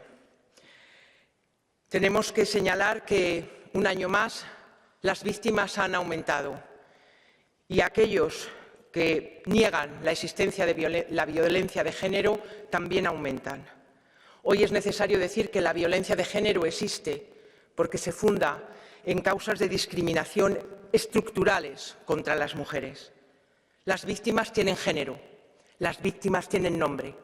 En mi país, desde el anterior debate en esta tribuna, precisamente sobre la violencia de género, hay 4 víctimas más. Permítanme que las nombre. Irina, 38 años, asesinada junto a su hija, Marilla, de 6 años. Leslie, 69 años, asesinada con más de 20 puñaladas. Imane, 30 años, asesinada delante de uno de sus hijos. Adoración, 27 años, degollada. Permítame que le diga al Consejo que ante este drama es una vergüenza que ustedes no hayan ratificado el Convenio de Estambul. Permítanme que les diga que necesitamos la modificación de los tratados para introducir la violencia de género como un eurocrimen. A todas las mujeres este Parlamento hoy las tiene que hacer llegar un mensaje. Estamos con ellas. Podéis salir de la violencia. I completely understand the commitment, but please respect speaking time. Our next speaker is for the group of the Socialists, Irache García Pérez. Gracias, Presidenta. Celebramos hoy el debate sobre las mujeres víctimas de violencia de género. Y me van a permitir en esta ocasión que haga una intervención quizá diferente a las que solemos hacer en este hemiciclo y que me permitan poner nombre a las cifras. Teresa Rodríguez era una joven de 23 años con muchos sueños, con ilusiones y con proyectos. Teresa vivía en mi ciudad vecina de Valladolid y viajó a Bélgica, viajó a Bruselas para trabajar como enfermera, con muchos proyectos, con muchas ilusiones, con muchos sueños. Proyectos, sueños e ilusiones que se han visto truncadas cuando su expareja, un asesino machista, viajó a Bélgica y asesinó a Teresa. Esta es una realidad. La violencia de género no tiene fronteras. Los machistas asesinos no encuentran ninguna barrera. Y hay mujeres en Europa y en el mundo que son asesinadas por el mero hecho de ser mujeres. Teresa no es un número más. Teresa vio truncada su vida y ha dejado a unos padres, a un hermano, a una familia y a unos amigos devastados por esta tremenda realidad. Y esa familia quería que hoy, aquí, habláramos de Teresa Rodríguez. Y por eso, el compromiso de todas y todos los que estamos aquí tiene que ser acompañar y seguir la petición de la familia de Teresa, que nos dicen: no dejéis de trabajar en esto. Hagamos y pongamos fin a la violencia de género, acabemos con el machismo que asesina y no permitamos que haya más Teresas en Europa. Es indispensable tener una legislación europea que pueda determinar qué es víctima de violencia de género, porque Teresa es igual de víctima en España que en Bélgica, que en Polonia. Y necesitamos una legislación europea que pueda proteger a todas las mujeres, vivan donde vivan, estén donde estén. Una directiva europea contra la violencia de género que pueda prevenir estas situaciones, que podamos trabajar en el ámbito de la formación, que podamos trabajar en el ámbito de la educación, de la prevención. No permitamos seguir de brazos cruzados, no podemos resignarnos y pensar que esta es una realidad que no podemos cambiar, porque en nuestras manos está cambiarla. Tenemos una gran responsabilidad. Y permítanme que termine diciendo que hoy tenemos una gran obligación moral de poner nombre a esos números, de entender que detrás de cada una de esas mujeres hay trágicas realidades, que no podemos permitir que esas vidas, que esos sueños, que esos proyectos se vean truncados. Teresa merece que sigamos trabajando para que no haya más mujeres jóvenes como ella. Tenemos una gran responsabilidad. No nos resignemos, trabajemos, está en nuestras manos. Muchas gracias.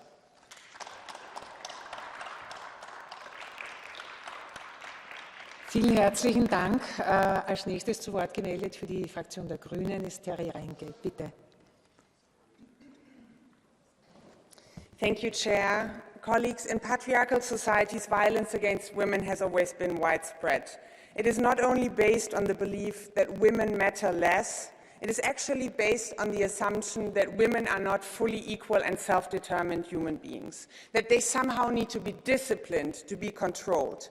We are battered, we are raped, we are abused, our choices are being restricted because we do not matter enough, but also because patriarchy tells us that we have to be kept in check. That includes also the denial of our right to choose over our own bodies. Forcing a woman to go through with a pregnancy against her own will is a form of violence against women. That is true for the 10-year-old rape victim who had to travel from Ohio to Indiana to get an abortion. That is true for the 31-year-old Savita who died in Ireland in 2012 after being denied abortion care when she was miscarrying. And that is also true for already 6 women who died in Poland after not receiving very much needed abortion care because of the inhumane de facto abortion ban. Whenever a woman dies because she did not receive the abortion care she needed to be saved, society sends a message to all of us that even in moments of absolute vulnerability, they will not help us because our lives do not matter enough. They will actually let us die. They will let us die because a fundamentalist ideology matters more than our lives. Honestly, I do not want to live in a society like this, and definitely I do not want to get pregnant in a society like this. So colleagues, let us end all forms of violence against women. Let us end these inhumane abortion bans. Thank you very much. Herzlichen Dank, Frau Abgeordnete. Als nächstes zu Wort gemeldet ist für die Fraktion der ID Stefania Zambelli. Grazie Presidente, gentile Commissario, gentili colleghi. Il tema sulla violenza contro le donne mi sta particolarmente a cuore. In questi anni, in prima persona, mi sono attivata in una serie di iniziative per cercare di aiutare le donne che denunciano il proprio carnefice, il proprio aggressore. Purtroppo i dati in Europa sulla violenza contro le donne sono a dir poco allarmanti. Si stima infatti che una donna su 3 abbia subito violenza fisica o sessuale. Anche in Italia i numeri ci dimostrano una situazione molto, molto negativa. Pensate che nel 2021 le donne uccise sono state 116, una ogni 3 giorni. Gli aggressori troppo spesso si nascondono dietro la perizia psichiatrica, molto spesso quando escono dal carcere per buona condotta poi commettono lo stesso reato. C'è bisogno di pene esemplari. L'Europa deve dare segnali precisi, ma soprattutto aiuti concreti a queste famiglie distrutte. Famiglie che molto spesso si trovano con la mamma uccisa e il padre in carcere. Ai figli di queste famiglie dobbiamo garantire un futuro e non solo tante belle parole. Grazie. Als nächstes zu Wort gemeldet ist für die EKR-Fraktion Margarita de la Pisa Carrión. Presidente, comisaria, consejo, colegas, la violencia es un drama con el que todos querríamos acabar, por supuesto. Las leyes penales deben ser eficaces para perseguir el delito y proteger a la sociedad.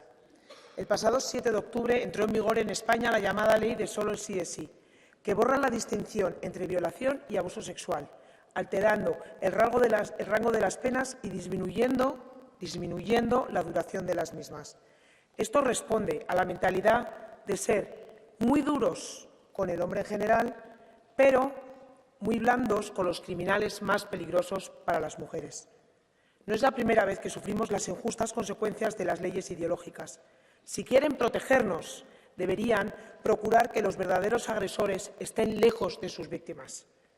Pido a los grupos políticos que colaboran con la ideología de género que despierten y vean la perversidad del concepto violencia de género y sus consecuencias al contaminar las leyes. Nos enfrentan al hombre y a la mujer y no combaten la delincuencia. Vistos están los resultados. Cambiemos de estrategia. Muchas gracias. Als nächstes zu Wort gemeldet ist für die Fraktion der Linken Eugenia Rodríguez Palop. Bitte. Muchas gracias, señora presidenta. Gracias, señora comisaria. Hace 40 años el movimiento feminista latinoamericano eligió el 25 de noviembre para recordar el asesinato de las hermanas Mirabal. Y desde entonces cada año recordamos las múltiples violencias que sufren las mujeres en todo el mundo. En Polonia, Justina, víctima de violencia institucional, condenada por auxiliar a quienes necesitaban interrumpir su embarazo de forma segura. O en El Salvador, Leslie Ramírez, condenada a 50 años de cárcel por un aborto espontáneo. En España, María Sevilla, víctima de violencia vicaria, una de las madres protectoras condenada por denunciar la violencia sexual que sufren o sufrían sus hijos e hijas. O Beatriz Zimmerman, madre de Olivia y Ana, asesinadas por su padre y arrojadas al mar. En República Checa, Elena Gorolavá, una de las mujeres gitanas que en distintos países de Europa han sufrido esterilizaciones forzadas. En México, Devani Escobar, feminicidio, desaparecida durante meses, a la que se encontró finalmente asesinada en una cisterna. En Afganistán, Elena Jofiani, jueza hoy refugiada, que arriesgó su vida combatiendo al fundamentalismo misógino. En Irán, Masna Amini, torturada hasta la muerte por no llevar el velo adecuadamente. Por todas ellas, por todas las mujeres y las niñas torturadas, violadas, masacradas, asesinadas en cualquier rincón del mundo, siempre en pie, siempre en lucha. Vielen Dank. Und nun ist die Frau Abgeordnete Laura Ferrara zu Wort gemeldet. Bitte. Grazie Presidente, buonasera Commissario. Il 25 novembre ci ricorda come le forme di violenza visibile e invisibile contro le donne rimangono tra le più diffuse violazioni dei diritti umani nel mondo. Le storie drammatiche riportate dalla cronaca quotidiana risvegliano le nostre coscienze sui comportamenti violenti e discriminatori che hanno conseguenze fisiche, psicologiche ed economiche, pregiudicando la piena ed equa partecipazione nella società. L'Unione Europea deve perseguire ogni azione legislativa, sociale e culturale per consentire alle donne di difendersi, di superare la paura di denunciare, di essere giudicate e soprattutto di rimanere sole. È intollerabile che alcuni Stati membri si rifiutino ancora oggi di ratificare e attuare la Convenzione di Istanbul. Rafforzare la protezione e l'assistenza delle vittime perseguendo i colpevoli è solo un aspetto della battaglia da combattere. Dobbiamo fermare la violenza prima che si verifichi, con politiche di prevenzione in grado di affrontare le cause strutturali del fenomeno e promuovere un'effettiva uguaglianza di genere. Grazie.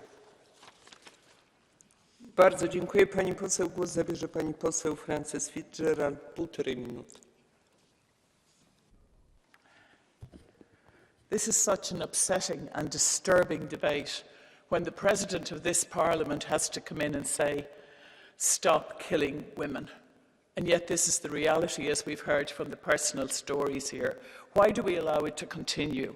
Because we are in the midst of a shadow pandemic where domestic violence, sexual assault and FGM are commonplace in all our societies across Europe. We absolutely have to have a unified and comprehensive response, just like we did with the COVID crisis. 850,000 women's lives are lost every 10 years. Cities the size of Marseille, Amsterdam or Zagreb disappear from this earth. Just imagine that. Just think about those cities disappearing. That's the number of women that are murdered every 10 years, that die. The Council has to think about this. They have to take action. If the Member States had ratified the Istanbul Convention 10 years ago, think about how many lives could have been saved. Some of you will remember Aisling Murphy, a young Irish woman who was out jogging, brutally murdered in broad daylight in January of this year. She represents the thousands of victims we're speaking about here this morning. As co-rapporteur on the Directive on Violence Against Women, I am working to ensure women with you across the Union are fully protected, working with my colleague Evan Inser.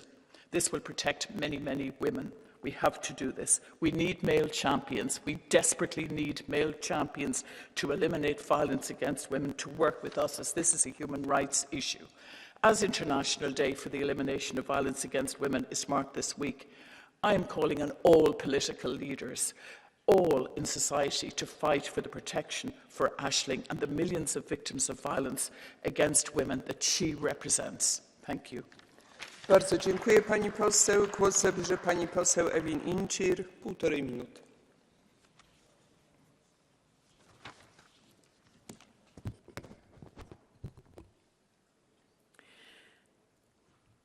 All across Europe and beyond, women and girls are victims of gender-based violence. Still, year 2022, it seems to be a crime to be born female, because otherwise, why would our freedom be violated, and why would we need to pay with the ultimate price, with our lives? Frankly, I am tired of us women and girls needing to, year after year, demand an end of the deadly violence. In the home, even in politics, at schools, in the streets and squares. In war, but also in peace, women and girls are subjected to violence, sexual, physical, psychological, financial, and digital. In our modern Europe, a feminist Europe shouldn't be a dream, it should be a reality. However, the patriarchy should be confined to the dustbin of history. As a co-rapporteur for the Directive on Combating Violence Against Women and Domestic Violence, together with my colleague, Frances Fitzgerald, we are doing our best in order to strengthen the presented directive by the Commission that we welcome very much. But the ongoing pandemic, which is the gender-based violence, has been going on for years and years, for decades and decades. Colleagues, I must say that I'm ashamed that we have even 6 EU member states refusing to ratify the Istanbul Convention until now. Bulgaria, Hungary, Latvia, Lithuania, Slovakia, and unfortunately, even the presidency itself, Czech Republic. I'm not standing here to beg anyone to understand. I'm standing here to demand that everyone acts. Human rights are not only for men and boys to enjoy. Human rights are also for women and girls. It is our duty to women and girls to end this heinous violence. Bardzo dziękuję pani poseł. Głos zabierze pani poseł Sylwii Bryne, 1 minuta. Merci Madame la Présidente, Madame la Commissaire, Monsieur le Ministre et chers collègues. Je voulais vraiment saluer une nouvelle fois le travail, Madame la Commissaire, sur cette proposition de directive extrêmement importante pour nous toutes et nous tous. En France, depuis le début de l'année, 118 femmes sont décédées sous les coups de leur conjoint ou de leur compagnon. C'est une situation absolument atroce. Je voulais vous dire aussi que je vais particulièrement insister sur le sujet des violences faites aux femmes sur les lieux de travail, puisque nous allons travailler le sujet en commission emploi. Ça me semble un point majeur, car comment les femmes peuvent-elles briser le plafond de verre et être, si elles ne sont pas en sécurité sur leur lieu de travail où elles passent des heures? Et enfin, je voulais vous dire que j'ai eu la chance la semaine dernière de rencontrer la directrice des programmes aux Nations Unies, à l'ONU Femmes, sur l'égalité des genres, et que le monde attend beaucoup de nous, de nos propositions, de l'Europe, sur nos propositions en matière de lutte contre les violences faites aux femmes. Et Monsieur le Ministre, on attend aussi beaucoup de votre présidence pour faire avancer le sujet. Bardzo dziękuję. Pani poseł, głos zabierze pani poseł Diana Ribay-Himer. 1 minuta. Gracias, Presidenta. Piensen en 3 mujeres, entre sus madres, tías, hijas, compañeras de trabajo. Una de ellas ha sido o será agredida física o sexualmente. La imagen es escalofriante. Apenas hace un año, en esta Cámara, una mayoría votaba a favor de incorporar las violencias de género en la lista de eurocrímenes. Aún así, seguimos esperando. La intención de avanzar es clara por parte del Parlamento, pero necesitamos, o más bien exigimos, que la Comisión y el Consejo hagan su parte. Sin una estrategia compartida entre las distintas instituciones, no conseguiremos avanzar con la urgencia que la situación requiere. Ponemos en valor la propuesta de la directiva de la Comisión, pero debemos ser más ambiciosos, porque si queremos combatir todas las violencias, la física, la sexual, la económica, la emocional, la obstétrica, la psicológica, tenemos que ir un poco más allá. El reto es mayúsculo y el tiempo es escaso, porque lo que está en juego son nuestras vidas. No tenemos alternativa. Hay que avanzar a pasos de gigante. Muchas gracias. Bardzo dziękuję pani poseł. Głos zabierze pan poseł Gildorail, 1,5 Minuty. Frau Präsidentin, liebe Kolleginnen und Kollegen, wir reden heute über den Internationalen Tag zur Bekämpfung der Gewalt gegen Frauen. Und wie immer, es ist alles viel schlimmer geworden. Und wie immer wollen wir nicht über die echten Ursachen dieser Probleme reden. Zur Situation in Deutschland. Die häusliche Gewalt hat zu 2013 um 50% zugenommen. Die Frauenhäuser sind völlig überfüllt. Und 70% der Frauen in den Frauenhäusern sind keine Deutschen. Sie kommen aus Syrien, der Türkei, Afghanistan und dem Irak. Genitalverstümmelung, ein besonders widerwärtiges Verbrechen. Auch hier gab es eine Steigerung seit 2017 von 40%. Die Opfer kommen aus Eritrea, Somalia und dem Irak. Gruppenvergewaltigung, eigentlich ein Phänomen, was wir vor 2015 überhaupt nichts kannten. Alleine 2020 gab es 704 Fälle von Gruppenvergewaltigungen. Und die Täter kommen aus Afghanistan, Syrien und dem Irak. Das sind nur Beispiele. Ich konnte auch die Zahlen nennen für die Tötungsdelikte, für Zwangsehen, für Zwangsprostitution. Immer die gleichen Täter. Und jetzt sagt dazu die ehemalige SPD-Familienministerin Giffey, wir wissen, dass wir durch Zuwanderung mit einem Frauenbild konfrontiert werden, das nichts mit gleichwertiger Behandlung und gewaltfreien Beziehungen zu tun hat. Das sagt die SPD-Familienministerin. Und wenn wir das denn alles wissen, warum handeln wir nicht? Wenn wir Frauen schützen wollen, müssen wir endlich konsequent abschieben und wir müssen die illegale Masseneinwanderung von jungen Männern aus der frauenfeindlichsten Kultur dieser Erde endlich beenden. Danke. Monsieur, do you accept blue card? Pani poseł Karen Melchior, bardzo proszę o zadanie pytania. Thank you very much for your intervention. I think it's important that we look at the facts. And the European Agency for Fundamental Rights had a 2012 survey that showed that 33% of all women have experienced violence against them based on their gender. Do you claim that this is only from refugees, or should we look at where the violence against women come from, that it is an integral part, unfortunately, of all parts of our society? Es ist ganz überwiegender Bestandteil der Kulturen aus den Ländern der Menschen, die hier zu uns gekommen sind. Und das ist ja Irak, Nigeria, Afghanistan, das ist Eritrea, Somalia. Und immer wieder Syrien, immer wieder die Länder, aus denen die Menschen herkommen, die bei uns Schutz suchen. Diese Menschen fallen immer wieder auf mit unglaublich abscheulichen Gräueltaten gegenüber Frauen. Und damit muss endlich Schluss sein. Und das sind Zahlen des Statystischen Kriminalamts. Danke. Bardzo dziękuję. Głos zabierze pani poseł Jadwiga Wiśniewska. 1 minuta.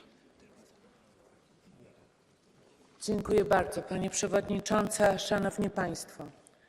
Każda forma przemocy jest przestępstwem. Czy to jest przemoc fizyczna, czy to jest przemoc psychiczna, czy to jest wykorzystywanie seksualne, czy to też jest przemoc ekonomiczna, czy też ta przemoc, której doświadczamy najczęściej, cyberprzemoc. Przymusowe małżeństwa małych dziewczynek w Unii Europejskiej ciągle w Unii Europejskiej są normą. Czy od ostatniej debaty w ubiegłym roku, Pani Komisarz, coś w tej kwestii zostało zrobione? Okazuje się, że nie. Dochodzi do takich sytuacji. Nie chronimy nawet małych dziewczynek. Czy zrobiliśmy znaczący progres, jeśli chodzi o zakaz przymusowego okaleczania narządów płciowych kobiet? Również nie. Oprócz wzniosłych haseł i głośnych deklaracji dzieje się niewiele. A tymczasem chciałabym Państwu powiedzieć, że ta dyskusja powinna być formą wymiany dobrych praktyk. Otóż chcę Państwu powiedzieć, że w Polsce, którą tak Państwo się interesujecie, jest obowiązek usunięcia ofiary przemocy, odseparowania jej od sprawcy przemocy natychmiastowego. Myślę, że to rozwiązanie, to polskie rozwiązanie powinno być zastosowane w każdym państwie członkowskim. Dziękuję bardzo. Dziękuję pani poseł. Głos zabierze pani poseł Malin Bjork. 1 minuta.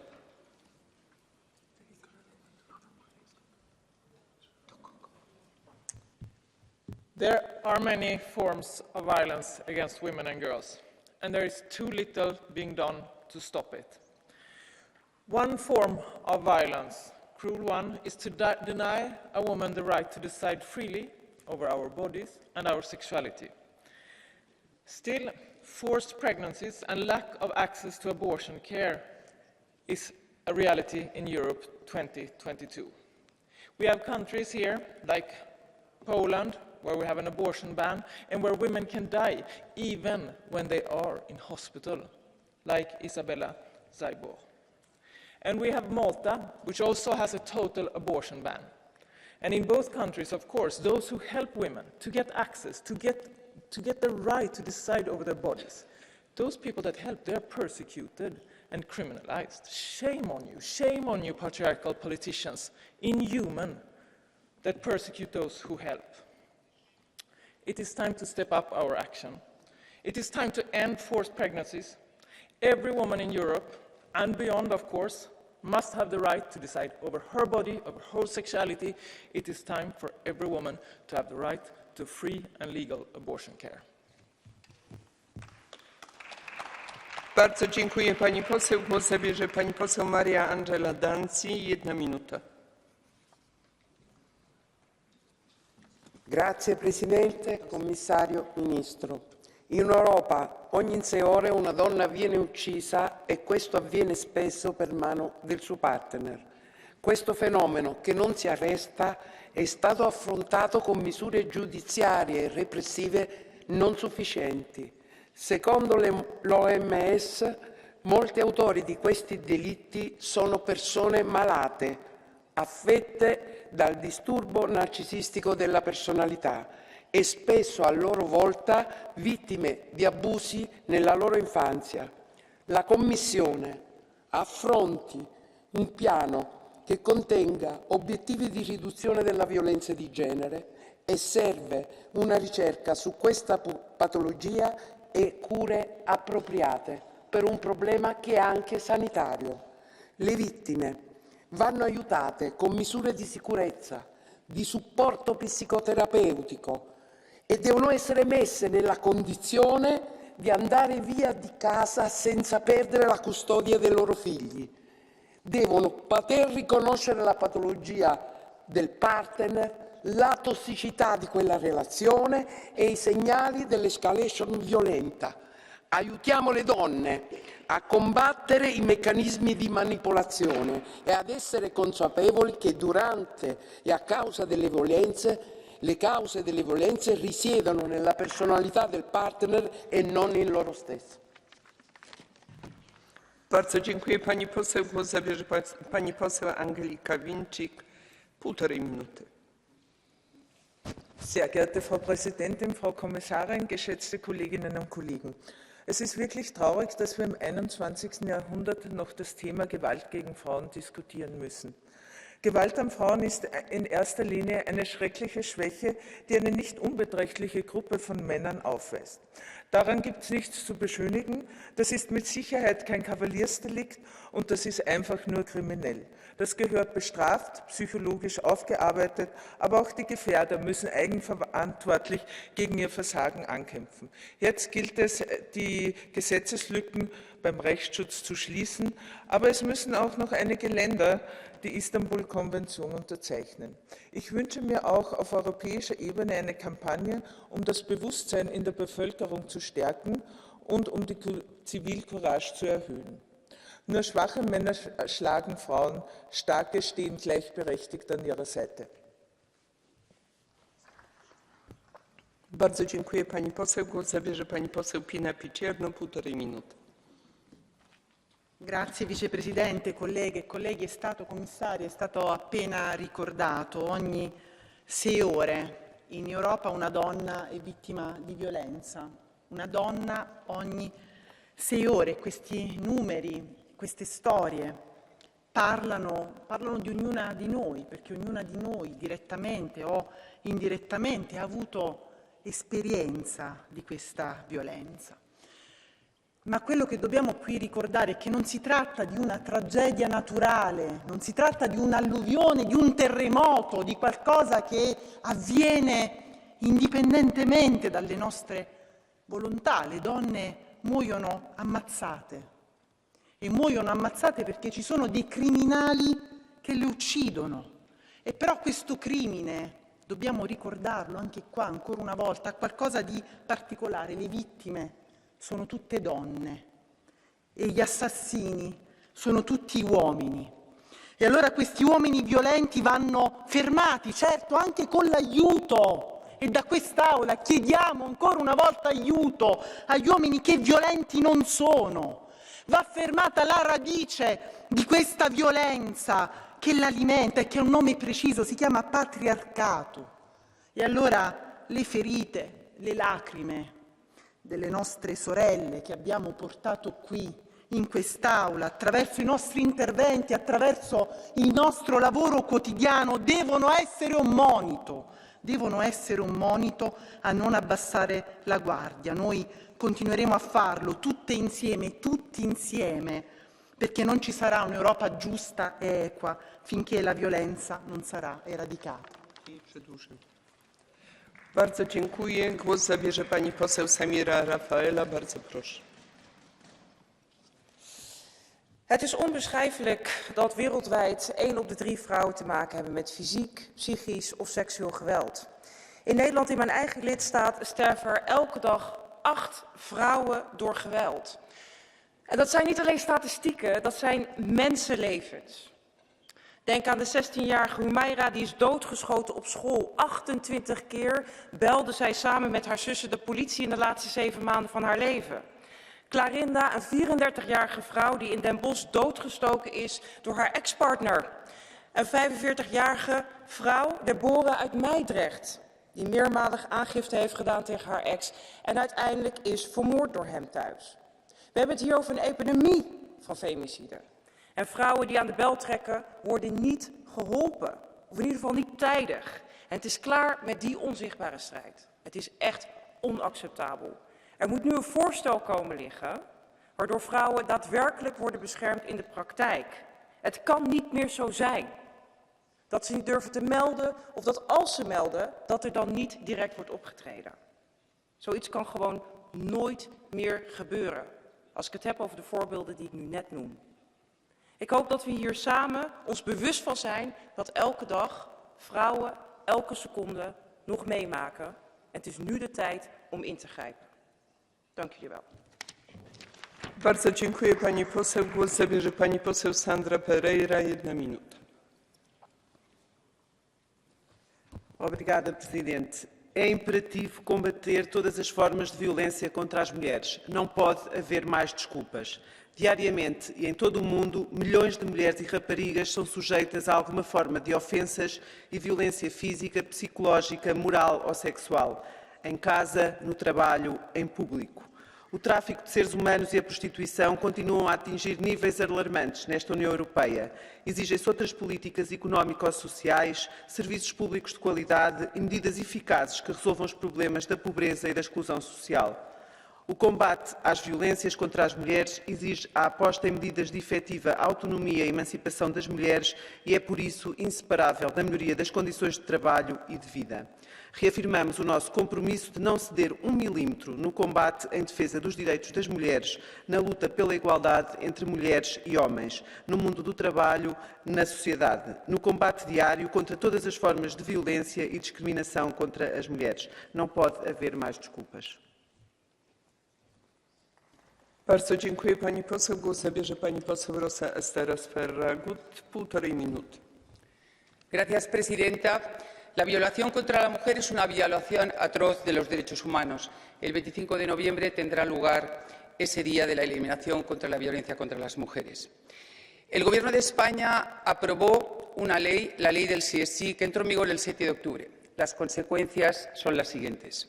Madrid, hombre condenado por obligar a una mujer con 65% de discapacidad a realizar sexo oral, en libertad. Hombre condenado por abuso sexual hacia su sobrina de 4 años, en libertad. Profesor condenado por abusos sexuales a 4 alumnos, en libertad. Baleares, 2 hombres condenados por agresión sexual, en libertad. La víctima está humillada, está hundida. Ha explicado que ha revivido con esa libertad todo el proceso. Galicia, hombre condenado por agresión sexual con acceso carnal, en libertad. Hombre condenado por penetrar a su hijastra de 13 años, rebaja de condena. Hombre condenado por violar a una amiga en su casa, rebaja de condena. La Audiencia de Barcelona acaba de dictar, en relación a una violación, una sentencia reconociendo que tiene que rebajar la pena para ajustarse a la nueva ley. Esa norma desprotege a los más vulnerables, las mujeres, a las niñas y a los niños, a la infancia. Se está cometiendo un daño irreparable. Fueron avisados, advertidos por los jueces de España, advertidos por innumerables dictámenes. No escucharon. La respuesta ha sido atacar a los jueces. No es el camino. La Asociación de Jueces Europeos también ha criticado este tema. Hace 2 años tuvimos aquí el debate de la manada. Ese sí que se podía tener y era un debate español. Ese no se ha querido tener. Hoy las mujeres españolas están en una situación muy complicada. Dijeron ustedes que no estamos solas. Lo demostremos. Por favor, solicito a la Comisión, solicito al Consejo y a las mujeres y hombres de este Parlamento que hagan un llamamiento al Gobierno de España para cambiar esta ley. Muchas gracias. Głos zabierze pan poseł Łukasz Kochut. 1 minuta. Szanowna Pani Premier, Pani Komisarz, kilka dni temu polska posłanka Katarzyna Kotula dała świadectwo. Opowiedziała swoją historię. Historię o drapieżcy, który miał ją krzywdzić.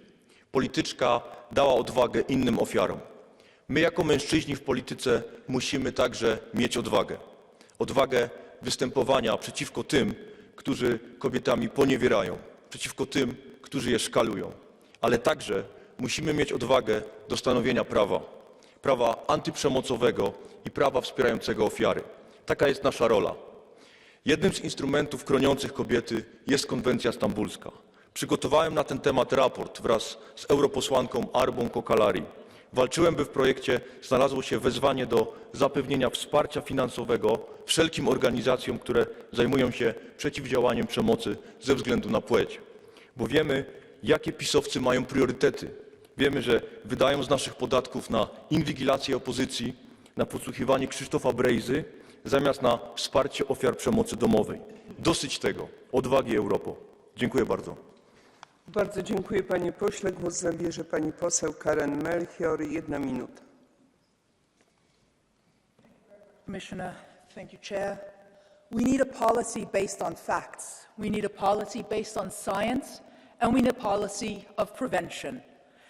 The European Council of Fundamental Rights had a survey in 2012 that showed that 33% of European women have experienced violence, 52% of Danish women. Now we're filling the gaps of knowledge, but only with a survey in 8 countries. We need more facts against violence against women. We also need prevention. There are 7 steps which can warn us before the murder of women, before the final step of a murder of a woman. We also need to recognize the problem. The Danish general public in 2014 refused the facts because they didn't believe that we had such violence against women in Denmark. And we need concrete action from member states, from our authorities to protect women so that we can prevent murders. Finally, we need to talk about the violence that we experience. Warriors of the fight against violence against women walk between us. I am one of these warriors. In 2009, I managed to leave an abusive relationship. We must stop romanticizing psychological violence. We must stop the killing of women. Thank you. Bardzo dziękuję pani poseł. Głos zabierze pani poseł Luisa Regimenti. 1 minuta. Buongiorno Presidente, Commissario, colleghi. Circa una donna su 3 in Europa è vittima di violenza fisica o psicologica e quindi è evidente che le leggi che abbiamo non bastano. Prevenire la violenza e proteggere le vittime è quanto abbiamo chiesto a gran voce in questo Parlamento con la relazione sull'impatto della violenza domestica, di cui sono stata correlatrice, e la relazione per inserire la violenza di genere tra gli eurocrimini. Oggi possiamo finalmente lavorare alla prima direttiva europea in tema di violenza sulle donne e non possiamo perdere questa occasione. La violenza di genere non potrà mai essere sconfitta se non si mette la donna in condizione di denunciare, e ciò significa mettere al sicuro se stessa e i propri figli e avere tutela legale e avere indipendenza economica. Non potremo prevenire la violenza se le sentenze non saranno effettive e rapide, le pene certe e i tribunali preparati ad affrontare questo fenomeno con personale specializzato e interscambio tra il giudice penale e il giudice civile, e finché in tutte le scuole non si lavorerà alla cultura del rispetto a partire dalle prime classi. Le donne non potranno mai sentirsi al sicuro sui punti di prima accoglienza, le forze dell'ordine e il personale di pronto soccorso non saranno pronti a proteggerle. Questa lotta non deve avere sosta, ma deve vederci tutti uniti verso l'unico obiettivo. Grazie. Bardzo dziękuję pani poseł. Głos zabierze pan poseł Robert Biedroń. Bardzo proszę. Ofiary przemocy, kobiety mają swoje imiona i nazwiska. Dzisiaj kilka z tych imion usłyszeliśmy po raz kolejny z tej mównicy. Ja powiem o kolejnej, o Izabeli z Pszczyny, 30-letniej Polce, która straciła swoje życie tylko dlatego, że grupa barbarzyńskich polityków w Polsce doprowadziła do tego, że Izabela nie mogła dokonać bezpiecznej, legalnej aborcji. Takich kobiet jak Izabela z Polski czy Teresa z Hiszpanii, o której dzisiaj tutaj słyszeliśmy, są setki tysięcy, jeśli nie miliony w Europie. Każdego dnia słyszymy o nich w mediach. I co my jako Unia Europejska zrobiliśmy? Niewiele. Nadal w przypadku praw kobiet nie mamy jednego standardu. Polki dzisiaj mają mniej praw niż kiedy Polska wstępowała do Unii Europejskiej. Standaryzujemy wszystko, co się da. Standaryzujemy banany, marchewki. Będziemy mieli jeden standard, jeśli chodzi o ładowarkę. A jeśli chodzi o ochronę kobiet przed przemocą, nadal nie mamy jednego standardu. Taka jest rzeczywistość i to jest wstyd. Dlatego z tego miejsca, panie ministrze, pani komisarz, dzisiaj musi paść jedna podstawowa deklaracja. Nigdy, przenigdy nie będziecie szły same. Unia Europejska zawsze będzie po waszej stronie. I tę deklarację kobiety muszą z tego miejsca dzisiaj usłyszeć. Bardzo dziękuję, panie pośle. Głos zabierze pani poseł Izaskun Bilbao Barandika. 1 minuta. Presidenta, comisaria, buenas tardes. Artículo 36 del Convenio de Estambul. Las partes adoptarán las medidas legislativas o de otro tipo necesarias para tipificar como delito cuando se cometa intencionadamente la penetración vaginal, anal u oral no consentida con carácter sexual del cuerpo de otra persona con cualquier parte del cuerpo o con un objeto. B. Los demás actos de carácter sexual no consentidos sobre otra persona. Y C. El hecho de obligar a otra persona a prestarse actos de carácter sexual no consentidos con terceros. El consentimiento debe prestarse voluntariamente como manifestación del libre arbitrio de las personas considerado en el contexto de las condiciones circundantes. Solo sí es sí. Pongamos la máxima diligencia para conseguir que estos principios se recojan en los códigos penales de todos los Estados miembros, porque en algunos se llegó a escribir en una sentencia que se observaba jolgorio y regocijo en la víctima de una violación grupal, un contexto, como cualquiera puede imaginar, idóneo para la expresión del libre arbitrio. Y asumamos que por mucho que se legisle, mientras estereotipos y prejuicios campen a sus anchas, en las conciencias de muchos seguirán creyendo que a su sí no hay un no. Desarmar estos esquemas mentales es la primera prioridad para acabar con la violencia contra las mujeres. Gracias. Bardzo dziękuję. Głos zabierze pani poseł Sirpa Pietikäinen. Nie ma pani poseł. Teresa Muik. Bardzo proszę. Sehr geehrte Präsidentin, sehr geehrte Kommissarin, jede dritte Frau in der Europäischen Union erfährt in ihrem Leben Gewalt. Ich bin eine davon, eine von 62 Millionen Frauen in der Europäischen Union, und da haben wir noch nicht auf den Rest der Welt geschaut. Der Unterschied ist, dass 62 Millionen Frauen heute nicht die Möglichkeit haben, hier vor diesem Parlament zu sprechen und für Maßnahmen gegen Gewalt an Frauen hier an dieser Stelle zu kämpfen. Und deshalb seien wir uns dieser Verantwortung heute hier bewusst. Gewalt gegen Frauen ist ein strukturelles Problem. Es ist ein Problem des Patriarchats. Es sind keine Einzelfälle, es sind keine unglücklichen Umstände, es sind keine Eifersuchts- oder Beziehungstaten. Wissen Sie, wie vielen Frauen nach Erlebnissen von Gewalt nicht geglaubt wird, wie oft es an Ernsthaftigkeit, Empathie oder am rechtlichen Rahmen fehlt?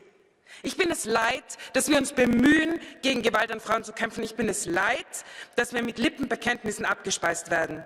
Gegen Gewalt an Frauen zu kämpfen bedeutet, rechtliche Grundlagen zu schaffen, die keine Diskussion zulassen. Bedeutet, das Problem in seiner gesamtgesellschaftlichen Dimension anzuerkennen. Bedeutet, gegen das Patriarchat aufzustehen und für ein feministisches Europa, jeden einzelnen Tag und in jeder einzelnen Situation. Bardzo dziękuję pani poseł. Głos zabierze pani poseł Nathalie Kolan-Esterle. 1 minuta. Merci Madame la Présidente, Madame la Commissaire, Monsieur le Ministre. En Europe, 7 femmes meurent chaque jour sous les coups de leur partenaire ou de leur ex-partenaires. Alors c'est un véritable fléau et pour l'éradiquer, nous devons nous inspirer du modèle espagnol de lutte contre les violences faites aux femmes. La future directive européenne sur laquelle nous travaillons doit être exclusivement centrée sur la protection des femmes et des enfants victimes. Ne nous éparpillons pas, évitons les positions idéologiques et travaillons ensemble sur 4 axes essentiels. La prévention, avec des campagnes de sensibilisation à grande échelle, particulièrement à l'égard des plus jeunes. L'accompagnement, avec la création partout en Europe d'un numéro d'appel unique, de guichets uniques pour une prise en charge globale des victimes, avec du personnel formé, des policiers et des magistrats spécialisés. La protection des femmes et des enfants victimes, avec partout en Europe la délivrance rapide d'ordonnances de protection, de téléphones grave danger et de bracelets anti-rapprochement.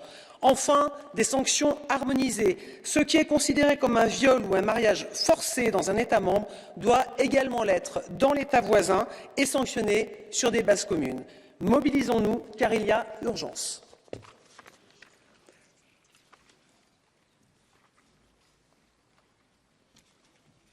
Bardzo dziękuję. Pani poseł, głos zabierze pani poseł Carina Olsson. 1 minuta. Talman, mäns våld mot kvinnor är den yttersta konsekvensen av ett ojämställt samhälle. Det drabbar flickor, kvinnor och barn varje dag, överallt i hela världen. Kvinnor mördas för att de är kvinnor. Dödsorsak, kvinna. Och allt för många barn växer upp med våldet som sin vardag.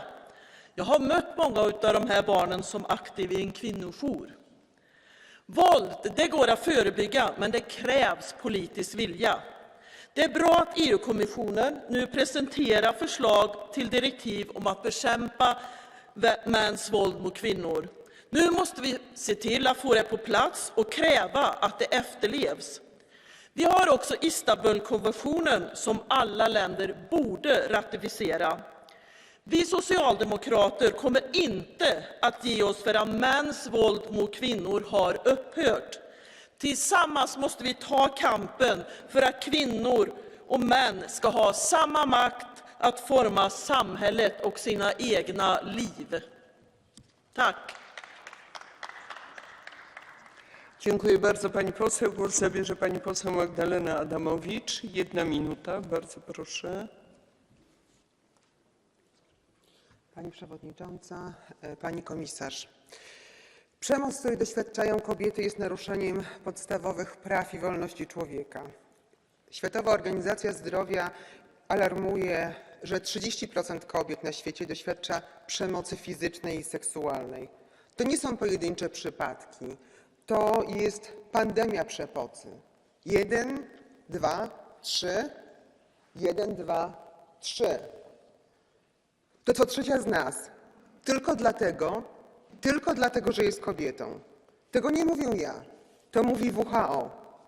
Pamiętajmy o grupach kobiet szczególnie narażonych i wrażliwych. O kobiet z niepełnosprawnościami, które są bardziej narażone niż kobiety pełnosprawne. Kobiet uchodźczyń z Ukrainy, kobiet na granicy polsko-białoruskiej i z innych krajów.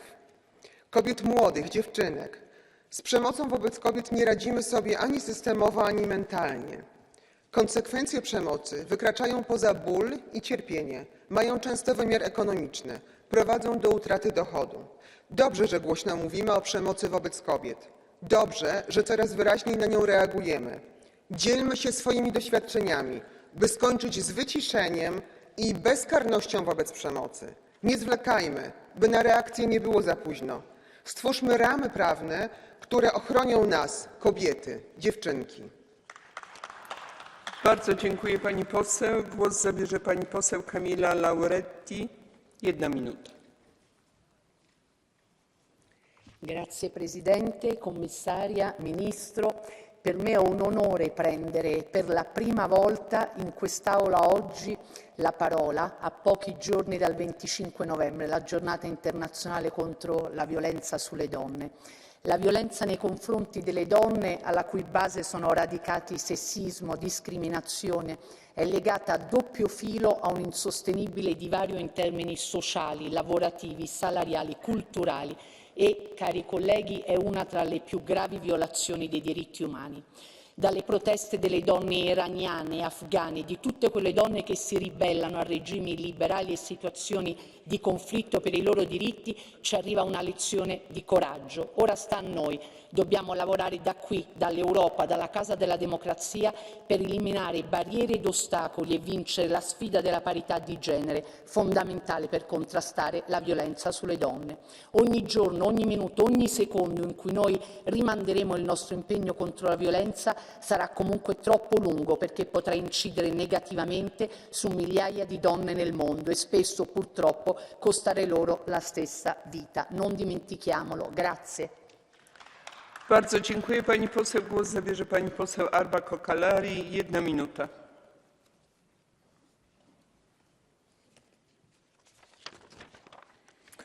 Thank you, Madam Vice President. Dear colleagues, one of the greatest rights of freedom is to live a life free from violence. But still, every third woman is affected by it. In a world like this, the EU must lead the way to stop violence against women, to stop the oppression. Far too long, violence against women have been neglected in the member states. This has to change now. I believe that we now have the great opportunity to make a real impact for freedom of women in Europe by criminalizing violence against women. As the rapporteur of the Istanbul Convention, I know that we have the right toolbox to implement the Istanbul Convention. Together with a new law on gender-based violence, we will be able to deliver. This is the international gold standard to protect women from violence. So what are we waiting for? The Parliament is ready. Where is the Council? It's time to deliver for women, for freedom, for the whole security and freedom of Europe. Thank you. Bardzo dziękuję pani poseł. W związku z tym przystępujemy do realizacji procedury Catch the Eye. Mamy 5 zgłoszeń i wszystkie te osoby, które się zgłosiły, otrzymają głos. Jako pierwsza zabierze głos pani poseł Isabella Adinolfi. Bardzo proszę, czas wystąpienia 1 minuta. Grazie Presidente. I casi di violenza sulle donne non accennano a diminuire. Nella mia città, negli ultimi giorni, una donna è stata uccisa a coltellate dal marito e un'altra è stata ferita gravemente perché sempre il marito le ha dato fuoco.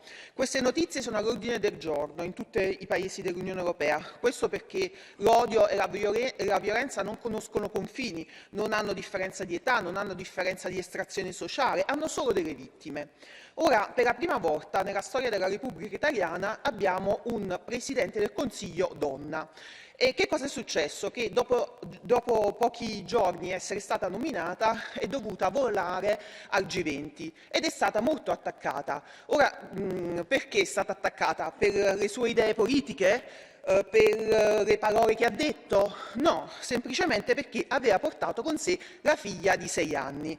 Un gesto banale, ma che evidentemente nel mio paese è ancora rivoluzionario. Quello che mi dispiace è che mi sarei aspettata dalle altre colleghe degli altri partiti dei cenni di solidarietà, dei messaggi di solidarietà, e invece questo non è accaduto. Ora, Presidente, io voglio soltanto dire che noi dobbiamo essere unite. Se non cominciamo noi a essere unite, niente cambierà.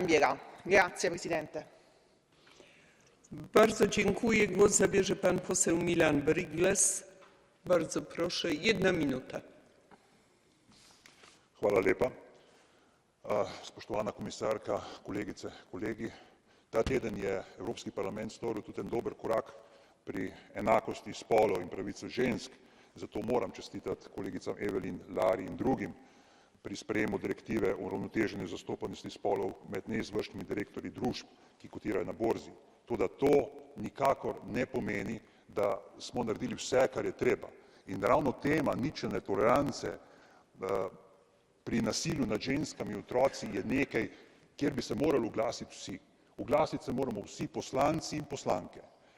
Tako pri tem, da bomo ratificirali Istanbulsko konvencijo tudi na ravni Evropske unije. Pri tem, da bomo podprli komisijo, pri tem, da bo tudi evropsko zakonodajo uskladila z to Istanbulsko konvencijo, zlasti pa se moramo oglasiti za to, da bodo žrtve vedele, da niso same in da jim lahko pomagamo. Mi smo zato tukaj, da naredimo vse, kar je v naši moči. Hvala.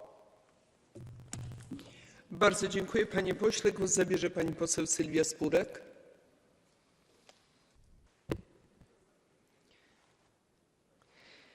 Chcę zwrócić się do przewodniczącej komisji. Od objęcia przez panią stanowiska polska policja zarejestrowała zgłoszenia 185 318 kobiet, które padły ofiarą przemocy w rodzinie. Ale kobiety bardzo często nie zgłaszają przemocy, bo nie ufają instytucjom państwowym.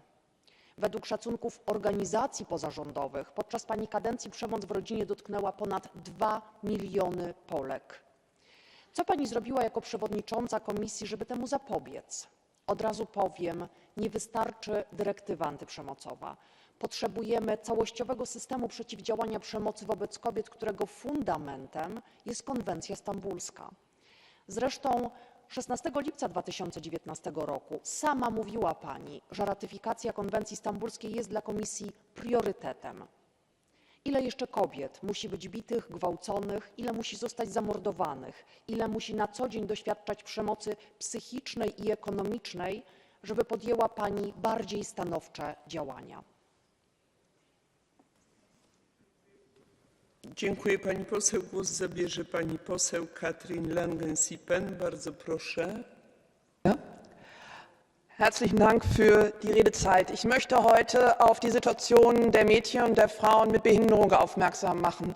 Sie sind eine eine Gruppe, die nicht sichtbar ist, vielleicht eine Schattengruppe in der Europäischen Union. In Deutschland ist es so, jede zweite Frau, Mädchen ist Opfer von Gewalt, Mädchen mit Behinderung, Frau mit Behinderung. Und da reden wir über eine sehr vielfältige Form von Gewalt. Da geht es um psychische Gewalt, körperliche Gewalt, sexualisierte Gewalt.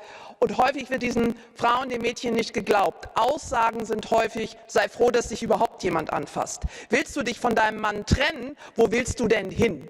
Wenn man den Frauen und den Mädchen mit Behinderung von Anfang an in Sonderwelten, in Sondereinrichtungen, in der Familie erzählt, du bist nichts, du kannst nichts, du kannst dankbar sein, dass jemand dich heiratet, dass du versorgt wirst. Und das ist der Urgedanke, der so tief in dieser Gesellschaft in der Europäischen Union sitzt, des Versorgtseins. Was wir brauchen, ist ein Auslaufen lassen von Einrichtungen für Menschen mit Behinderung. Wir brauchen einen klaren Plan für den Schutz von Frauen und Mädchen mit Behinderung, Aufklärung, Barrierefreiheit, barrierefreier Zugang für Arztpraxen, Polizei und die Einrichtungen entsprechenden müssen geschult werden, dass man den Frauen und den Mädchen mit Behinderung glaubt. Vielen Dank. Bardzo dziękuję pani poseł. Głos zabierze pani poseł Elena Kuntura.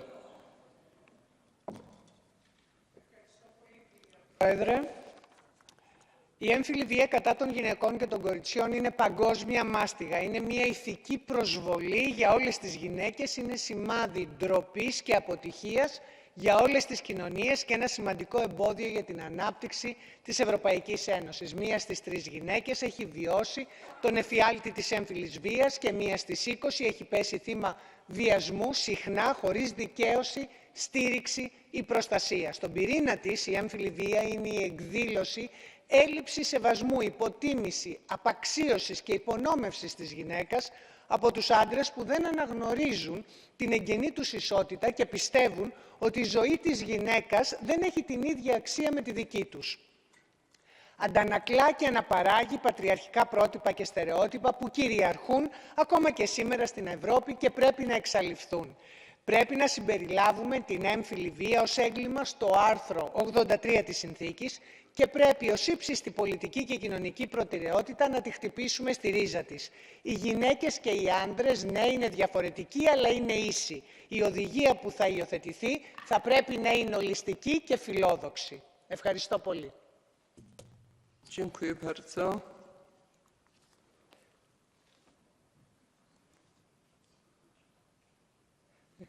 W imieniu Komisji głos zabierze pani komisarz Helena Dalli. Bardzo proszę.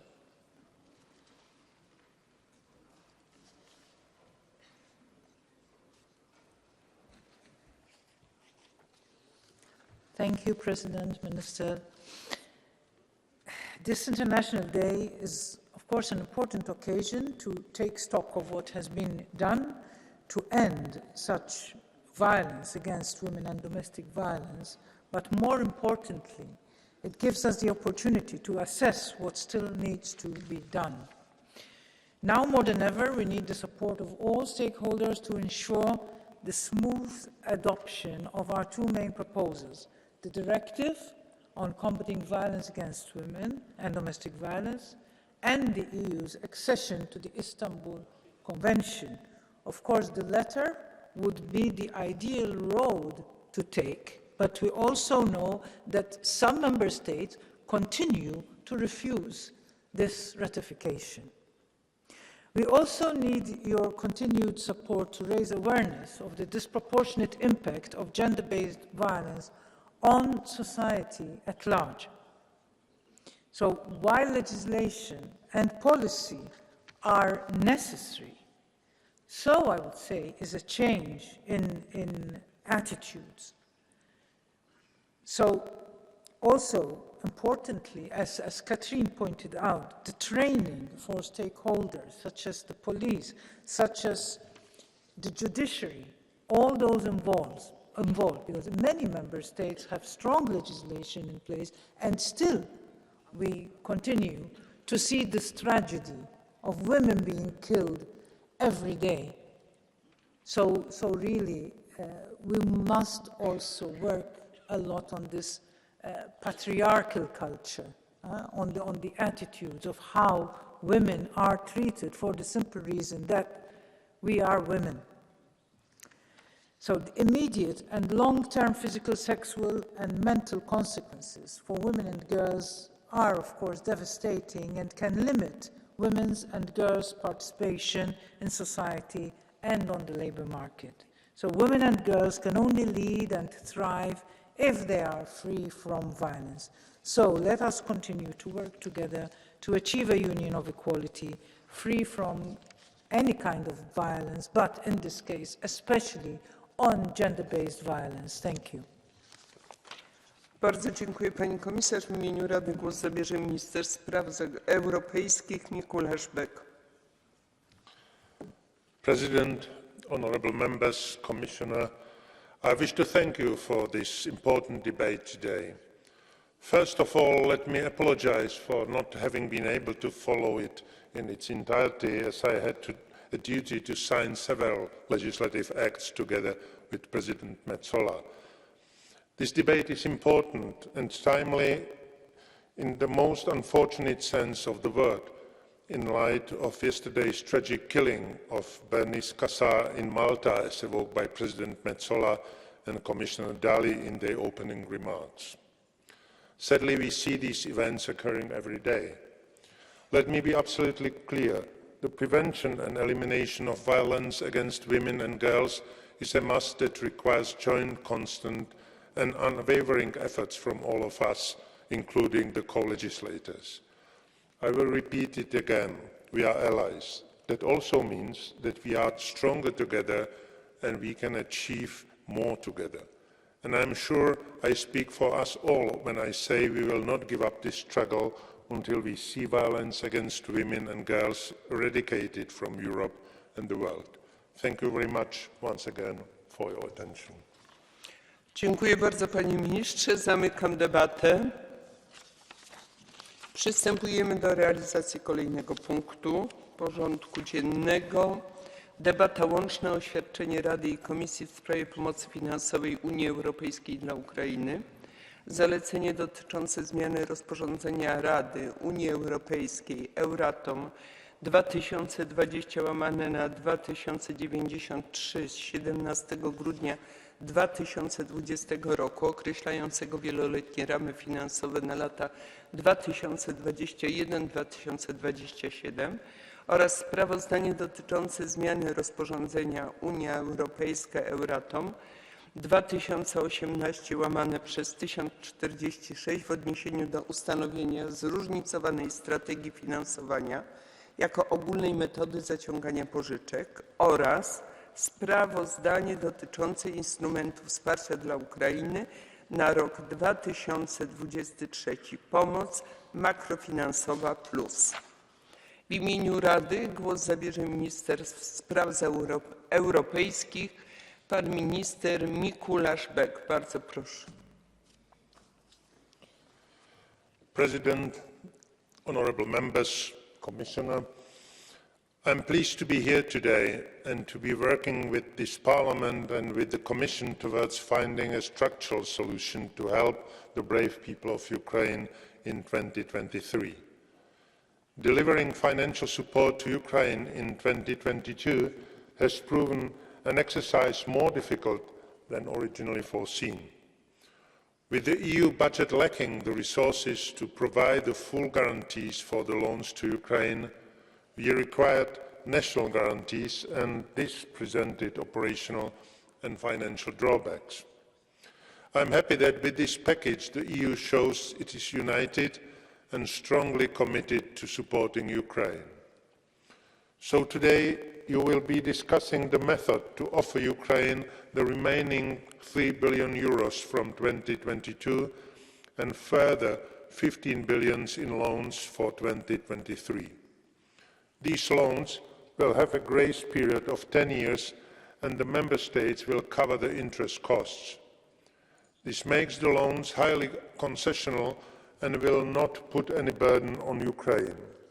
Ukraine will therefore be able to concentrate on fighting off the invader as well as on repairing its energy and other crucial infrastructure that the invader has been destroying on purpose with the sole objective of inflicting further hardships on the people of Ukraine as winter approaches. I can only imagine that this Parliament would have liked more time to discuss, negotiate and amend the two legislative files for which you are co-legislators, and also to scrutinise further the amendment to the multiannual financial framework for which the Council is requesting your consent. Let me reassure you, in the Council we felt the same, but I trust that the Parliament will rise to the challenge. I hope that the votes you will be casting tomorrow on the package will allow us to proceed with a speedy delivery of support to Ukraine. Thank you very much for your attention. Bardzo dziękuję panie ministrze. W imieniu komisji głos zabierze pan komisarz Virginijus Sinkevičius. Bardzo proszę.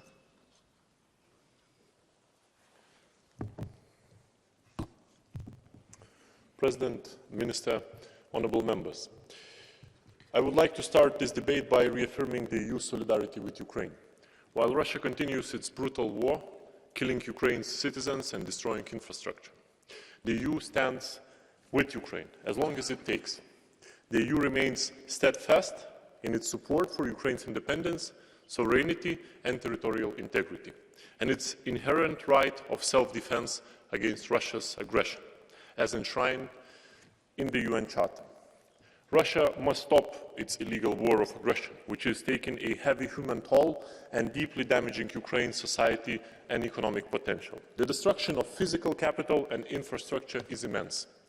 By the end of May, it is estimated to have cost reconstruction and recovery costs of $349 billion. Almost 14 million people have been forced to leave their homes. It is extremely challenging context. Ukraine's funding needs will continue to be acute in 2023. The EU, its member states and the European financial institutions under the Team Europe approach are fulfilling their promise to provide sizable support to Ukraine. In total, almost 20 billion euros have been mobilized in 2022 in addition to military assistance. And I would like to thank the European Parliament for its unwavering support for Ukraine and its continuous cooperation. This includes the Parliament's support under the urgency procedure for the legislative proposal made by the Commission. Yesterday, we disbursed another 2.5 billion euros of exceptional macrofinancial assistance to Ukraine. This brings the Union's macrofinancial assistance to Ukraine since the beginning of the war to 6.7 billion euros. Emergency MFA of 1.2 billion euros disbursed March, exceptional MFA of 1 billion disbursed in August, and exceptional MFA of 4.5 billion disbursed in October and November. We expect to disburse another 500 million of exceptional MFA to Ukraine in December, once the authorities have shown that they have met the conditionality agreed in the related Memorandum of Understanding. So far, there has been satisfactory progress with implementation, and we are confident that the Ukrainian authorities will meet their commitments. Based on the enhanced reporting requirements linked to the exceptional MFA, designed to ensure the transparency and efficiency of the use of funds, Ukraine has reported that the funds have been used to repay maturing domestic liabilities. In that sense, the Union support has effectively contributed to limit Ukraine's recourse monetary financing of its government. That way, the Union's MFA has achieved its goal of maintaining macro-financial stability and preserving the stock of official international reserves of Ukraine, which stabilized at above $25 billion since September. Estimates of Ukraine funding gap in 2023 are exceptionally uncertain, ranging from 3 to 4 billion euros per month, notably depending on the length of the war and the inflicted damage. To help Ukraine cover its sizable funding gap in 2023, on 9th of November, the Commission presented a proposal for a new instrument, Macro-Financial Assistance Plus. It aims to channel up to 18 billion euros in highly concessional loans to Ukraine in 2023 in a predictable, continuous, orderly and timely manner. Such an unprecedented amount will allow Ukraine to ensure macroeconomic stability and restore critical infrastructure destroyed by Russia. To ensure maximum concessionality, the loans provided under the MFA Plus instrument should have long maturities, and there will be no repayment of principal before 2033. To secure the funds for the loans, the Commission proposes to borrow on capital markets using the diversified funding strategy via a targeted amendment of the financial regulation. And this would enable the Commission to use the full portfolio of funding instruments to secure market funding on the most advantageous terms. To guarantee this borrowing for Ukraine, the Commission proposes to use the headroom of the 2021-2027 EU budget in a targeted manner for Ukraine, limited in time. And this will be done via targeted amendment of the MFF regulation. The headroom is the difference between the own resource ceiling, so the maximum amount of resources that the Commission can ask Member States to contribute in a given year, and the funds that it actually needs to cover the expenses envisioned in the budget. The EU will also cover Sredstva by voluntary contributions from Member States in the form of external assigned revenue. And the scale of the required interest payments under the proposed MFA Plus funding will depend on the rates at which Commission raises the funds on the capital markets within its diversified funding strategy. Current market extrapolations point to estimated interest rate costs of less than 600 million euros per year. These costs will only come into effect from 2024 onwards because there will be no interest payments related to these funds in 2023. Allocation of the costs across Member States will be done on the basis of the GNI key. Financial support for Ukraine in 2023 will entail conditionality to be negotiated with Ukraine in a Memorandum of Understanding. Obviously, implementing a structural reform agenda in a country at war is not an easy task, and it puts a premium on relevance and feasibility. This conditionality will feature reforms to further enhance the rule of law, good governance, anti-fraud and anti-corruption measures, and this is essential for the country's future reconstruction and for supporting Ukraine on its path to the EU accession, as well as ensuring the financial interest of the Union. The Commission intends to negotiate the Memorandum of Understanding without delay once the MFA Plus instrument is legally in place, and we are confident that this will allow us a swift disbursement to be made in January 2023. It's important that the emergency financial assistance for Ukraine from all other international partners, both bilateral and multilateral, should continue this year in 2023 as it was in 2022. The Commission is in regular contact with the international financial institutions and also in the G7 framework to ensure cooperation and coordination. But, honourable members, macrofinancial assistance is only one element of the Union support for Ukraine.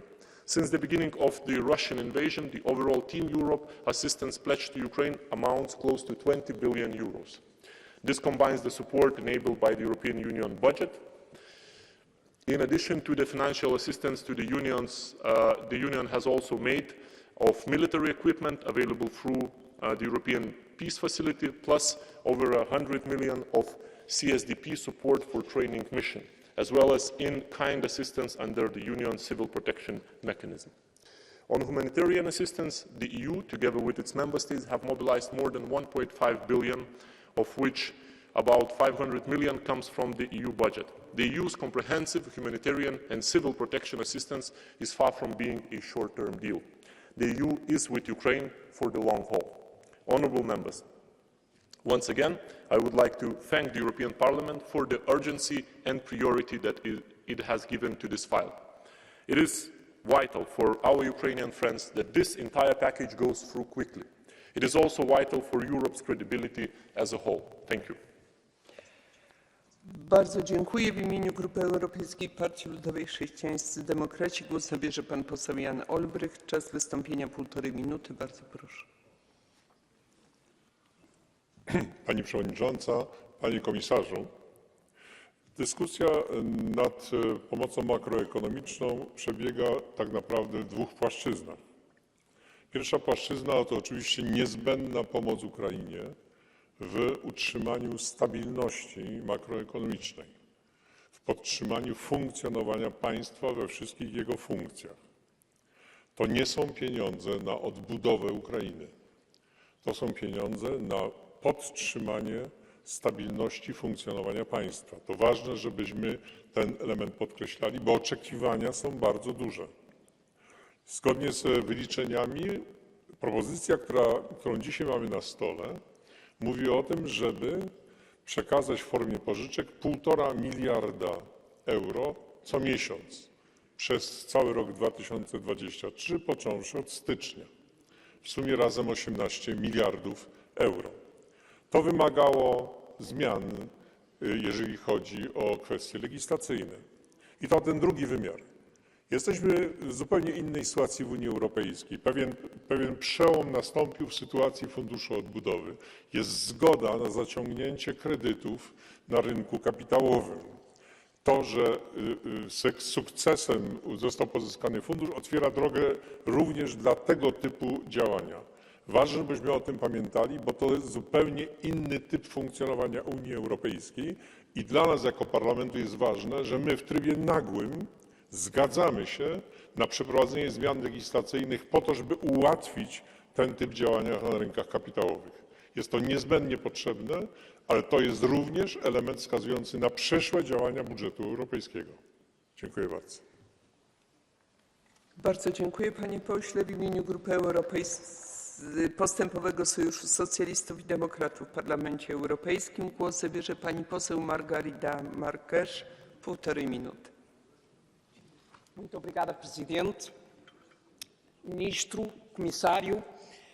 Estamos hoje prontos para discutir em urgência o pacote de apoio financeiro à Ucrânia já para 2023, ao mês do início do ano. Apoio financeiro este que está a vencer dois habituais tabus nestas lides: a alteração ao quadro financeiro plurianual e a contração de dívida em nome da União. Este pacote passa por uma alteração ao regulamento QFP, decisão que requer unanimidade no Conselho e a aprovação do Parlamento Europeu. O que é a prova provada do ditado "If there is a will, there is a way". É esta alteração ao regulamento QFP que permitirá à Comissão emprestar à Ucrânia, também através de um novo acordo de assistência macrofinanceira, o MFA+, 18 mil milhões de euros em 2023. Exatamente nos mesmos moldes em que empresta já aos Estados-membros da União Europeia. E isto só é possível porque antes vencemos o tabu e criámos um instrumento, o Fundo Next Generation EU, ancorado no orçamento da União Europeia. Com este novo MFA+, continuamos totalmente comprometidos com a estabilidade de longo prazo da Ucrânia, incluindo a financeira. Este MFA+ permitirá a continuação dos serviços públicos, ajudará na reconstrução e em projetos de infraestruturas, mas serve também para impulsionar reformas democráticas.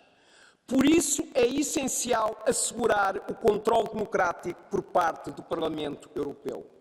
Por fim, Comissário, deixe-me concluir que esta alteração ao QFP sublinha mais do que nunca a óbvia necessidade de revisão do QFP 21-27 já no próximo ano. Precisamos de um orçamento da União Europeia revisto, mais forte, mais ágil e precisamos de um instrumento permanente que nos permita responder a crises como agora estamos a fazer. E podemos fazê-lo, como disse, só porque existe o Next Generation EU. Muito obrigado. Bardzo dziękuję, panie poseł. W imieniu Grupy Renew Europe głos zabierze pani Valérie Hayer. Bardzo proszę, 1 minuta. Merci, Madame la Présidente, Monsieur le Commissaire, Monsieur le Ministre, chers collègues. L'appel du président Zelensky est sans équivoque. Pour ne pas s'effondrer, l'Ukraine a besoin de 3 à 4 milliards d'euros par mois. Sans cet argent, ce sont tous les services publics, des hôpitaux aux écoles, qui risquent de disparaître. Ce sont les infrastructures détruites par les bombes russes, les ponts, les routes, le réseau électrique, les stations d'épuration qui ne pourront pas être réparées faute de moyens. Bref, c'est tout le pays qui serait en blackout, les vies humaines en danger, la vie économique et administrative bloquée. Chers collègues, si les Ukrainiens ne sont pas soutenus, les conséquences seront graves. Elles seront graves non seulement et avant tout pour les Ukrainiens, mais aussi pour le reste de l'Europe. Car une Ukraine abandonnée, c'est une Russie renforcée, c'est une Union européenne affaiblie. Alors je me tourne ici vers l'extrême droite, vers le Rassemblement national et ses amis pro-Poutine. Si vous votez contre ou si même vous vous abstenez sur cette aide de 18 milliards d'euros, ne dites plus jamais que vous êtes pour la liberté des nations. Dziękuję bardzo, pani poseł. W imieniu Grupy Zielonych Wolne Przymierze Europejskie głos zabierze pan poseł Rasmus Andresen. 1 minuta. Vielen Dank. Sie wollen uns erfrieren lassen und unsere Strom- und Wärmeversorgung zerstören. Mit diesen Worten beschreibt Kiews Bürgermeister Klitschko Putins brutale Strategie für diesen Winter. Er beschreibt exemplarisch die Befürchtung vieler Menschen in der Ukraine, mit denen wir 9 grüne Abgeordnete am Wochenende in Kiew Gespräche geführt haben. Der ukrainische Winter wird hart. Wir Grüne unterstützen deshalb uneingeschränkt die 18 Milliarden Euro Finanzhilfe, über die wir hier morgen abstimmen. Die ukrainische Kriegswirtschaft steht vor enormen Herausforderungen. Das Bruttoinlandsprodukt ist mit 37% eingebrochen, die Inflation liegt bei 27%. Während eines brutalen Kriegs kann sich ein Land ökonomisch nicht erholen. Die Finanzhilfe ist wichtig, um die Ukraine am Laufen zu halten. Aber es geht auch jetzt darum, die Grundlagen für den Wiederaufbau zu legen. Der Wiederaufbau muss nachhaltig werden, die Zivilgesellschaft einbeziehen und alle Demokratie- und Antikorruptionsbestimmungen erfüllen. Die Ukraine kann sich auf uns verlassen. Solidarität mit der Ukraine. Vielen Dank. Bardzo dziękuję, panie pośle. W imieniu Grupy Tożsamość i Demokracja głos zabierze pan poseł Joachim Kus. 1,5 minuty. Vielen Dank, Frau Präsidentin, Herr Minister, Herr Kommissar, werte Kollegen. Ich möchte jetzt eigentlich zu diesem Punkt 3 Fragen stellen. Die erste Frage, die betrifft den Europäischen Rechnungshof. Der Europäische Rechnungshof hat seine Opinion abgegeben, aber er schreibt in seiner Opinion, er habe nur 12 Tage Zeit gehabt, diese Opinion abzugeben. Was ist da passiert? Und wieso konnten wir sie erst gestern bekommen und können jetzt nicht mehr darüber debattieren, über die guten und sinnvollen Vorschläge, die er gemacht hat? Ich verstehe das nicht. Meine zweite Frage, die betrifft diese direkte Finanzierung des Haushaltes der Ukraine. Wenn wir im Konausschuss, wo ich auch bin, sowas sehen, dass Geld direkt in den Haushalt eines Staates fließt, dann sind wir immer sehr hellhörig und sehr wachsam und versuchen klarzumachen und rauszubekommen, was passiert hier, was läuft hier ab. Und ich habe große Bedenken, dass dieses Geld, wenn es hier in die Ukraine fließt, in den korruptesten Staat unseres Kontinents, das ist nun mal ein Fakt. Und wenn dieses Geld jetzt in diese Kriegswirtschaft fließt, ist das wirklich gut angelegt? Ist das wirklich richtig? Wird dann wirklich den Menschen in der Ukraine geholfen? Das ist die Frage. Und die dritte Frage ist die, wissen Sie eigentlich, wie viel Geld wir diesen Menschen dahin schicken? Ich habe hier 50-Euro-Scheine. Zusammen ist das ein halber Zentimeter groß. Und dieses Geld. Das sind, wenn man das jetzt mal hochrechnet auf einen Turm, dann sind die 18 Milliarden sind ein Turm von 40 Kilometer Geld. Wollen wir das wirklich? Bardzo dziękuję, panie pośle. W imieniu Grupy Europejscy Konserwatyści i Reformatorzy głos zabierze pan poseł Johan van Overveld. 1 minuta. Voorzitter, commissaris, beste collega's, de Europese Unie moet er alles aan doen om Oekraïne en zijn burgers te steunen. Dat zijn we hen en onszelf verschuldigd in het belang van onze gemeenschappelijke waarden en normen. En alhoewel ik niet de minste twijfel heb over de toekenning van deze middelen, wil ik er toch voor pleiten om een goede opvolging van de effectieve besteding van deze middelen zeker niet uit het oog te verliezen. De volgende stap is natuurlijk de nodige financiën mobiliseren voor de wederopbouw. En hier moet volgens mij in eerste instantie gekeken worden in de richting van de op dit moment naar schatting 80 miljard aan geblokkeerde Russische tegoeden. Als de Russische elite niet in staat is om de verantwoordelijkheid te nemen voor wat er wordt aangericht, dan moeten we hen daarbij op een krachtige manier helpen. Ik ben er me van bewust dat dit juridisch een complexe operatie kan en zal zijn.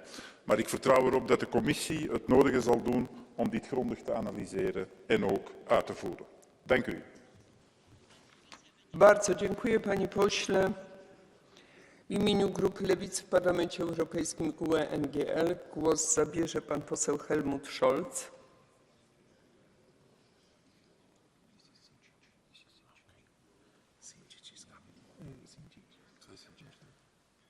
Nie ma pana Scholza. W takim razie w imieniu niezrzeszonych głos zabierze pan Iwan Wilbor-Sinčić. 1 minuta.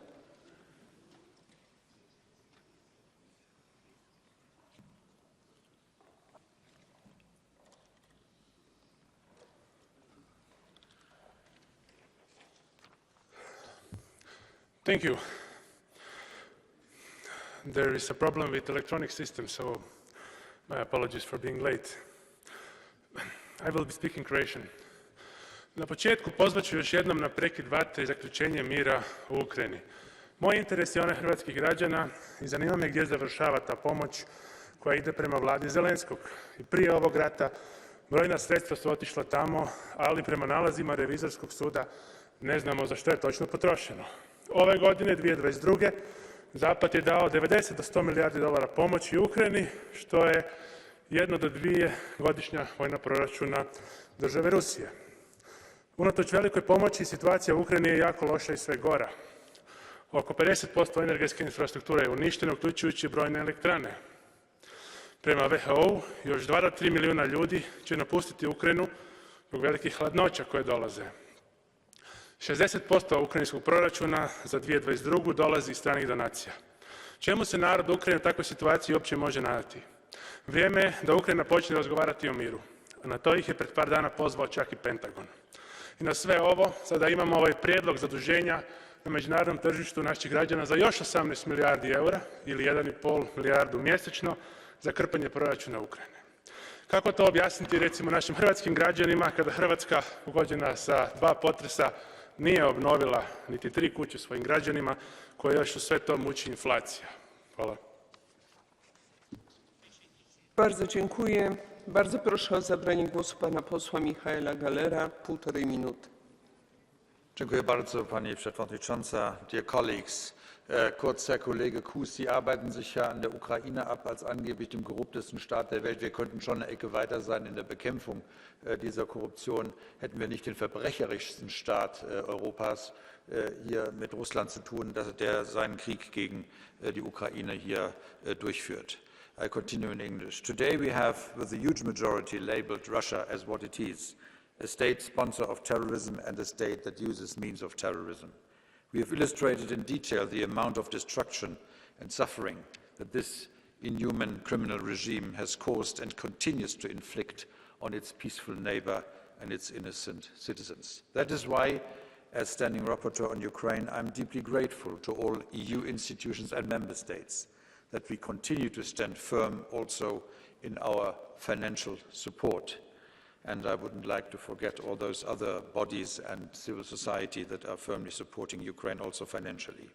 18 billion, that is 1.5 billion per month, is only part of the dire needs to keep the country running, to pay the salaries and so on.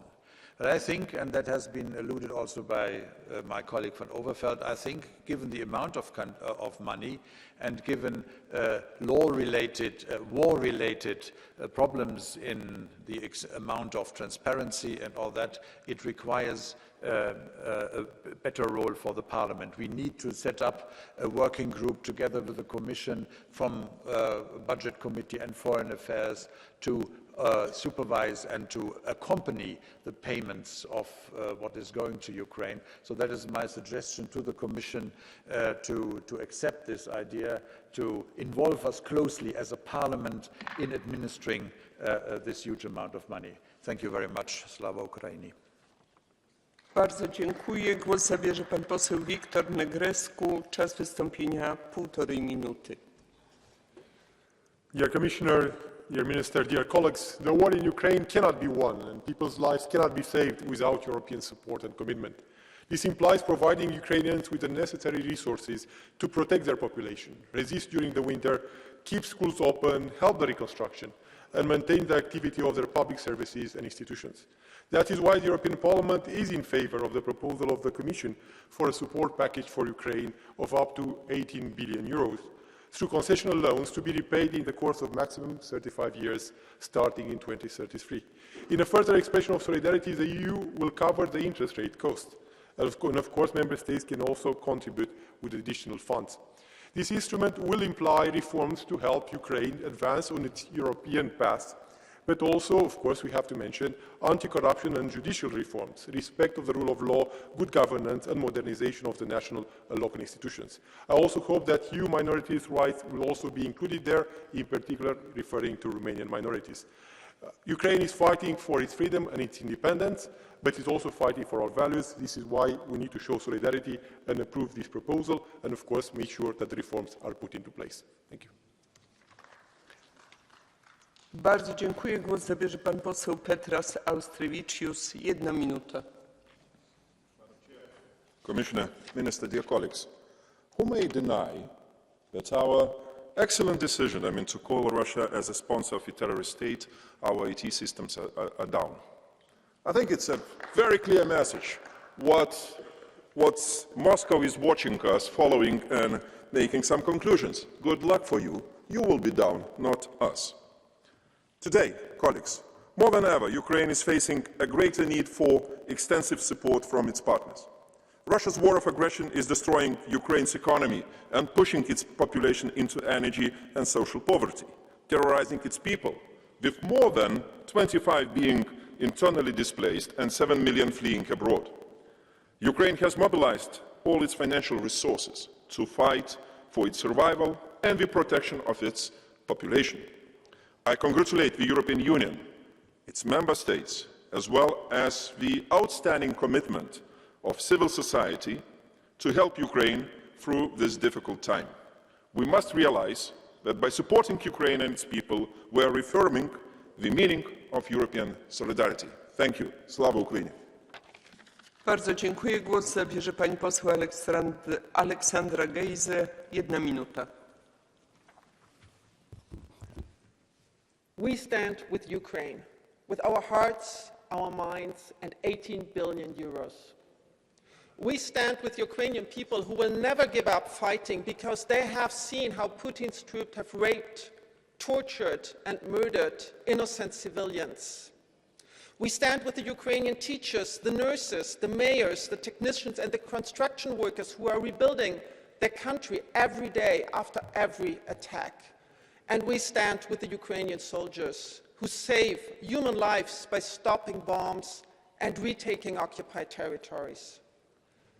We stand with the families, with the children who are in the cold, without heating, without electricity, without water, because Russian bombs target civilian energy infrastructure, and this is happening right now while we are speaking in Kiev.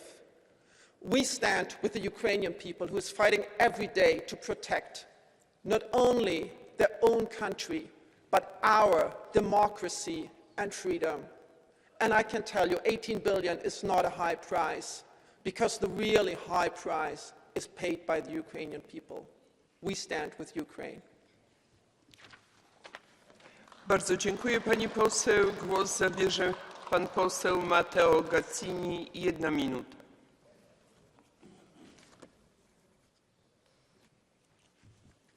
Grazie Presidente, Commissario. A seguito dello scoppio della guerra in Ucraina, l'Unione Europea, gli Stati membri e le istituzioni finanziarie europee hanno fornito fino a questo momento un sostegno pari a 19,7 miliardi di euro. Adesso il nuovo strumento prevederà un'erogazione di ulteriori 18 miliardi di euro. Ritengo giusto sostenere l'Ucraina, ovviamente, ma ritengo altrettanto importante vigilare in maniera rigorosa su come questi denari verranno spesi e da chi verranno spesi. In questo momento di oggettiva difficoltà nella gestione delle problematiche interne da parte del governo ucraino, si corre il rischio che una parte di questi aiuti possa essere intercettata da organizzazioni o singoli aventi finalità diverse rispetto all'esclusivo e doveroso sostegno al popolo ucraino, colpito dalla catastrofe della guerra. Questo nuovo strumento consente che le condizioni politiche e le modalità di erogazione siano meno dettagliate, oltre a prevedere un preoccupante ruolo minore del Parlamento per quanto riguarda la sua funzione di controllo di bilancio. Ma siamo sicuri che le istituzioni europee dispongano di mezzi adeguati per controllare in maniera effettiva questi finanziamenti? Siamo sicuri di non correre il rischio che questo nuovo strumento sia solo il primo di una lunga serie di prestiti? Mi auguro che questi aiuti possano fungere da leva per arrivare finalmente alla pace e porre fine ad una guerra che ha devastato l'Ucraina e danneggiato gravemente l'Europa intera. Please respect the speaking time. Bardzo proszę o zabranie głosu pana posła Dominika Tarczyńskiego. Czas wystąpienia 1 minuta. Thank you, Madam President. This debate is not about money. It's not about 18 billion euros. It's not about $350 billion. This debate is about our humanity, Mr. Commissioner. It's about our responsibility. It's about history, because history will judge us, just like history judged those who decided to fight against Hitler. I can't see many differences between Putin and Hitler. I just came back from Izium, Ukraine. I could see graves, holes actually, where over 400 bodies were found. It's completely different when you smell the air there, when you see these holes, when you talk to the people who are starving to death. So I would like to encourage you, if you feel strong enough to visit Ukraine and see Izium, Bucha, Mariupol and other places, because it's worth to go and see there, because history will judge us. So remember, it's not about money, it's not about euros, it's about our humanity. Thank you. Dziękuję panie pośle. Głos zabierze pan poseł Tamas Deutsch. 1 minuta.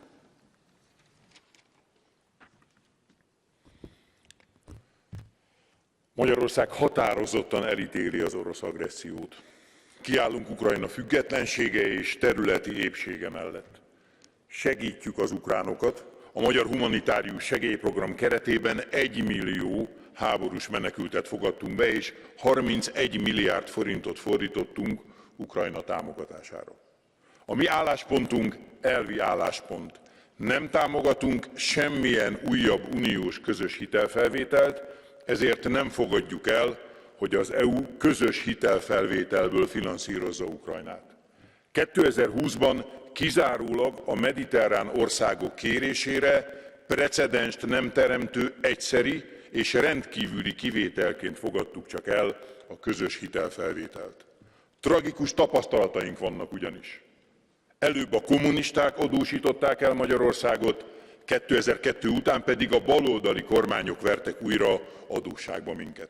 Mi nem akarjuk gyermekeink jövőjét eladósítani, nem akarjuk, hogy az EU egy adósság közösségé változzon.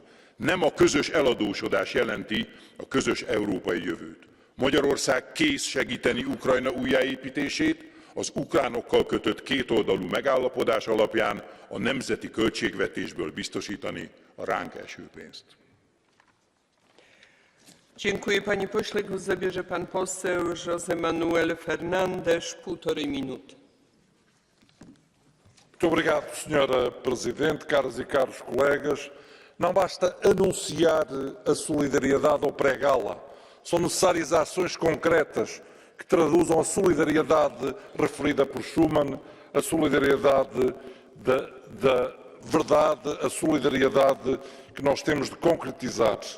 E por isso, aquilo que eu tenho aqui a referir é que nós praticámos-la com estas ações concretas e esta aprovação rápida, urgente, para possibilitarmos que a Ucrânia use 18 mil milhões de euros em termos de empréstimos cedidos pela União Europeia pela garantia do orçamento. Mas tenho aqui a pedir ao Conselho para que não tenha dúvidas, para que não se aceite que líderes que estão no Conselho usem a Ucrânia e por vezes até a enganem quando aceitam a sua adesão como país candidato e depois começam a dizer que não há as melhores condições ou não há condições para poder aceitá-las. Líderes que não têm o nome de líderes, deviam ter o nome de governantes, porque no fundo o que eles têm medo é de perder os fundos agrícolas e os fundos da coesão. Para além disso, eu espero que não se use a chantagem da unanimidade em relação à Ucrânia para se ter ganhos noutros dossiês, como é o caso do dossiê Rule of Law. Será inaceitável no Conselho que se utilize a regra da unanimidade que é necessária para se fazer chantagem noutros dossiês. Muito obrigado. Ďakujem veľmi pekne. A ďalší vystúpi pán Boguslav Liberacký. Prosím, máte slovo. Dziękuję panie przewodniczący, panie komisarzu, panie ministrze. Debatujemy o państwie, które jest kandydatem do Unii Europejskiej. Tak jak pan minister Beck był uprzejmy powiedzieć, debatujemy o państwie, które broni się nadzwyczaj dzielnie i należy się bardzo wyraźnie to podkreślić. Mamy 3 obszary, o których musimy mówić w tej pomocy finansowej. Pierwsze to jest funkcjonowanie państwa. Przecież Ukraina musi zapewnić służbę zdrowia, musi zapewnić edukację, musi zapewnić funkcjonowanie podstawowego aparatu państwowego, a także musi zapewnić sprawność infrastruktury o powszechnym użytkowaniu. Drugi obszar to jest naprawy szkód wojennych wyrządzonych, zwłaszcza infrastruktura krytyczna. A potem będziemy rozmawiać o planie odbudowy. Mamy następujący dylemat moim zdaniem. Mianowicie pytanie, co się da zrobić za 18 miliardów euro, to zrobimy i koniec i niewiele nas więcej interesuje. Albo jeżeli chcemy wygrać tę wojnę wraz z Ukrainą, to jest pytanie, może należy skumulować te środki, wesprzeć intensywniej, po to, żeby wcześniej zakończyć. I mamy zatem strategię możliwą rozkładać systematycznie 1,5 miliarda euro co miesiąc, albo skumulować środki, pomóc Ukrainie, szybciej zakończyć tę wojnę. Pamiętajmy, że celem zasadniczym jest minimalizacja szkód, wyzwolenie Ukrainy, a nie kontrolowanie każdego euro. Dziękuję za uwagę. Ďakujem veľmi pekne. Ďalší vystúpi pán Vlad Görg. Prosím, máte slovo. Când ajutăm Ucraina, de fapt ne ajutăm pe noi. Poate că din Olanda sau din Austria războiul pare ceva departe. Poate că anumiți politicieni nu văd lucrurile așa cum sunt. Că de fapt războiul este la granița noastră, la granița Europei Unite. Și nu există cetățean european care să nu simtă la buzunar urmările șantajului energetic al lui Putin sau care să nu fi simțit vreodată campaniile lui de fake news, fie că sunt cetățeni din Olanda sau Austria, fie că sunt cetățeni din România. Doar să trecem iarna nu este de ajuns și nu poate să fie de ajuns. Rusia este un stat terorist. Tocmai am votat chestia asta. Nu mai putem permite excepții de la sancțiuni care ne pun în postura de a face business cu acest stat terorist. Nu mai putem avea guverne prietene sau care fac chiar lobby aici, în Parlamentul European, pentru un stat terorist. Ajutorul dat Ucrainei și pe viitor reconstrucția acestei țări candidate la aderare și care apără acum granițele Europei trebuie să vină din banii oligarhilor și trebuie să vină din banii lui Putin.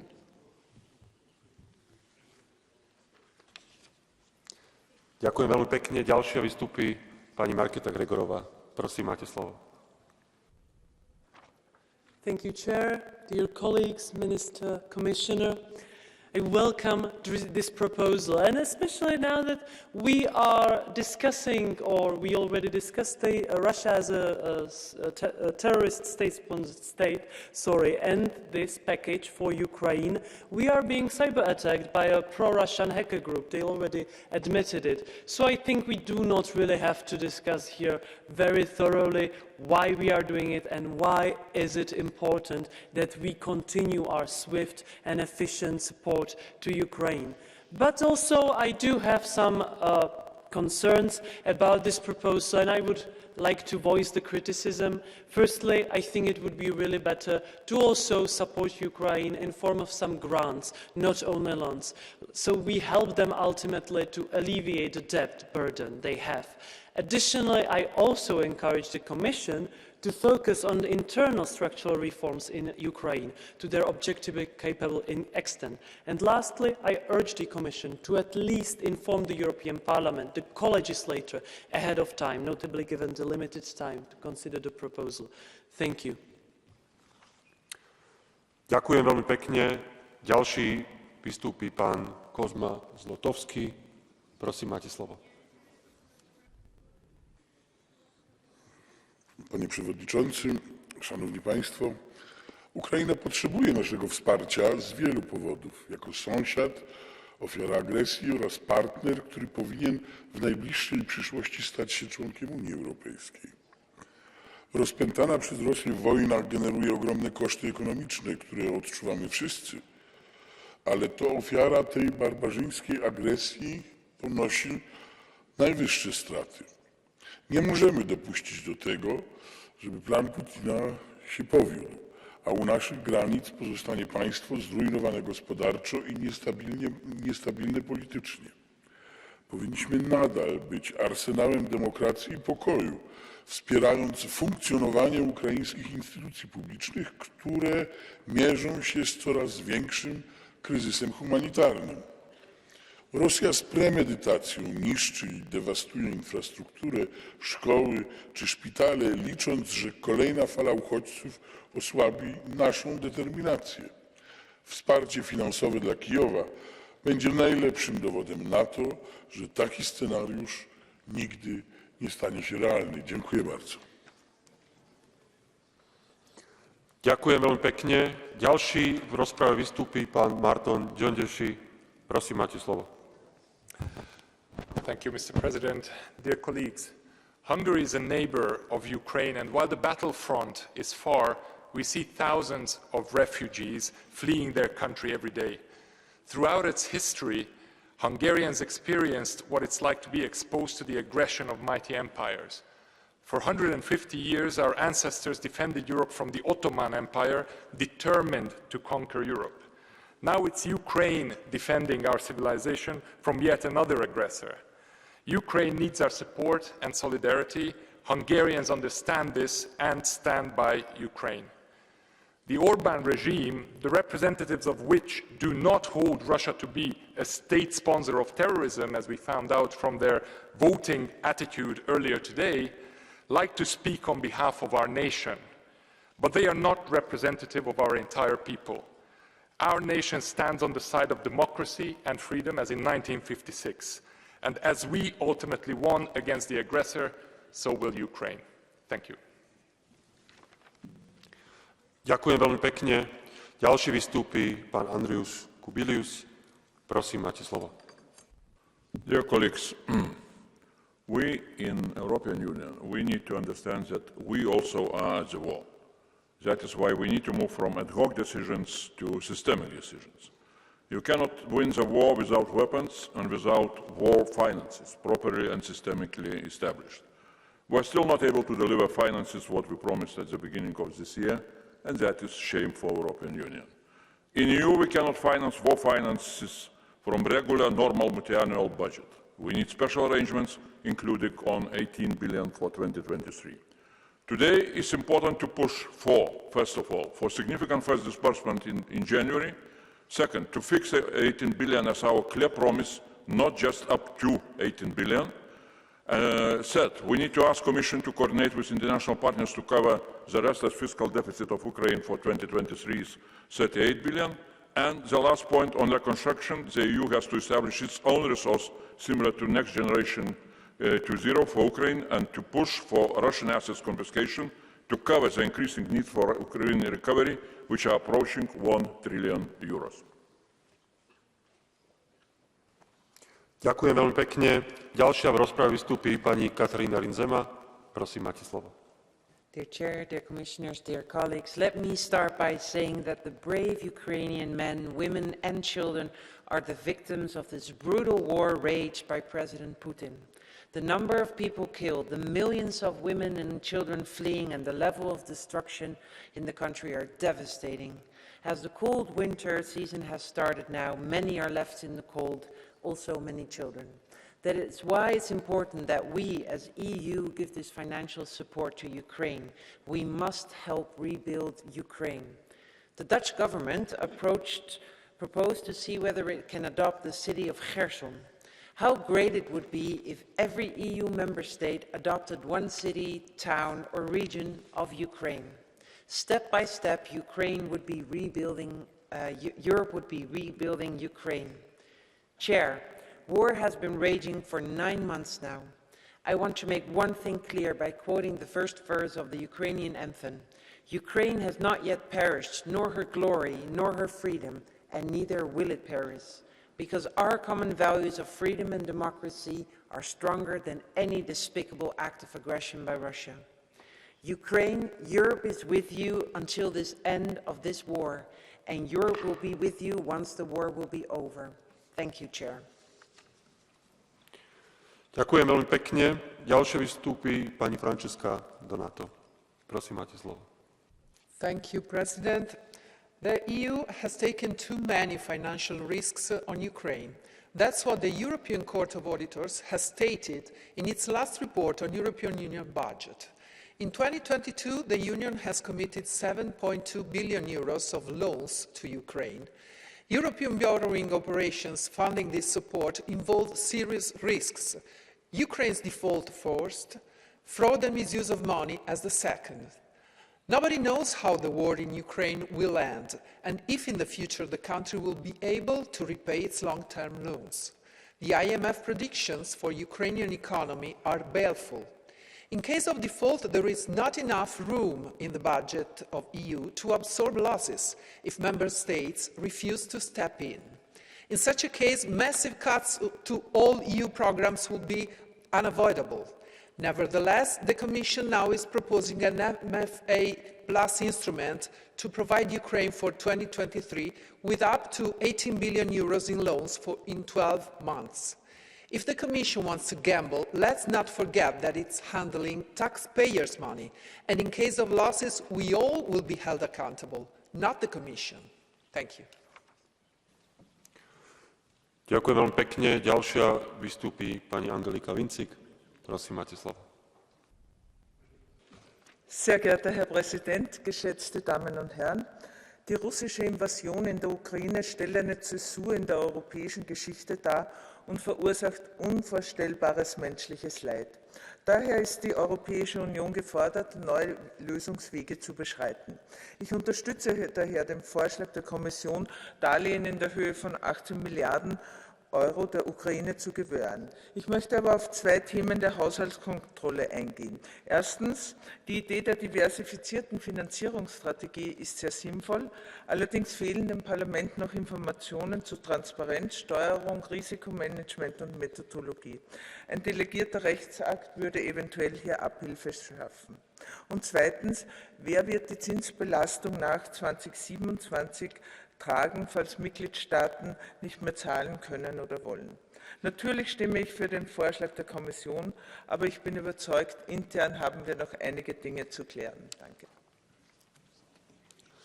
Ďakujem veľmi pekne. Thank you very much, colleagues. As I don't see Mr. Ressler in the room, I would give the floor to Mr. Sean Kelly. Please.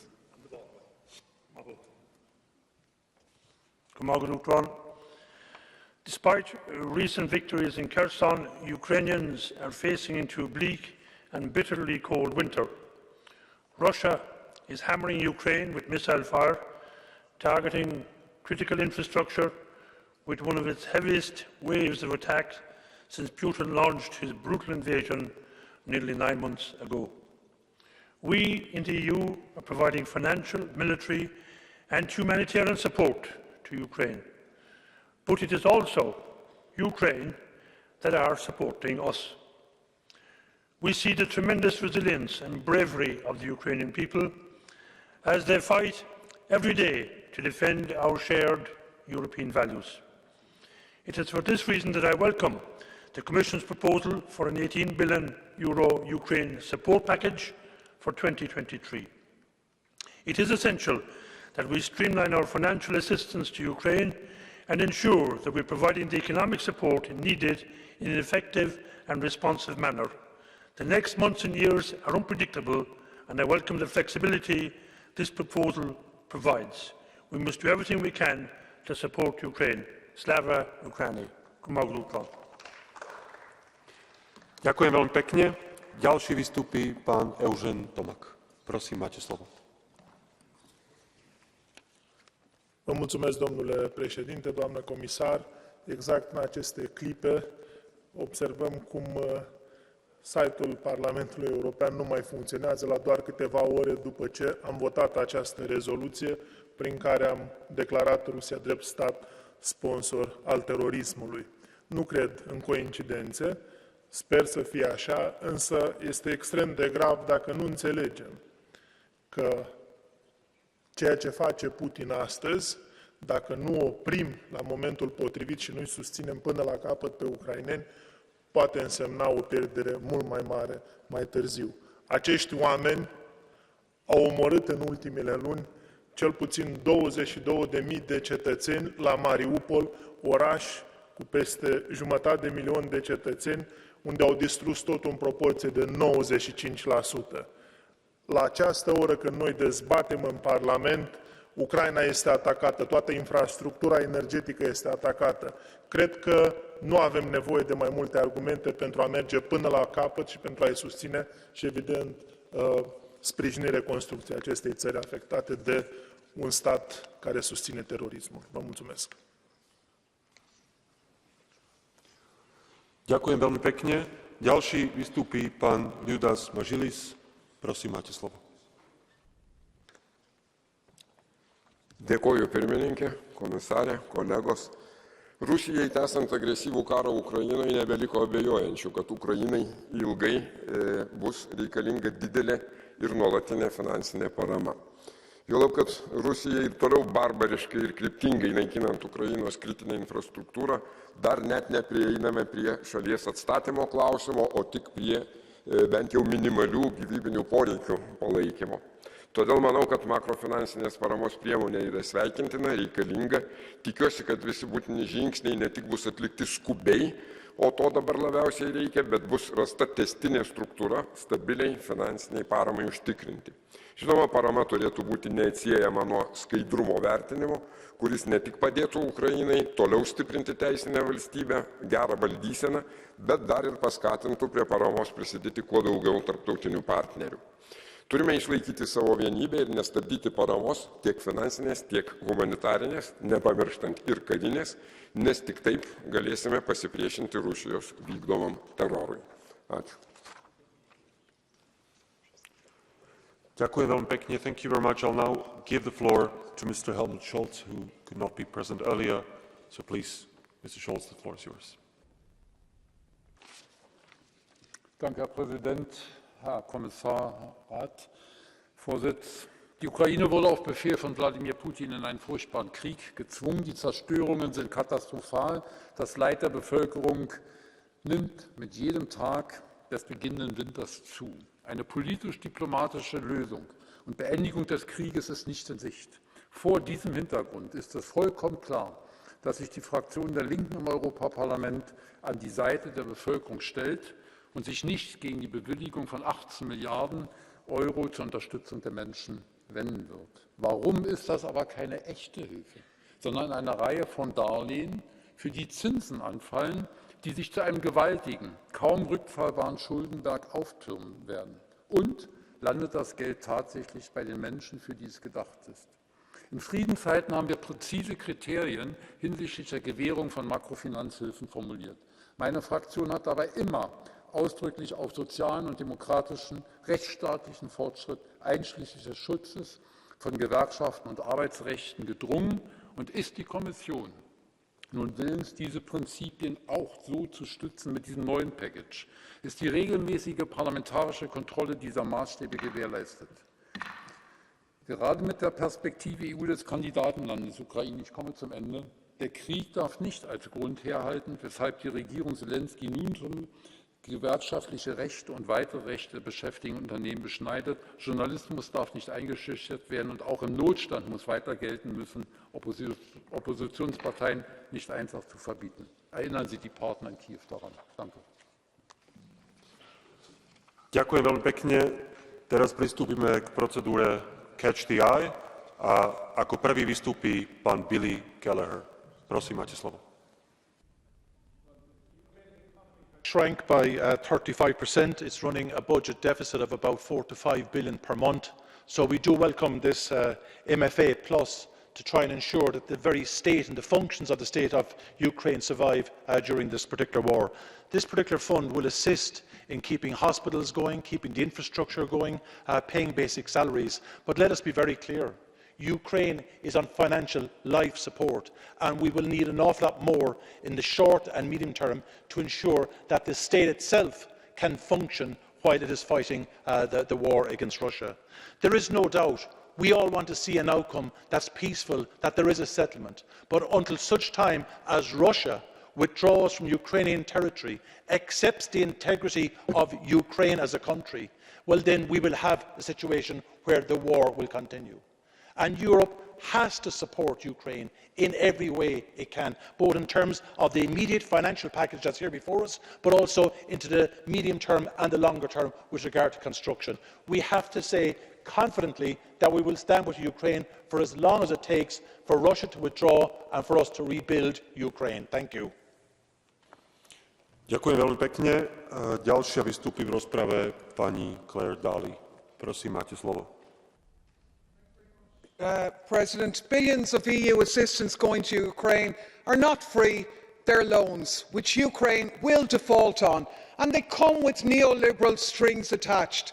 If you listen to the economists, Ukraine is marked for a nightmare round of shock therapy, a sell-off of public land, deregulation of labour, sale of public assets, on it goes. The country's future is being sold to finance a proxy war that's tearing it apart. And of course the loans have preconditions that Ukraine must uphold democracy and rule of law, but since the tap was turned on, Zelensky has banned most opposition parties, shuttered the media, printed kill lists of dissidents, attacked trade unions and workers' rights, but the billions keep flowing. This is a country our Court of Auditors have said was a country accused of grand corruption. And on it goes while the EU policy seems designed to prevent peace and keep the war going at all costs as long as ordinary people pay. So between Russian tanks and European banks, there will be little left of Ukraine when this is over. Don't forget, war is a racket and there's going to be hell to pay for this one. Ďakujem veľmi pekne a za Európsku komisiu teraz vystúpi pán komisár Virginijus Sinkevičius. Prosím, máte slovo.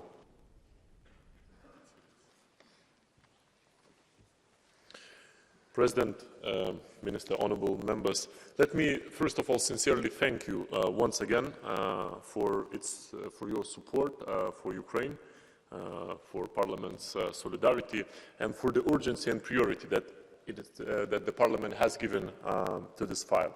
And I would also like to thank you for your interventions and comments, to which I have listened very carefully.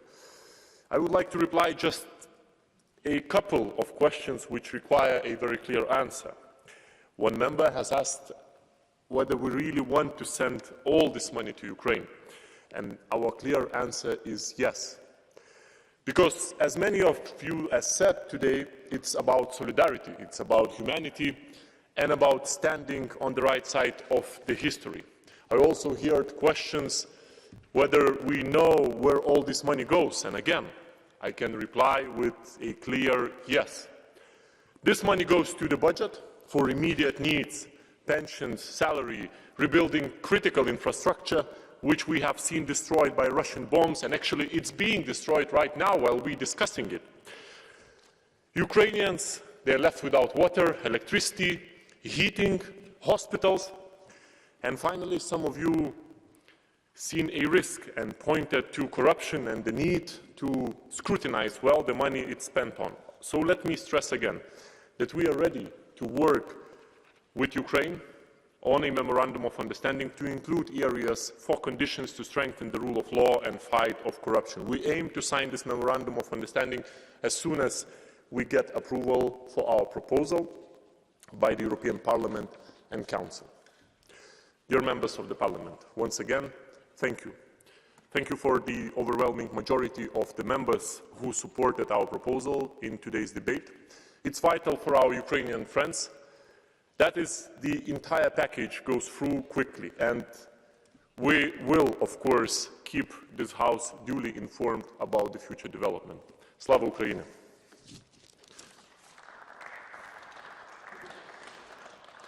Ďakujem veľmi pekne a na záver rozpravy vystúpi za radu minister Mikuláš Bek. Prosím, máte slovo. President, honourable members, Commissioner, I wish to thank you for this very useful debate today. I have listened with interest to your arguments, and let me confess that in the Council we have shared several of the technical questions you presented as regards the legislative proposals on the table. But as many of you made clear in your interventions, what is at stake is far greater than changes in the way the Union will borrow for Ukraine from now on, or than how we guarantee the borrowing. It is about humanity, as Mr. Tarczynski said. I said earlier in my intervention that I trust this Parliament is ready to rise to the historic challenge before us. The Presidency will strive to ensure that the Council will also live up to its responsibilities.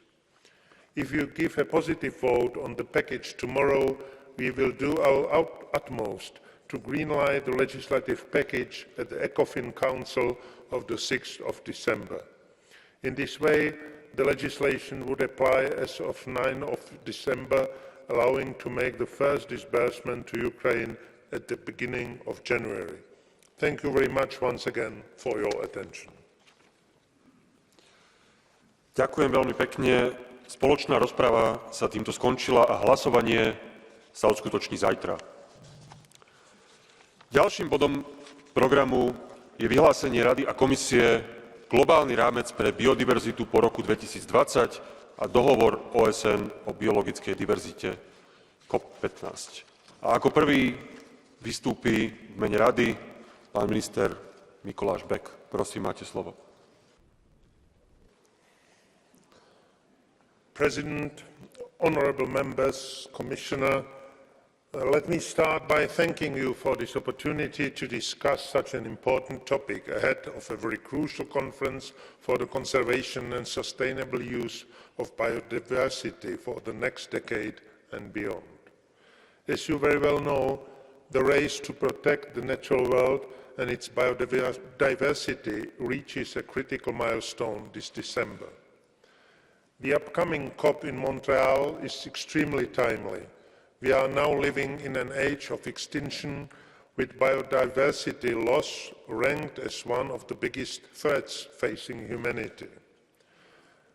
The Intergovernmental Science Policy Platform on Biodiversity and Ecosystem Services showed that unless action is taken, around 1 million species are threatened with extinction. We are thankful to the European Parliament for consistently supporting stronger measures for biodiversity protection. Biodiversity and climate change are inseparably linked and need to be addressed together. We must step up our efforts to limit global warming to below 2 degrees and mitigate climate change, as well as to develop strategies and set targets to halt biodiversity loss.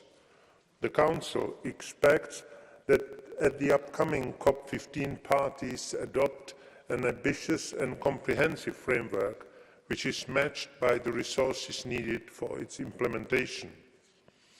Clear and measurable targets to address overexploitation, pollution, fragmentation and unsustainable agricultural practices, and a plan that safeguards the rights of indigenous peoples and recognizes their contributions as stewards of nature.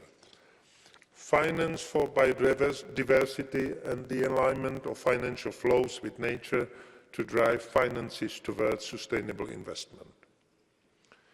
Just a month ago, the Council adopted conclusions setting the general political framework of the EU negotiating position.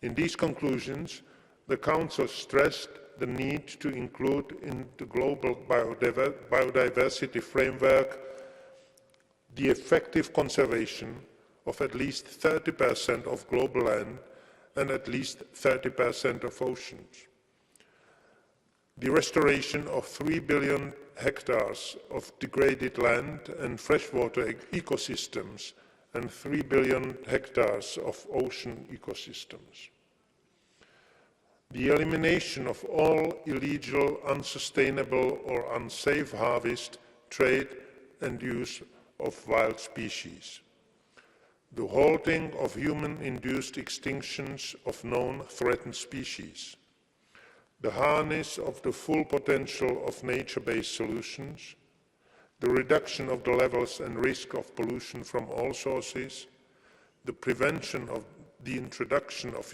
and establishment of all priority invasive alien species, the implementation of practices for the sustainable use of biodiversity, and the need to address land and sea use change negatively affecting biodiversity in all ecosystems. As you can see, the list of actions is long and the task ahead challenging. Let me assure you about the Presidency commitment and determination, together with the Commission and the Member States, to make COP15 a success. Thank you very much for your attention. Ďakujem veľmi pekne. Za Európsku komisiu teraz vystúpi pán komisár Virginijus Sinkevičius. Prosím, máte slovo.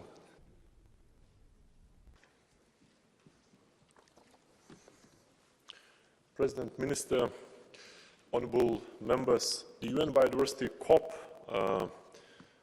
COP15 is almost upon us. A successful COP, one that adopts an ambitious post-2020 global biodiversity framework, is a key priority for the Commission and for me personally. Protecting the health of people and the planet are central elements of the European Green Deal, and we must reverse the trend of biodiversity loss, and we must do this urgently. 1 million species are at risk of extinction. We need nature for food security, disaster risk reduction, sustainable jobs, poverty eradication and health. We need a framework that credibly addresses the biodiversity crisis. And let me remind you, we will never solve the climate crisis if we do not help nature, our best ally, offering us so many nature-based solutions. The finishing line is approaching, and a huge number of issues are still to be resolved. There are large divides on key issues. Last week in Sharm el-Sheikh, I had several meetings with ministers, including a high-level event organized by China and Canada. Many of the discussions at COP27 were important stepping stones towards COP15. They reaffirmed the importance of tackling the nature crisis. COP27 confirmed loud and clear there is no way to limit global warming to 1.5 degrees Celsius without taking action to protect and restore nature, including a first-ever mention in the cover text of tipping points and nature-based solutions. As I'm sure you recall, we have several key priorities for the post-2020 Global Biodiversity Framework. Let me start with targets to ensure sustainable use of biodiversity. We need strong targets to eradicate illegal, unsustainable and unsafe exploitation of species. Targets to ensure that all areas under agriculture, forestry and fisheries are managed sustainably. Integrating biodiversity across policies and sectors is a key priority for Europe. We also need ambitious targets to address the direct drivers of loss, not only for the sake of nature, but also for sustainable livelihoods and poverty eradication. This is because pollution is also a health issue. Invasive alien species threaten food security, and so on. We need nature for so many different reasons.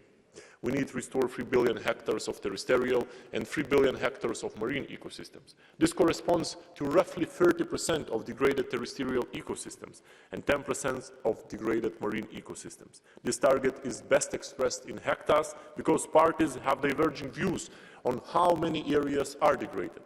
The 3 plus 3 billion hectares may seem ambitious, but let's keep in mind that this target focuses on bringing areas under restoration and not about completed restorations. We need to protect 30% of land and oceans, the 30 by 30 target. In our engagement with other parties, we should underline that protection go well together with economic activities that don't jeopardize the conservation objectives. Moreover, the target can be achieved by establishing protected areas and other effective conservation measures if they offer the same level of protection. And these other measures can, for example, be land managed by indigenous people. This creates flexibility for implementation. Similarly, not all marine protected areas have to be no-take zones, or not all the time. Some fisheries activities are compatible with conservation objectives. When we implement this target, it will be crucial to respect and safeguard the rights of indigenous peoples and local communities. They are essential stewards of biodiversity. We are aware that some of them fear being expelled from their lands, and indeed there have been terrible examples of this in the past. But the 30 by 30 target can and must be achieved with safeguarding their rights. In fact, we expect the 30 by 30 target to bring them significant benefits. Lastly, 30 by 30 target should focus not only on protecting a percentage of lands and oceans, but also on qualitative aspects. We must protect the areas most important for biodiversity and ecosystem services. We also need to ensure effective management and connectivity. We don't want paper parks. But we also have other priorities, which are equally important.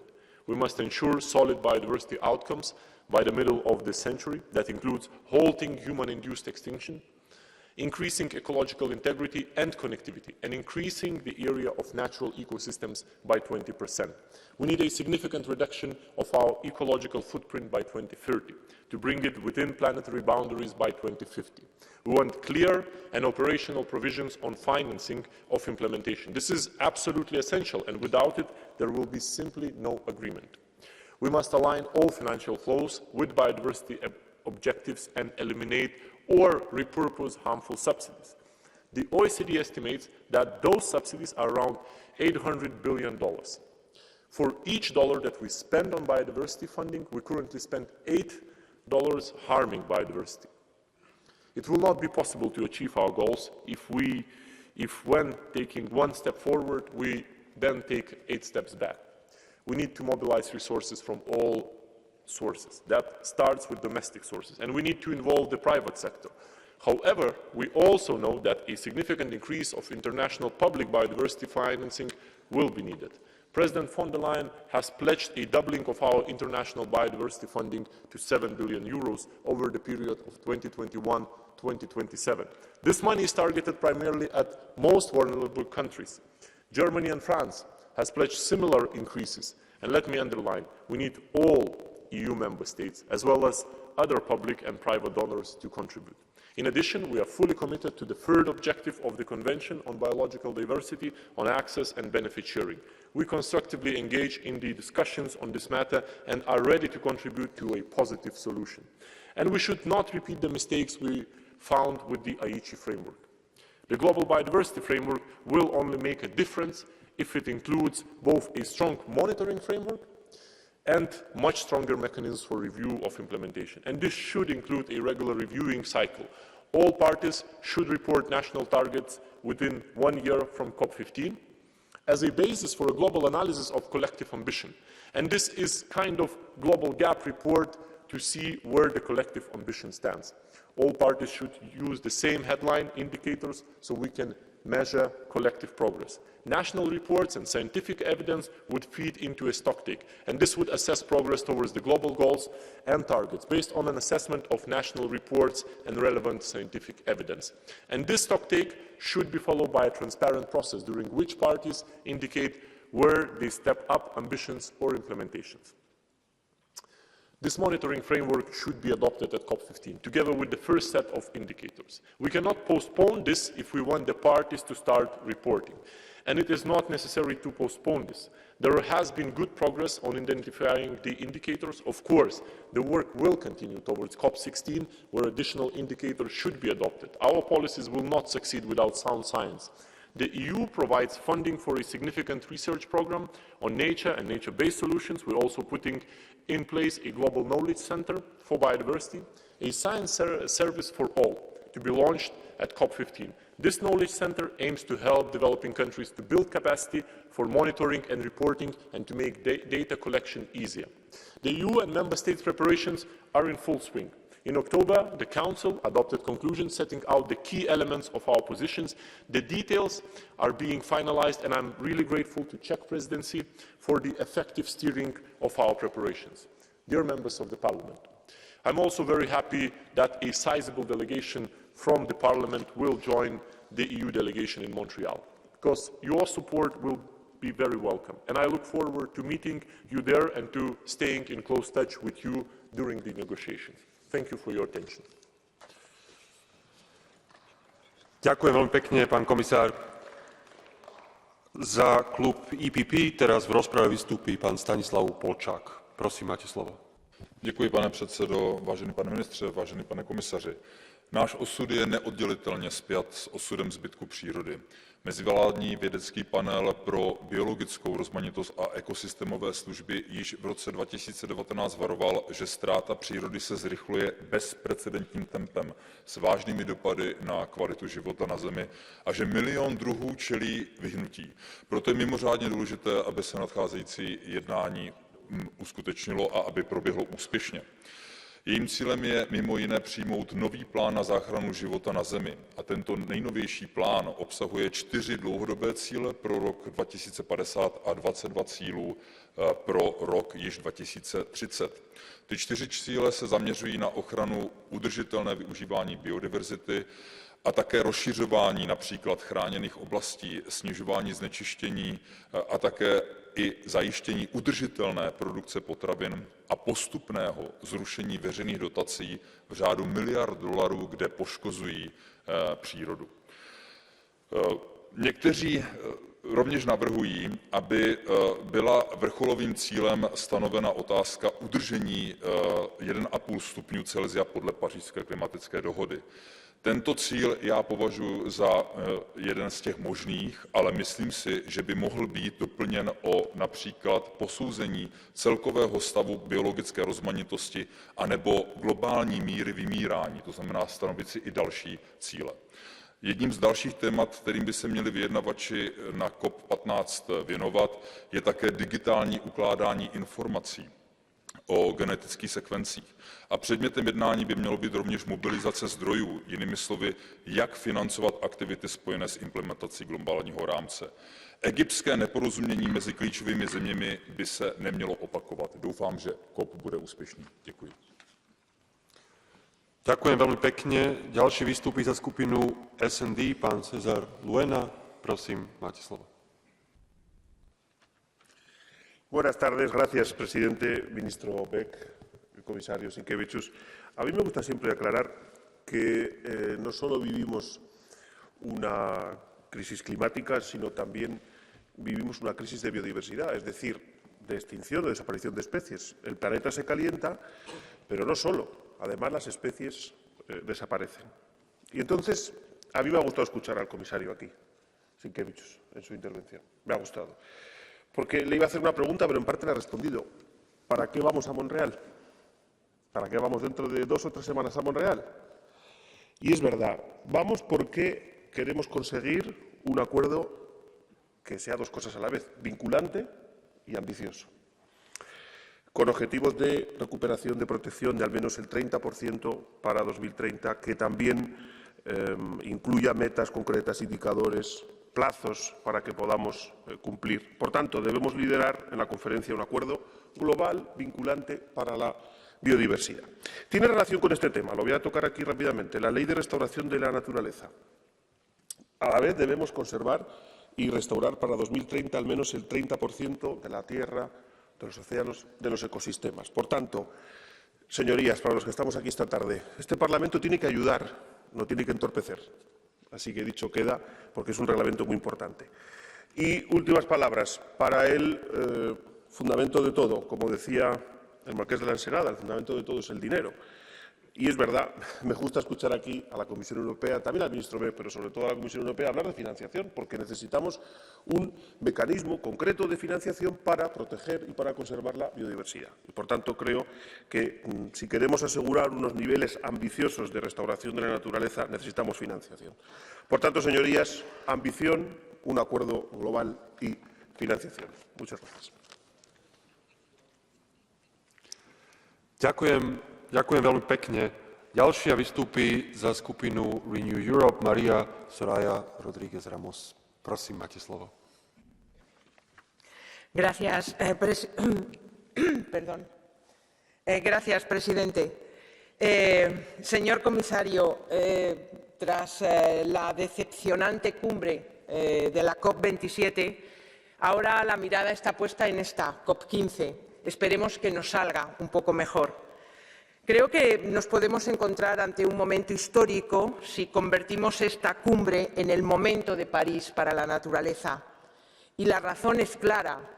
La crisis de la biodiversidad es una emergencia planetaria y ninguno de los objetivos de la cumbre de París, del calentamiento del planeta, pueden ser conseguidos si no somos capaces de restaurar nuestros sumideros naturales. Ya se ha dicho, 1 millón de especies se enfrentan a la extinción, están en riesgo de extinción.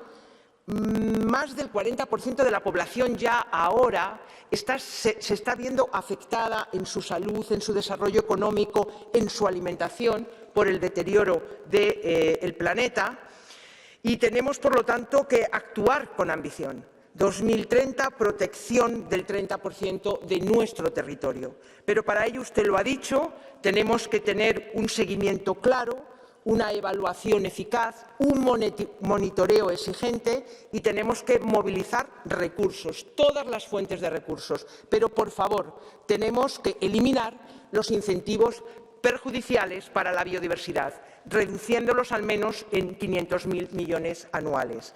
Espero verle en la cumbre y creo que la presentación de la Ley de Restauración de la Naturaleza es una buena carta de presentación de la Unión Europea en esta cumbre. Gracias. Ďakujem veľmi pekne za skupinu Greens. Teraz vystúpi pani Jutta Paulus. Prosím. Herr Vorsitzender, vielen Dank, Herr Kommissar, meine Damen und Herren. 69%.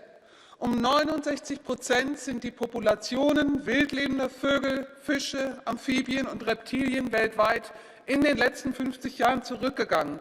Diese Zahlen sind dramatisch und das Artensterben ist noch bedrohlicher als die Klimakrise, denn die Biodiversität auf unserem Planeten sichert uns trinkbares Wasser, saubere Luft und fruchtbare Böden. Die anstehende Weltbiodiversitätskonferenz muss einen Wendepunkt markieren, so wie das Pariser Abkommen 2015 endlich die Notwendigkeit des globalen Klimaschutzes festgeschrieben hat, brauchen wir ein Montrealer Abkommen für den Schutz der biologischen Vielfalt. Die wichtigste Ursache für das Artensterben ist aber der Verlust von Lebensräumen. Es gilt nicht nur Schutzgebiete einzurichten, es gilt nicht nur zu renaturieren, sondern wir müssen die Hauptursache angehen, die Umwandlung von Feuchtgebieten, von Urwäldern, von Grasland in Ackerland, um den stetig wachsenden Fleischkonsum zu füttern. Herr Sinkevicius, Herr Minister Beck, werden Sie sich nicht nur für Maßnahmen zum Schutz von mindestens 30% der Land- und Meeresfläche einsetzen, sondern auch für die Regulierung von Tätigkeiten, die den Verlust der biologischen Vielfalt weiter befeuern. Vielen Dank. Ďakujem veľmi pekne za skupinu ID. Teraz vystúpi pani Aurélia Benieux. Prosím, máte slovo. Merci, Monsieur le Président. Après l'échec de la COP27 sur le climat, principalement lié aux demandes exorbitantes et hors sol de l'Union européenne, les grands dirigeants se retrouveront au Canada pour la COP15 sur la biodiversité. Alors que les gouvernants nous rabâchent les efforts nécessaires pour freiner la détérioration rapide de notre biodiversité, on apprend qu'une grande partie des chefs d'État ne sera pas présente à Montréal. La protection de notre environnement s'arrête donc aux querelles géopolitiques. Mais ne nous inquiétons pas, car les lobbies, eux, seront bien présents. Comme Greenpeace, par exemple, financé par le lobby des éoliennes, dont on connaît pourtant l'absence d'efficacité et les répercussions sur notre environnement. L'Union européenne considère que nos citoyens doivent porter seuls le fardeau du changement climatique. Outre-Atlantique, les puissances américaines font primer leur économie, tandis que la Chine et la Russie ont clairement d'autres priorités. Rajoutons à cela un refus absolu de remettre en cause les néfastes traités de libre-échange et les dogmes de la mondialisation. Comme pour la COP27, les millions investis pour cette conférence auraient été beaucoup plus utiles aux professionnels sur notre territoire. Je vous remercie. Ďakujem veľmi pekne. Za skupinu ECR teraz vystúpi pán Alexander Vondra. Prosím, máte slovo. Dámy a pánové, COP15 v Montrealu je důležité jednání. Všichni chceme chránit přírodu a biodiverzitu. Všem nám leží na srdci budoucnost pralesů, čistota vod a ochrana půdy. Planeta je jenom jedna a svět musí v této věci spolupracovat a Evropa má jít příkladem. Ale varuji Evropskou unii, aby neopakovala chybu, které se dopustila na COP27. Prosím, nereprezentujme navenek jako závazné cíle ty, které nemáme doma ještě vůbec schválené. Mnohé oblasti, například využívání půdy nebo územní plánování, jsou stále ve výlučné kompetenci členských států. Stejné je to i s jejich financováním. Evropská komise zatím předložila pouze návrh, pouze plán a nic víc. Přijímání jakýkoliv závazků jménem Evropské unie je proto předčasné v tomto smyslu, nerozumné a právně i nepřijatelné. Ďakujem veľmi pekne. Za skupinu Left teraz vystúpi pani Silvia Modik. Prosím, máte slovo. Arvoisa herra puhemies, luonnon monimuotoisuus on paitsi itseisarvo, myös välttämätön elementti, jotta selviämme ilmastonmuutoksen edetessä. Mitä vahvempi luonnon monimuotoisuus, sitä parempi on planeettamme sopeutumiskyky väistämättä edessä olevan lämpenemisen edessä. Käynnissä on 6. sukupuuttoaalto ja lajeja menetetään nyt ennennäkemättömän nopeasti. Sillä on negatiivinen vaikutus niin ruoan tuotantoon kuin ihmisten terveyteen. Suunnan muutos on siis välttämätön. EUlla oli tavoite lopettaa luontokato vuoteen 2020 mennessä. Epäonnistuimme täysin. Lajikato vain kiihtyy. Onkin aika hyväksyä, että vapaaehtoiset toimet eivät riitä, vaan me tarvitsemme sitovia ja mitattavia tavoitteita. On täysin välttämätöntä, että me saamme aikaan sitovan kansainvälisen sopimuksen lopettaa biodiversiteetin heikkeneminen Pariisin sopimuksen hengessä. Ja hyvät kollegat, me käymme nyt kilpajuoksua aikaa vastaan. Maailman on vihdoin herättävä siitä, että luontokato on samanlainen kriisi ja hätätila kuin mitä ilmaston lämpeneminen meille on. Kiitos. Ďakujem veľmi pekne. Thank you very much. As I don't see Mr. Comín y Oliveros in the chamber, I'll give the floor to Mr. Kaleskin, please. The floor is yours. Merci, Monsieur le Président, Monsieur le Ministre, Monsieur le Commissaire. Nous sommes donc maintenant rentrés dans ce qu'il est convenu d'appeler la 6e extinction massive d'espèces sur Terre. La 5e, la précédente, c'est celle qui a conduit à l'extinction des dinosaures. Pendant plusieurs années, la crise du changement climatique a couvert, si je puis m'exprimer ainsi, couvert la prise de conscience de la crise de biodiversité qui est en cours. Au fond, d'ailleurs, ces deux crises sont liées, vous l'avez rappelé, Monsieur le Commissaire, ces deux crises, celle du changement climatique et celle de la biodiversité, s'alimentent entre elles. Alors autant sur le changement climatique, j'allais dire, c'est pas compliqué. Quand on voit les difficultés que nous avons à avancer, en fait, c'est compliqué, mais au fond, on connaît bien les causes, on connaît bien les conséquences, nous pouvons agir. Sur la biodiversité, c'est très compliqué, et cela nécessite que nous nous mobilisions d'autant plus. Il y a quelques années, à l'invitation de la Commission européenne, j'avais participé à une conférence qui s'appelait HOPE. J'aime bien le rappeler, parce qu'elle dit tout. Healthy Ocean Productive Ecosystem. Eh bien, je me dis qu'en pensant de cette façon, en nous mettant dans une situation gagnant-gagnant, en comprenant que le développement de nos activités, le développement de l'humanité peut se faire et doit se faire dans un environnement sain, eh bien, nous comprenons que nous sommes dans une situation où il faut avancer sur cette question de la biodiversité. Vous l'avez rappelé, Monsieur le Commissaire, il convient aussi de nous assurer que les populations autochtones, qui seront les premières à gagner si nous faisons des efforts, doivent être incluses. C'est la Convention d'Aarhus auquel nous sommes attachés. Nous avons fait, à travers Mme von der Leyen, le pari justement que l'Union européenne serait le territoire du monde le plus en avance sur ce sujet-là. Eh bien, Monsieur le Commissaire, nous comptons sur vous, à Montréal, pour porter ce message et nous avons pleine confiance en vous. Merci. Ďakujem veľmi pekne. Ďalší vystúpi pán Bas Eickhout. Prosím, máte slovo. Thank you, Mr. President, and thank you also to all my colleagues, to the Commissioner, to the Minister, to have all these warm words about the importance of biodiversity and protection of our biodiversity. But people, colleagues, we are not here only in words, we really need to act on it. And there it quite often goes wrong, to be very honest. And for example, we need to make sure we have our house in order on the protection of biodiversity and to stop the halt the loss of biodiversity, which we promised for 2010, which we promised for 2020, and probably are now promising for 2030. But still we are losing biodiversity on a daily basis. So that's at stake at this COP. And we should learn then also from what happened in Sharm el-Sheikh. You were there, so you also know that the only way for a success is Europe not only pushing for ambition, but also reaching out the hand to developing countries, because they are suffering the most of the time, also from Western companies encroaching on their biodiversity. So we need to make sure that we are not only helping them financially, but that we are also making sure that there is a fair mechanism for the sharing the benefits of digital sequence information. These are the things that need to be tackled, and I maybe also look at the Council. The good words are there, but really, if I look at the mandate of the Council, it needs to be improved, and don't do it the last day as you did in Sharm el-Sheikh. Thank you very much. Ďakujem veľmi pekne. Ďalšia vystúpi pani Silvia Lima. Prosím, máte slovo.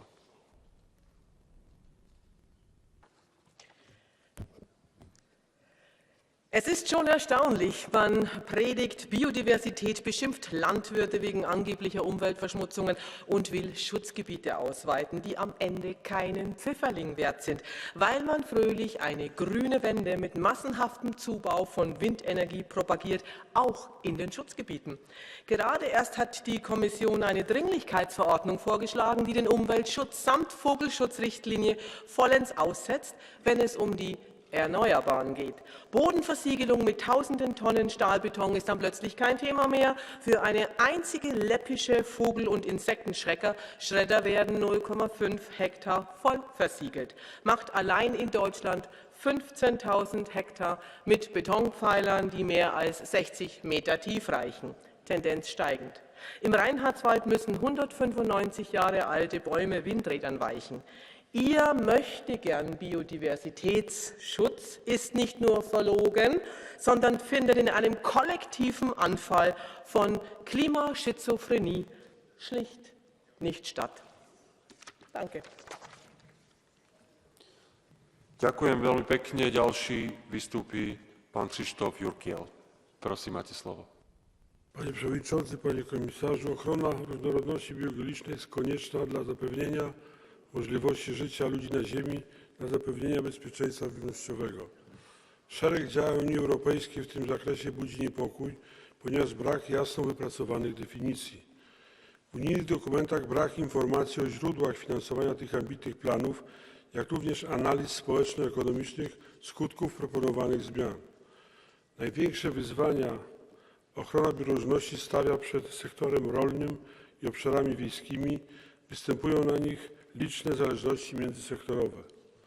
Apeluję zatem do wszystkich stron grudniowej konferencji w Montrealu, aby przyjmowane rozwiązania miały na uwadze stabilność ekonomiczną naszych gospodarstw rolnych, aby nie prowadziły do obniżania konkurencyjności europejskiego rolnictwa na zewnątrz, ale przeciwnie, aby zwiększały ambicje i standardy przede wszystkim w państwach trzecich, które obecnie mają nad naszymi rolnikami nieuczciwą przewagę konkurencyjną.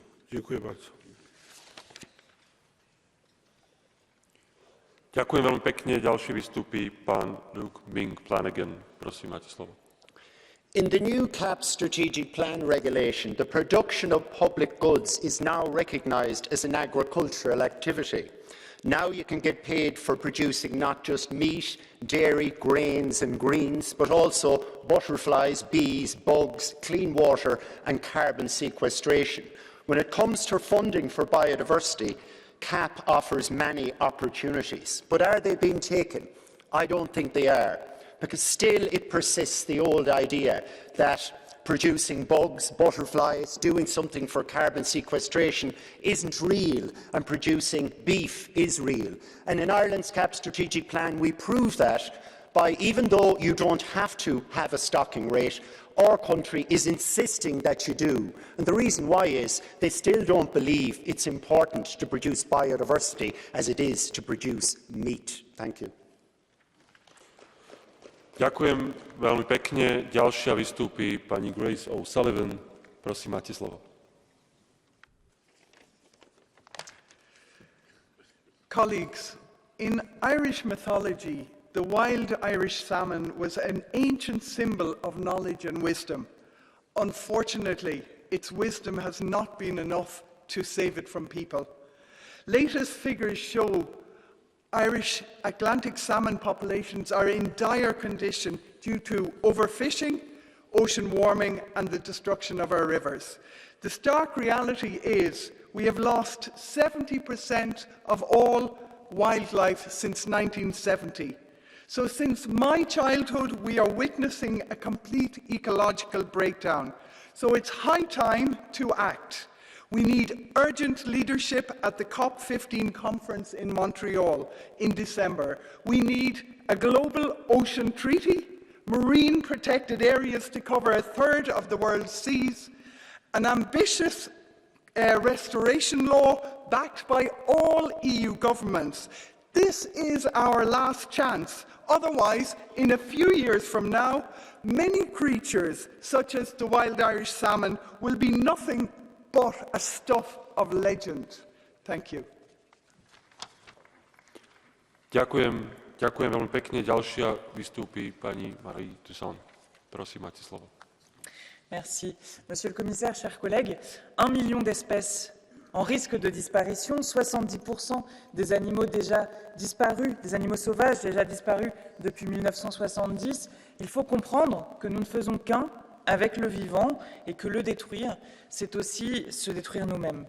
Dès lors, il est effectivement impératif que nous mettions enfin, que nous ratifions enfin un accord sur la biodiversité. Mais je veux attirer l'attention sur 2 points. D'abord, on n'a jamais protégé la nature en bafouant les droits humains. L'histoire européenne est jalonnée de pillages et d'asservissement des peuples qui ont parfois pris hypocritement comme prétexte la protection de la nature. Cela ne doit plus jamais se reproduire. Ensuite, il y a urgence à protéger le vivant de l'accaparement, de la financiarisation et donc, in fine, de la destruction.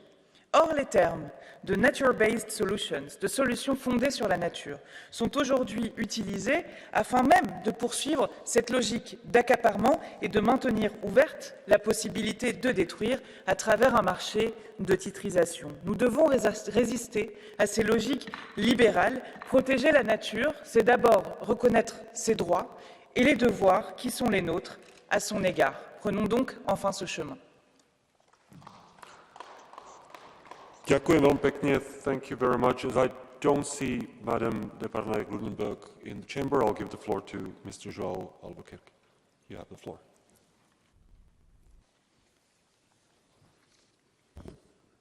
Muito obrigado, Presidente. Como afirmou António Guterres, Secretário-Geral das Nações Unidas, o mundo está numa autoestrada em direção ao inferno climático e com o pé bem a fundo no acelerador. Apesar dos inúmeros esforços em curso, a biodiversidade continua em declínio global. Com o incumprimento de vários objetivos definidos no Plano Estratégico para a Biodiversidade 2010-2020, é mais do que certo que o cenário será de agravamento desta situação nos próximos anos. O tempo é cada vez mais curto e os olhos estarão, uma vez mais, colocados nos decisores políticos em dezembro, em Montreal, na próxima COP15.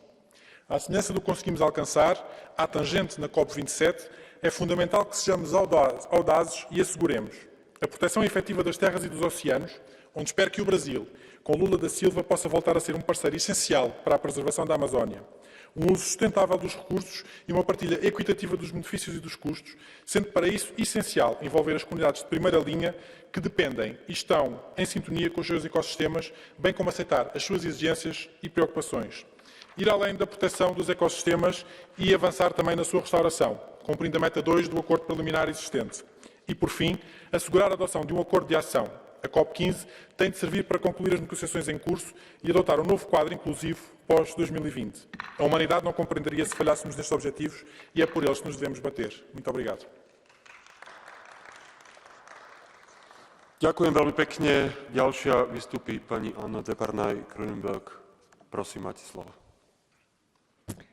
Mr. President, dear colleagues, we are facing a serious problem. At the Climate COP27, the global community failed to make concrete steps to stay within the 1.5-degree pathway. Allowing the climate crisis and the biodiversity loss to continue is not an option. Allowing the climate crisis and biodiversity loss just to go further and further is not a solution. Insurance to compensate loss and damages were an important first step at the COP, but it will not be sufficient. Speaking of insurance, saving biodiversity is our best insurance to combat climate change. The greater the biodiversity of our ecosystems, the more options for adaptation are left for our future. In the EU, we already practice ecological forestry methods in only 1/3 of our forests. We must transform our forest management towards more biodiversity. Commissioner Sinkevicius, Minister Beck, will you ensure that the EU pushes for the best possible result at the COP15 and at the same time take serious steps for sustainable ecological forestry at home? Let's keep the birds in forests singing today and tomorrow. Thank you. Ďakujem veľmi pekne. Teraz pristúpime k procedúre Catch the Eye a ako prvá vystúpi pani Sara Serdes. Prosím, máte slovo. Obrigada, Presidente. A emergência climática não pode ser separada da crise da biodiversidade, em que verificamos a degradação de ecossistemas e a extinção acelerada das espécies. Para uma cimeira que tem sido continuamente adiada, é hora da comunidade internacional demonstrar compromisso com o nosso planeta e a sua proteção, ao contrário da COP27, que ficou além do que era necessário. Precisamos, assim, de um acordo que seja vinculativo contra a degradação e a favor da restauração, reconhecendo o valor de áreas de intensa biodiversidade, como são na União Europeia as regiões ultraperiféricas e cuja biodiversidade se liga a setores como o turismo, a agricultura, as pescas, entre outros. Daí a importância em garantirmos uma estratégia e financiamento que promova o desenvolvimento sustentável destas regiões e o reconhecimento de um dos seus maiores ativos, a biodiversidade. Obrigada. Ďakujem veľmi pekne. Ďalší vystúpi pán Mick Wallace. Prosím, máte slovo. Thanks very much, President. At COP15 in Montreal, we will hopefully come up with a global agreement to effectively protect at least 30% of global land and oceans. Some people find this a bit too much. How can we ever allow nature to thrive in 30% of the planet? Well, there's a simple answer. It's called degrowth. Economic growth contributes to biodiversity loss, but doesn't necessarily contribute to our well-being.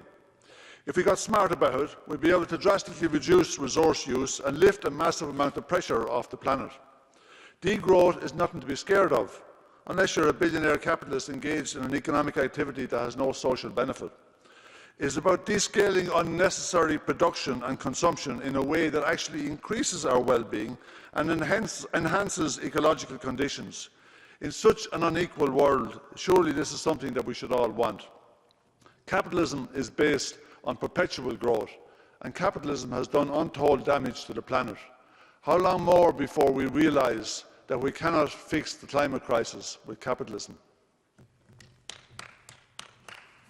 Ďakujem veľmi pekne. A teraz vystúpi v rozprave za Európsku komisiu pán komisár Virginijus Sinkevičius. Prosím, máte slovo.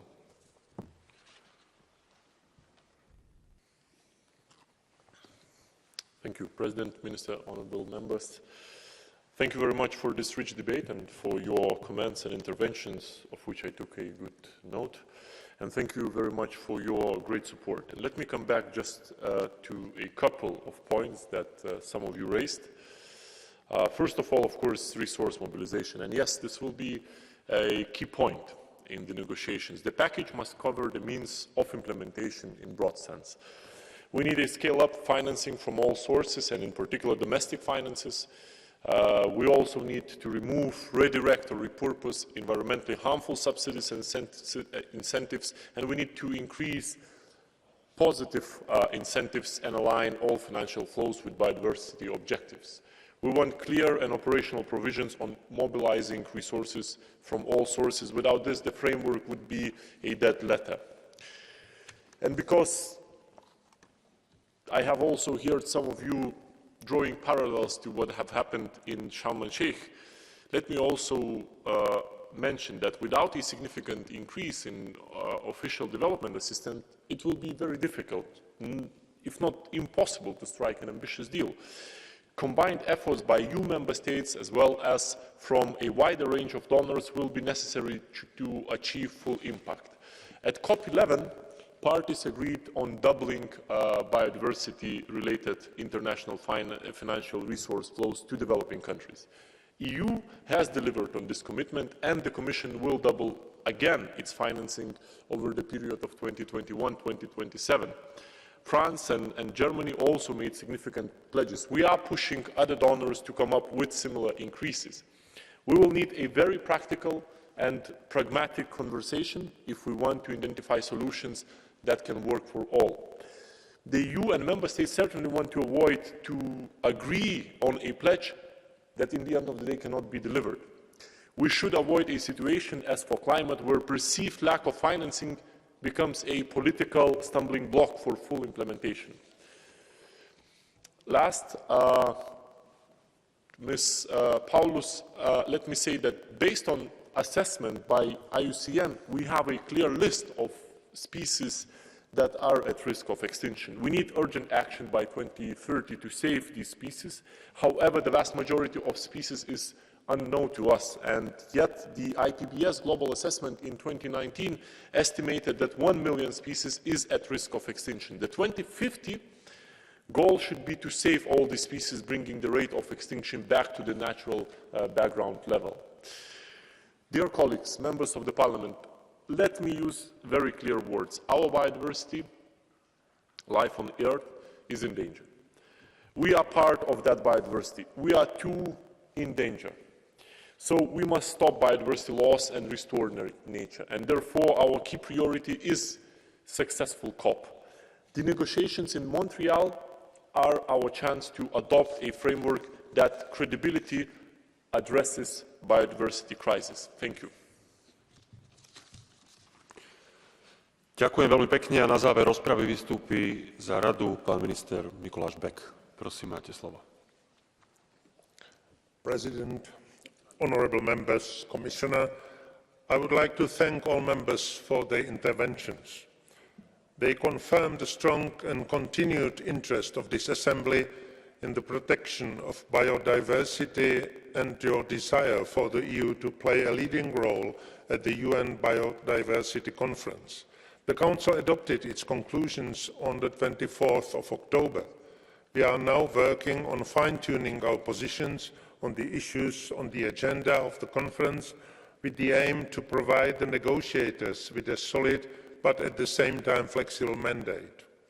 Please allow me to conclude by reaffirming the Presidency's commitment to do its utmost to defend the EU's ambitions in Canada, to adopt an ambitious, comprehensive and transformative post-2020 global biodiversity framework that includes the long-term 2050 goals, 2030 intermediate outcomes and action-oriented 2030 targets to effectively and simultaneously address the direct and indirect drivers of biodiversity loss.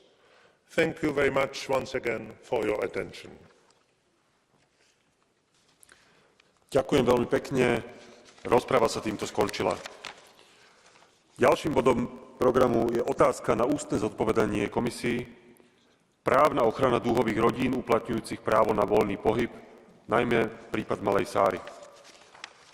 A ako prvý vystúpi jeden z autorov tejto otázky, pán Marc Angel. Prosím, máte slovo. Thank you, President. Dear all, first the Coleman-Hamilton case in 2019 and now the Baby Sarah case. How many European Court of Justice cases do we need to guarantee the mutual recognition of administrative documents and parenthood between member states? How many court decisions will be needed for children's rights to be respected in Europe? This is not merely another LGBTIQ question, but concerns the rights of children and European citizens, which are openly flouted by some of our governments. And despite the adversarial stance of these nationalist and populist governments, the reaction of the European Commission, which is responsible for protecting the core values of the EU, has been rather weak. Human rights apply to all EU citizens in all their diversity. This is, in short, the tenet that the Commission has promised to defend since the beginning of this mandate. These words must be translated into legislative text and into sanctions against those who choose to undermine them. And when I see the relentless fight of rainbow families for the respect of their rights, I'm both inspired and I'm mad. Inspired for the fortitude for these families who persevere through their struggle, often even though their struggle often looks like a battle between David and Goliath. And mad because our institutions do not adequately support them in the fight for their rights. When I entered politics, I made a pledge to myself: I will always stand by the most vulnerable groups, no matter how much time and energy I will have to expend for their causes. In this battle, you can count on me, and I'm happy to see that as a co-chair of the LGBTI intergroup, but also as an SND member of this House, I am not alone. I can count on the queer community, but also on our allies in the Parliament and beyond. Here are my questions. Is the Commission ready to use legal tools to ensure enforcement of free movement law? What actions will the Commission take to ensure a national measure does not preclude implementation of judgments and to make sure EU law is not violated? Dear Council and Commission, on which side of the fight do you want to be? Recognizing diverse families benefits everyone, and it takes no one's existing rights away. Europe must guarantee all children to see their family acknowledged and validated by law. By the way, baby Sarah is not a baby anymore. She will turn 3 years old and is still undocumented. Thank you very much. Ďakujem veľmi pekne za Európsku komisiu. Teraz vystúpi pani komisárka Helena Dalli. Prosím, máte slovo. Honourable members, I thank you for your questions on the legal protection for rainbow families exercising free movement. I start by recalling that in recent years, the Court of Justice of the EU has issued 3 landmark decisions on the rights of rainbow families exercising free movement, namely Coleman, VMA, or the Baby Sarah case, and KS. In this context, the court delivered major clarifications. It held that while member states are allowed not to provide in their national legislation for marriages and parenthood of same-sex couples, this situation cannot justify a refusal to accept, for the purpose of the exercise of rights derived from EU law, marriages and parenthood established in another member state, regardless of sexual orientation. So you inquired about the Commission's action to ensure that EU free movement law is enforced and that this case law is respected. So the implementation of EU law as interpreted by the Court of Justice is a Commission priority. As stated in the LGBTIQ equality strategy, the Commission will continue to ensure the correct application of free movement law, including to address specific difficulties preventing LGBTIQ people and their families from enjoying their rights. So the Commission is monitoring the implementation of the Court's judgment on rainbow families in free movement and is in dialogue with Member States in this regard. If necessary, the Commission will take legal action. Nonetheless, legal action is neither the only nor the fastest way to achieve results. Furthermore, in the 2020 Citizenship Report, the Commission announced the review of its 2009 Guidance for Better Transposition and Application of the Free Movement Directive. The updated guidance, the drafting of which is at an advanced stage, will take into account the diversity of families and therefore help all families exercise their free movement-related rights. More particularly, the Commission intends to integrate in the updated guidance relevant elements of the case law on rainbow families in free movement. For instance, that the term spouse is gender neutral and includes all spouses in marriages and registered partnerships without exception. As regards children of same-gender parents exercising free movement rights, where one parent is an EU citizen, all member states have to recognize the parent-child relationship as established on the birth certificate drawn up by a member state for purposes related to EU law, regardless of the status of such relationship in the other member states. So member states must accept certificates attesting a family relationship issued by the competent authorities of the other member states. So for the purpose of the Free Movement Directive and the exercise of the rights derived from EU law, this acceptance does not require and cannot be made conditional to a formal recognition by the other member. So as regards the specific situation in Bulgaria, the Commission is monitoring the implementation of the VMA judgment and is in contact with the Bulgarian authorities, both regarding the individual national proceedings concerning the Baby Sarah case and, more generally, the relevant Bulgarian legislation and practice. When it comes to the issues of registration and receipt of a personal identification number, the Commission is analyzing the situation in Bulgaria and will ensure any appropriate follow-up. In relation to your question on the issue of mandatory transcription, the Court has made it clear that the member state of nationality of the child must issue an identity card or a passport, regardless of whether the birth certificate issued by another member state for the child has been transcribed into the National Register of Civil Status. So in general, national requirements cannot be relied upon to impede the exercise of the rights derived from EU law by same-gender couples and their children.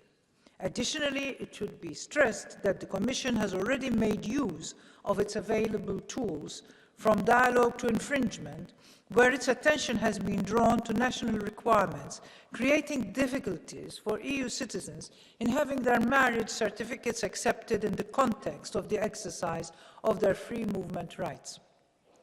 Finally, it must be clarified that under the existing EU acquis, Member States are not required to recognize the parenthood of a child as established in another Member State for purposes other than the rights derived from EU law in the context of free movement. So on that aspect, as announced in the LGBTIQ equality strategy, as well as in the 2021 EU strategy on the rights of the child, the Commission will present in the coming weeks a proposal for a regulation harmonizing the Member States' rules for the establishment of parenthood in cross-border situations and for the recognition in a Member State of the parenthood established in another Member State. So this will further improve the rights of rainbow families without taking away the rights that the child already enjoys under Union law, in particular on free movement, including the directive and the case law, which I have referred to earlier. Thank you.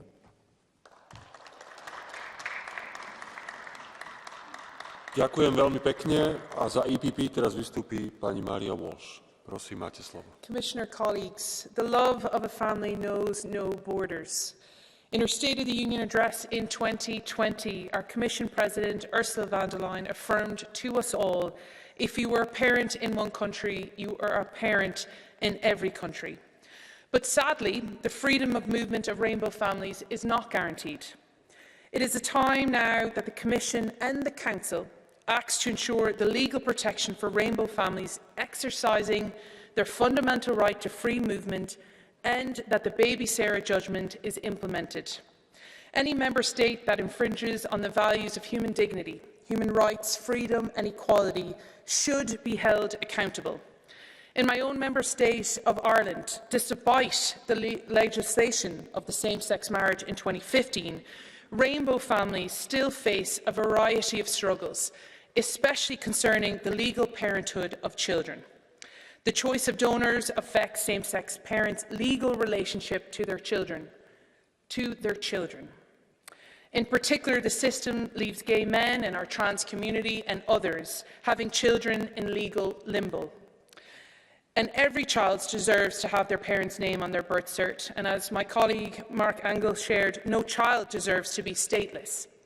In striving to build a union of equality, let us make sure that all rainbow families can enjoy the rights that every other family in the EU holds dear. Thank you very much.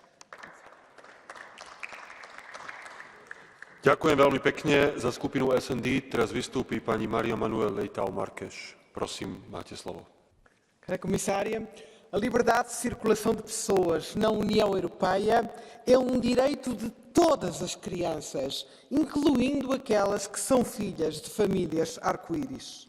Mas, como se demonstra no caso da bebê Sara, já decidido pelo Tribunal de Justiça, as autoridades de certos países recusam-se a reconhecer a relação parental de filhos de casais do mesmo sexo, mesmo quando esta já foi reconhecida em outro Estado-membro.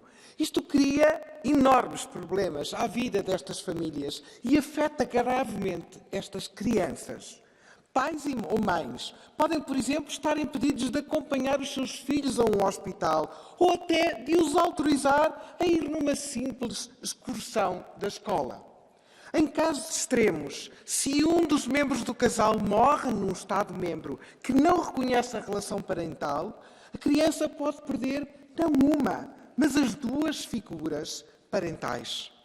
A proposta legislativa sobre o reconhecimento transfronteiriço da parentalidade, que espero a Comissão apresente rapidamente, deve garantir a proteção da liberdade de circulação das crianças destas famílias, assegurando que as relações parentais e os direitos a elas associados são reconhecidos para todos e respeitados em toda a União. Na União Europeia, nenhuma criança pode perder os seus direitos apenas por mudar de um Estado-membro para o outro. Muito obrigado. Ďakujem veľmi pekne. A ďalší vystúpi za skupinu Renew Europe, pán Pierre Kaleskin. Prosím, máte slovo. Merci, Monsieur le Président, Madame la Commissaire, chers collègues. Il faut le dire, la famille est en danger. Elle est attaquée de toutes parts par ceux qui souhaitent nous imposer leur vision idéologique.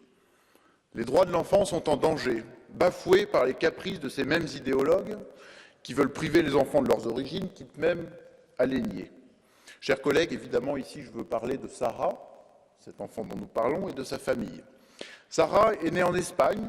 Elle a une maman de Gibraltar et une maman de Bulgarie. La Bulgarie, justement, qui lui refuse la transcription de son acte de naissance depuis plusieurs années, malgré un arrêt de la Cour de justice de l'Union européenne. Sarah a 3 ans, elle n'a pas de nationalité, elle n'a jamais pu quitter le pays où elle est née, et elle n'a jamais pu voir ses grands-parents qui sont trop âgés pour pouvoir voyager. Sarah est la victime d'un acharnement d'idéologues autoproclamés défenseurs de la famille. Alors ici, il ne va pas falloir se tromper. La preuve est faite que les véritables défenseurs de la famille, c'est nous, les véritables défenseurs des droits de l'enfant, c'est nous. Alors, Madame la Commissaire, nous comptons sur vous, ne nous décevez pas. Faites-nous cette proposition de loi de reconnaissance mutuelle des liens de filiation, soyez du côté de la famille, soyez du côté des enfants.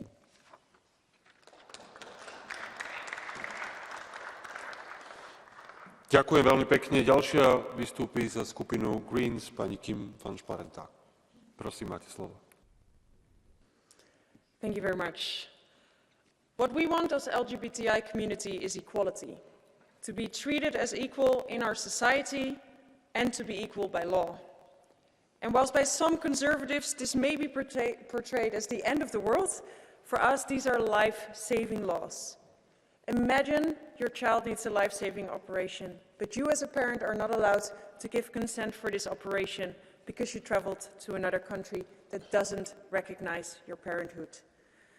Today, the LGBTI intergroup had the honor to hear firsthand the horror story of 2 mothers who can't make their baby girls meet their grandfathers because of discriminative administrative hurdles. And the European Court of Justice has already ruled that Bulgarian authorities have to give baby Sarah a birth certificate. But now, while she's almost 3, this still hasn't happened. And that's why we urge the European Commission to take action. We need to make sure national authorities listen to these rulings of the European Court of Justice, get children out of this administrative limbo. But we also need to move fast on new legislation for the baby Sarahs of this world and all our rainbow families. Because what we want is equality. Thank you. Ďakujem veľmi pekne. A teraz vystúpi za skupinu ECR pán Ангел Джамбазки. Благодаря, уважаеми господин председател. Уважаеми колеги, чета ви Конституция на Република България, член 46, алинея 1. Бракът е доброволен съюз между мъж и жена. Законен е гражданският брак. Няколко реда по-надолу следващата алинея. Децата, родени извън брака, имат равни права на родените в брака. Това, колеги, ви казва всичко, за което сега тук обсъждате, заблуждате се сами и други и се опитват да правите политическа пропаганда. Да, може би ви изненадваме, но ние, българите в България, през нашата конституция сме приели брака за съюз между мъж и жена. Ако детето е родено извън такъв брак, той има равни права и няма проблем да бъде издаден документ на името на майката. Единен граждански номер веднага може да се издаде на името на майката. Така че няма никакъв проблем с това нещо. Това, което правите вие обаче тук, е пропаганда, с която се опитвате да промените нашето общество и нашия начин на живот. И ние не сме съгласни с него. Ние не казваме да разрешавате или да забранявате или да правите форма на брака в ваши държави. Не ви казваме как да поддържате вашите общества. Ние ви казваме, че няма да допуснем да променяте нашето, защото за разлика от вас, ние мислим, че брака е между мъж и жена, биологични родители. И мисля, че трябва да се съобразите с тази наша воля, защото това е демокрацията. Благодаря ви. Благодаря, господин председател. Vielen Dank, Kollege Zambatski. Das folgt für 1 Minute Frau Kollegin Björk.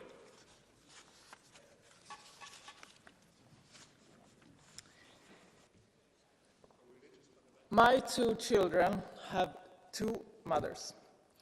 We belong together as a family, of course, with love, but also legally speaking. It took some years, some painful judicial and administrative procedures, but we are lucky to be recognized as a family with 2 legal parents, 2 mothers. This is not the case for baby Sarah.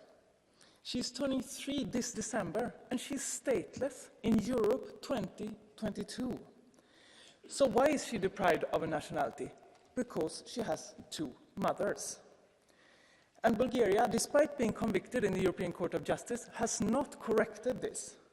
And this is not an isolated case. Rainbow families all over Europe are having to deal with a patchwork of legislation and administrative procedures in order to get our families recognized safe for parents and safe for children. It is time for the EU to recognize all children's rights, all families' rights, and adopt laws that will make us safe. Our families belong together, not only in love, but also legally speaking. Vielen Dank, Frau Kollegin Björk. Es folgt für 1 Minute Frau Kollegin Beghin. Grazie Presidente, colleghi.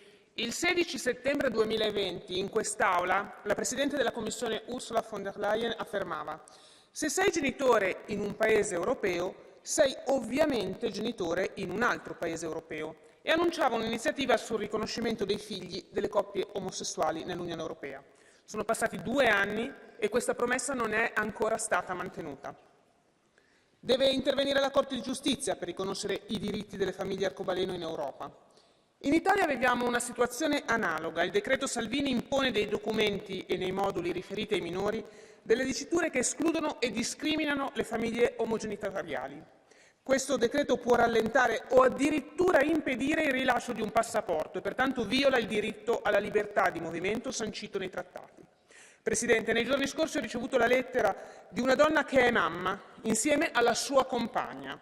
Mi scriveva: madre è la parola più bella del mondo, a meno che non sia ripetuta 2 volte.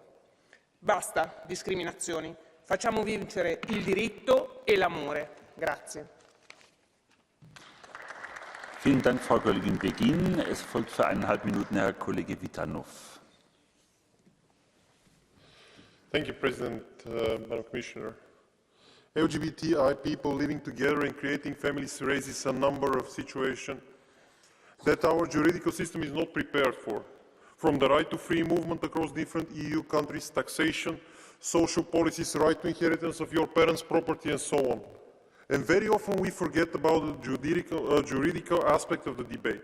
It's not just about whether we like it or not, whether you approve it or not. We are talking about real-life situation involving real people, and these situations are happening right now, not at some undefined moment in the future.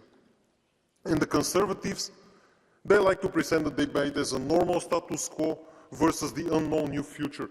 But the truth is that this status quo, as we have, it's not stable, it's not perfect, and there are so many gaps in the current juridical system.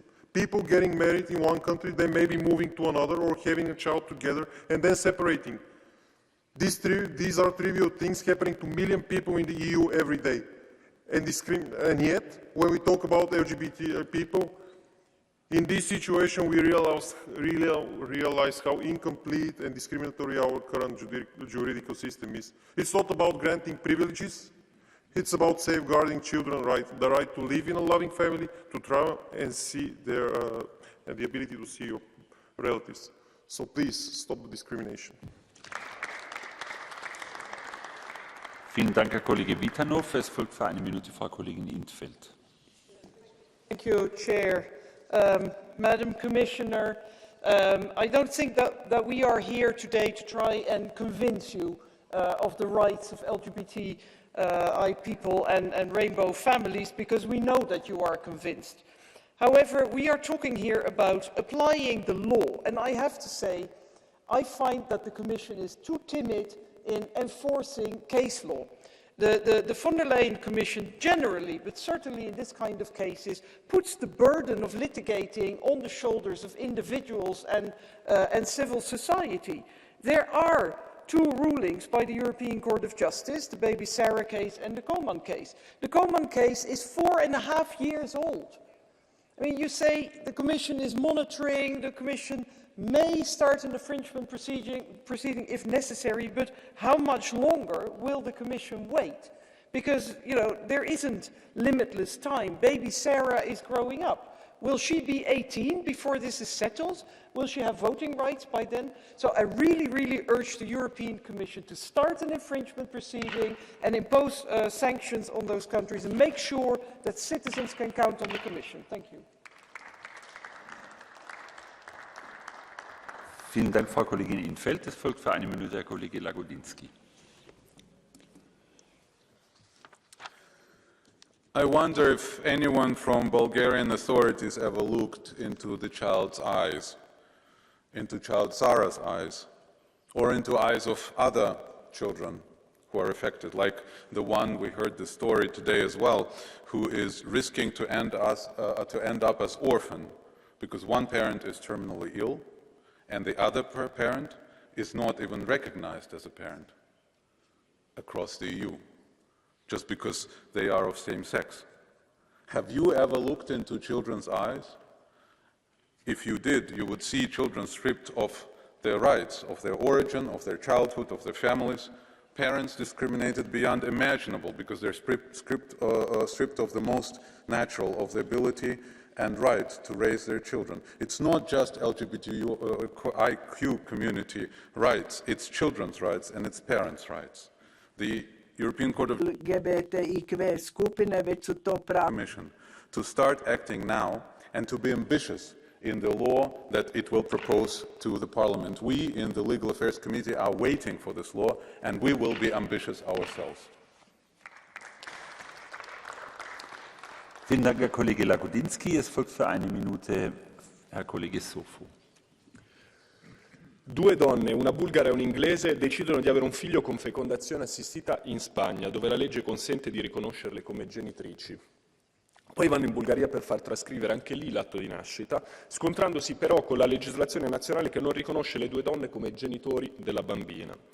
Ecco allora la sinistra agitare subito il vessillo del diritto alla libertà di circolazione, mostrando per l'ennesima volta quanto sia capace di essere subdola nello storpiare principi apparentemente lapalissiani, come appunto la libera circolazione dei cittadini europei, per scardinare normative nazionali, non avendo il consenso per cambiarle democraticamente.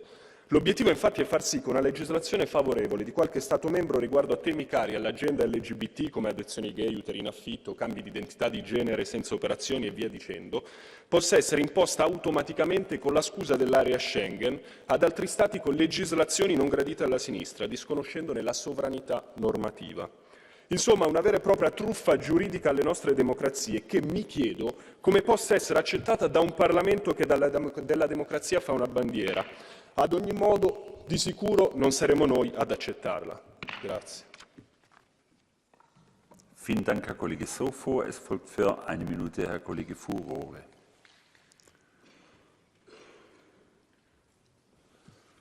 Grazie Presidente. Siamo di fronte a una tragica situazione dove la burocrazia non riconosce la realtà nella nostra società. È paradossale che, nonostante i diritti riconosciuti nei trattati, in Unione Europea non si riesca ancora a intervenire in modo efficace per tutelare i cittadini, incluse le famiglie arcobaleno. La vita, la famiglia e l'amore nascono e si creano al di là degli schemi ideologici che certi politici vogliono imporre ed è nostro dovere che abusi e discriminazioni come quelli avvenuti in Bulgaria e in Polonia non avvengano mai più. E attenzione, in Italia non andiamo meglio perché con i decreti Salvini abbiamo esattamente gli stessi problemi. E ci troviamo nella situazione in cui i tribunali debbano intervenire per riconoscere i diritti delle famiglie arcobaleno. È ora che l'Unione Europea si doti di regole comuni sul riconoscimento delle unioni e della genitorialità. Non possiamo permetterci che esistano cittadini discriminati a cui viene impedito il diritto di viaggiare, una copertura sanitaria comune o addirittura la cittadinanza europea. Viviamo in un'Europa libera dove i diritti di ciascuno contano. Facciamolo davvero e in fretta. Grazie. Vielen Dank, Herr Kollege Furore. Es folgt für eine Minute Herr Kollege Ingerer. To us, you have two mothers. whose parenthood we see, recognize, and value. To mothers who have fought for their place in this world and for yours in this union. You might find it contradictory to call this place a union when parts of it have refused to recognize a union as beautiful as your family. And so this is why we are here today, to remind not only this House but all member states that this union and what it is aspires to be.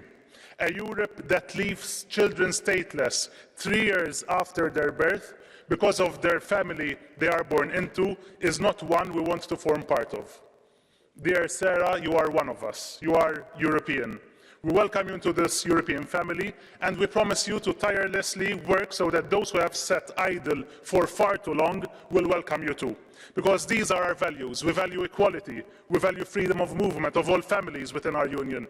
And above all, we value love. The love your family has given you, and the love that the majority of this parliament gives you and all other children born within it and outside of our union. Thank you. Dank, Herr Kollege Engerer. Es folgt für 1 Minute Frau Kollegin Rinsema. Dank u wel, voorzitter.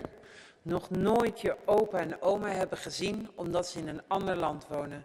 Geen paspoort, een valse start. Dit is de huidige realiteit voor het bijna 3-jarige meisje Sarah, dat geen geboortecertificaat krijgt van de Bulgaarse autoriteiten en feitelijk stateloos is. Alleen omdat ze 2 moeders heeft. Iets wat andere kinderen simpelweg krijgen bij hun geboorte is Sarah ontnomen. Wat de VVD betreft kan dit in 2022 Tämä ei ole mahdollista. de dupe worden. Ik roep dan ook de commissie en u, commissaris Dalli, op om snel met een goed wetsvoorstel te komen. Regenboogfamilies verdienen het ook om gewoon een familie te zijn. Want een ouder in het ene land blijft een ouder in het andere land. Dank u wel, voorzitter. Vielen Dank, Frau Kollegin Rinsema. Es folgt für 1 Minute Herr Kollege Körner.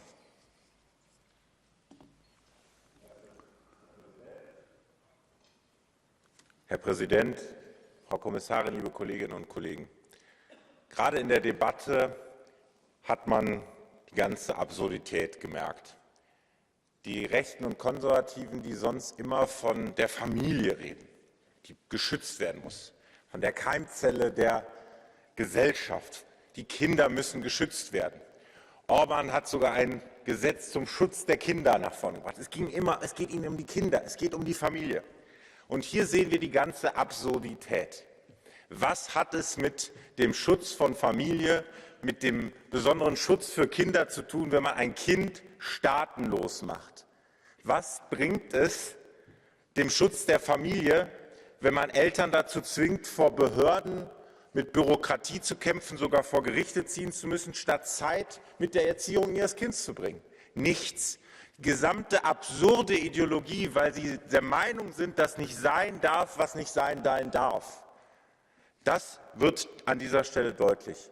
Familie ist da, wo Kinder sind, wo Menschen füreinander Verantwortung übernehmen, und Eltern in einem Land sind auch Eltern im anderen Land. Vielen Dank, Herr Kollege Körner. Im Catch-the-Eye-Verfahren spricht als erstes Herr Kollege Bellamy. Merci, Monsieur le Président. En fait, à travers cette réglementation, la Commission veut simplement imposer à tous les États membres un changement qui ne relève en rien de sa compétence. Décider de la définition de la famille, de la reconnaissance de la filiation, aucun traité n'a donné cette responsabilité. Aucun traité n'a confié ce pouvoir aux institutions européennes. Respecter l'état de droit, c'est peut-être d'abord respecter nos démocraties et nos propres traités. Ce projet reviendrait, dans les faits, à obliger tous nos pays à reconnaître la gestation pour autrui. Parce que oui, chers collègues, derrière toutes les belles paroles échangées ce soir, il y a en fait une industrie qui fait du profit en exploitant les femmes les plus vulnérables. Quel étrange progressisme que celui qui justifie la pire des régressions, celle qui consiste à faire de nouveau d'une vie humaine l'objet d'un contrat marchand. Oui, derrière tout cela, vous l'avez dit, il y a des enfants. Et moi je suis très étonné, chers collègues, que vous ayez tous ici plaint Sarah de ne pas avoir de passeport. Moi je plains Sarah d'abord de ne pas avoir de papa. Merci beaucoup. Vielen Dank, Herr Kollege Bellamy. Es folgt Herr Kollege López Aguilar. President Wieland, Comisaria Dalli, ¿de qué hablamos cuando pedimos que la Comisión adopte una iniciativa para proteger jurídicamente a las Rainbow Families, que adopte un reglamento de filiación y un reglamento de reconocimiento de familias fundadas por personas del mismo sexo? Porque estamos hablando de derechos fundamentales. El primero, libre circulación y elección de residencia, artículo 35 de la Carta de Derechos Fundamentales de la Unión Europea, pero sin discriminación, prohibida sobre la base del sexo, la orientación sexual o la identidad de género en los artículos 20 y 21 de la misma Carta de Derechos Fundamentales de la Unión Europea. Pero especialmente exigente cuando se trata de derechos de los niños, que en ningún caso pueden ser discriminados por su origen ni por su filiación. Por tanto, es urgente reclamar que todos los Estados miembros protejan a los niños sin discriminación en su derecho interno y les garanticen, por tanto, el acceso a una identidad y acaten las sentencias del Tribunal de Justicia que son terminantes. 2018, reconocimiento de los matrimonios del mismo sexo, su derecho a circular libremente sin discriminación, y 2021, derecho a la filiación de los menores sin ninguna discriminación. Gracias, señor presidente. Vielen Dank, Herr Kollege López Aguilar. Das Catch-the-Eye-Verfahren ist damit abgeschlossen. Zum Abschluss der Aussprache spricht nochmals Frau Kommissarin Dalli.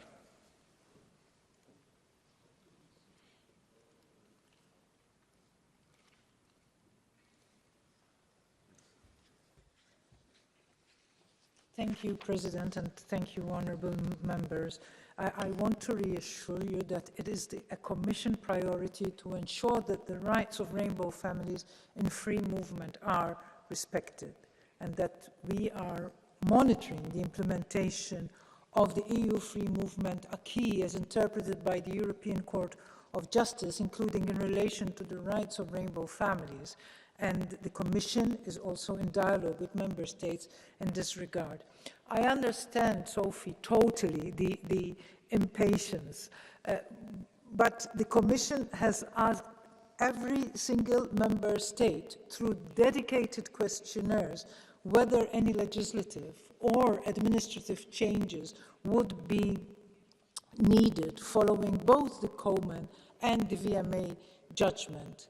Where necessary, the Commission has engaged in a dialogue with relevant Member States to further discuss their implementation of these judgments, and some of these dialogues are still ongoing.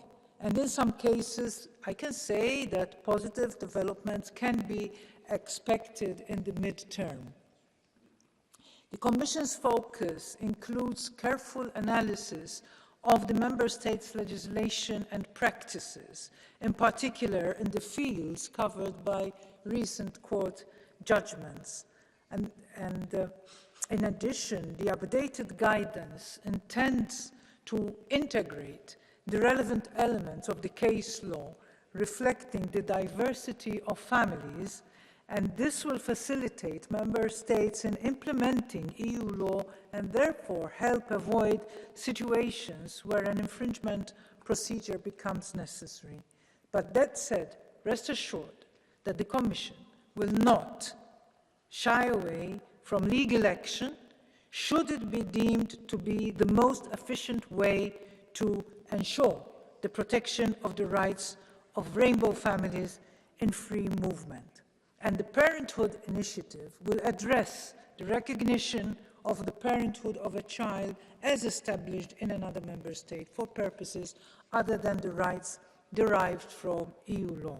It will further improve the rights of rainbow family members without taking away the rights that a child already enjoys under Union law on free movement, including the directive of 2004 and the relevant case law. Thank you.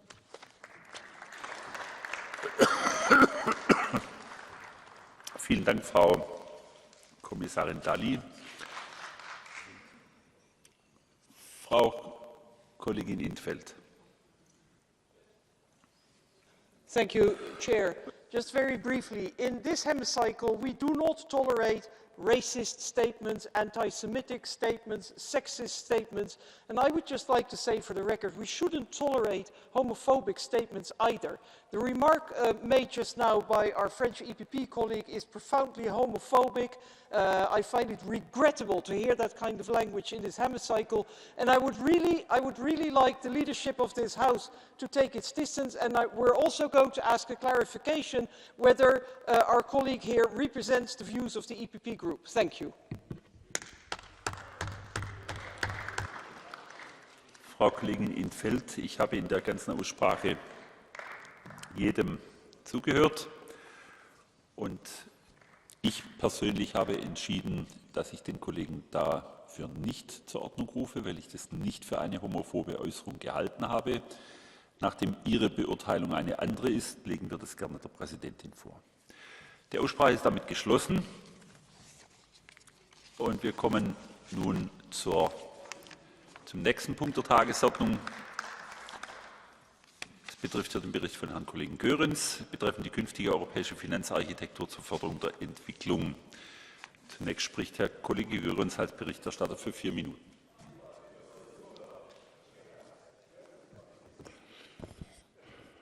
Merci, Monsieur le Président. Au Niger, un jeune homme veut se lancer dans une entreprise de construction. Il est sans moyens financiers et si un emprunt lui est refusé, il doit abandonner son projet. Dans un autre pays en développement, il est impératif de réduire les inégalités. Créer un système de protection sociale pourrait y remédier. Mais si on manque de tout, il devient impossible de démarrer le projet. Nous voulons améliorer l'accès aux soins de santé en Afrique, où on manque partout d'hôpitaux, de laboratoires, de facultés de médecine.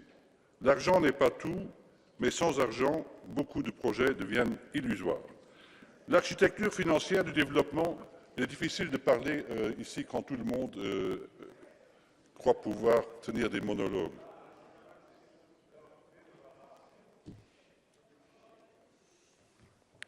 L'architecture financière du développement tend à y remédier. L'Union européenne, il est vrai, consacre 80 milliards d'euros à ces fins entre 2020 et 2030.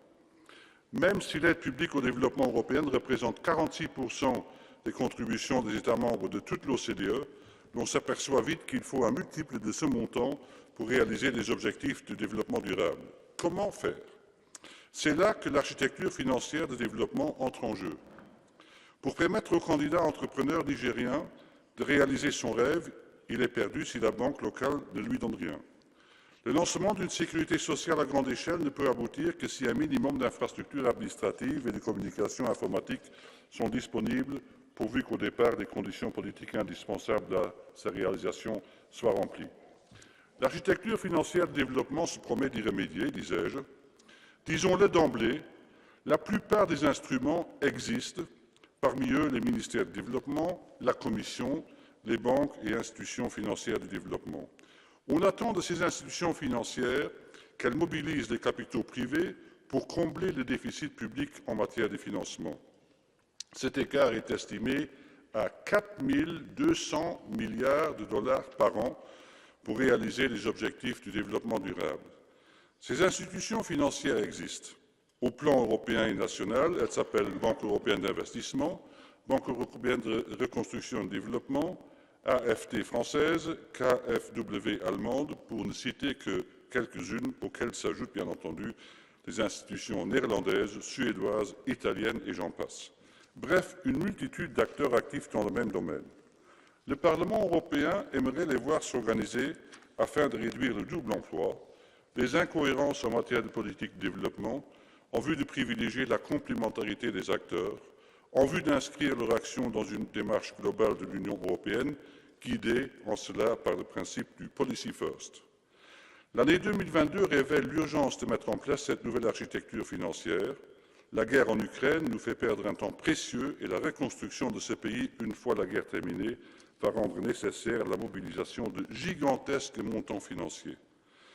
D'un côté, il y a déjà un gouffre financier énorme et d'un autre côté, l'effet combiné de la guerre en Ukraine et l'impact de la crise Covid ont augmenté d'1 tiers les besoins en capitaux au cours des 3 dernières années. Nous n'avons plus le droit de gaspiller un seul euro tant sont importants les besoins pour réaliser les ODD. L'architecture financière fait un pari sur l'avenir. Elle se promet de respecter dans son action les droits de l'homme, les droits sociaux, les impératifs de l'accord de Paris sur le climat, les engagements pris à Addis Abeba dans le cadre du financement de l'aide au développement, les principes de gestion saine, le principe du partenariat, le principe de l'appropriation. Bref, on aura rarement vu autant d'exigences, voire d'engagements réunis en une seule démarche. Ce rapport est le fruit du travail collectif de la Commission. Il est le fruit du travail et des contributions des shadow rapporteurs, mais aussi le fruit de l'engagement de mon assistante, Mme Simoesh. Je remercie tout le monde pour avoir réussi à faire voter à l'unanimité ce rapport au sein de la Commission du développement et j'espère que nous pourrons également trouver une très large majorité ici au sein de cette Assemblée. Merci. Vielen Dank, Herr Kollege Goerens. Es spricht nun Frau Kollegin Winzig für 1 Minute. Herr Präsident, Herr Kommissar, Kolleginnen und Kollegen!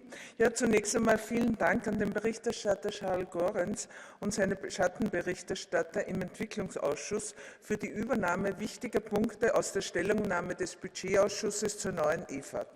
Gezielte Hilfe und Bekämpfung von Fluchtursachen in den Herkunftsländern ist auch das beste Mittel, die sich anbahnende Migrationskrise unter Kontrolle zu bringen. Durch die Schaffung von wirtschaftlichen Perspektiven vor Ort verringert sich auch der Zustrom von Wirtschaftsflüchtlingen in der Europäischen Union. Es ist daher unabdingbar, die Entwicklungshilfe mit ausreichenden Mitteln auszustatten. Damit jeder Steuereuro so effektiv wie möglich eingesetzt wird, liegt es nun an der EBRD, der EIB und den nationalen Entwicklungsbanken, Doppelgleisigkeiten zu vermeiden und gemeinsam an einem Strang für die Erreichung der europäischen Ziele in der Entwicklungshilfe zu ziehen. Danke. Vielen Dank, Frau Kollegin Winzig. Es spricht nun im Namen der Kommission Herr Kommissar Lenarčič. Dear President, honourable members, I would like to thank, also on behalf of my colleague Commissioner Urpilainen, the rapporteur and the Committee on Development for putting forward this very useful report on the European financial architecture for development. I agree with many of the considerations outlined in this report and its conclusions.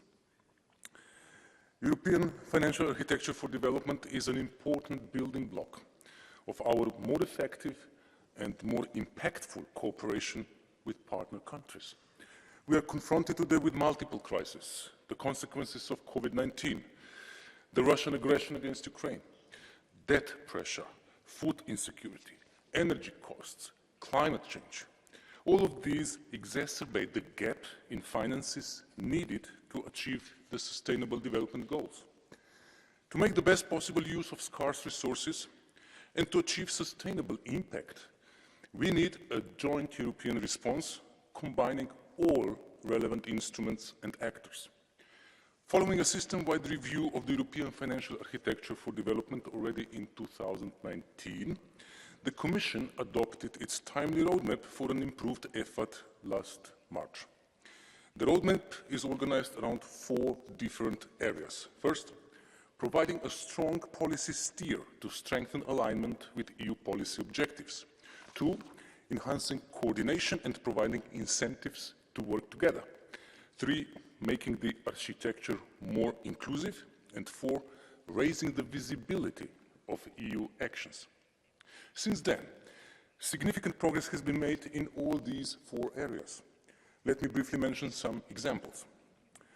On strategic steering, all investment operations financed from the EU budget are scrutinized to ensure that they comply with programming documents, that they align with Team Europe initiatives and the EU's global policy priorities, such as delivering on the Global Gateway Strategy and the Green Deal, and also mainstream gender and environmental aspects.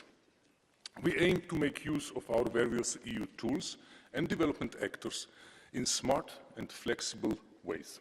For instance, the European Investment Bank will benefit from the dedicated guarantee windows, but will also be able to use the private sector guarantees under the EFSD Plus open architecture. The Commission is currently assessing the outcome of the call for proposals. I share your views on the importance of inclusiveness. In principle, all EU pillar-assessed financial institutions are eligible to use the open architecture guarantee.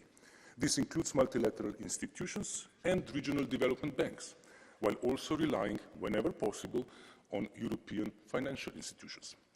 Under the EFSD Plus open architecture, we received guarantee proposals from 20 potential implementing partners, exceeding expectations.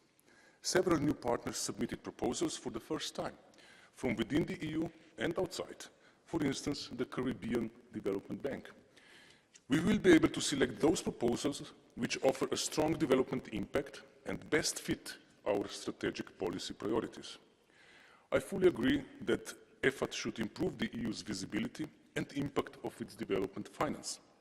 Many EU delegations report that the Team Europe initiative's design process has significantly increased cooperation with European development finance institutions on the ground. You also call for effective governance of the Global Gateway Strategy. The Commission and Member States agreed to set up a Global Gateway Board to provide strategic steering, and we propose that the European Parliament is of course involved as observer, and a dedicated business advisory group to exchange with European businesses. This will allow strong strategic guidance on our collective ambitions. Thank you. Vielen Dank, Herr Kommissar Lenarčič. Es spricht nun für eine Minute Frau Kollegin Santos. Caros colegas, quero começar por saudar o colega Goerens pela orientação assumida neste relatório.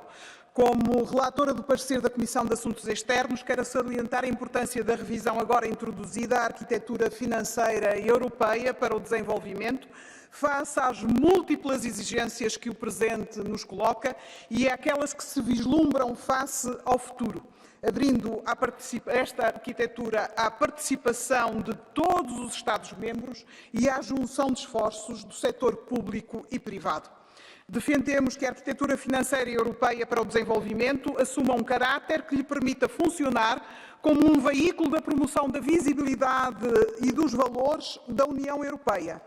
Mas tal só pode ser atingido através do fortalecimento da orientação das decisões desta arquitetura e da consistência e coerência das mesmas com a atuação política da União Europeia através da Team Europe, utilizando-a na implementação de iniciativas como a Global Gateway ou o Green Deal.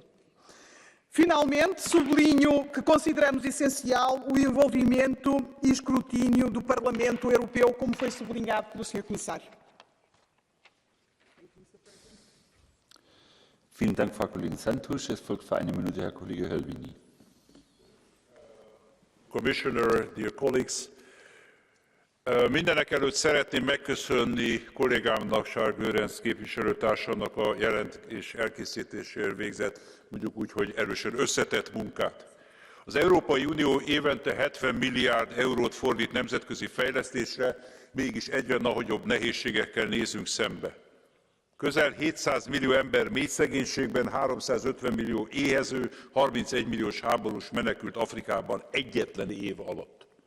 Látnunk kell, Afrikában a biztonság és az oktatás hiánya aláássa az uniós befektetések egy jó részét, erősíti a migrációs hatást. Végső soron akadályozta a fenntartható fejlődést. Az Európai Unió az uniós fejlesztési bankokkal és a magánberuházásokkal együttesen 500 milliárd eurót mozgósít fejlesztési projektek megvalósítására. Érdemi eredményekhez azonban hatékonyabb koordinációra van szükség az Európai Beruházási Bank, valamint a tagállami nemzetközi fejlesztési szereplők között. A Beruházási Banknak pedig közvetlen, valódi párbeszédet kell folytatni az afrikai partnereivel. Emellett világos célkitűzésekre van szükség, ezek a biztonság, az oktatás és a munkahelyteremtés. Vielen Dank, Herr Kollege Hölvini. Es spricht nun für eine Minute Herr Kollege Bullmann. Herr Präsident, Herr Kommissar, werte Kolleginnen und Kollegen! Hunderte von Millionen Menschen hungern. Um die Nachhaltigkeitsziele der Vereinten Nationen zu erreichen, fehlen 130 Billionen bis 2030. Das ist unsere Aufgabe, das ist unsere Herausforderung. Und ja, es ist richtig, Niemand gibt mehr Geld international für Entwicklungspolitik aus als die Europäische Union und ihre Mitgliedstaaten. Aber die Zahlen sagen uns, wir müssen klarer werden, wir müssen überzeugender werden in unserer Strategie und wir müssen auch unsere Partnerländer gewinnen. Im Englischen sagt man Ownership, es zu ihrer eigenen Sache zu machen. Und deswegen ist richtig, was Kollege Goerens sagt. Ich gratuliere Ihnen zu seinem Bericht. Er weist den richtigen Weg. Nachhaltigkeit unterstützen, Menschen gewinnen, dass sie auch ihre eigenen Wege gehen können, um ihre Länder stark zu machen, um eine nachhaltige Zukunft zu bauen. Ein letzter Satz an alle diejenigen, die aufgerufen sind, an die Finanzakteure, an die Kommission, an die Mitgliedstaaten. Die Richtung der Politik entscheidet dieses Parlament. Das ist auch ein wichtiger. Vielen Dank, Herr Kollege Bullmann. Herrn Kollegen Andrews sehe ich nicht. Deshalb folgt jetzt Herr Kollege Marquardt für 1,5 Minuten. Ja, vielen Dank, Herr Präsident, Herr Kommissar. Auch dem Berichterstatter möchte ich erst einmal danken und gratulieren für diesen Bericht. Ich glaube, es ist ein wichtiger Bericht und ich glaube auch, dass er genau zum richtigen Zeitpunkt kommt. Wir haben ja eine Situation, in der die Welt, aber auch Europa wirklich mit beispiellosen Krisen konfrontiert ist. Da kann man über die globale Erwärmung reden, man kann über den Angriffskrieg auf die Ukraine reden, man kann über die Ernährungssicherheit auf der Welt reden, aber auch darüber, dass mehr als 100 Millionen Menschen auf der Flucht sind. Und natürlich wollen wir nicht in einer Welt leben, in der Menschen erst nach Europa fliehen müssen, um irgendwo Schutz und Sicherheit, eine Zukunft, eine gute Perspektive zu finden.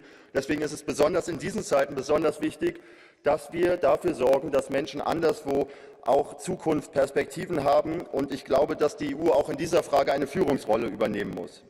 Ich glaube, diese Führungsrolle zu übernehmen, um die Agenda 2030 und dem Ziel gerecht zu werden, niemanden zurückzulassen, dass aber auch klar ist, dass wir besser zusammenarbeiten müssen. Besser zusammenarbeiten zwischen den EU-Institutionen, den Mitgliedstaaten, den Finanzierungsstrukturen der Mitgliedstaaten. Auch mit den Nichtregierungsorganisationen kann man besser zusammenarbeiten. Nur so werden wir, glaube ich, den Bedürfnissen unserer Partner im globalen Süden gerecht. Und nur so können wir, glaube ich, dann auch neue Partner gewinnen. Das ist ja besonders in dieser Zeit auch sehr wichtig. Ich denke deswegen und hoffe auch, dass dieser Bericht als Baustein in der Strategie dienen wird, mehr Harmonie in die Arbeit der EIB, der EBWE, aber auch der nationalen Entwicklungsfinanzierung zu bringen. Und ich hoffe auch, dass er dazu beitragen wird, dass wir als Europäisches Parlament eine zentralere Rolle bei der Gestaltung und auch Überprüfung der EU-Ausgaben in der Entwicklungszusammenarbeit haben und bedanke mich deswegen zum Schluss noch einmal bei Herrn Goerens. Vielen Dank. Vielen Dank, Herr Kollege Marquardt. Es folgt für 1,5 Minuten Frau Kollegin Bilde.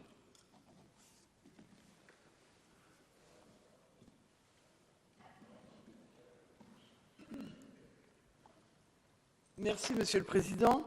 Je ne peux pas m'associer à un texte qui fait un énième appel à l'augmentation d'une aide internationale qui est toujours assurée de façon disproportionnée par l'Europe et les États-Unis.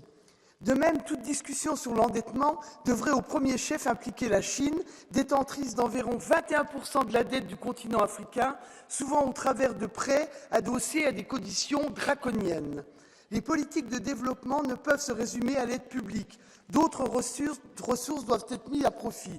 Nous avons tous à l'esprit l'estimation de la CNUSED qui évaluait à 88,6 milliards de dollars les fuites illicites de capitaux en Afrique, une ressource précieuse qui permettrait d'atteindre les objectifs de développement durable. Les transferts de fonds des particuliers qui surpassent désormais l'aide publique comme recette extérieure pour la plupart des pays à revenus faibles ou intermédiaires ne pourraient-ils pas également être mieux exploités ? Une stratégie efficace repose avant tout sur une confiance réciproque entre donateurs et bénéficiaires. À cet égard, la conditionnalité de l'aide, en particulier au retour des migrants, constitue une exigence non négligeable. Notre souhait serait que l'accord post-Cotonou soit l'occasion d'un nouveau départ pour une vraie politique de développement. Je vous remercie. Vielen Dank, Frau Kollegin Bilde. Es folgt für 1 Minute Herr Kollege Pimenta Lopes. Obrigado, Sr. Presidente. A política de cooperação e desenvolvimento promovida pela União Europeia tem sido expressão dos interesses geoestratégicos das potências europeias e dos lucros do grande capital europeu mais do que uma abordagem de efetiva cooperação com vista à capacitação e consolidação da independência dos países em desenvolvimento. A materialização do Europa global vem dar robustez a essa instrumentalização da cooperação internacional para o domínio geopolítico e controle de recursos, insistindo numa abordagem neocolonial. Assim se plasma neste relatório a crescente financiarização da ajuda pública ao desenvolvimento, oferecendo mais dívida aos Estados visados, no quadro de crescente condicionalidade política, em aberta confrontação às opções e estratégias soberanas dos países em desenvolvimento com interesses de países terceiros. A crescente militarização e agressividade de uma política externa ao serviço das potências europeias e dos grandes grupos económicos deixam um rastro de dependência, desigualdades, guerra ao arrepio dos interesses dos povos. É urgente uma genuína política de cooperação e ajuda ao desenvolvimento dotada dos meios adequados e assente numa efetiva solidariedade. Obrigado. Vielen Dank, Herr Kollege Pimenta Lopes. Es folgt nun für eine Minute Herr Kollege Kosa.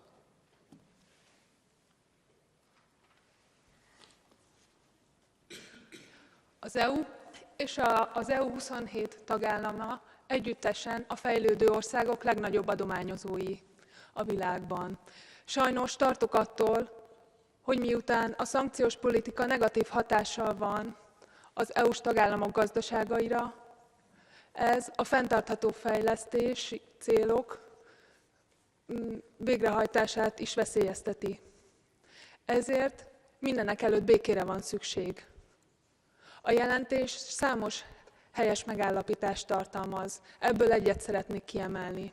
A segítséget házhoz kell vinni. A helyi közösségek megerősítése és a szülőföldön való boldogulás a legfontosabb cél. Már nem halat adunk a szegényeknek, hanem megtanítjuk őket halászni.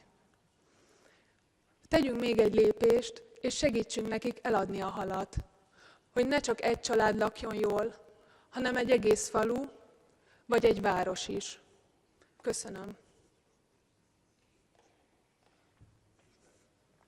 Vielen Dank, Herr Kollege Kosa. Es folgt für eine Minute Herr Kollege Tobé. President, Commissioner, it is crucial that we improve the impact of European development finance.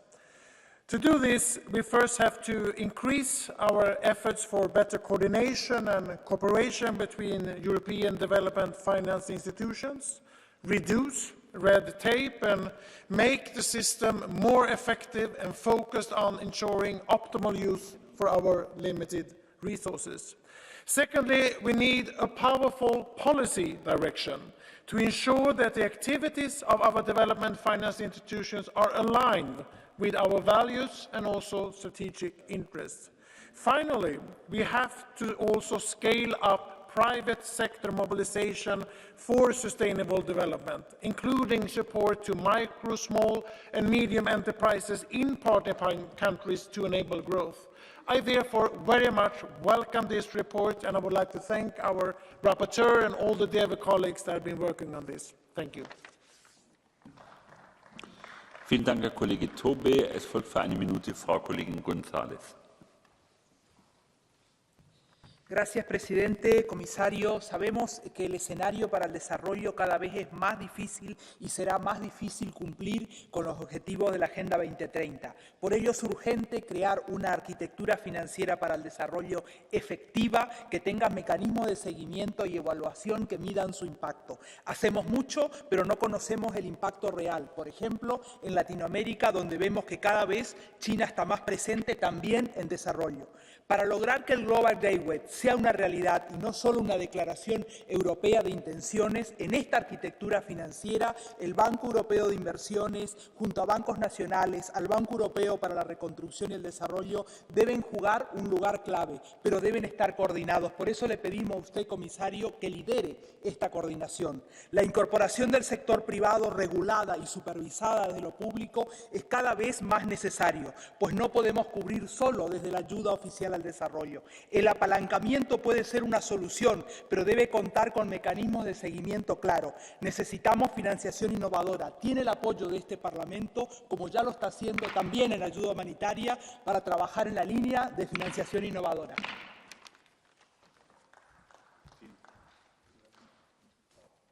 Vielen Dank, Frau Kollegin González. Es folgt nun für eine Minute Frau Kollegin Gancia.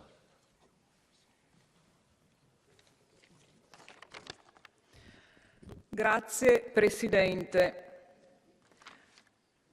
Oggi, quando parliamo di contesto finanziario nella cooperazione allo sviluppo, siamo costretti a riconoscere un'amara realtà. Il fatto che in molti Stati membri si rimbalzi sull'immigrazione e ci siano anche delle discussioni così stupide tra Stati, credo che derivi proprio dal fatto che non si parta da un'evidenza di fatto e dalla realtà. Gli esseri umani, gli uomini, finché avranno fame e dovranno scappare dalla sete, dalla fame, purtroppo dalla guerra e da qualunque altro bisogno primario, è sicuro che cercheranno la sopravvivenza loro e dei propri figli e quindi anche un porto sicuro in Europa. Il fatto che ci apprestiamo a votare questo testo, che è una relazione equilibrata e puntuale, approvata all'unanimità in sede di Commissione, è proprio perché siamo consapevoli che occorre un maggior sviluppo, una maggiore cooperazione proprio. Vielen Dank, Frau Kollegin Gancia. Es folgt für eine Minute Frau Kollegin Bentele. Colleague, you are almost at 1.5 minutes. You have 1 minute. And I interrupt all colleagues. I have the same judgment to everybody. You do not have the floor anymore. I'm sorry. You do not have the floor. And the microphone is off. And the microphone is off. Ich rufe Sie zur Ordnung, Frau Kollegin. Ich rufe Sie zur Ordnung, Frau Kollegin. Das geht nicht.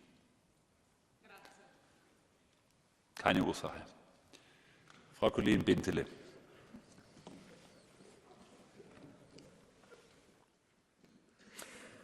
Meine sehr geehrten Damen und Herren, vor 3 Jahren hat die Europäische Union ihre Entwicklungshilfe neu aufgestellt, in der Hoffnung, dass sie flexibler und effizienter wirken kann.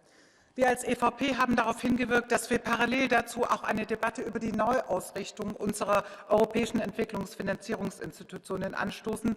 Denn in der Welt gibt es mehr Wettbewerb, denken wir nur an China, und mehr Aufgaben, denken wir nur an den Klimawandel. Die Entscheidung ist nun nicht für eine Komplettreform gefallen, sondern für einen Status quo plus. Das heißt, die Europäische Investitionsbank und die Europäische Bank für Wiederaufbau und Entwicklung sollen beide weiter fortbestehen. Vor diesem Hintergrund ist mir die Umsetzung des Plus besonders wichtig. Verbesserung der Präsenz der EIB vor Ort und Ausdehnung auf Subsahara-Afrika. Ich möchte hinzufügen, dass es elementar sein wird, dass wir unsere Entwicklungsbanken, den Privatsektor, viel besser als bisher mit geeigneten Finanzierungs- und Risikoabsicherungsinstrumenten begleiten müssen. Denn vor allem über dessen gestärktes Engagement werden wir echte Perspektiven für die Menschen in unseren Partnerländern erreichen. Wenn wir dazu konsequente politische Flankierung kombinieren, dann könnten unsere geopolitischen Ambitionen tatsächlich Gestalt annehmen. Viel Erfolg nun erstmal der EIB und der EBRD für ihre Neuausrichtung. Vielen Dank, Frau Kollegin Bentele. Es folgt für eine Minute Herr Kollege de Basso. Tack, herr talman. EU är världens största biståndsgivare, men med dagens politik är både klimatmålen och de globala hållbarhetsmålen utom räckhåll. Samtidigt hopar sig kriserna. Krig i Europa, översvämningar i Pakistan och svältkatastrofen på Afrikas horn. Det är viktigt att det här parlamentet tar ställning för en ambitiös biståndspolitik. Vi förstår att mer måste göras. Samtidigt har vi en regering i Sverige som sluter slottsavtal, bortkopplade från verkligheten. När världen står i brand väljer man att strypa det svenska biståndet. Det här är en regering som sviker sina hållbarhetsmål, som sviker klimatet, som sviker sina vallöften och som nu sviker omvärlden. Jag är glad att EU väljer en annan väg. Vi fortsätter stå för solidaritet för att utveckla och effektivisera biståndet. Tack!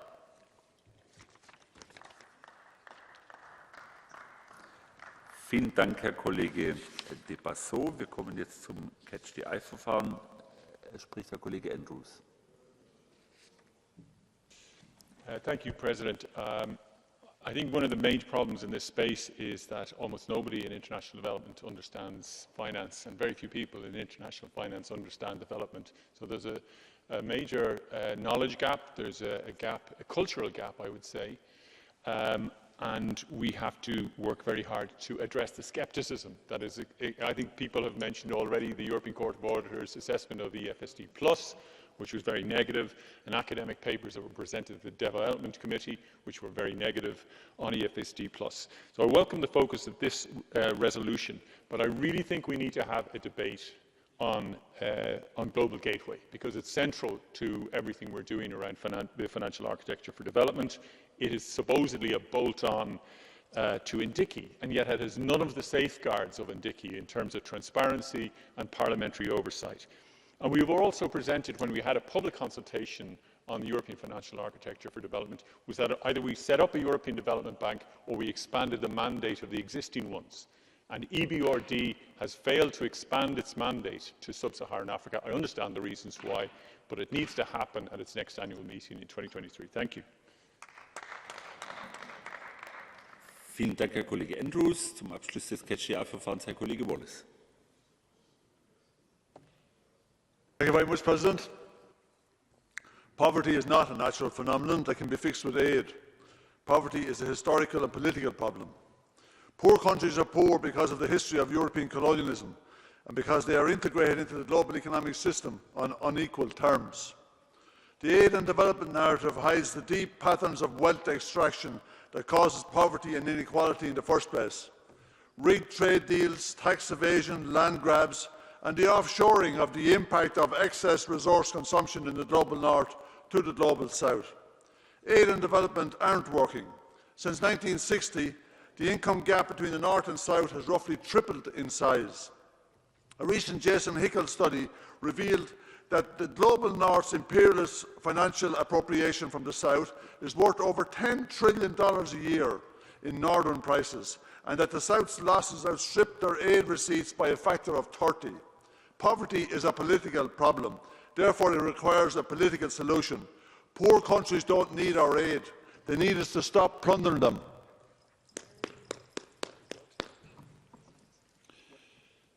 Vielen Dank, Herr Kollege Wallace. Es spricht nun im Namen der Kommission Herr Kommissar Lenarčič.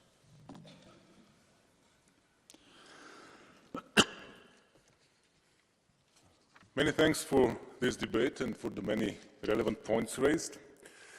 Through the European Financial Architecture for Development and with our Team Europe initiatives and the Global Gateway, what we aim to do is to address the world's most pressing challenges in a number of world regions, including sub-Saharan Africa.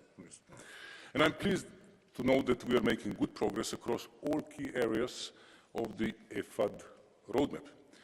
We are attracting an increasing number of national and European development finance institutions who build the fabric of EFAD. Global Gateway will itself catalyze EFAD and incentivize stakeholders to work in the same direction, because it requires a better alignment of the various sources of EU funding, including notably the funding by the European Investment Bank. Global Gateway also creates a new strategic framework for bringing in more partners and more finances toward development outcomes in our partner countries. This includes the private sector, but it does not imply that funds are reallocated to the private sector. We rather see it the other way around. We want to ensure that also private sector investments are aligned with our and partner countries' political priorities in support of the development objectives. I cannot underline enough the need for stronger collaboration between all relevant European actors, including in particular the European Parliament. So as a next step, dear President, dear Rapporteur, dear members, we will consider the observations and recommendations of this report very carefully, and the Commission Progress Report on EFAD, which is due next spring, will provide further information for your consideration.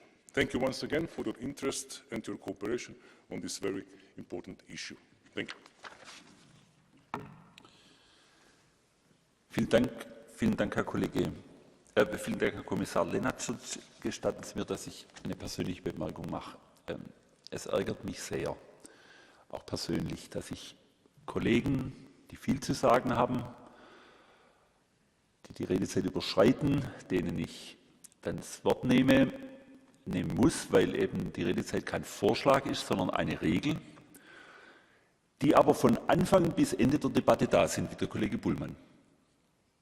Und dass andere Kollegen da sind, die hier reinkommen, nur für die Rede, anschließend sofort wieder rausgehen und sich auch noch unziemlich verhalten, wenn sie die Redezeit wirklich über Gebühr überschreiten und man ihnen das Wort abnimmt. Das ärgert mich sehr und es ist der Würde dieses Hauses nicht angemessen. Zum Abschluss der Aussprache spricht der Berichterstatter, Herr Kollege Goerens. Merci, Monsieur le Président. Le débat en séance plénière a confirmé qu'il y a une large identité de vues sur les objectifs exposés dans mon rapport. Les objectifs pour le développement durable sont un objectif pour toute la communauté internationale, y compris pour l'Union européenne. L'accord de Paris est un engagement de toute la communauté internationale, y compris pour l'Union européenne. Les promesses faites à Addis Abeba en 2015 sont un engagement de toute la communauté internationale, y compris pour la communauté, pour l'Union européenne.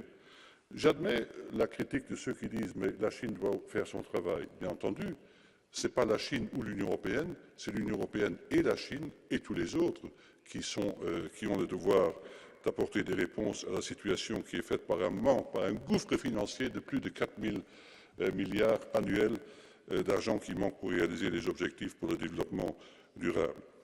Alors ceux qui critiquent l'accès à l'emprunt, je dirais quand même, mais où allons-nous trouver l'argent si les banques et institutions financières de développement ne sont pas à même de faire la collecte de l'épargne en vue de l'investir à des fins de développement, dans le respect de l'accord de partenariat, dans l'esprit du principe de l'appropriation.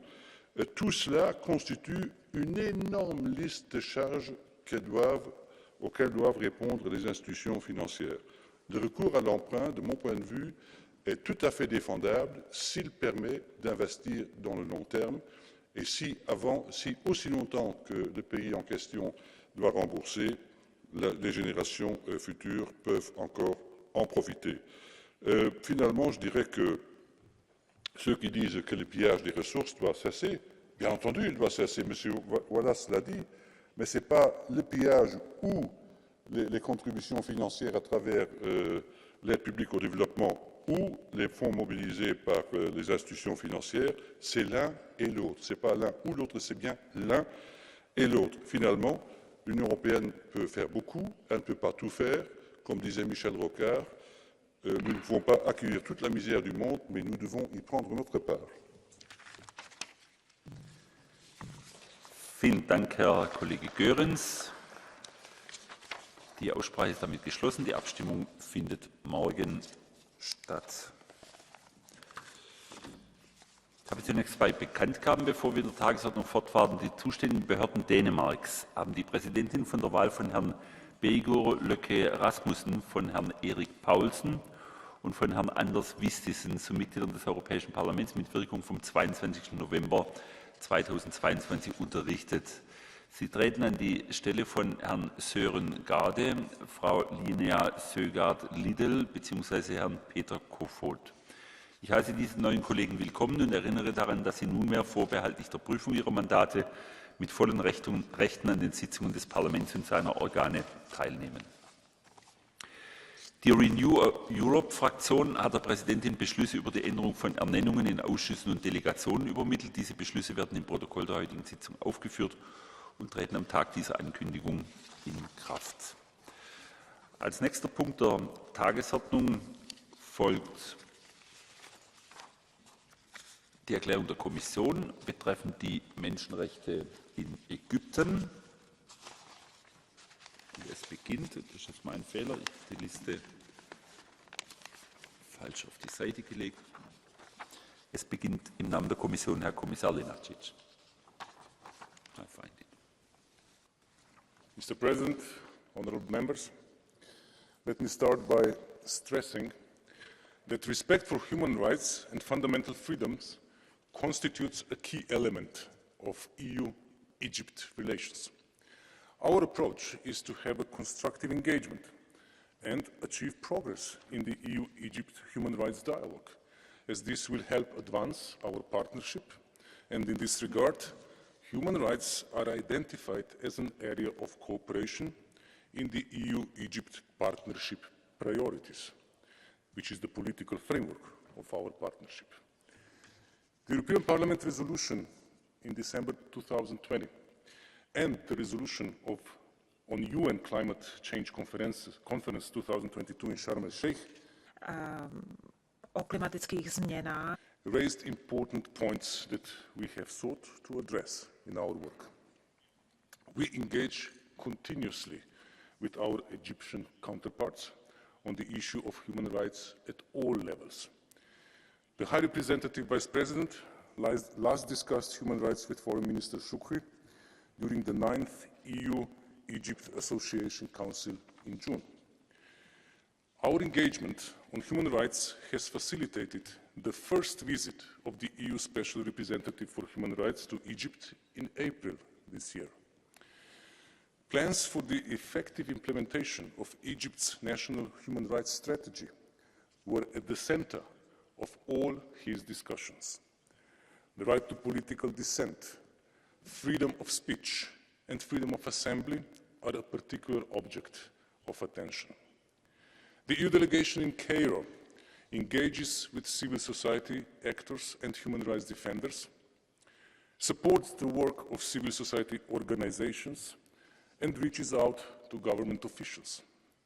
At the same time, we engage in Brussels with Egyptian human rights activists, Egyptian and international non-governmental organizations, as well as the Egyptian mission. A year ago, Egypt published its first national strategy on human rights. Its effective implementation and sustained progress are now of the essence. We are looking forward to the first-year review to take stock of the progress achieved. In the framework of the EU-Egypt Association Agreement, the Subcommittee on Political Matters and Human Rights, scheduled for December, will be another opportunity to exchange in this regard. We welcome the personal commitment by President Sisi to progress on human rights, even in areas where this is controversial in Egypt. Meanwhile, we have also taken note of the reinstatement of the Presidential Pardon Committee and the subsequent number of prisoner releases. The EU has called for the release of the remaining detained human rights defenders and journalists. In our engagements, we encourage Egyptian authorities to make sure that released detainees are fully reintegrated in the society at large. This is very important. In the run-up to COP27, we maintained that ensuring a meaningful participation of youth and NGOs was of the utmost importance. We have seen that civil society was given the space to discuss the challenges of climate change and also address human rights issues at COP27. And this is something that we need to take positive note of and welcome. I thank you for your attention, and I am looking forward to our exchange. Vielen Dank, Herr Kommissar Lenarčič. Es spricht nun zunächst Herr Kollege Kovacev für 2 Minuten.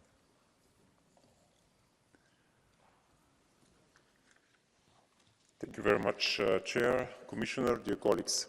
European Union and Egypt are partners and friends, and as such we can share all our concerns and engage with goodwill and in good faith for the improvement of the human rights situation in Egypt. We believe that only with such positive engagement we can achieve good results for the benefits of the citizens of Egypt, as well as for the civil society, the free media and all minority groups in the country. We do not believe that we can achieve this goal by pressuring the government with non-constructive resolutions. We need to engage with open minds and at a different level with the Egyptian government and civil society, as the EU and the Commission has already been doing. Egypt is a key and strategic partner for the EU and an important regional player in a region defined by instability and conflict. The EU-Egypt relations entail a multitude of important areas, from energy, trade, science and cultural cooperation to the fight against international terrorism. The EU has supported Egypt in its security, economic and political challenges, and the European Commission has allocated €100 million to Egypt from the Mechanism Food and Resilience Facility in order to mitigate the impact of the Russian aggression against Ukraine. We observed the work of the Egyptian Presidential Pardon Committee, which conduct investigation of cases of prisoner situations that are not complying with international human rights standards. Up to this moment, we have seen over 1,000 detainees released, which is a step in the right direction. However, we should like to see all people arrested in relation to the protest in Egypt released. Following the 9th EU-Egypt Association Council meeting this summer, it is critical to keep up and reinforce the EU commitment and willingness to cooperate with Egypt in the important area of democracy, fundamental freedom and human rights, gender equality and equal opportunity, as well to address the root cause of. A tiež sa zameriavať na skutočné príčiny terorizmu a extrémizmu. Vielen Dank, Herr Kollege Kovacev. Es spricht nun für 2 Minuten Herr Kollege López. Bueno, muchas gracias, presidente. Ahora que ha llegado a su fin la COP27 celebrada en Egipto, en Sharm el-Sheikh, pero que la pesadilla que viven los activistas y defensores de derechos humanos, periodistas, sociedad civil, no ha acabado en el país, es un buen momento para hablar de ello. Arrojar luz sobre los más de 60.000 prisioneros políticos que tiene el país, mujeres y hombres encarcelados de forma arbitraria que no tienen acceso a un juicio justo. Yo querría hacer 2 pequeños comentarios sobre las intervenciones que me han precedido. La Comisión Europea ha dicho literalmente que aplaudía el compromiso del presidente al-Sisi con los derechos humanos. O sea, usted diría del presidente de una autocracia que brutal, que viola sistemáticamente los derechos humanos, una calificación como esta. Al mismo tiempo, hemos escuchado una intervención aquí, ¿no?, de otro grupo político sobre su postura y sobre los avances, ¿no? Yo lo único que deberíamos intentar hacer es tener una exigencia compartida, porque luego cuando venimos aquí hablamos de China o de Irán o de Rusia. ¿Por qué no utilizamos el mismo lenguaje? ¿Por qué hablamos de forma tan diferente y luego el resto del mundo nos dice, con razón, que si utilizamos dobles estándares? Yo lo único que pido es un poco de exigencia, digamos, que lo que podía parecer una oportunidad como la COP, al final ha sido un espejismo, no han habido avances reales, se han hecho gestos que no se han convertido en realidad, que se ve una deplorable situación en el país, que al final ha sido un escaparate para la represión, que es lo que hemos podido ver en la delegación de la COP, con una presencia de fuerzas de seguridad egipcias dentro del recinto absolutamente desproporcionada y sin precedentes, ¿no? Recordar los casos de Alaa Abdel Fattah, de Zaki y obviamente de Giulio Regeni, sobre el que pedimos justicia, reparación y sobre todo pedimos verdad. Hay que continuar colaborando, trabajando con las autoridades egipcias, pero dejar hacer de aquello que no funciona y no está funcionando los trabajos en términos de derechos humanos con el país. Vielen Dank, Herr Kollege López. Es folgt für 1,5 Minuten Herr Kollege Oetjen. Vielen Dank, Herr Präsident. Colleagues, COP27 has shed a light on the dire situation of human rights in Egypt.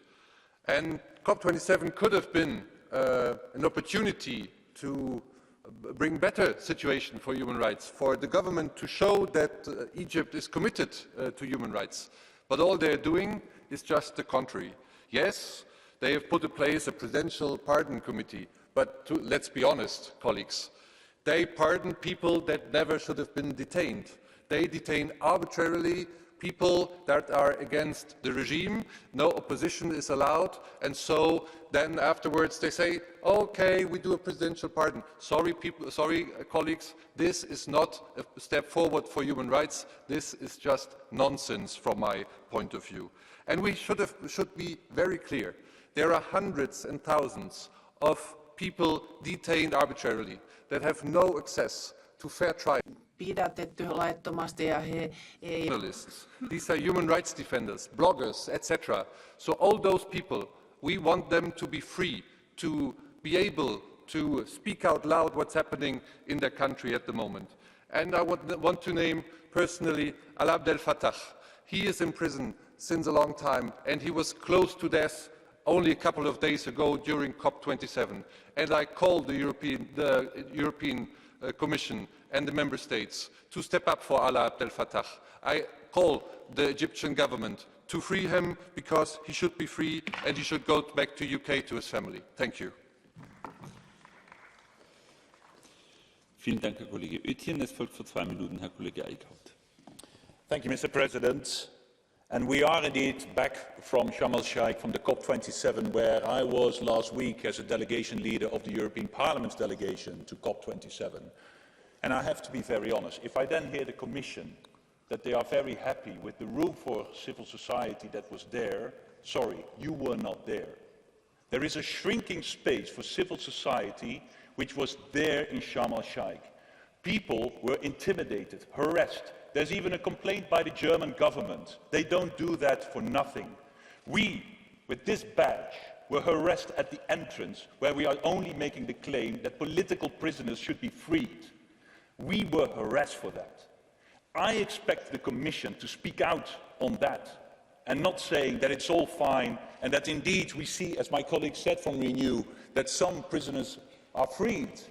Because at the same time, we know that since then, at least 1,953 Egyptians are imprisoned.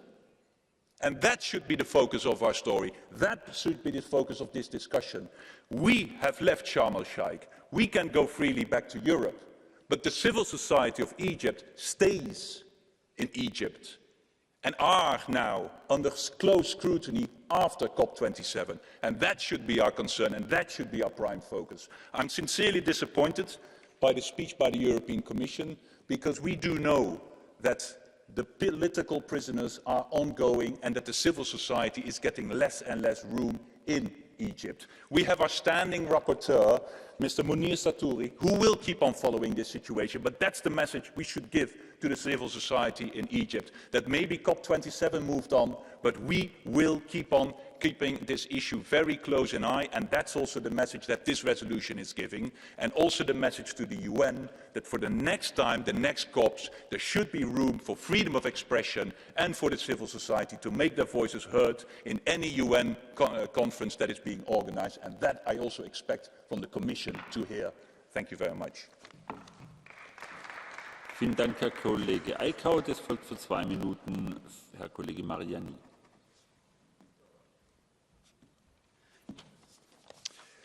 L'Égypte vient d'organiser brillamment la COP27.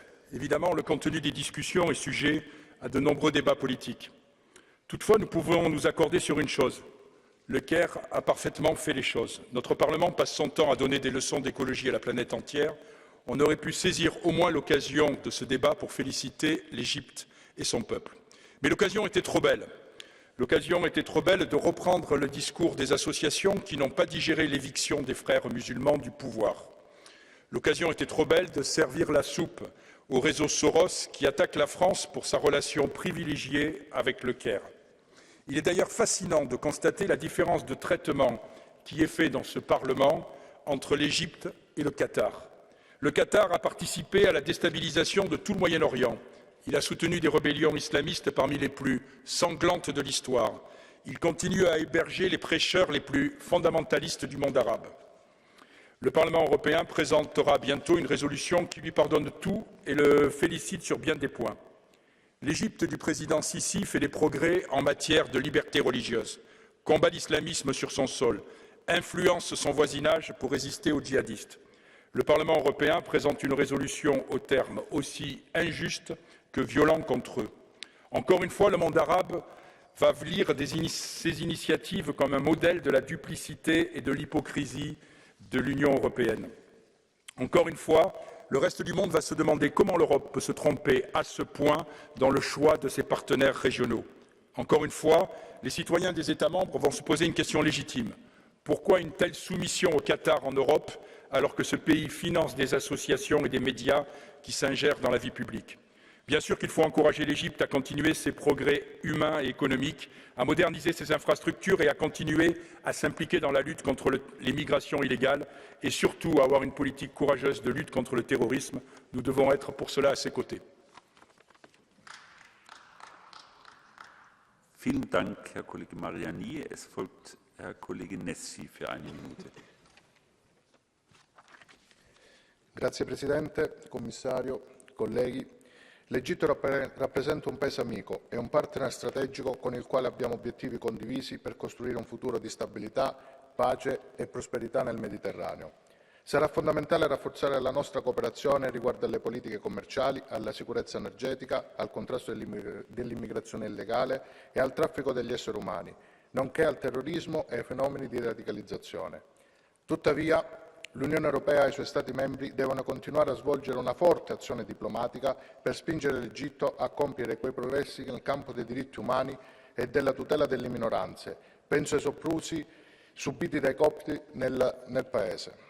Ma da italiano ed europeo credo sia giunto il momento di pretendere la verità sul rapimento e la morte di Giulio Regeni, avvenuta nel gennaio del 2016, esortando le autorità egiziane a mettere da parte quel clima di ostilità e di scarsa collaborazione avuta finora, a cooperare con le autorità italiane riguardo ai 4 agenti dell'intelligence egiziana sospettati del rapimento ed assicurare alla giustizia i veri responsabili.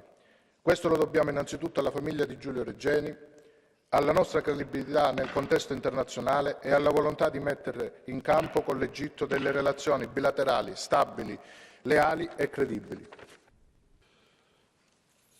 Vielen Dank, Herr Kollege Nezzi. Es folgt für 1,5 Minuten Herr Kollege Wallace. Commissioner, attending the COP last week in Egypt, we heard testimony of al-Sisi's brutal crackdown on activists and journalists who live in constant fear for their lives. They face intimidation, harassment and surveillance on a daily basis. The harassment even extended to attendees of the climate summit. While we were there, 400 new ones were arrested and 3 died for lack of care in prison. Egypt's US-backed regime has effectively banned the right to peaceful assembly and moved to shut down civil society. An estimated 65,000 political prisoners are unjustly detained. Among them is Alaa Abdel Fattah, arrested for his opposition to the government and in prison for over 9 years now. His recent hunger strike was ended by being force-fed by the Egyptian authorities. Sisi's dictatorship not only gets a free pass for its repression. Last year, Macron decorated Sisi with the Grand Cross gives to all brutal dictators who choose France as their #1 weapons dealer. We never shut up about human rights in here, but we only call for action against enemies of the US. We have zero credibility on human rights as long as the likes of France, Germany and Italy profit from Egypt's oppression and warmongering. As long as we maintain these double standards, the EU will rightly be seen as a joke while moralising on the world stage. Will it be too much to ask of the EU to ask all its member states to stop supplying Sisi's dictatorship with weapons until all political prisoners are released?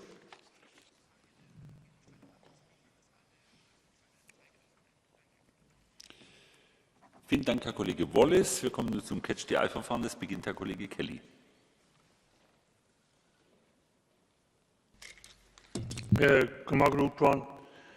Having attended COP last week in Egypt, obviously the main focus was on climate change, which of course was the primary purpose, and I think we did an awful lot of that. But we did have an opportunity to engage also with human rights activists in Egypt, and their stories certainly were very strong and very compelling. And we did promise that we would bring these to the attention of our colleagues here in the European Parliament, which this debate allows us to do. Some people would say maybe that events like COP and maybe the World Cup in Qatar shouldn't take place in those countries. But I think if we utilise it to ensure that we aren't mugged, that we bring back the messages and act accordingly, then we can turn that into a benefit, because if you don't go to a lot of countries where there are human rights issues, then the number, unfortunately, that you'll be going to will be probably very limited.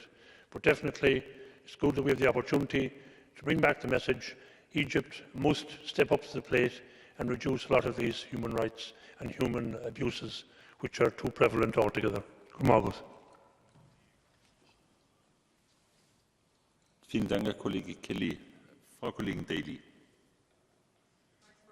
President, I'd just like to really add my comments to the strong words of colleagues that we do ourselves no favours by being geopolitical in which human rights that we condemn.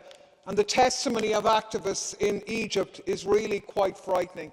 At least 520 websites blocked, 129 of them news sites. Government actively tracking down and targeting those who publish content on social media, which is critical of government policies, even as people experience very difficult living conditions. And we've even had a number of women who had used TikTok to present dancing content being imprisoned on the grounds of protecting morals. So we have to be very clear in calling out that there has to be an end to the internet censorship, including blocking news websites, particularly Madam Massar al-Massa and Dareb. We must encourage the government to adopt amendments to the NGO law, which effectively means that the security services decide which NGOs can operate, and we must call and add our call to the call of this Parliament for Alaa Abdel Fattah to be released and freed from his illegal detention.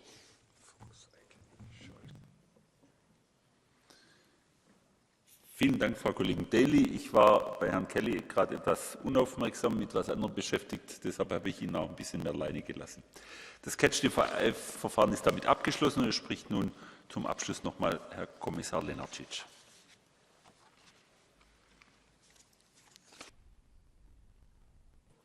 Mr. President, honourable members, thank you very much for your interventions. We take a very careful note of them. I would like to assure you all that respect for human rights and fundamental freedoms is part and parcel of EU-Egypt relations. There are issues that need to be addressed, and this includes the case of Alaa Abdel Fattah. This includes the Regeni case, among others. And as for any other country, this is our continuous endeavour. The EU will continue cooperating and engaging on human rights with Egypt, also after COP27. The European Union has a clear interest to support Egypt in maintaining long-term stability and security. But we, at the same time, very much believe that this can only be achieved if all aspects of human rights are fully implemented and upheld. We will further advance and strengthen our engagement with our Egyptian partners, and we look forward to continuing this work, including in the upcoming established dialogue, which will take place in December, the dialogue in the form of subcommittee on human rights. Thank you. Vielen Dank, Herr Kommissar Lenarčič. Die Aussprache ist damit geschlossen. Die Abstimmung findet morgen statt. Nächster Punkt der Tagesordnung sind die Aussprachen über die Fälle von Verletzungen der Menschenrechte, der Demokratie und der Rechtsstaatlichkeit nach Artikel 144. Und wir beginnen mit der Aussprache über die Menschenrechtslage in Afghanistan, insbesondere mit Blick auf die Verschlechterung der Frauenrechte und die Anschläge auf Bildungseinrichtungen. Es beginnen zunächst die Verfasser der Resolution und unter den Verfassern beginnt Frau Kollegin Zovko für 1 Minute.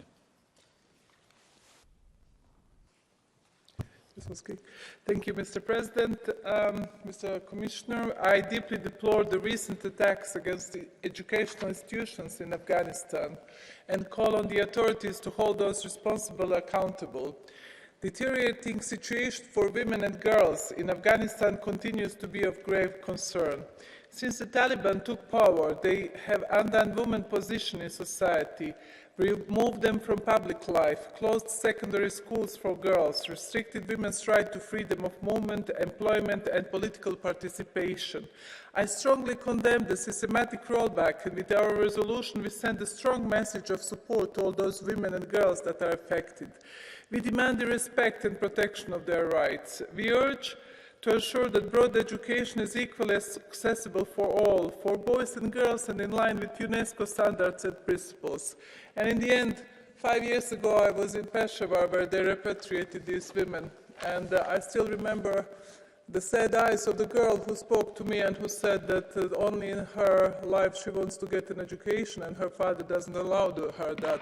She's in Afghanistan somewhere now, and I wish her well, and I wish that her situation changes. Thanks. Vielen Dank, Frau Kollegin Zofko. Es spricht nun Frau Kollegin Insir für eine Minute.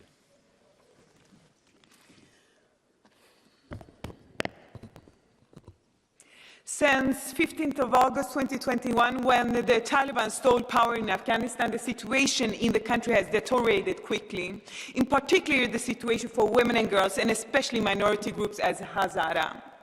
The extremist Taliban group initiated the rule by appointing an all-male cabinet, which they call a government.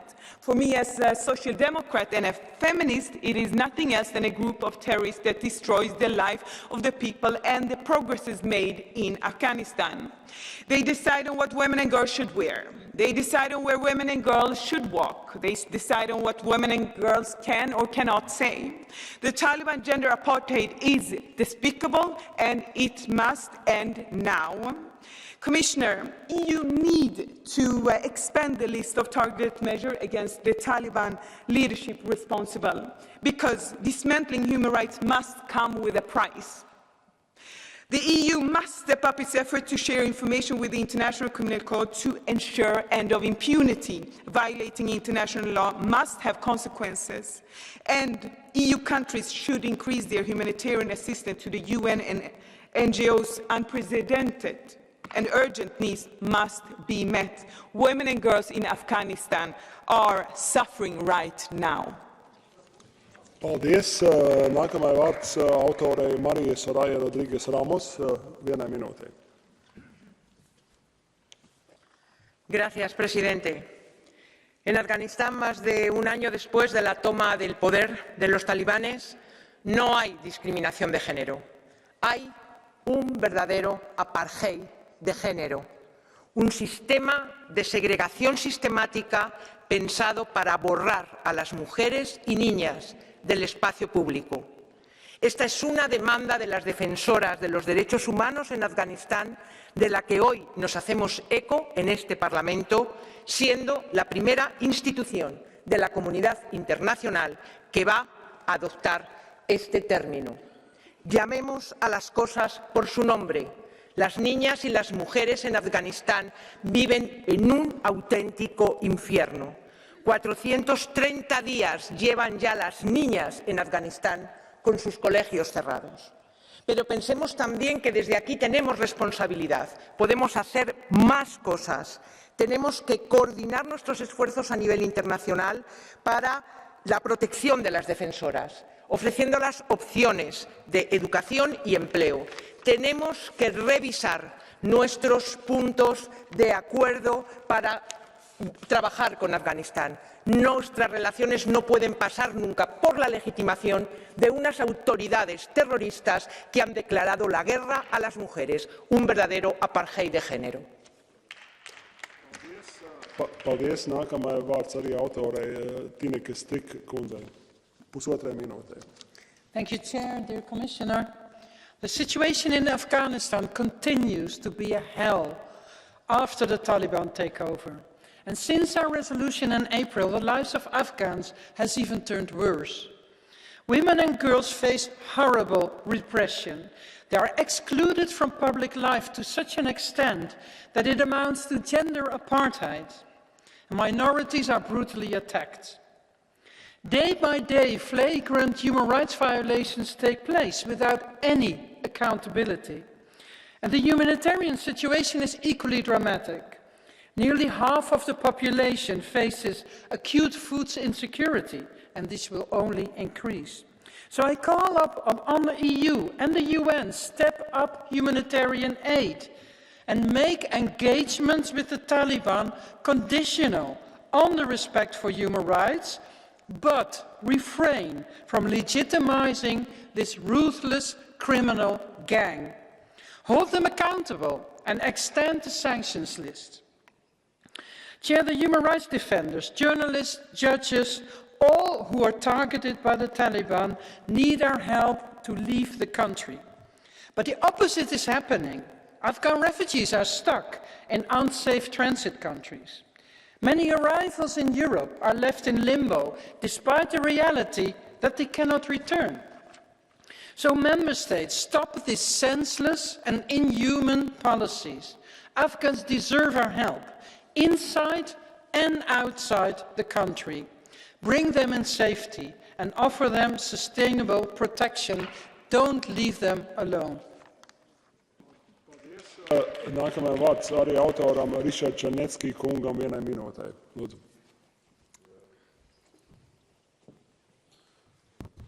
Panie Przewodniczący, Panie Komisarzu, Szanowni Państwo, to bardzo ważna debata, ponieważ ona jest potrzebna zwłaszcza tym spośród nas, także tym z unijnej dyplomacji, którzy chcą prowadzić taką realpolitik z Afganistanem, którzy chcą na ołtarzu pewnych relacji, zachowania pewnych relacji, może ich polepszania, poświęcić prawa człowieka, w tym prawa kobiet.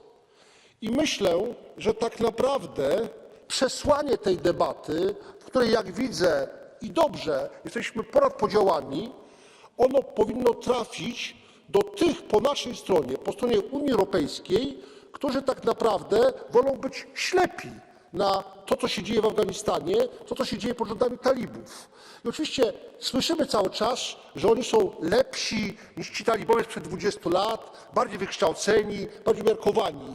Ale cały czas chodzi o to samo, cały czas chodzi o łamanie praw człowieka, w tym praw kobiet.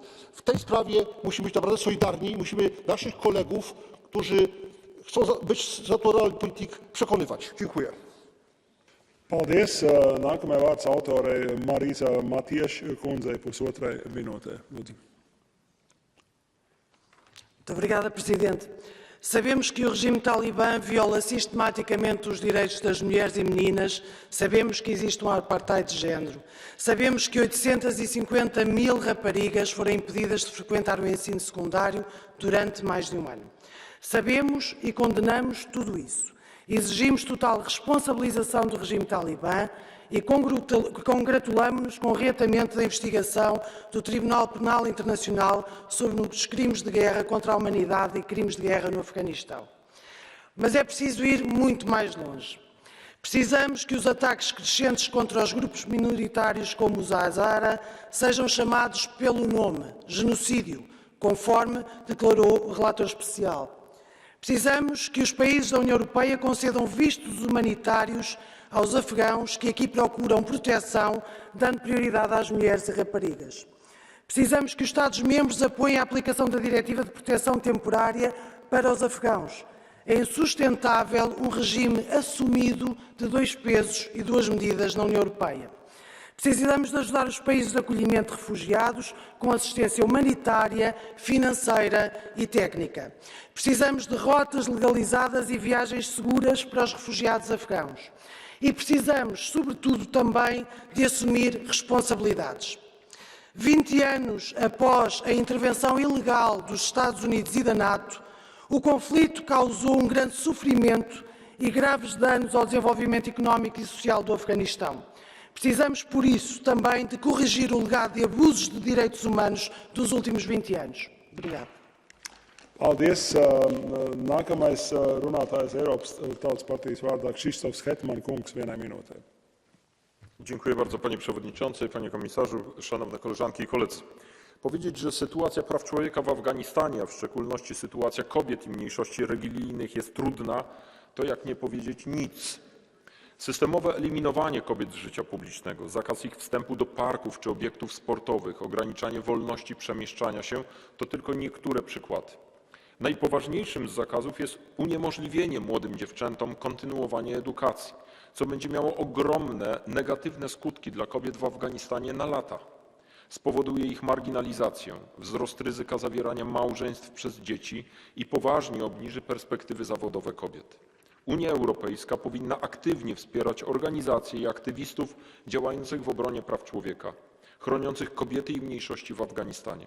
Ponadto, oprócz wezwania władz w Afganistanie do poszanowania praw człowieka i prawa międzynarodowego, powinniśmy także domagać się utworzenia przy Radzie Praw Człowieka ONZ niezależnego ciała badającego i dokumentującego wszelkie naruszenia praw międzynarodowego i praw człowieka w tym kraju.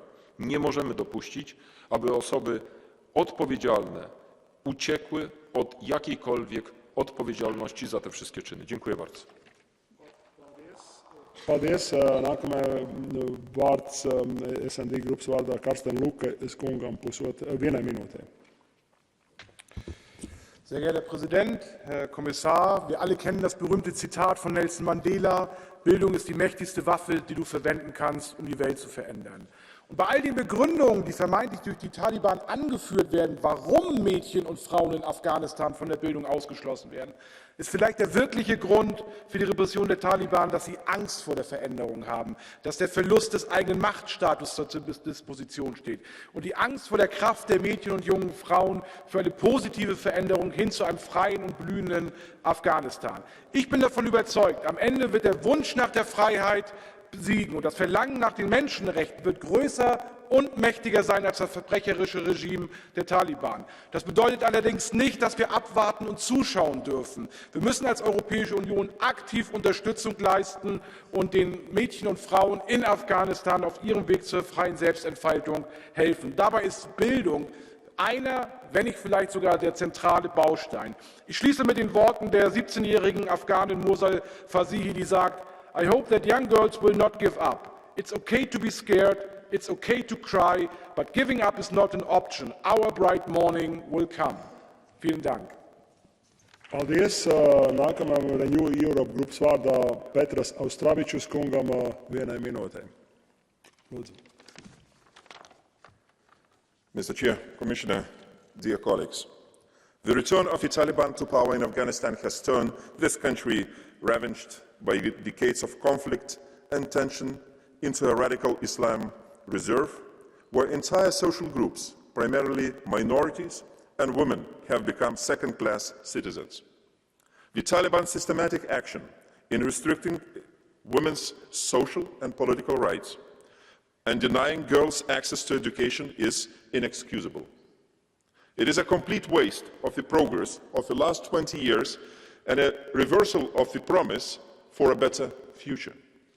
The Taliban's actions deserve to be clearly labeled as gender-based apartheid. These are crimes that must be immediately seized, investigated and punished. I call on the ICC prosecutor to immediately undertake an investigation into the Taliban's crimes of discrimination against and attempted seizure of women and girls from public life. I also call on more EU and international efforts to support women's rights defenders and for continuing action to empower Afghan women and girls. Thank you. Paldies. Nākamajam vārds Zaļo un Eiropas brīvās apvienības grupas vārdā Erika Markvart kungam vienai minūtei. Ja, vielen Dank, Herr Präsident, Herr Kommissar. Sehr gut, dass Sie anwesend sind und auch sehr gut, dass wir diese Debatte führen, dass wir diese Resolution haben, dass wir zeigen, dass wir das Leid der Menschen in Afghanistan nicht vergessen und insbesondere auch, dass es uns nicht egal ist, dass es uns auch nicht egal ist, wie wir in der Zukunft die Situation verbessern können. Wir müssen einfach schauen, auf der einen Seite, wie können wir die humanitäre Situation in Afghanistan verbessern, wie können wir auf der anderen Seite aber auch klar machen, dass die größte Gefahr für Afghanistan am Ende immer die Taliban bleiben.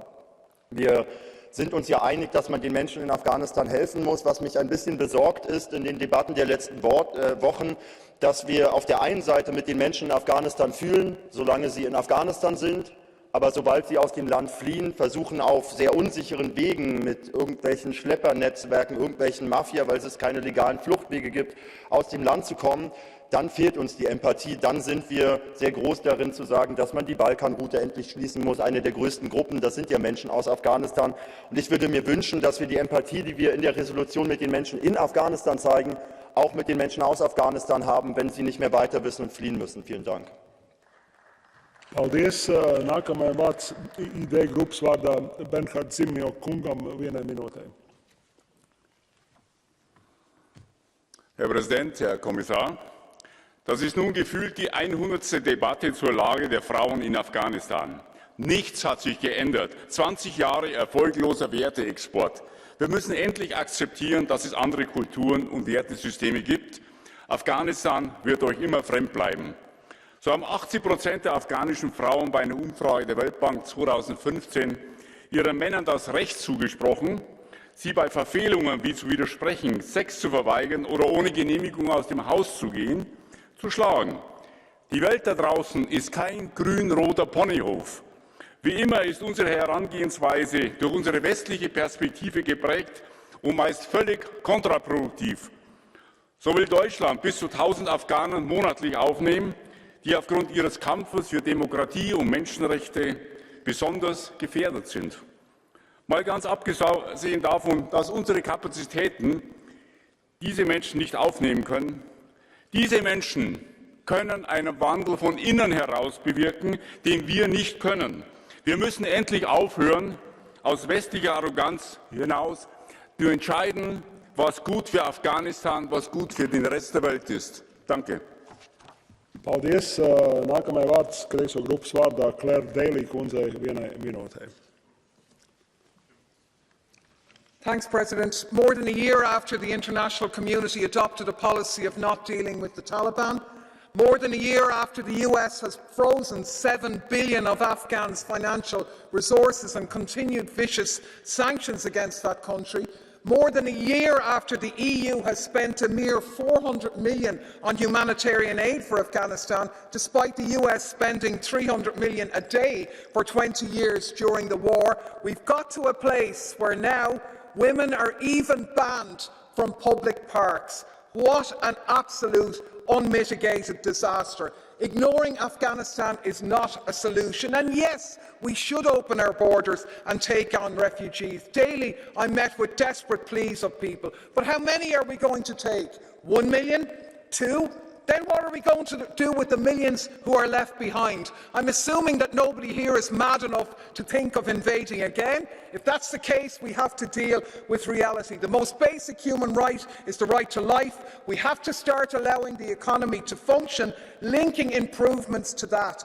Anything else is condemning Afghan women not just to exclusion, but to death. We have to stop standing idly by. Paldies. Nākamajai vārds Sean Kelly kungam 1 minūtē.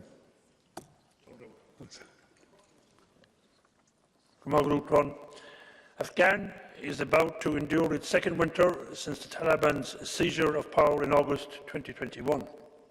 Since then, the rights of women have been trampled on. Conflict, violence and human rights violations have become an inseparable part of the lives of ordinary citizens. The country's economy is in a shambles and a major food crisis is escalating. Life has become particularly tough for female scholars and students. Thousands have fled to neighbouring Iran and Pakistan and have applied to organisations that help academics to find posts in other countries. However, fewer than 10% have been successful, as visa wait times continue to be a challenge for many. I have encountered the same difficulties as I've had to escape the clutches of the Taliban. I urge the EU to take immediate action to secure the lives and careers of Afghan women and scholars, and to call for a more coordinated response to protect those most vulnerable.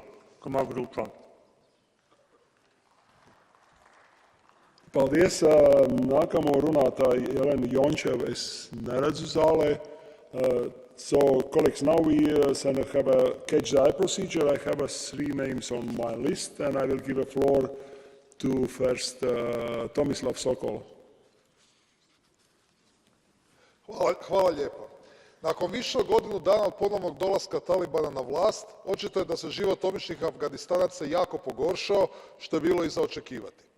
Militantni islamisti tom zemljom vladaju kroz nasilje i zabranje te progon manjina, posebno Hazara i kršćana. Talibanski režim masovno krši ljudska prava, osobito prava žena, mladim djevojkama je zabranjeno srednjoškolsko obrazovanje. Treba otvoreno reći da trenutno stanje u Afganistanu predstavlja katastrofalni vojni i geopolitički poraz Zapada. U razdoblju nakon 2001. NATO se oslonio uglavnom na potpuno nekompetentne i korumpirane domaće kadrove, što je nužno dovelo do ubrzanej vojskowej zahodu. Danas Afganistan predstavlja izvor nestabilnosti i polazišnu točku za ilegalne migracije prema Europi, što predstavlja golemi sigurnosni problem. Utjecaj Kine i Rusije u središnjoj Aziji, a utjecaj Zapada oslabio. Europska unija mora jasnije definirati vlastite prioritete u ovom dijelu svijeta i konkretnije se angažirati u stvaranju saveza s državama s kojima dijeli zajednički interes. U suprotnom, ostat će vanjsko-politički patuljak kakav je danas. Hvala lijepa. Inak to bude naozaj, budeme zahraničné... Šojdrova.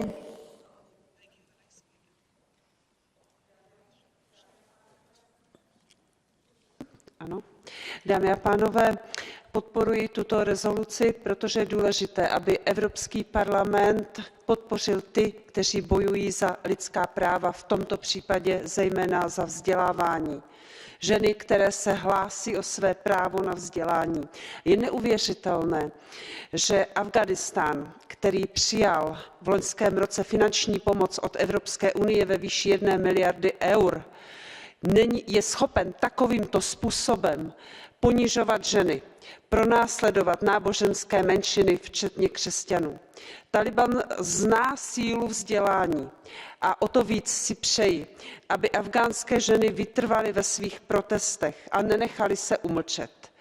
Stejně tak jako vědci, jako novináři.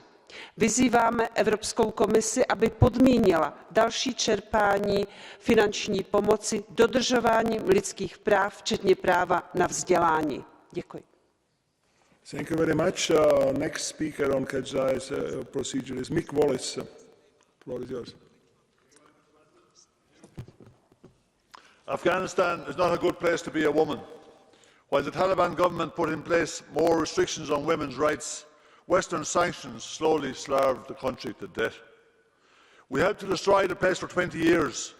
Now we have a responsibility to provide shelter to those who are suffering as a result. The EU response to the Ukraine refugee crisis showed what is possible when the political will is there. What we were aiming to do with this resolution is stress the need for similar protection for Afghan refugees, but the big groups in here weren't having it. They seem content with the two-tier system we put in place all over Europe for refugees and asylum seekers. And nowhere is it more obvious than in Ireland, a country long criticised for its cruel direct provision system.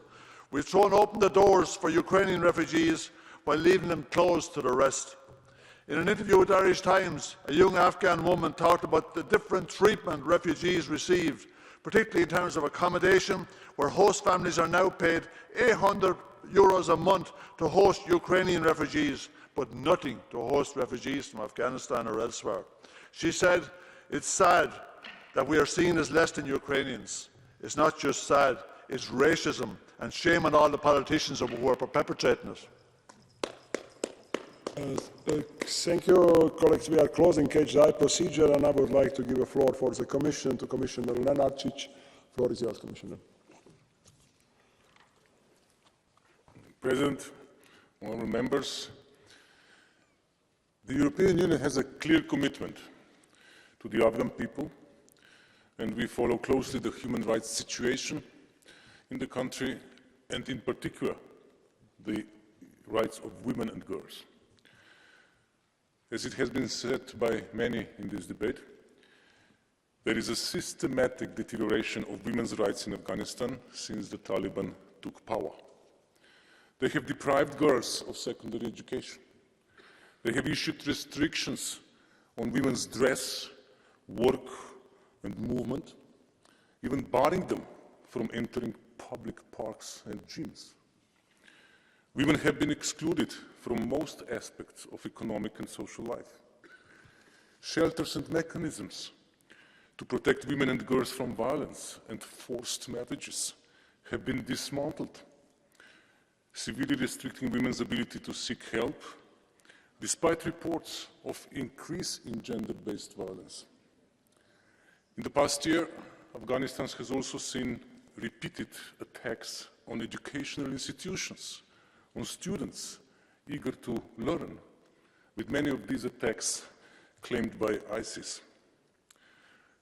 Terrorist attacks also targeted religious and ethnic minorities, particularly the Hazara community. The European Union condemns all the restrictions on women's rights and continues to call the de facto authorities to honor Afghanistan's obligations under international law, in particular human rights, refugee and international humanitarian law. They have the obligation to protect all the population, to bring perpetrators to justice, and to ensure respect for human rights and fundamental freedoms of the entire Afghan population. We will continue to support Afghan human rights activists and civil society, as we do worldwide, as a fundamental principle of the European Union. This support includes raising individual cases of human rights defenders in our engagement with the de facto authorities, issuing statements on specific cases or developments of acute concern, financial support to civil society organizations, and continuation of safe passage operations for those Afghans that are particularly at risk and that want to leave. The humanitarian situation in Afghanistan is beyond dramatic. The recent United Nations Humanitarian Needs Overview states that in 2023, over 28 million people out of 34 million Afghan population will need humanitarian assistance. Estimations are that the United Nations will therefore call for $4.6 billion for next year for humanitarian aid alone. There are alarming levels of poverty and food insecurity and limited access to healthcare, particularly for women and children. The European Union has already mobilized €396 million for humanitarian aid in Afghanistan for 2021 and 2022, and this is more than 10 times of what was initially allocated for the country before the Taliban takeover. Where is this funding going? Going for many things, including financing programs on protection, financing community-based education for girls who are deprived of their right to school, financing basic health care for women and girls. And we also have recently redirected €450 million of development aid for basic needs of Afghan people, needs like health, nutrition, education, water and sanitation, and livelihoods. And also in these fields, we have a specific focus on the needs of women and girls. In additional, €20 million have been also allocated for crisis response. We shall continue to do our utmost to alleviate this major humanitarian, social, economic, and human rights crisis. Thank you. Thank you very much, Commissioner. Esmu saņēmis 6 rezolūciju priekšlikumus, lai noslēgtu šīs debates. Debates ir slēgtas un balsošana notiks rītdien. Nākamais dienas kārtības jautājums - patstāvīgās represijas pret demokrātisko opozīciju un pilsonisko sabiedrību Baltkrievijā. Un dodu vārdu pirmajai autorei, Mirjam Leksman kundzei, 1 minūtei.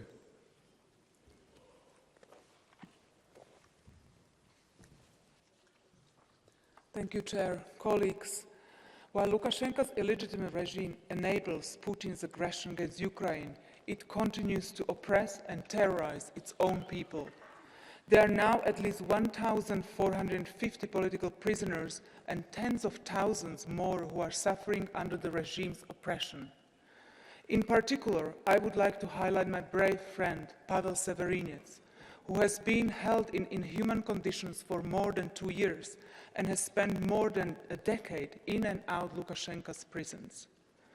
Pavel and all the political prisoners and their families, those fleeing Lukashenko's oppression, and all the people of Belarus deserve our unwavering support and solidarity. I especially call on the European political parties to provide all necessary assistance to their Belarusian member parties. At the same time, let us exert maximum pressure on the illegitimate regime so that Belarus can be free and sovereign, and its people enjoy freedom and democracy. Finally, let me thank colleagues for all cross-party support in this House for their support of Belarus, which this House continues to show. Thank you. Paldies. Nākamajam autoram vārds ir Jozas Olekas kungam 1 minūtei. Ačiū pirmininkė, gerbiamas komisijos nariai, gerbiami kolegos. Nusikalstamas Lukašenkos režimas Baltarusijoje toliau stiprina represijas prieš bet kokią valdžios kritiką. Šalyje jau virš 1400 politinių kalinių, virš 1400 žmonių kalėjimuose vien dėl to, kad jie norėjo išreikšti savo nuomonę ir nepabijojo to padaryti.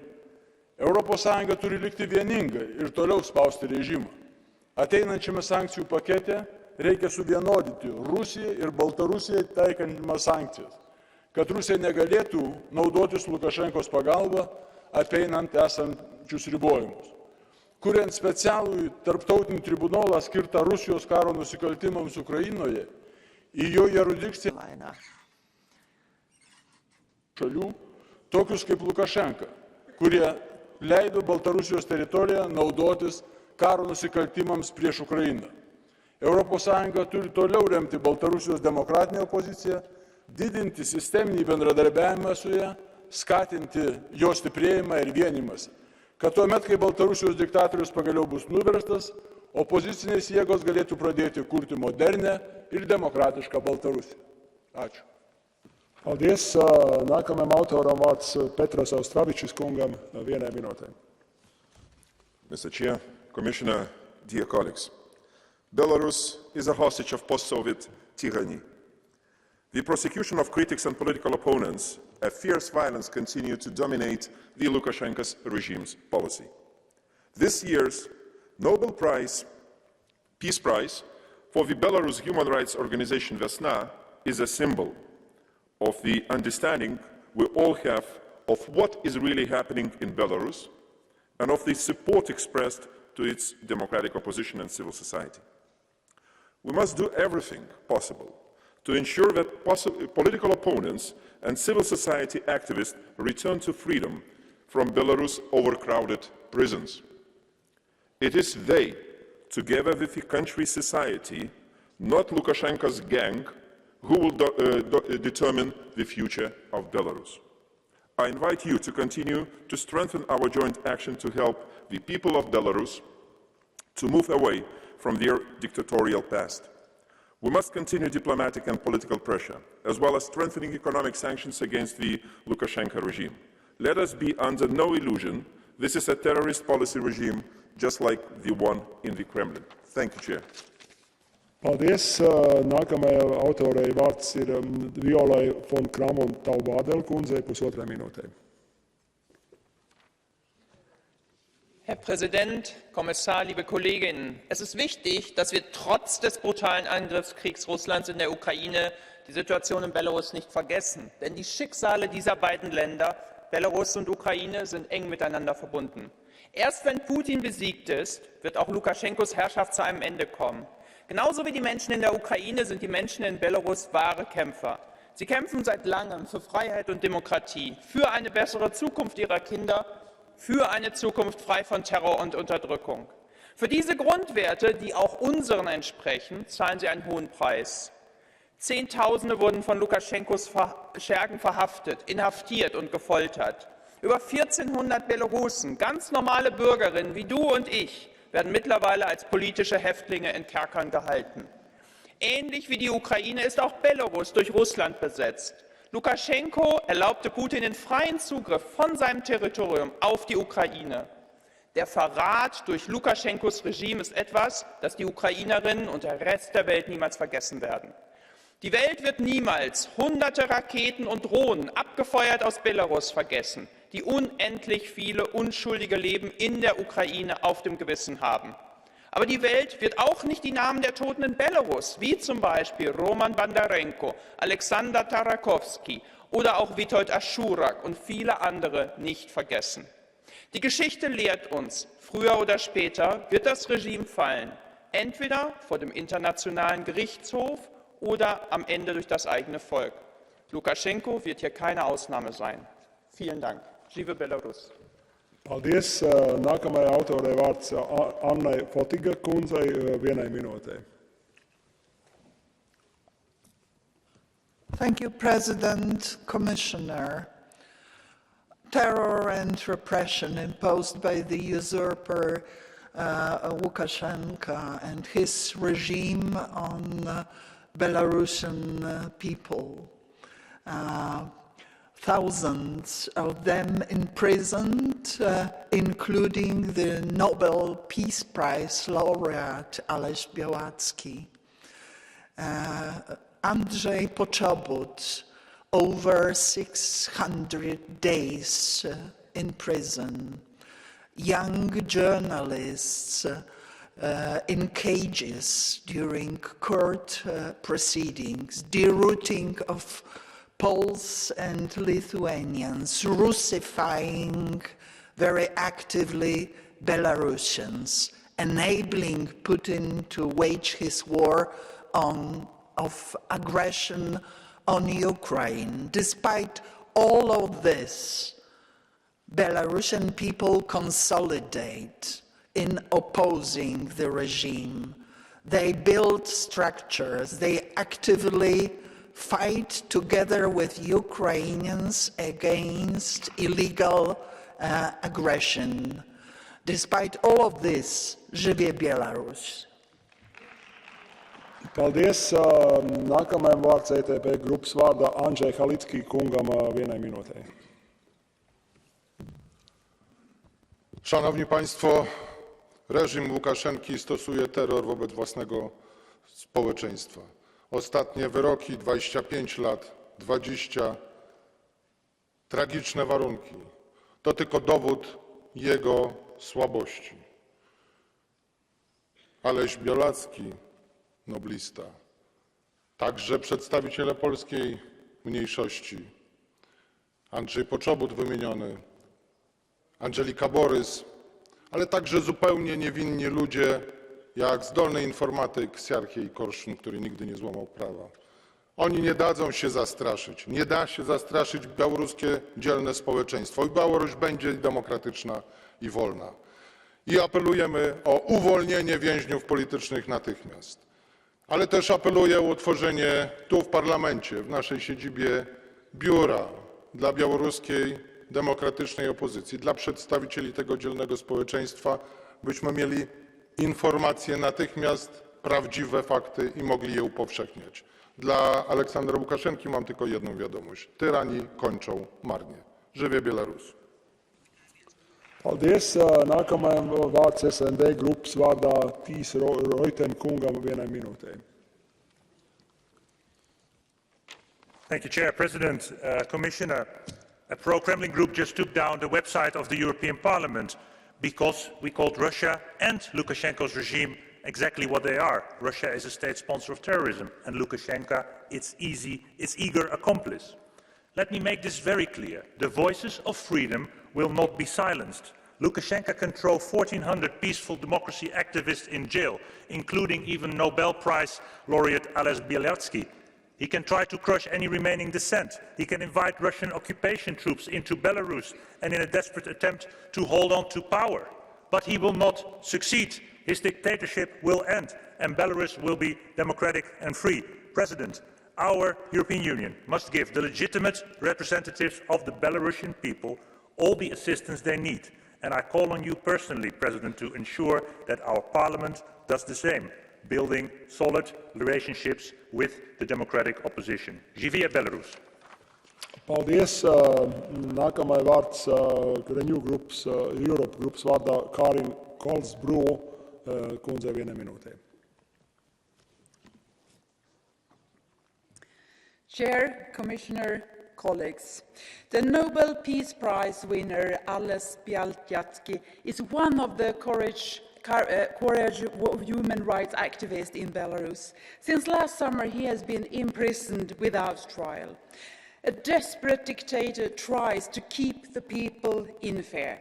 It's not only the Belarusian people who suffers from Lukashenko's tyranny. By allowing Russia to use Belarusian territory for attacks against Ukraine, the regime in Minsk continues to enable Russia's unjustified war of aggression against Ukraine. We can let Lukashenko get away with this. He is, together with Putin, responsible for the war crimes in Ukraine and should be held accountable. It is Lukashenko who should be imprisoned, while Ales and his 449 fellow political prisoners should go free. Živie Belarus. Thank you. Paldies. Nākamai vārds Zaļo grupas vārdā Marketa Gregorovā, kundzei 1 minūte. Dear colleagues, when I say 1,400 political prisoners in Belarus, do you imagine a face? I do. I will probably never forget Kasia Butsko, now 21 years old. She studied to become a teacher, and now 2 years of her still so very brief life, she's in a penal colony because of challenging the authorities. I have the same activist nature. I can't stand oppression and injustice. If I live one day in dictatorship, I'm certain I will end up the same as her, or dead. Maybe then someone will read my name in a room like this. But can it change anything? I'm trying not to lose hope. With every resolution like this, with naming those who suffer under dictators, with every euro we block from the hands of Lukashenko and his sugar daddy Putin, with support to Democrats in and outside of Belarus who keep fighting, I believe Kasia will become a great teacher for future generations. Maybe with her work, but mainly with her example, attaining freedom. Let's help her get it. Paldies. Nākamai vārds ID grupas vārdā Patricija Šanjon, kundzei 1 minūtei.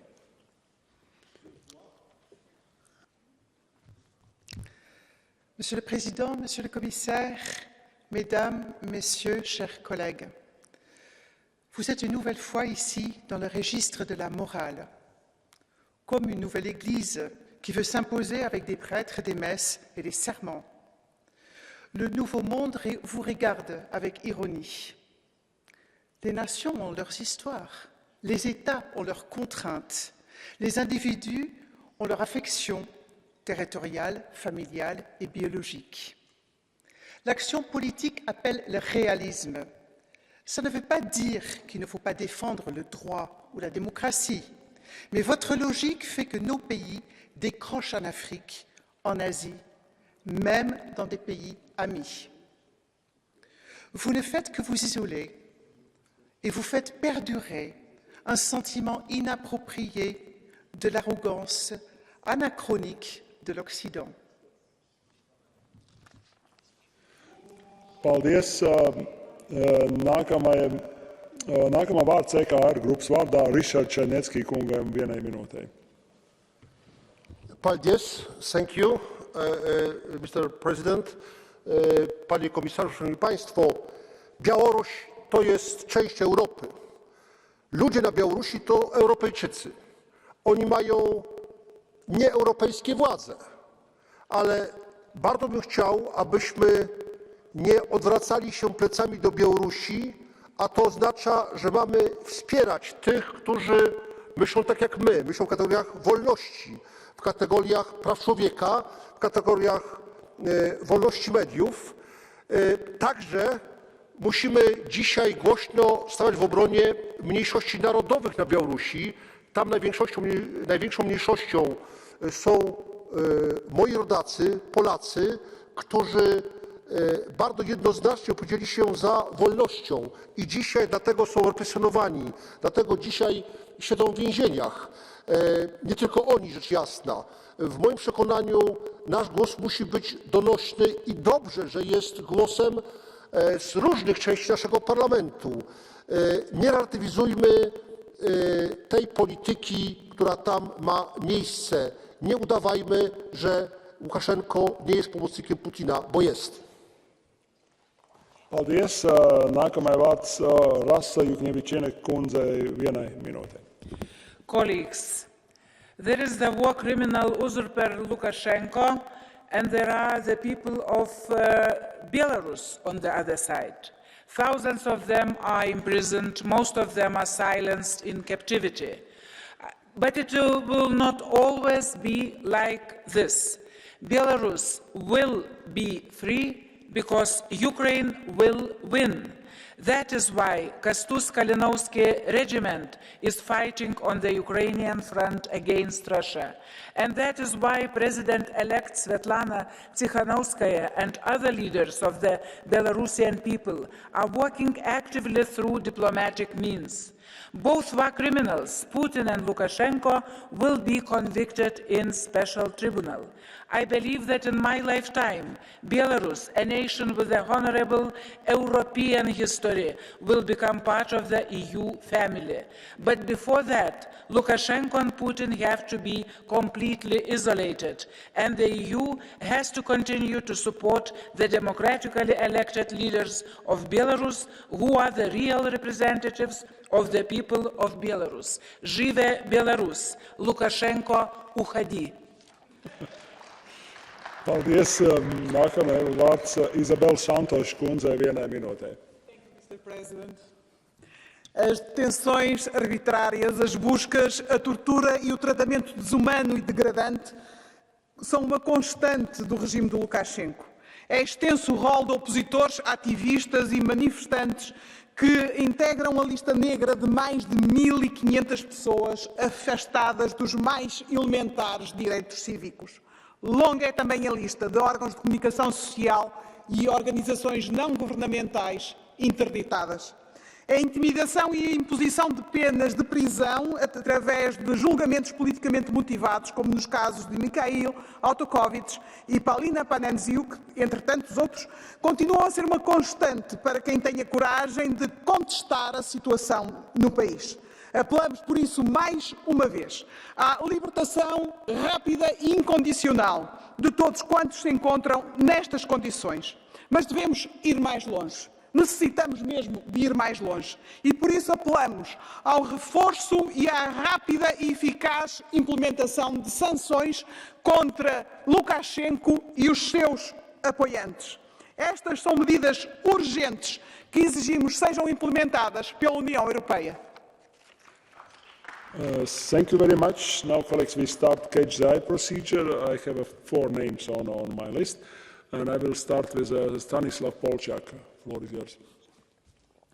Děkuji, pane předsedo. Běloruský režim ukazuje už po několik let, po řadu let, svoji pravou tvář. Mučení, zatýkání, věznění, mrtví, novináři, kteří jsou pronásledováni, zničené rodiny.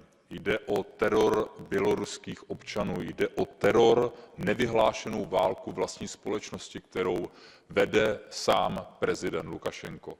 Ten není prezident, nebyl zvolen legitimní cestou, ale tuto nevyhlášenou válku on vede i vůči Ukrajině. A je třeba říci, že nebude žádné místo, nebude žádná zemljanka, kde by se Lukašenko se svými kampanií, se svými přisluhovači schoval. Budeme vyšetřovat každý zločin, budeme soudit a myslím, že bude i nalezena spravedlnost pro všechny oběti. Ať žije Bělorus. Thank you very much. Next speaker is Tomáš Zdechovský. Floor is yours. Děkuji, pane předsedající, vážení kolegové. Evropa čelí nájezdů a okolí několika psychopatů. Tím prvním je prezident Putin, tím druhým je prezident Lukašenko. Já myslím, že pro jejich chování není žádná omluva a pro jejich režim není žádná lidská spravedlnost spravedlivá.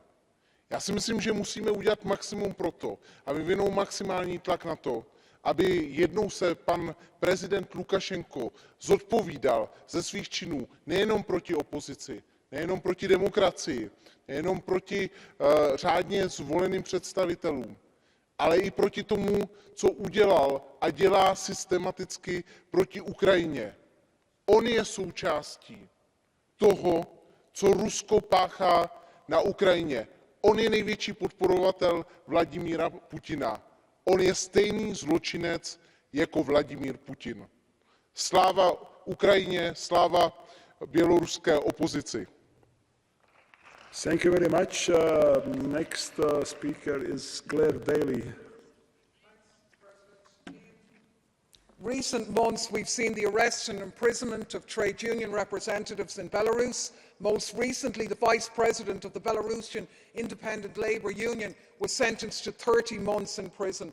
And protests and strikes led by working-class people have highlighted the level of discontent with the Lukashenko government. And as a former trade unionist, I absolutely support the struggles of workers everywhere. But I think it's interesting we have a second plenary in a row where we're discussing the repression of the opposition in Belarus, and we've never once mentioned the repression of the opposition in Ukraine. The banning of opposition parties, the kill lists of dissidents, the banning of trade unions, the decimation of workers' rights in that state. And the European Union has to stop looking at protests in countries we don't like as an opportunity to have a go at them. The Belarusian protests are not guided by neoliberal-inspired policies of the West. They have a right to have their protests without Western interference. If you're interested in workers' rights and democratic rights, stand by the workers who are being persecuted inside the European Union.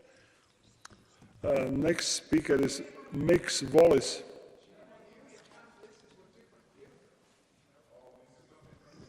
We don't interfere with you when you're talking nonsense.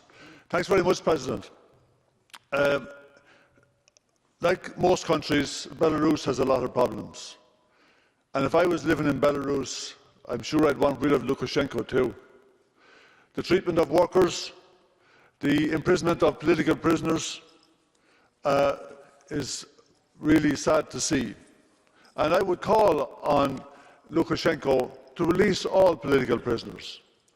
But for the life of me, I don't actually understand how you think that interfering in the place is actually going to help. Can you name one country that you have interfered in the last 50 years where you have helped? All across Africa, Afghanistan, Iraq, Syria. European countries are funneling, pumping arms into Yemen now to help in the Saudi genocide.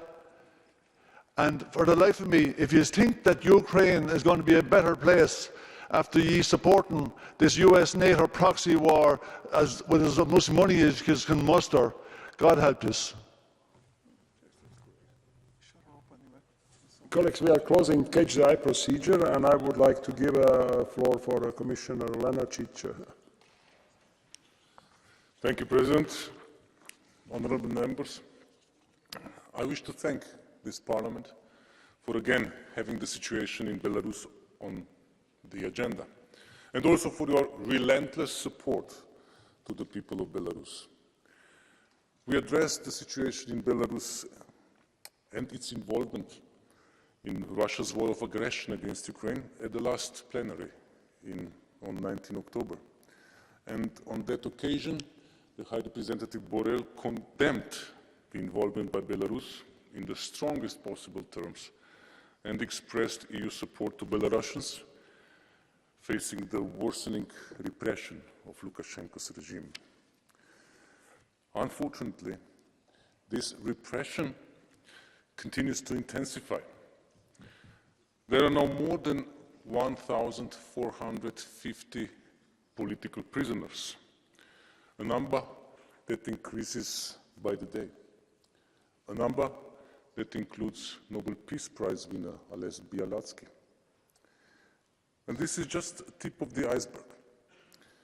Since August 2020, almost 40,000 people have been temporarily arrested including some 500 journalists, of whom 33 still remain in prison.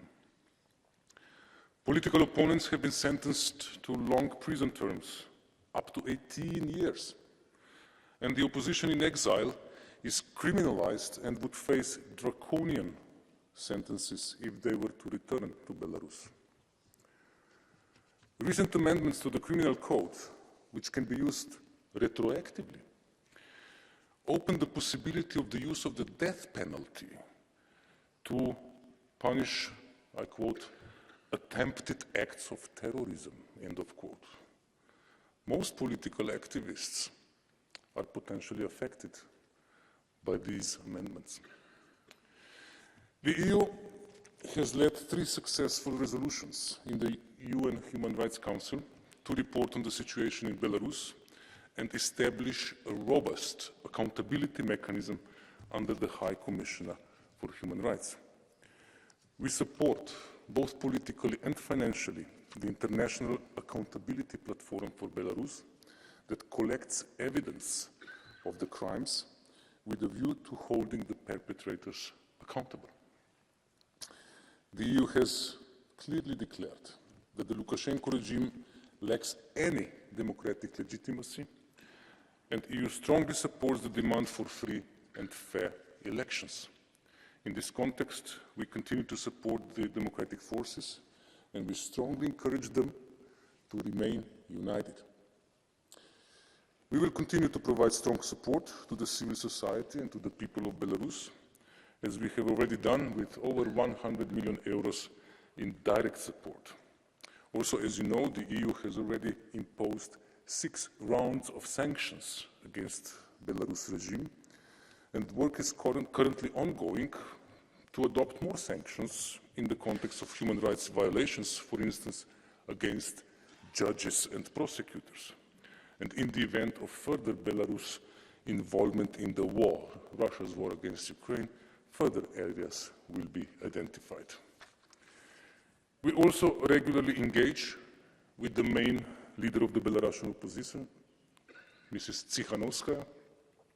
She has been received by the EU at the highest levels, including by President of the Commission, von der Leyen, by President of the European Council, Michel, and most recently, she also had an informal meeting with all EU foreign ministers ahead of the November Foreign Affairs Council. To conclude, our engagement remains strong. We will continue to support the legitimate quest of Belarusian people for the rule of law, for free and fair elections, and for independence. Thank you. Thank you very much, Commissioner. Esmu saņēmis 5 rezolūciju priekšlikumus, lai noslēgtu šīs debates, un debates ir slēgtas, un balsošana notiks rītdien. Nākamais punkts darba kārtībā - iedzīvotāju piespiedu pārvietošana saistībā ar konfliktu sāsināšanos Kongo, Demokrātiskās republikas austrumu daļā. Un sākšu ar dodot vārdu autoram Tomaš Zdechovský kungam 1 minūtē. Děkuji, pane předsedající, vážený pane komisaři, vážené dámy, vážení pánové. V posledních měsících ozbrojené skupiny na východě Konžské demokratické republiky eskalovaly násilí. Můžeme to vidět na povstalecké skupině Hnutí 23, které 23. března, které se snaží v současné době vyhnat miliony žen a dětí z jejich území a je systematicky se snaží opravdu znásilňovat ženy a dosáhnout tak svého politického postupu v rámci tohoto území. Lidé často trpí tam nedostatkem jídla a vody a proto Evropský parlament se rozhodl přijmout urgentní rezoluci, ve které vyzývá mezinárodní společenství, aby se snažilo zatlačit na všechny aktéry v této oblasti a vyřešit to. Já musím říct, že na této rezoluci jsme se shodli všechny skupiny, od levice po pravici. A já myslím, že tím vysíláme poměrně pevný a jasný signál všem zúčastněným stranám, že chceme tento konflikt vyřešit. A záleží nám na to, aby toto násilí přestalo. Děkuju. Paldies. Nākamajam autoram vārds ir Hannes Haidekungam, 1 minūte. Danke, Herr Präsident, Herr Kommissar. Seitdem sich der bewaffnete Konflikt zwischen der Armee der Demokratischen Republik Kongo und der Miliz 23. März erneut zugespitzt hat, sind über 262.000 Menschen vertrieben worden. Bei weitem die meisten von ihnen sind Frauen und Kinder. 2,4 Millionen Kinder leiden an akuter Unterernährung. 7,5 Millionen Menschen haben aktuell keinen Zugang zu sauberem Trinkwasser und hygienischer Grundversorgung. Die Vereinten Nationen dokumentieren schwere Menschenrechtsverletzungen, sexuelle Gewalt gegen Frauen und Zwangsarbeit von Kindern. Die Zustände in den Flüchtlingslagern sind dramatisch. Die Gewalt ist kein Zufall, ist doch die Region im östlichen Kongo reich an Bodenschätzen. Die bewaffneten Gruppen finanzieren sich auch durch illegalen Handel mit Mineralien, die für die Rüstungsindustrie bedeutend sind. Die Nachbarländer, besonders die Regierung von Ruanda, sind aufgefordert, den illegalen Mineralhandel durch ihre Länder zu stoppen, jedwede Finanzierung von Rebellengruppen zu beenden. Die Europäische Kommission muss mit der EU-Strategie für die afrikanischen großen Seen klare Botschaften aussenden und den von den katastrophalen Umständen betroffenen Menschen in der Demokratischen Republik Kongo humanitäre Hilfe zukommen lassen. Danke. Paldies. Vārds autorei Abir Al-Saklani kundzei 1 minūtei. Lūdzu. Thank you, Chair, dear Commissioner, dear colleagues.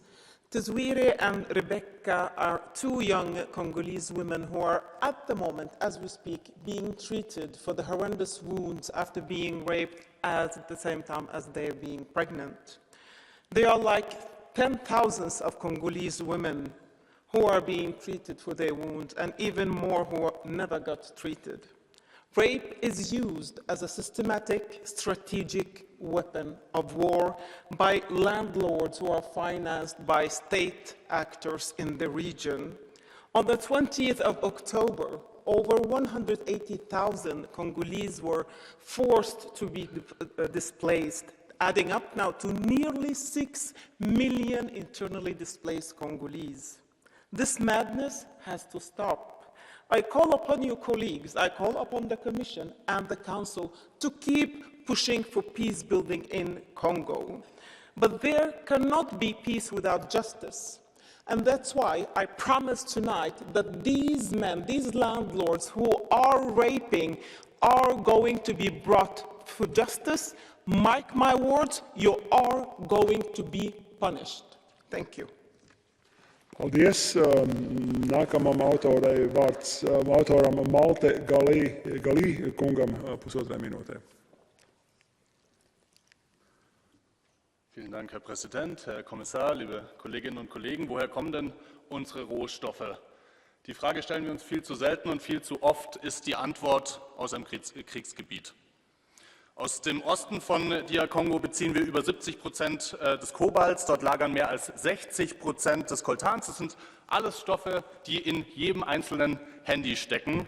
Und genau dort mussten in den letzten Tagen fast 200.000 Menschen vor bewaffneten Rebellengruppen fliehen, wie M23, FDLR und so weiter. Im Kongo sind mittlerweile fast 6 Millionen Menschen intern Vertriebene. Das ist die höchste Rate weltweit. Aber hier bei uns ist es nur einer von vielen vergessenen Konflikten. Und das darf nicht so weitergehen. Wir tragen verdammt nochmal Verantwortung für diese Menschen, schon allein, weil wir so viele Rohstoffe von dort beziehen. Das heißt, wir müssen jetzt sofort humanitäre Hilfe leisten. Die Nachbarländer müssen den illegalen Import von den Konfliktrohstoffen stoppen und unterbinden. Wir müssen aber auch langfristig die Finanzierung dieser Rebellengruppen stoppen und dafür sorgen, dass die Konfliktrohstoffverordnung auch wirklich wirkt.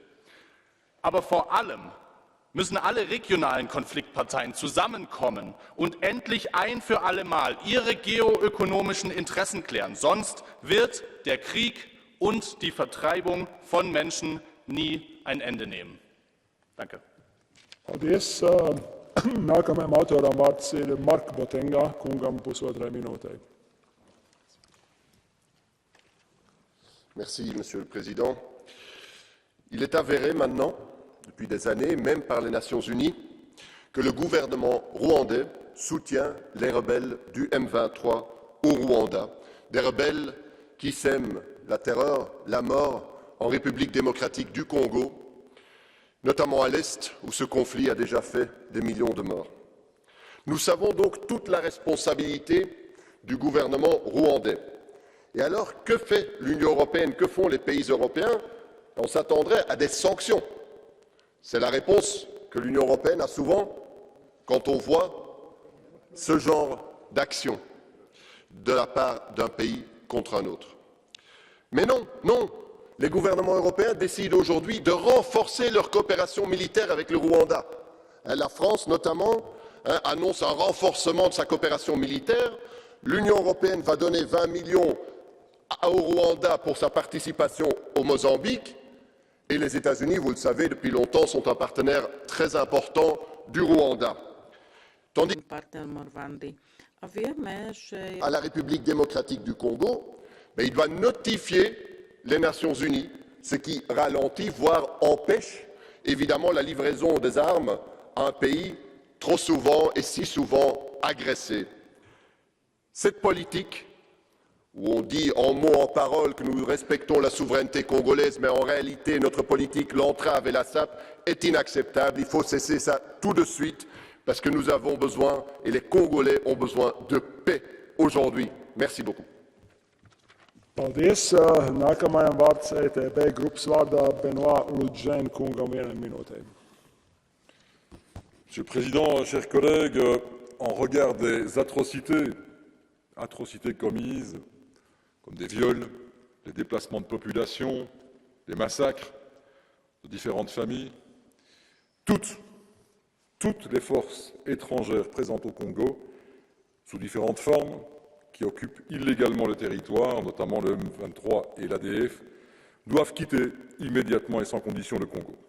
Tous ces actes, et c'était dit par certains auteurs avec beaucoup de force, et je les rejoins, qui relèvent clairement de violations des droits de l'homme, de crimes internationaux graves, doivent être sévèrement poursuivis.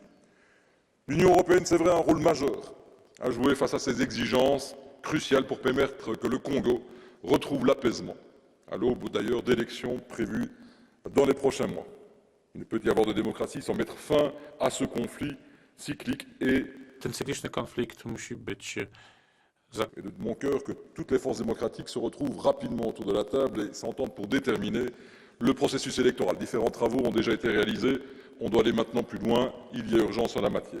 Un dialogue doit s'installer de manière pérenne, ce ne sera possible qu'en solutionnant le conflit actuel. J'espère bien sûr que les Nations unies entendront notre message et prendront le relais en adoptant une résolution pour apporter l'apaisement et la paix au Congo. Je vous remercie.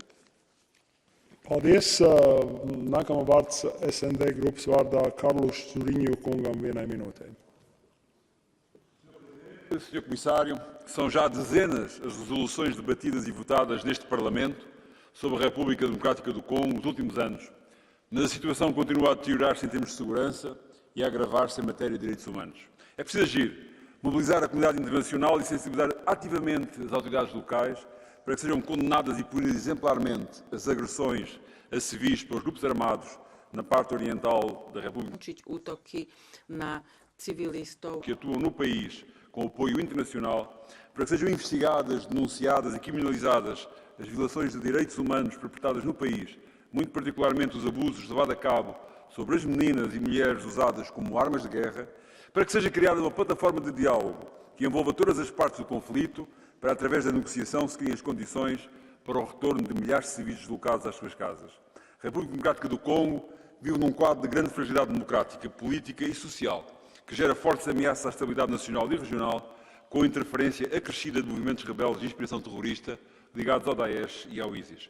A exploração desordenada dos recursos naturais alimenta a conflitualidade e financia os grupos armados, ao mesmo tempo que cria uma situação humanitária intolerável. Não basta aprovar mais uma resolução. Temos que ser, nós, europeus, também parte da solução. Muito obrigado. Paldies. Nākamajam vārds Renew Europe grupas vārdā Jan Kristof Oķien kungam. Merci, Monsieur le Président. Chers collègues, il y a une catastrophe humanitaire qui se passe au Congo. Il y a 6 millions de personnes qui ont été déplacées à l'intérieur du pays. Il y a 2,5 millions d'enfants qui sont malnutris. Chers collègues, on ne peut pas fermer les yeux face à ça. Et tout ça parce qu'il y a un conflit armé qui a lieu au Congo, qui est soutenu parfois par des forces extérieures, ceci vient d'être dit. Il faut que cette violence, qu'elle cesse. Il faut que les rebelles qui sont soutenus par d'autres pays soient désarmés. Mais surtout, chers collègues, il faut que les atrocités qui sont commises dans ce pays, surtout en ce qui concerne la violence sexuelle contre les femmes, qui est utilisée de manière systématique et comme une arme de guerre, il faut que ces atrocités qui cessent et que tous ceux qui commettent des crimes comme ça soient traînés devant la justice et qu'ils soient jugés. Merci. Paldies. Nākamais vārds zaļo grupas vārdā Pierete Herzberger Fofana kundzei. Monsieur le Président, chers collègues, la situation humanitaire s'est drastiquement aggravée dans l'est du Congo. Dans le respect des accords de Cotonou, l'Union européenne doit se joindre aux efforts de médiation internationale afin que la paix revienne dans cette partie du territoire. Actuellement, près de 6 millions de personnes déplacées à l'intérieur de la RDC sont témoins directs de ce conflit caractérisé par une brutalité inouïe. Depuis 2 décennies, chaque groupe armé, notamment le M23, est responsable de violations massives de droits humains en toute impunité. Ces violations détruisent des vies humaines ainsi que leurs moyens de subsistance. En effet, des atrocités sont commises envers les populations civiles. Il s'agit surtout de meurtres, de viols et d'enlèvements. Des civils innocents sont pris dans ce tourbillon de violence et de déplacement. Le nombre d'enfants enrôlés au sein des forces rebelles est en croissance exponentielle. Ainsi, selon le Dr Mukwege, notre lauréat du prix Sakharov 2014, la violence macabre ne connaît aucune limite. C'est sa citation.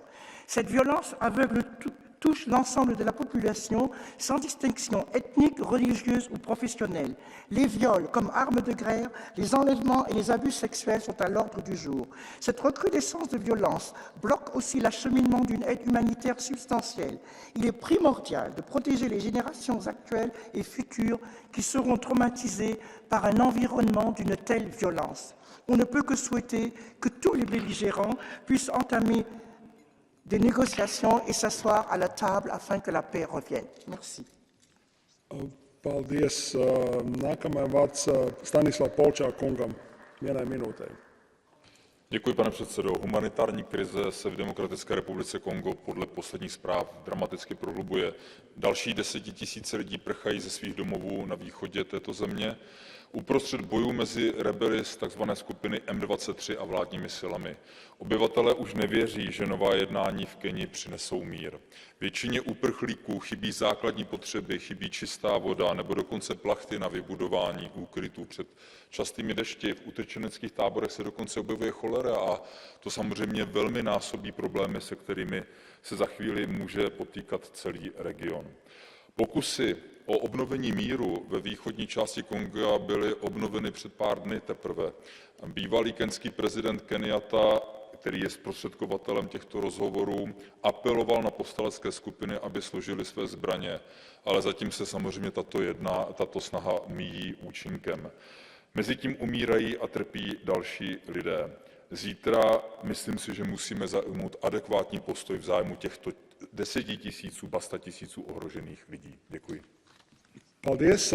Nākamais vārds Marija Arena kundzei 1 minūtē. Lūdzu. Merci, Monsieur le Président. Monsieur le Commissaire, en octobre, le M23, soutenu par le Rwanda, a lancé une offensive contre l'armée régulière de la République démocratique du Congo, qui replonge le pays dans des violences extrêmes. Alors, ces violences et l'instabilité dans la région, vous le savez, ne datent pas d'aujourd'hui et trouvent leur source essentiellement dans la question des ressources du sous-sol de cette région. Ressources qui sont pillées par les voisins au profit d'entreprises et de groupes internationaux qui alimentent la corruption, qui financent des groupes armés pour se garantir l'accès au moindre coût. Alors nous devons absolument plaider pour une solution régionale, à court terme et à moyen terme. Bien entendu, à court terme, la question humanitaire doit être prise en compte pour les personnes déplacées, mais Si nous ne faisons que du court terme, nous serons toujours à nouveau dans le même cycle de violence. Et donc, une résolution régionale du conflit est importante. Nous devons lutter contre la corruption et mettre des sanctions sur des personnes, des entreprises telles que M. Dan Gertler, qui est un opérateur excessivement puissant aujourd'hui en RDC, sanctionné par les Américains et pourtant qui trouve refuge en Europe pour cacher son argent. Nous devons évaluer la loi sur les minerais des conflits qui aujourd'hui n'est pas d'application sur le territoire et nous devons mettre en place des tribunaux mixtes qui sont des tribunaux qui luttent contre l'impunité en République démocratique du Congo. Merci. Thank you very much. Colleagues, now we have a catch-the-eye procedure. I have two speakers on the list, and I will give the floor to Mick Wallace. Floor is yours. Thanks very much, President. As we sit here in Brussels having this debate about the Democratic Republic of Congo, I think it's important to remember that during the scramble for Africa, the DRC was made King Leopold's personal possession.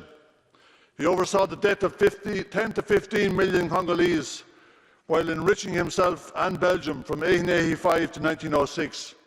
The genocidal monster is still honoured in Belgium today. Today, France and Total Energies are the ones looking to enrich themselves at the expense of the Congolese lives. In order to avoid a Mozambique-like disaster where Total's reckless activities have created an insurgency, France has been training security forces in DRC and Uganda in order to secure and speed up the crude oil pipeline projects around Lake Albert. The militarisation has heightened already tense relations between Rwanda and Uganda and is likely the cause of the revival of the M23 rebel group that is at the heart of the violence in East DRC today. If EU really wants to help stop the colonisation and work for the peace process, bringing everyone to the negotiating table.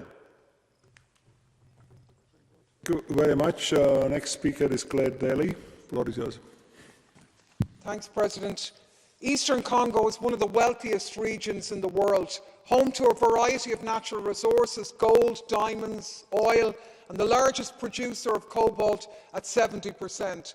And because of this, it's been plagued by fighting with massively over 120 rebel groups in that area for over 25 years, with Rwanda accused of stirring it up in a proxy war to gain access to those resources. And the consequences for the people of that region have already been tragically articulated in this chamber. The systemic and deliberate use of mass rapes, designed terror in order to force people to flee from their homes, leading to massive trauma which will be felt for generations. This absolutely has to be dealt with. Now, last week, the DRC's National Assembly voted to exclude the option of dialogue with M23. The Supreme Defence Council decided to increase strike force of defence and security forces against M23.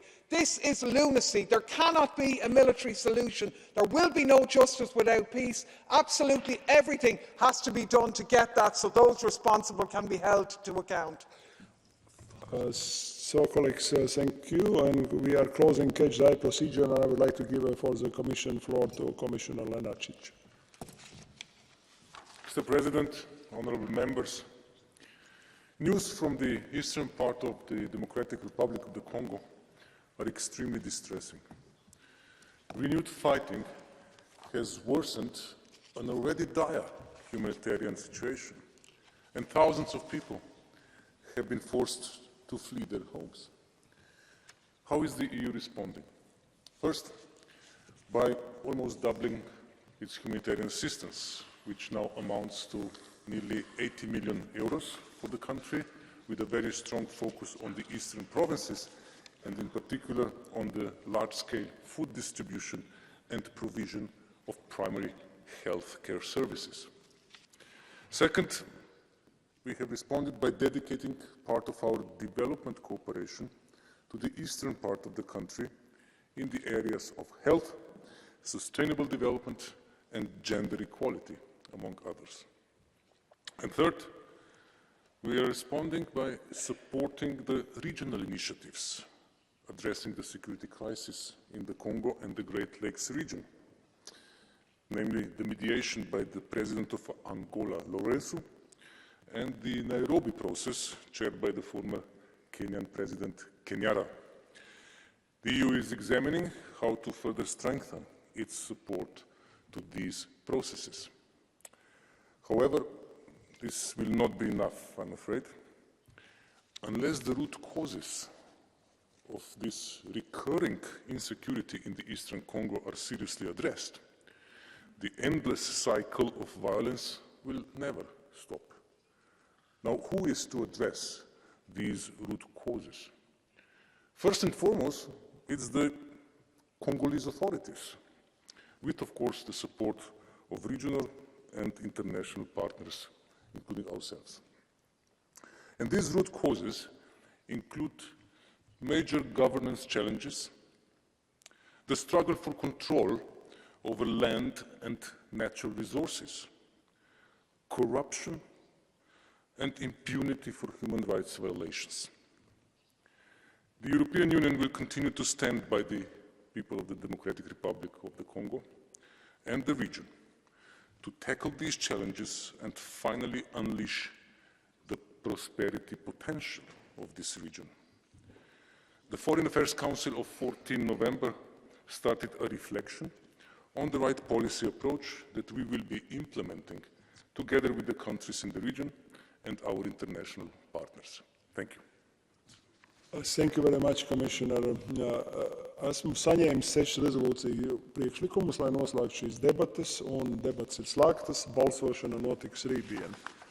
Nākamais darba kārtības jautājums - komisijas paziņojums - lopkopības aizsardzība un lielie plēsēji Eiropā. If Commissioner, you are ready, floor is yours.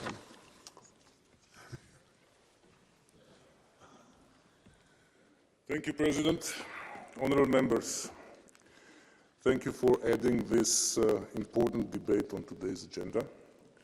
And let me start by reassuring this House that the Commission takes this issue very seriously and that we are looking into how best to address it. And I'll try to describe that as thoroughly as I can, and I apologize in advance, President, if I will go a bit over the time allocated.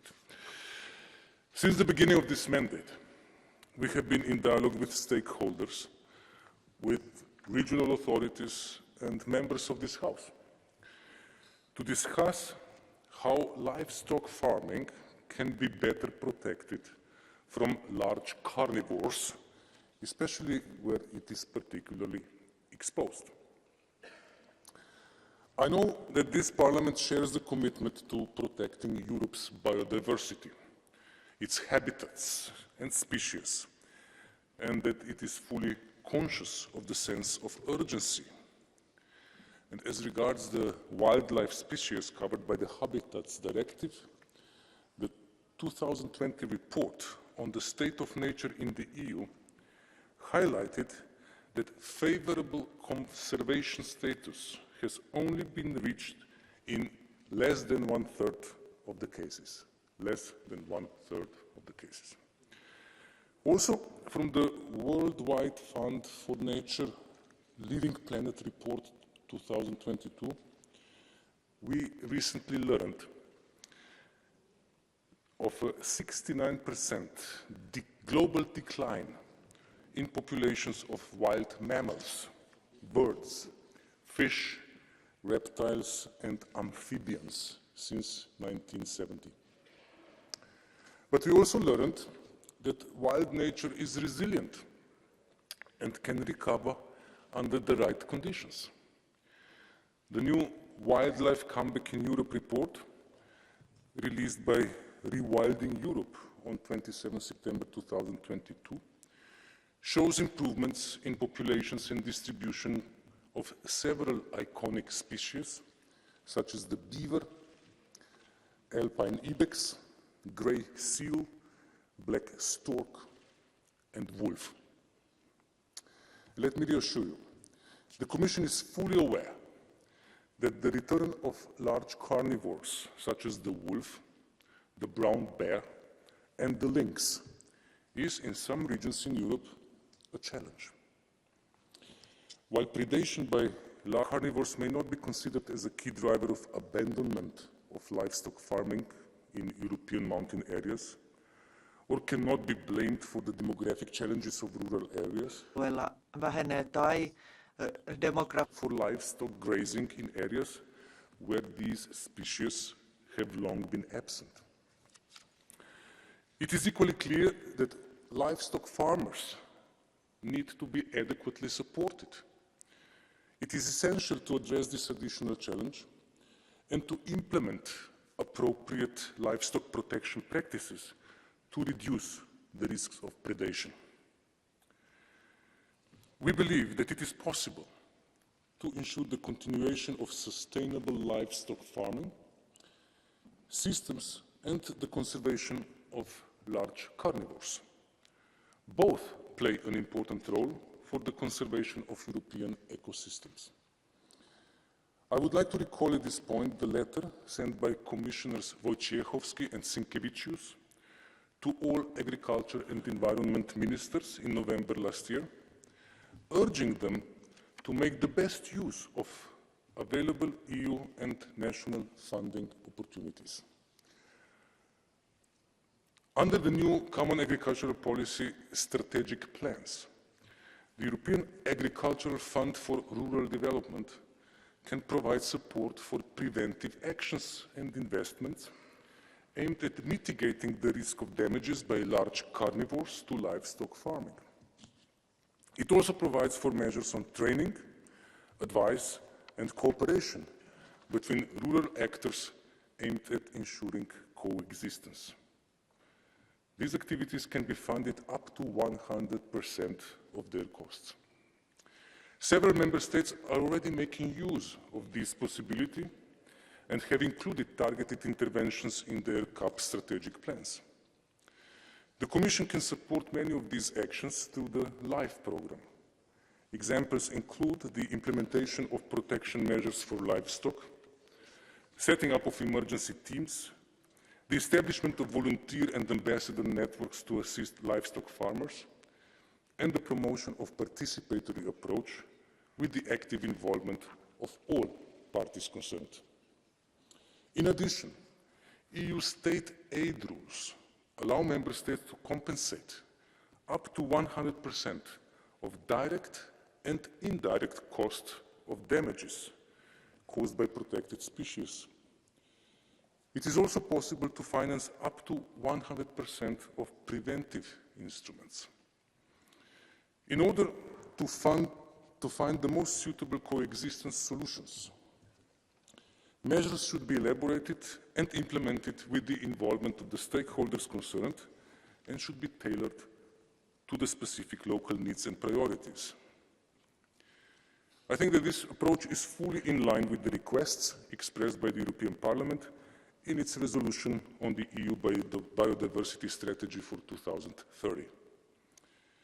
Member states or regions within member states do have means to act.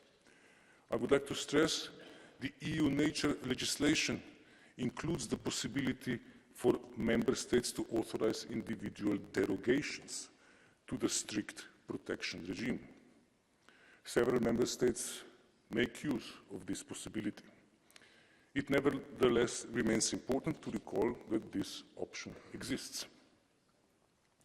The responsibility to apply these provisions, including for the removal of specimens of protected species, lies solely with the competent authorities of the member states. 1 year ago, the Commission adopted a new guidance document focusing on the strict protection of the species covered by the Habitats Directive. In it, it clarified the possibilities and conditions for derogations in line with the case law of the EU Court of Justice. As regards monitoring of large carnivores and assessment of their conservation status, the wolf and other large carnivores are among the most intensively monitored species in Europe. A comprehensive and harmonized system is already in place to assess and report the conservation status of all protected species at European level. Although monitoring remains a task for the relevant national authorities, the Commission encourages transboundary coordination in the monitoring of those species whose populations are shared by several member states. Member states can make use of available EU funds under the LIFE programme or under cohesion policy to improve their monitoring systems. The Commission is keeping the legal and policy frameworks under regular review. The current EU environmental and agricultural legislation provides Member States with important instruments, funds and tools to ensure that the conservation of protected large carnivores and the continuation of sustainable farming practices and public safety can go hand in hand.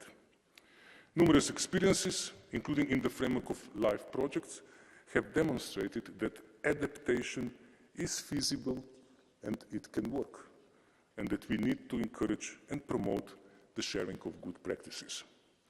Honourable members, I hope you find these clarifications helpful. I can assure you that the Commission is actively monitoring the issue at various levels, and that based on that monitoring, we will assess whether further measures are needed. Thank you. Paldies. Nākamajam vārds runātājam Eiropas Tautas partijas vārdā Herbert Dorfmann kungam pusotrai minūtei. Herr Vorsitzender, Herr Kommissar, Kolleginnen und Kollegen! 1992, als mit der Habitat-Richtlinie der Wolf und andere große Beutegreifer, der Braunbär, der Luchs, in der EU unter Schutz gestellt wurden, waren diese Arten in der Europäischen Union praktisch ausgestorben. Heute, 30 Jahre später, hat diese Richtlinie Erfolg gezeigt. Alle diese Arten sind zurück in den Lebensräumen der Europäischen Union. Aber sie schaffen leider auch Probleme. Die Koexistenz zwischen Weidetieren und großen Beutegreifern ist schwierig und in manchen Räumen, wie zum Beispiel auf alpinen Weiden, wahrscheinlich unmöglich. Und all jene, die immer wieder von diesen schönen Projekten, auch Sie, Herr Kommissar, haben das gerade gesagt, reden und sagen, wie es da tolle Koexistenz gibt, frage ich einfach, wo sind diese? Ich frage seit Jahren danach, ich habe sie nicht gefunden. Und ich habe den Eindruck, sie existieren einfach mehr in den Köpfen, die nicht bei Tag und Nacht auf ihre Tiere aufpassen müssen oder die ein Gemetzel nach einem Angriff aufräumen müssen. Dem vollkommen ungeschützten Wolf steht nämlich das vollkommen ungeschützte Schaf oder die Ziege gegenüber. Und der heutige Schutzstatus ist in vielen Regionen einfach nicht mehr notwendig. Wir haben inzwischen stabile Populationen und die werden auch mit einem abgeschwächten Schutz bestehen bleiben. Das zeigen die Erfahrungen. Und wir werden eine breite Akzeptanz für diese Arten nur bekommen, wenn wir diesen Tatsachen auch in die Augen schauen und nicht mit einer ideologischen Träumerei jedes Management verhindern. Und abschließend, natürlich braucht es auch einen verstärkten Einsatz für Koexistenz und Herdenschutz. Das kostet und das kann nicht nur mit der gemeinsamen Agrarpolitik bezahlt werden. Wenn unsere Bürger Wölfe, Bären und Luchse in unseren Wäldern wollen, dann müssen sie dafür auch bezahlen und nicht den Bauern diese Kosten aufhalsen. Sie müssen dann mit ihrem eigenen Steuergeld für die Kosten und auch für die Schäden gerade stehen. Paldies. Nākamajai vārds SND grupas vārdā Klara Aguilera kundzei vienai minūtei.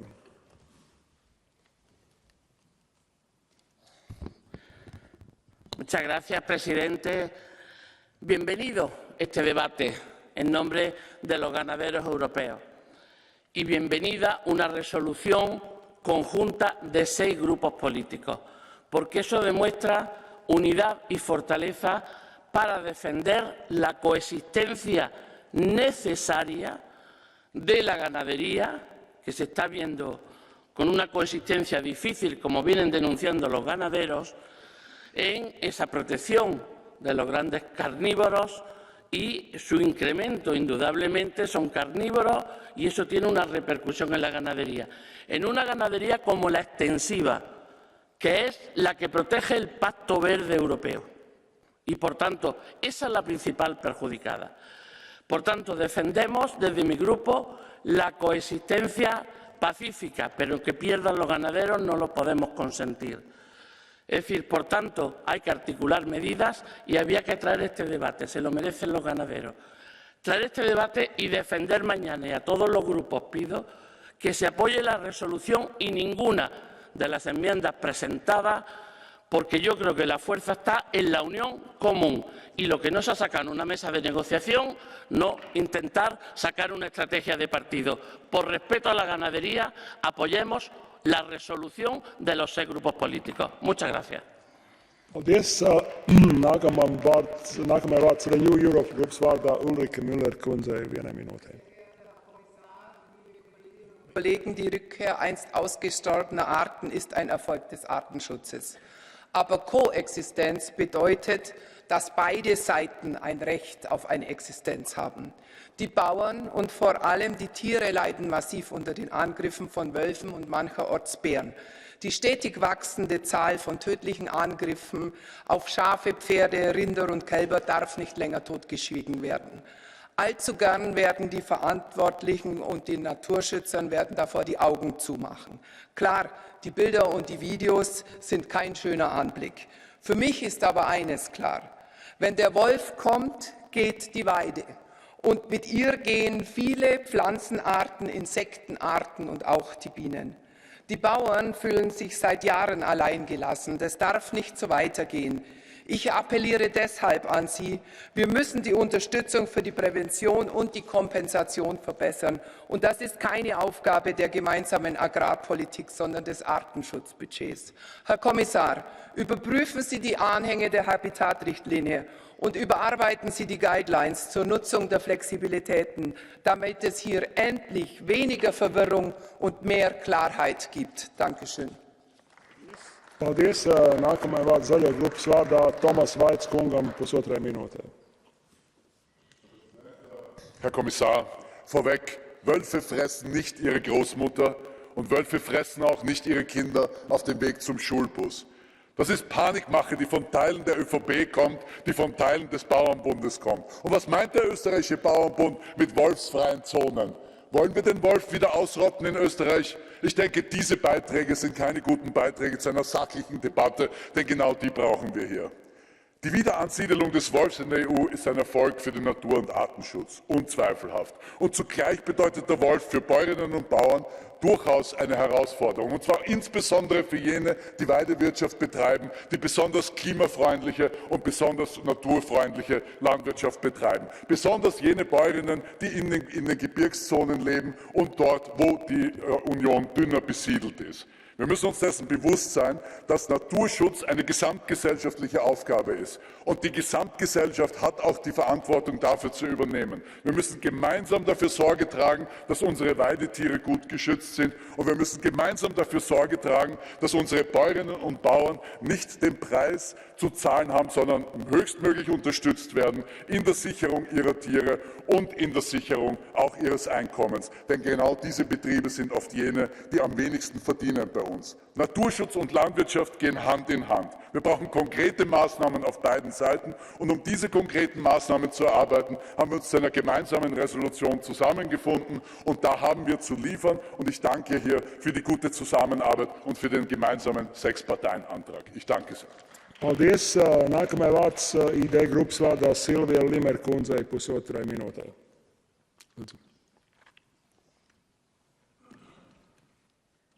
Lassen Sie mich mit einer Klarstellung beginnen. Nur weil der Wolf in Westeuropa ausgerottet war, war er dennoch nie eine gefährdete Spezies oder gar vom Aussterben bedroht.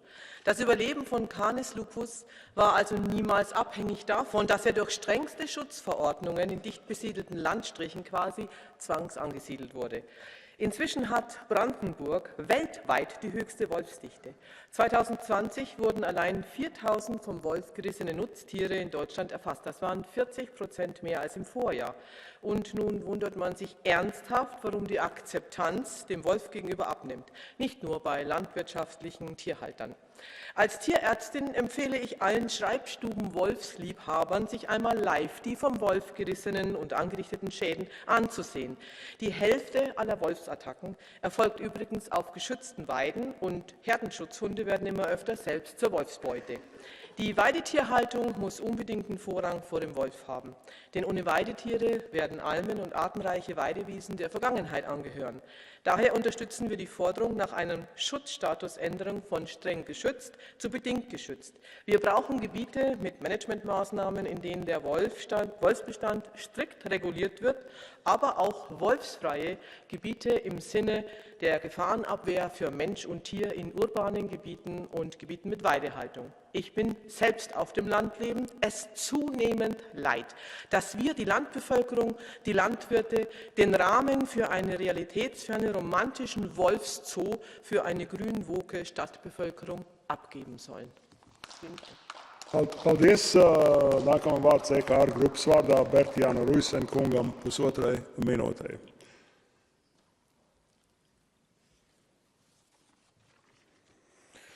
Voorzitter, beste collega's. Niets is zo vervelend dan te moeten werken met achterhaalde wetgeving. En precies dat is wat er nu aan de hand is rond de wolf. 30 jaar geleden aangewezen als een beschermde diersoort, omdat hij toen op het punt van verdwijnen stond. Maar de situatie is nu volstrekt anders. Europa telt inmiddels ruim 21.000 wolven. Met alle gevolgen van dien.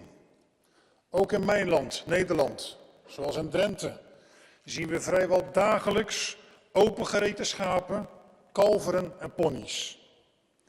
Ik voorspel u, doen we niets, dan kijken we over 10 jaar naar een leeg platteland. Geen boer durft dan nog zijn vee buiten te laten lopen. Is dat wat we willen? Of een platteland vol met hoge hekken die slimme wolven toch weten te omzeilen? Voorzitter, laten we de realiteit onder ogen zien. Actief beheer is onontkoombaar. Tot dusver zegt de Europese Commissie steeds dat overheden maar een ontheffing moeten aanvragen of moeten verlenen. Dat is een omweg en geen oplossing.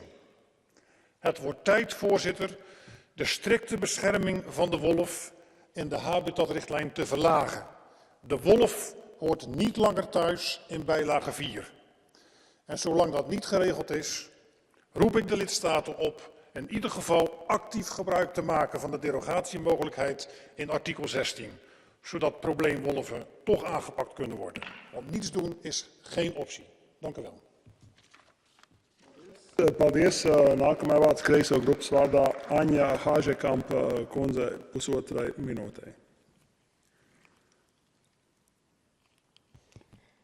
Dank u wel, voorzitter. Ruim 150 jaar nadat wolven in grote delen van Europa waren uitgeroeid met het jachtgeweer en door verlies van hun leefgebied, hebben enkele wolven hun weg teruggevonden naar Nederland. En dat is goed nieuws voor onze natuur. En het zijn ook prachtige dieren. Zo konden we vandaag de eerste beelden bewonderen van spelende welpen in Drenthe. Echt geweldig. Desondanks pleiten enkele boeren, jagers en hun politieke spreekbuizen ervoor om wolven na hun moeizame terugkeer opnieuw de nek om te draaien. Ze spreken over emotionele schade voor boeren als hun schapen gedood worden door een wolf. Wanneer een dier dood wordt aangetroffen, is dat inderdaad vreselijk. Maar waarom slachten we dan ieder jaar 60 miljoen schapen in Europa, vaak onverdoofd? En waarom verslepen we onder hartverscheurende omstandigheden honderdduizenden schapen naar Noord-Afrika en het Midden-Oosten? Ik zou willen dat diegenen die zeggen dat we schapen moeten beschermen tegen de wolf, samen met ons zich hard maken om de schapen te beschermen tegen de mens. De Partij voor de Dieren heet de wolf van harte welkom. Wij maken ons grotere zorgen over het gevaar van de vee-industrie voor het voortbestaan van duizenden dieren- en plantensoorten, dan over het gevaar van één enkele diersoort op de vee-industrie. Juist in tijden dat economische activiteiten de grenzen van de natuur fors overschrijden, is het belangrijk natuurbescherming overeind te houden en te versterken. En voorts ben ik van mening dat de Europese landbouwsubsidies moeten worden afgeschaft. Dank u wel. Nākamā vārds Daniel Buda kungam pusotrai minūtei. Domnule președinte, domnule comisar, doamnelor și domnilor colegi, trăim realități care nu pot să fie contestate. Astăzi, fermierii din întreaga Uniune Europeană sunt afectați de prezența marilor prădători. Regiuni întregi, mai ales din zona montană, sunt pur și simplu abandonate ca urmare a distrugerii fermelor de către animalele sălbatice. Turismul din diverse zone este de asemenea afectat și multe locuri nu mai sunt frecventate de turiști de teama lupilor sau urșilor. În România trăiesc aproximativ 13.000 de urși, iar incidentele devin din ce în ce mai frecvente. Orașele din zona montană sunt tot mai des vizitate de urși, iar pe terenurile de sport din curtea școlii, prezența ursului este o realitate înfricoșătoare. Directiva privind conservarea habitatelor și-a atins obiectivele în ceea ce privește lupul și ursul, iar Comisia Europeană trebuie să ia în calcul revizuirea imediată în vederea flexibilizării dispozițiilor acesteia. Pentru cei de la Comisia Europeană și din Parlamentul European, care faceți scut împotriva revizuirii acestei directive, vă cer să mergeți pe pășunile montane, să vedeți ce înseamnă atacul lupului sau ursului și să apreciați cu propriile dumneavoastră simțuri ce reprezintă să fiți în proximitatea acestor animale.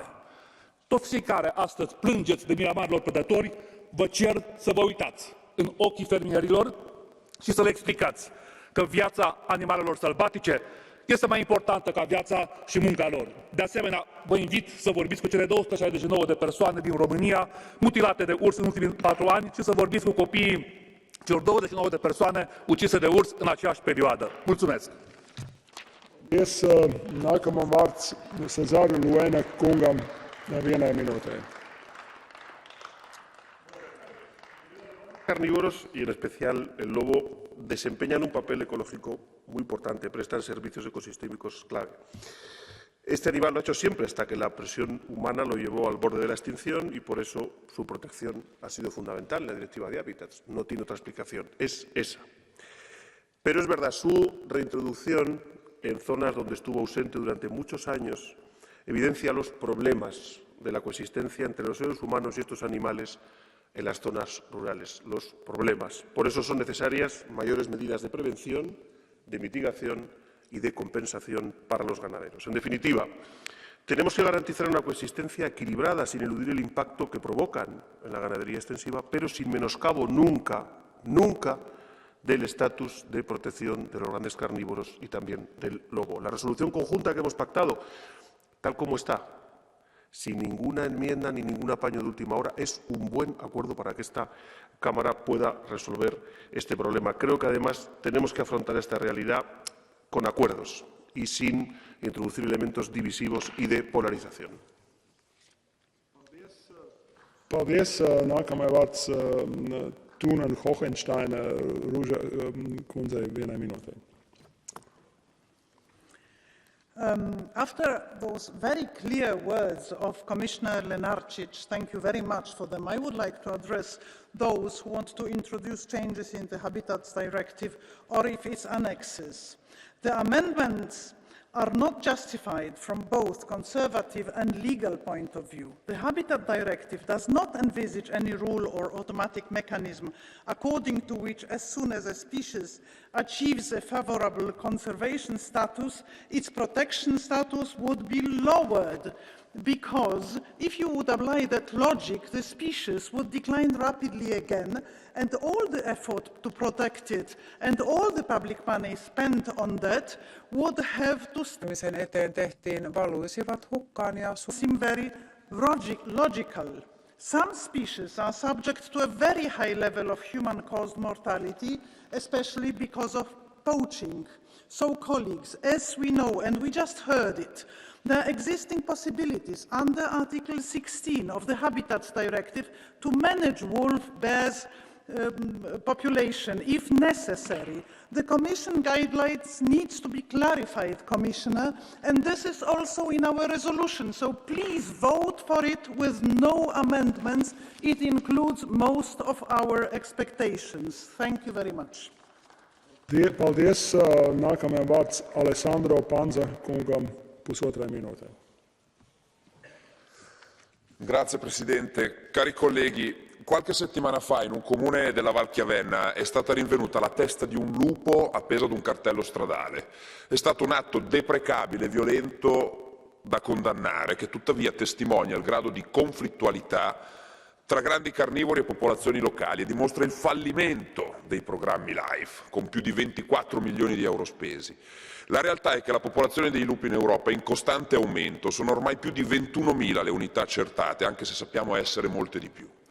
Agricoltori e allevatori, i veri custodi dell'ecosistema montano e della biodiversità, si sentono abbandonati e addirittura presi in giro da quelle istituzioni che invece dovrebbero sostenerli e tutelarli.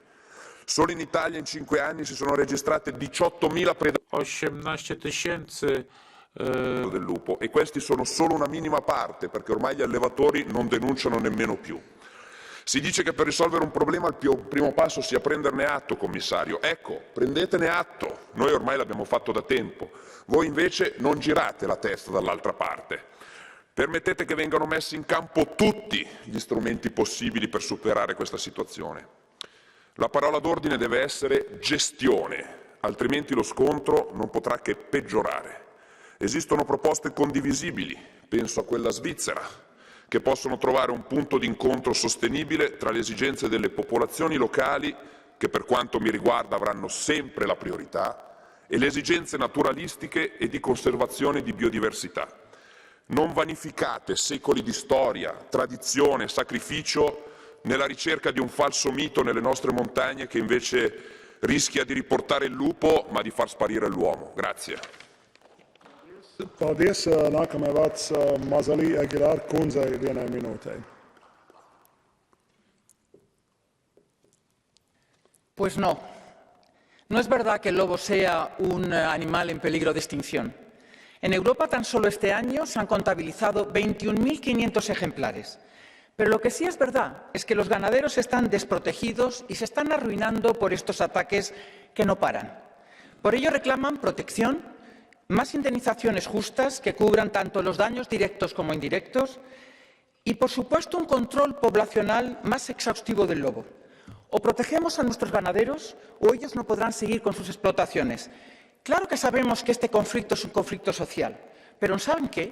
El ganado tiene que estar a salvo, los lobos en las reservas, para que los ganaderos puedan estar tranquilos y puedan seguir con sus explotaciones.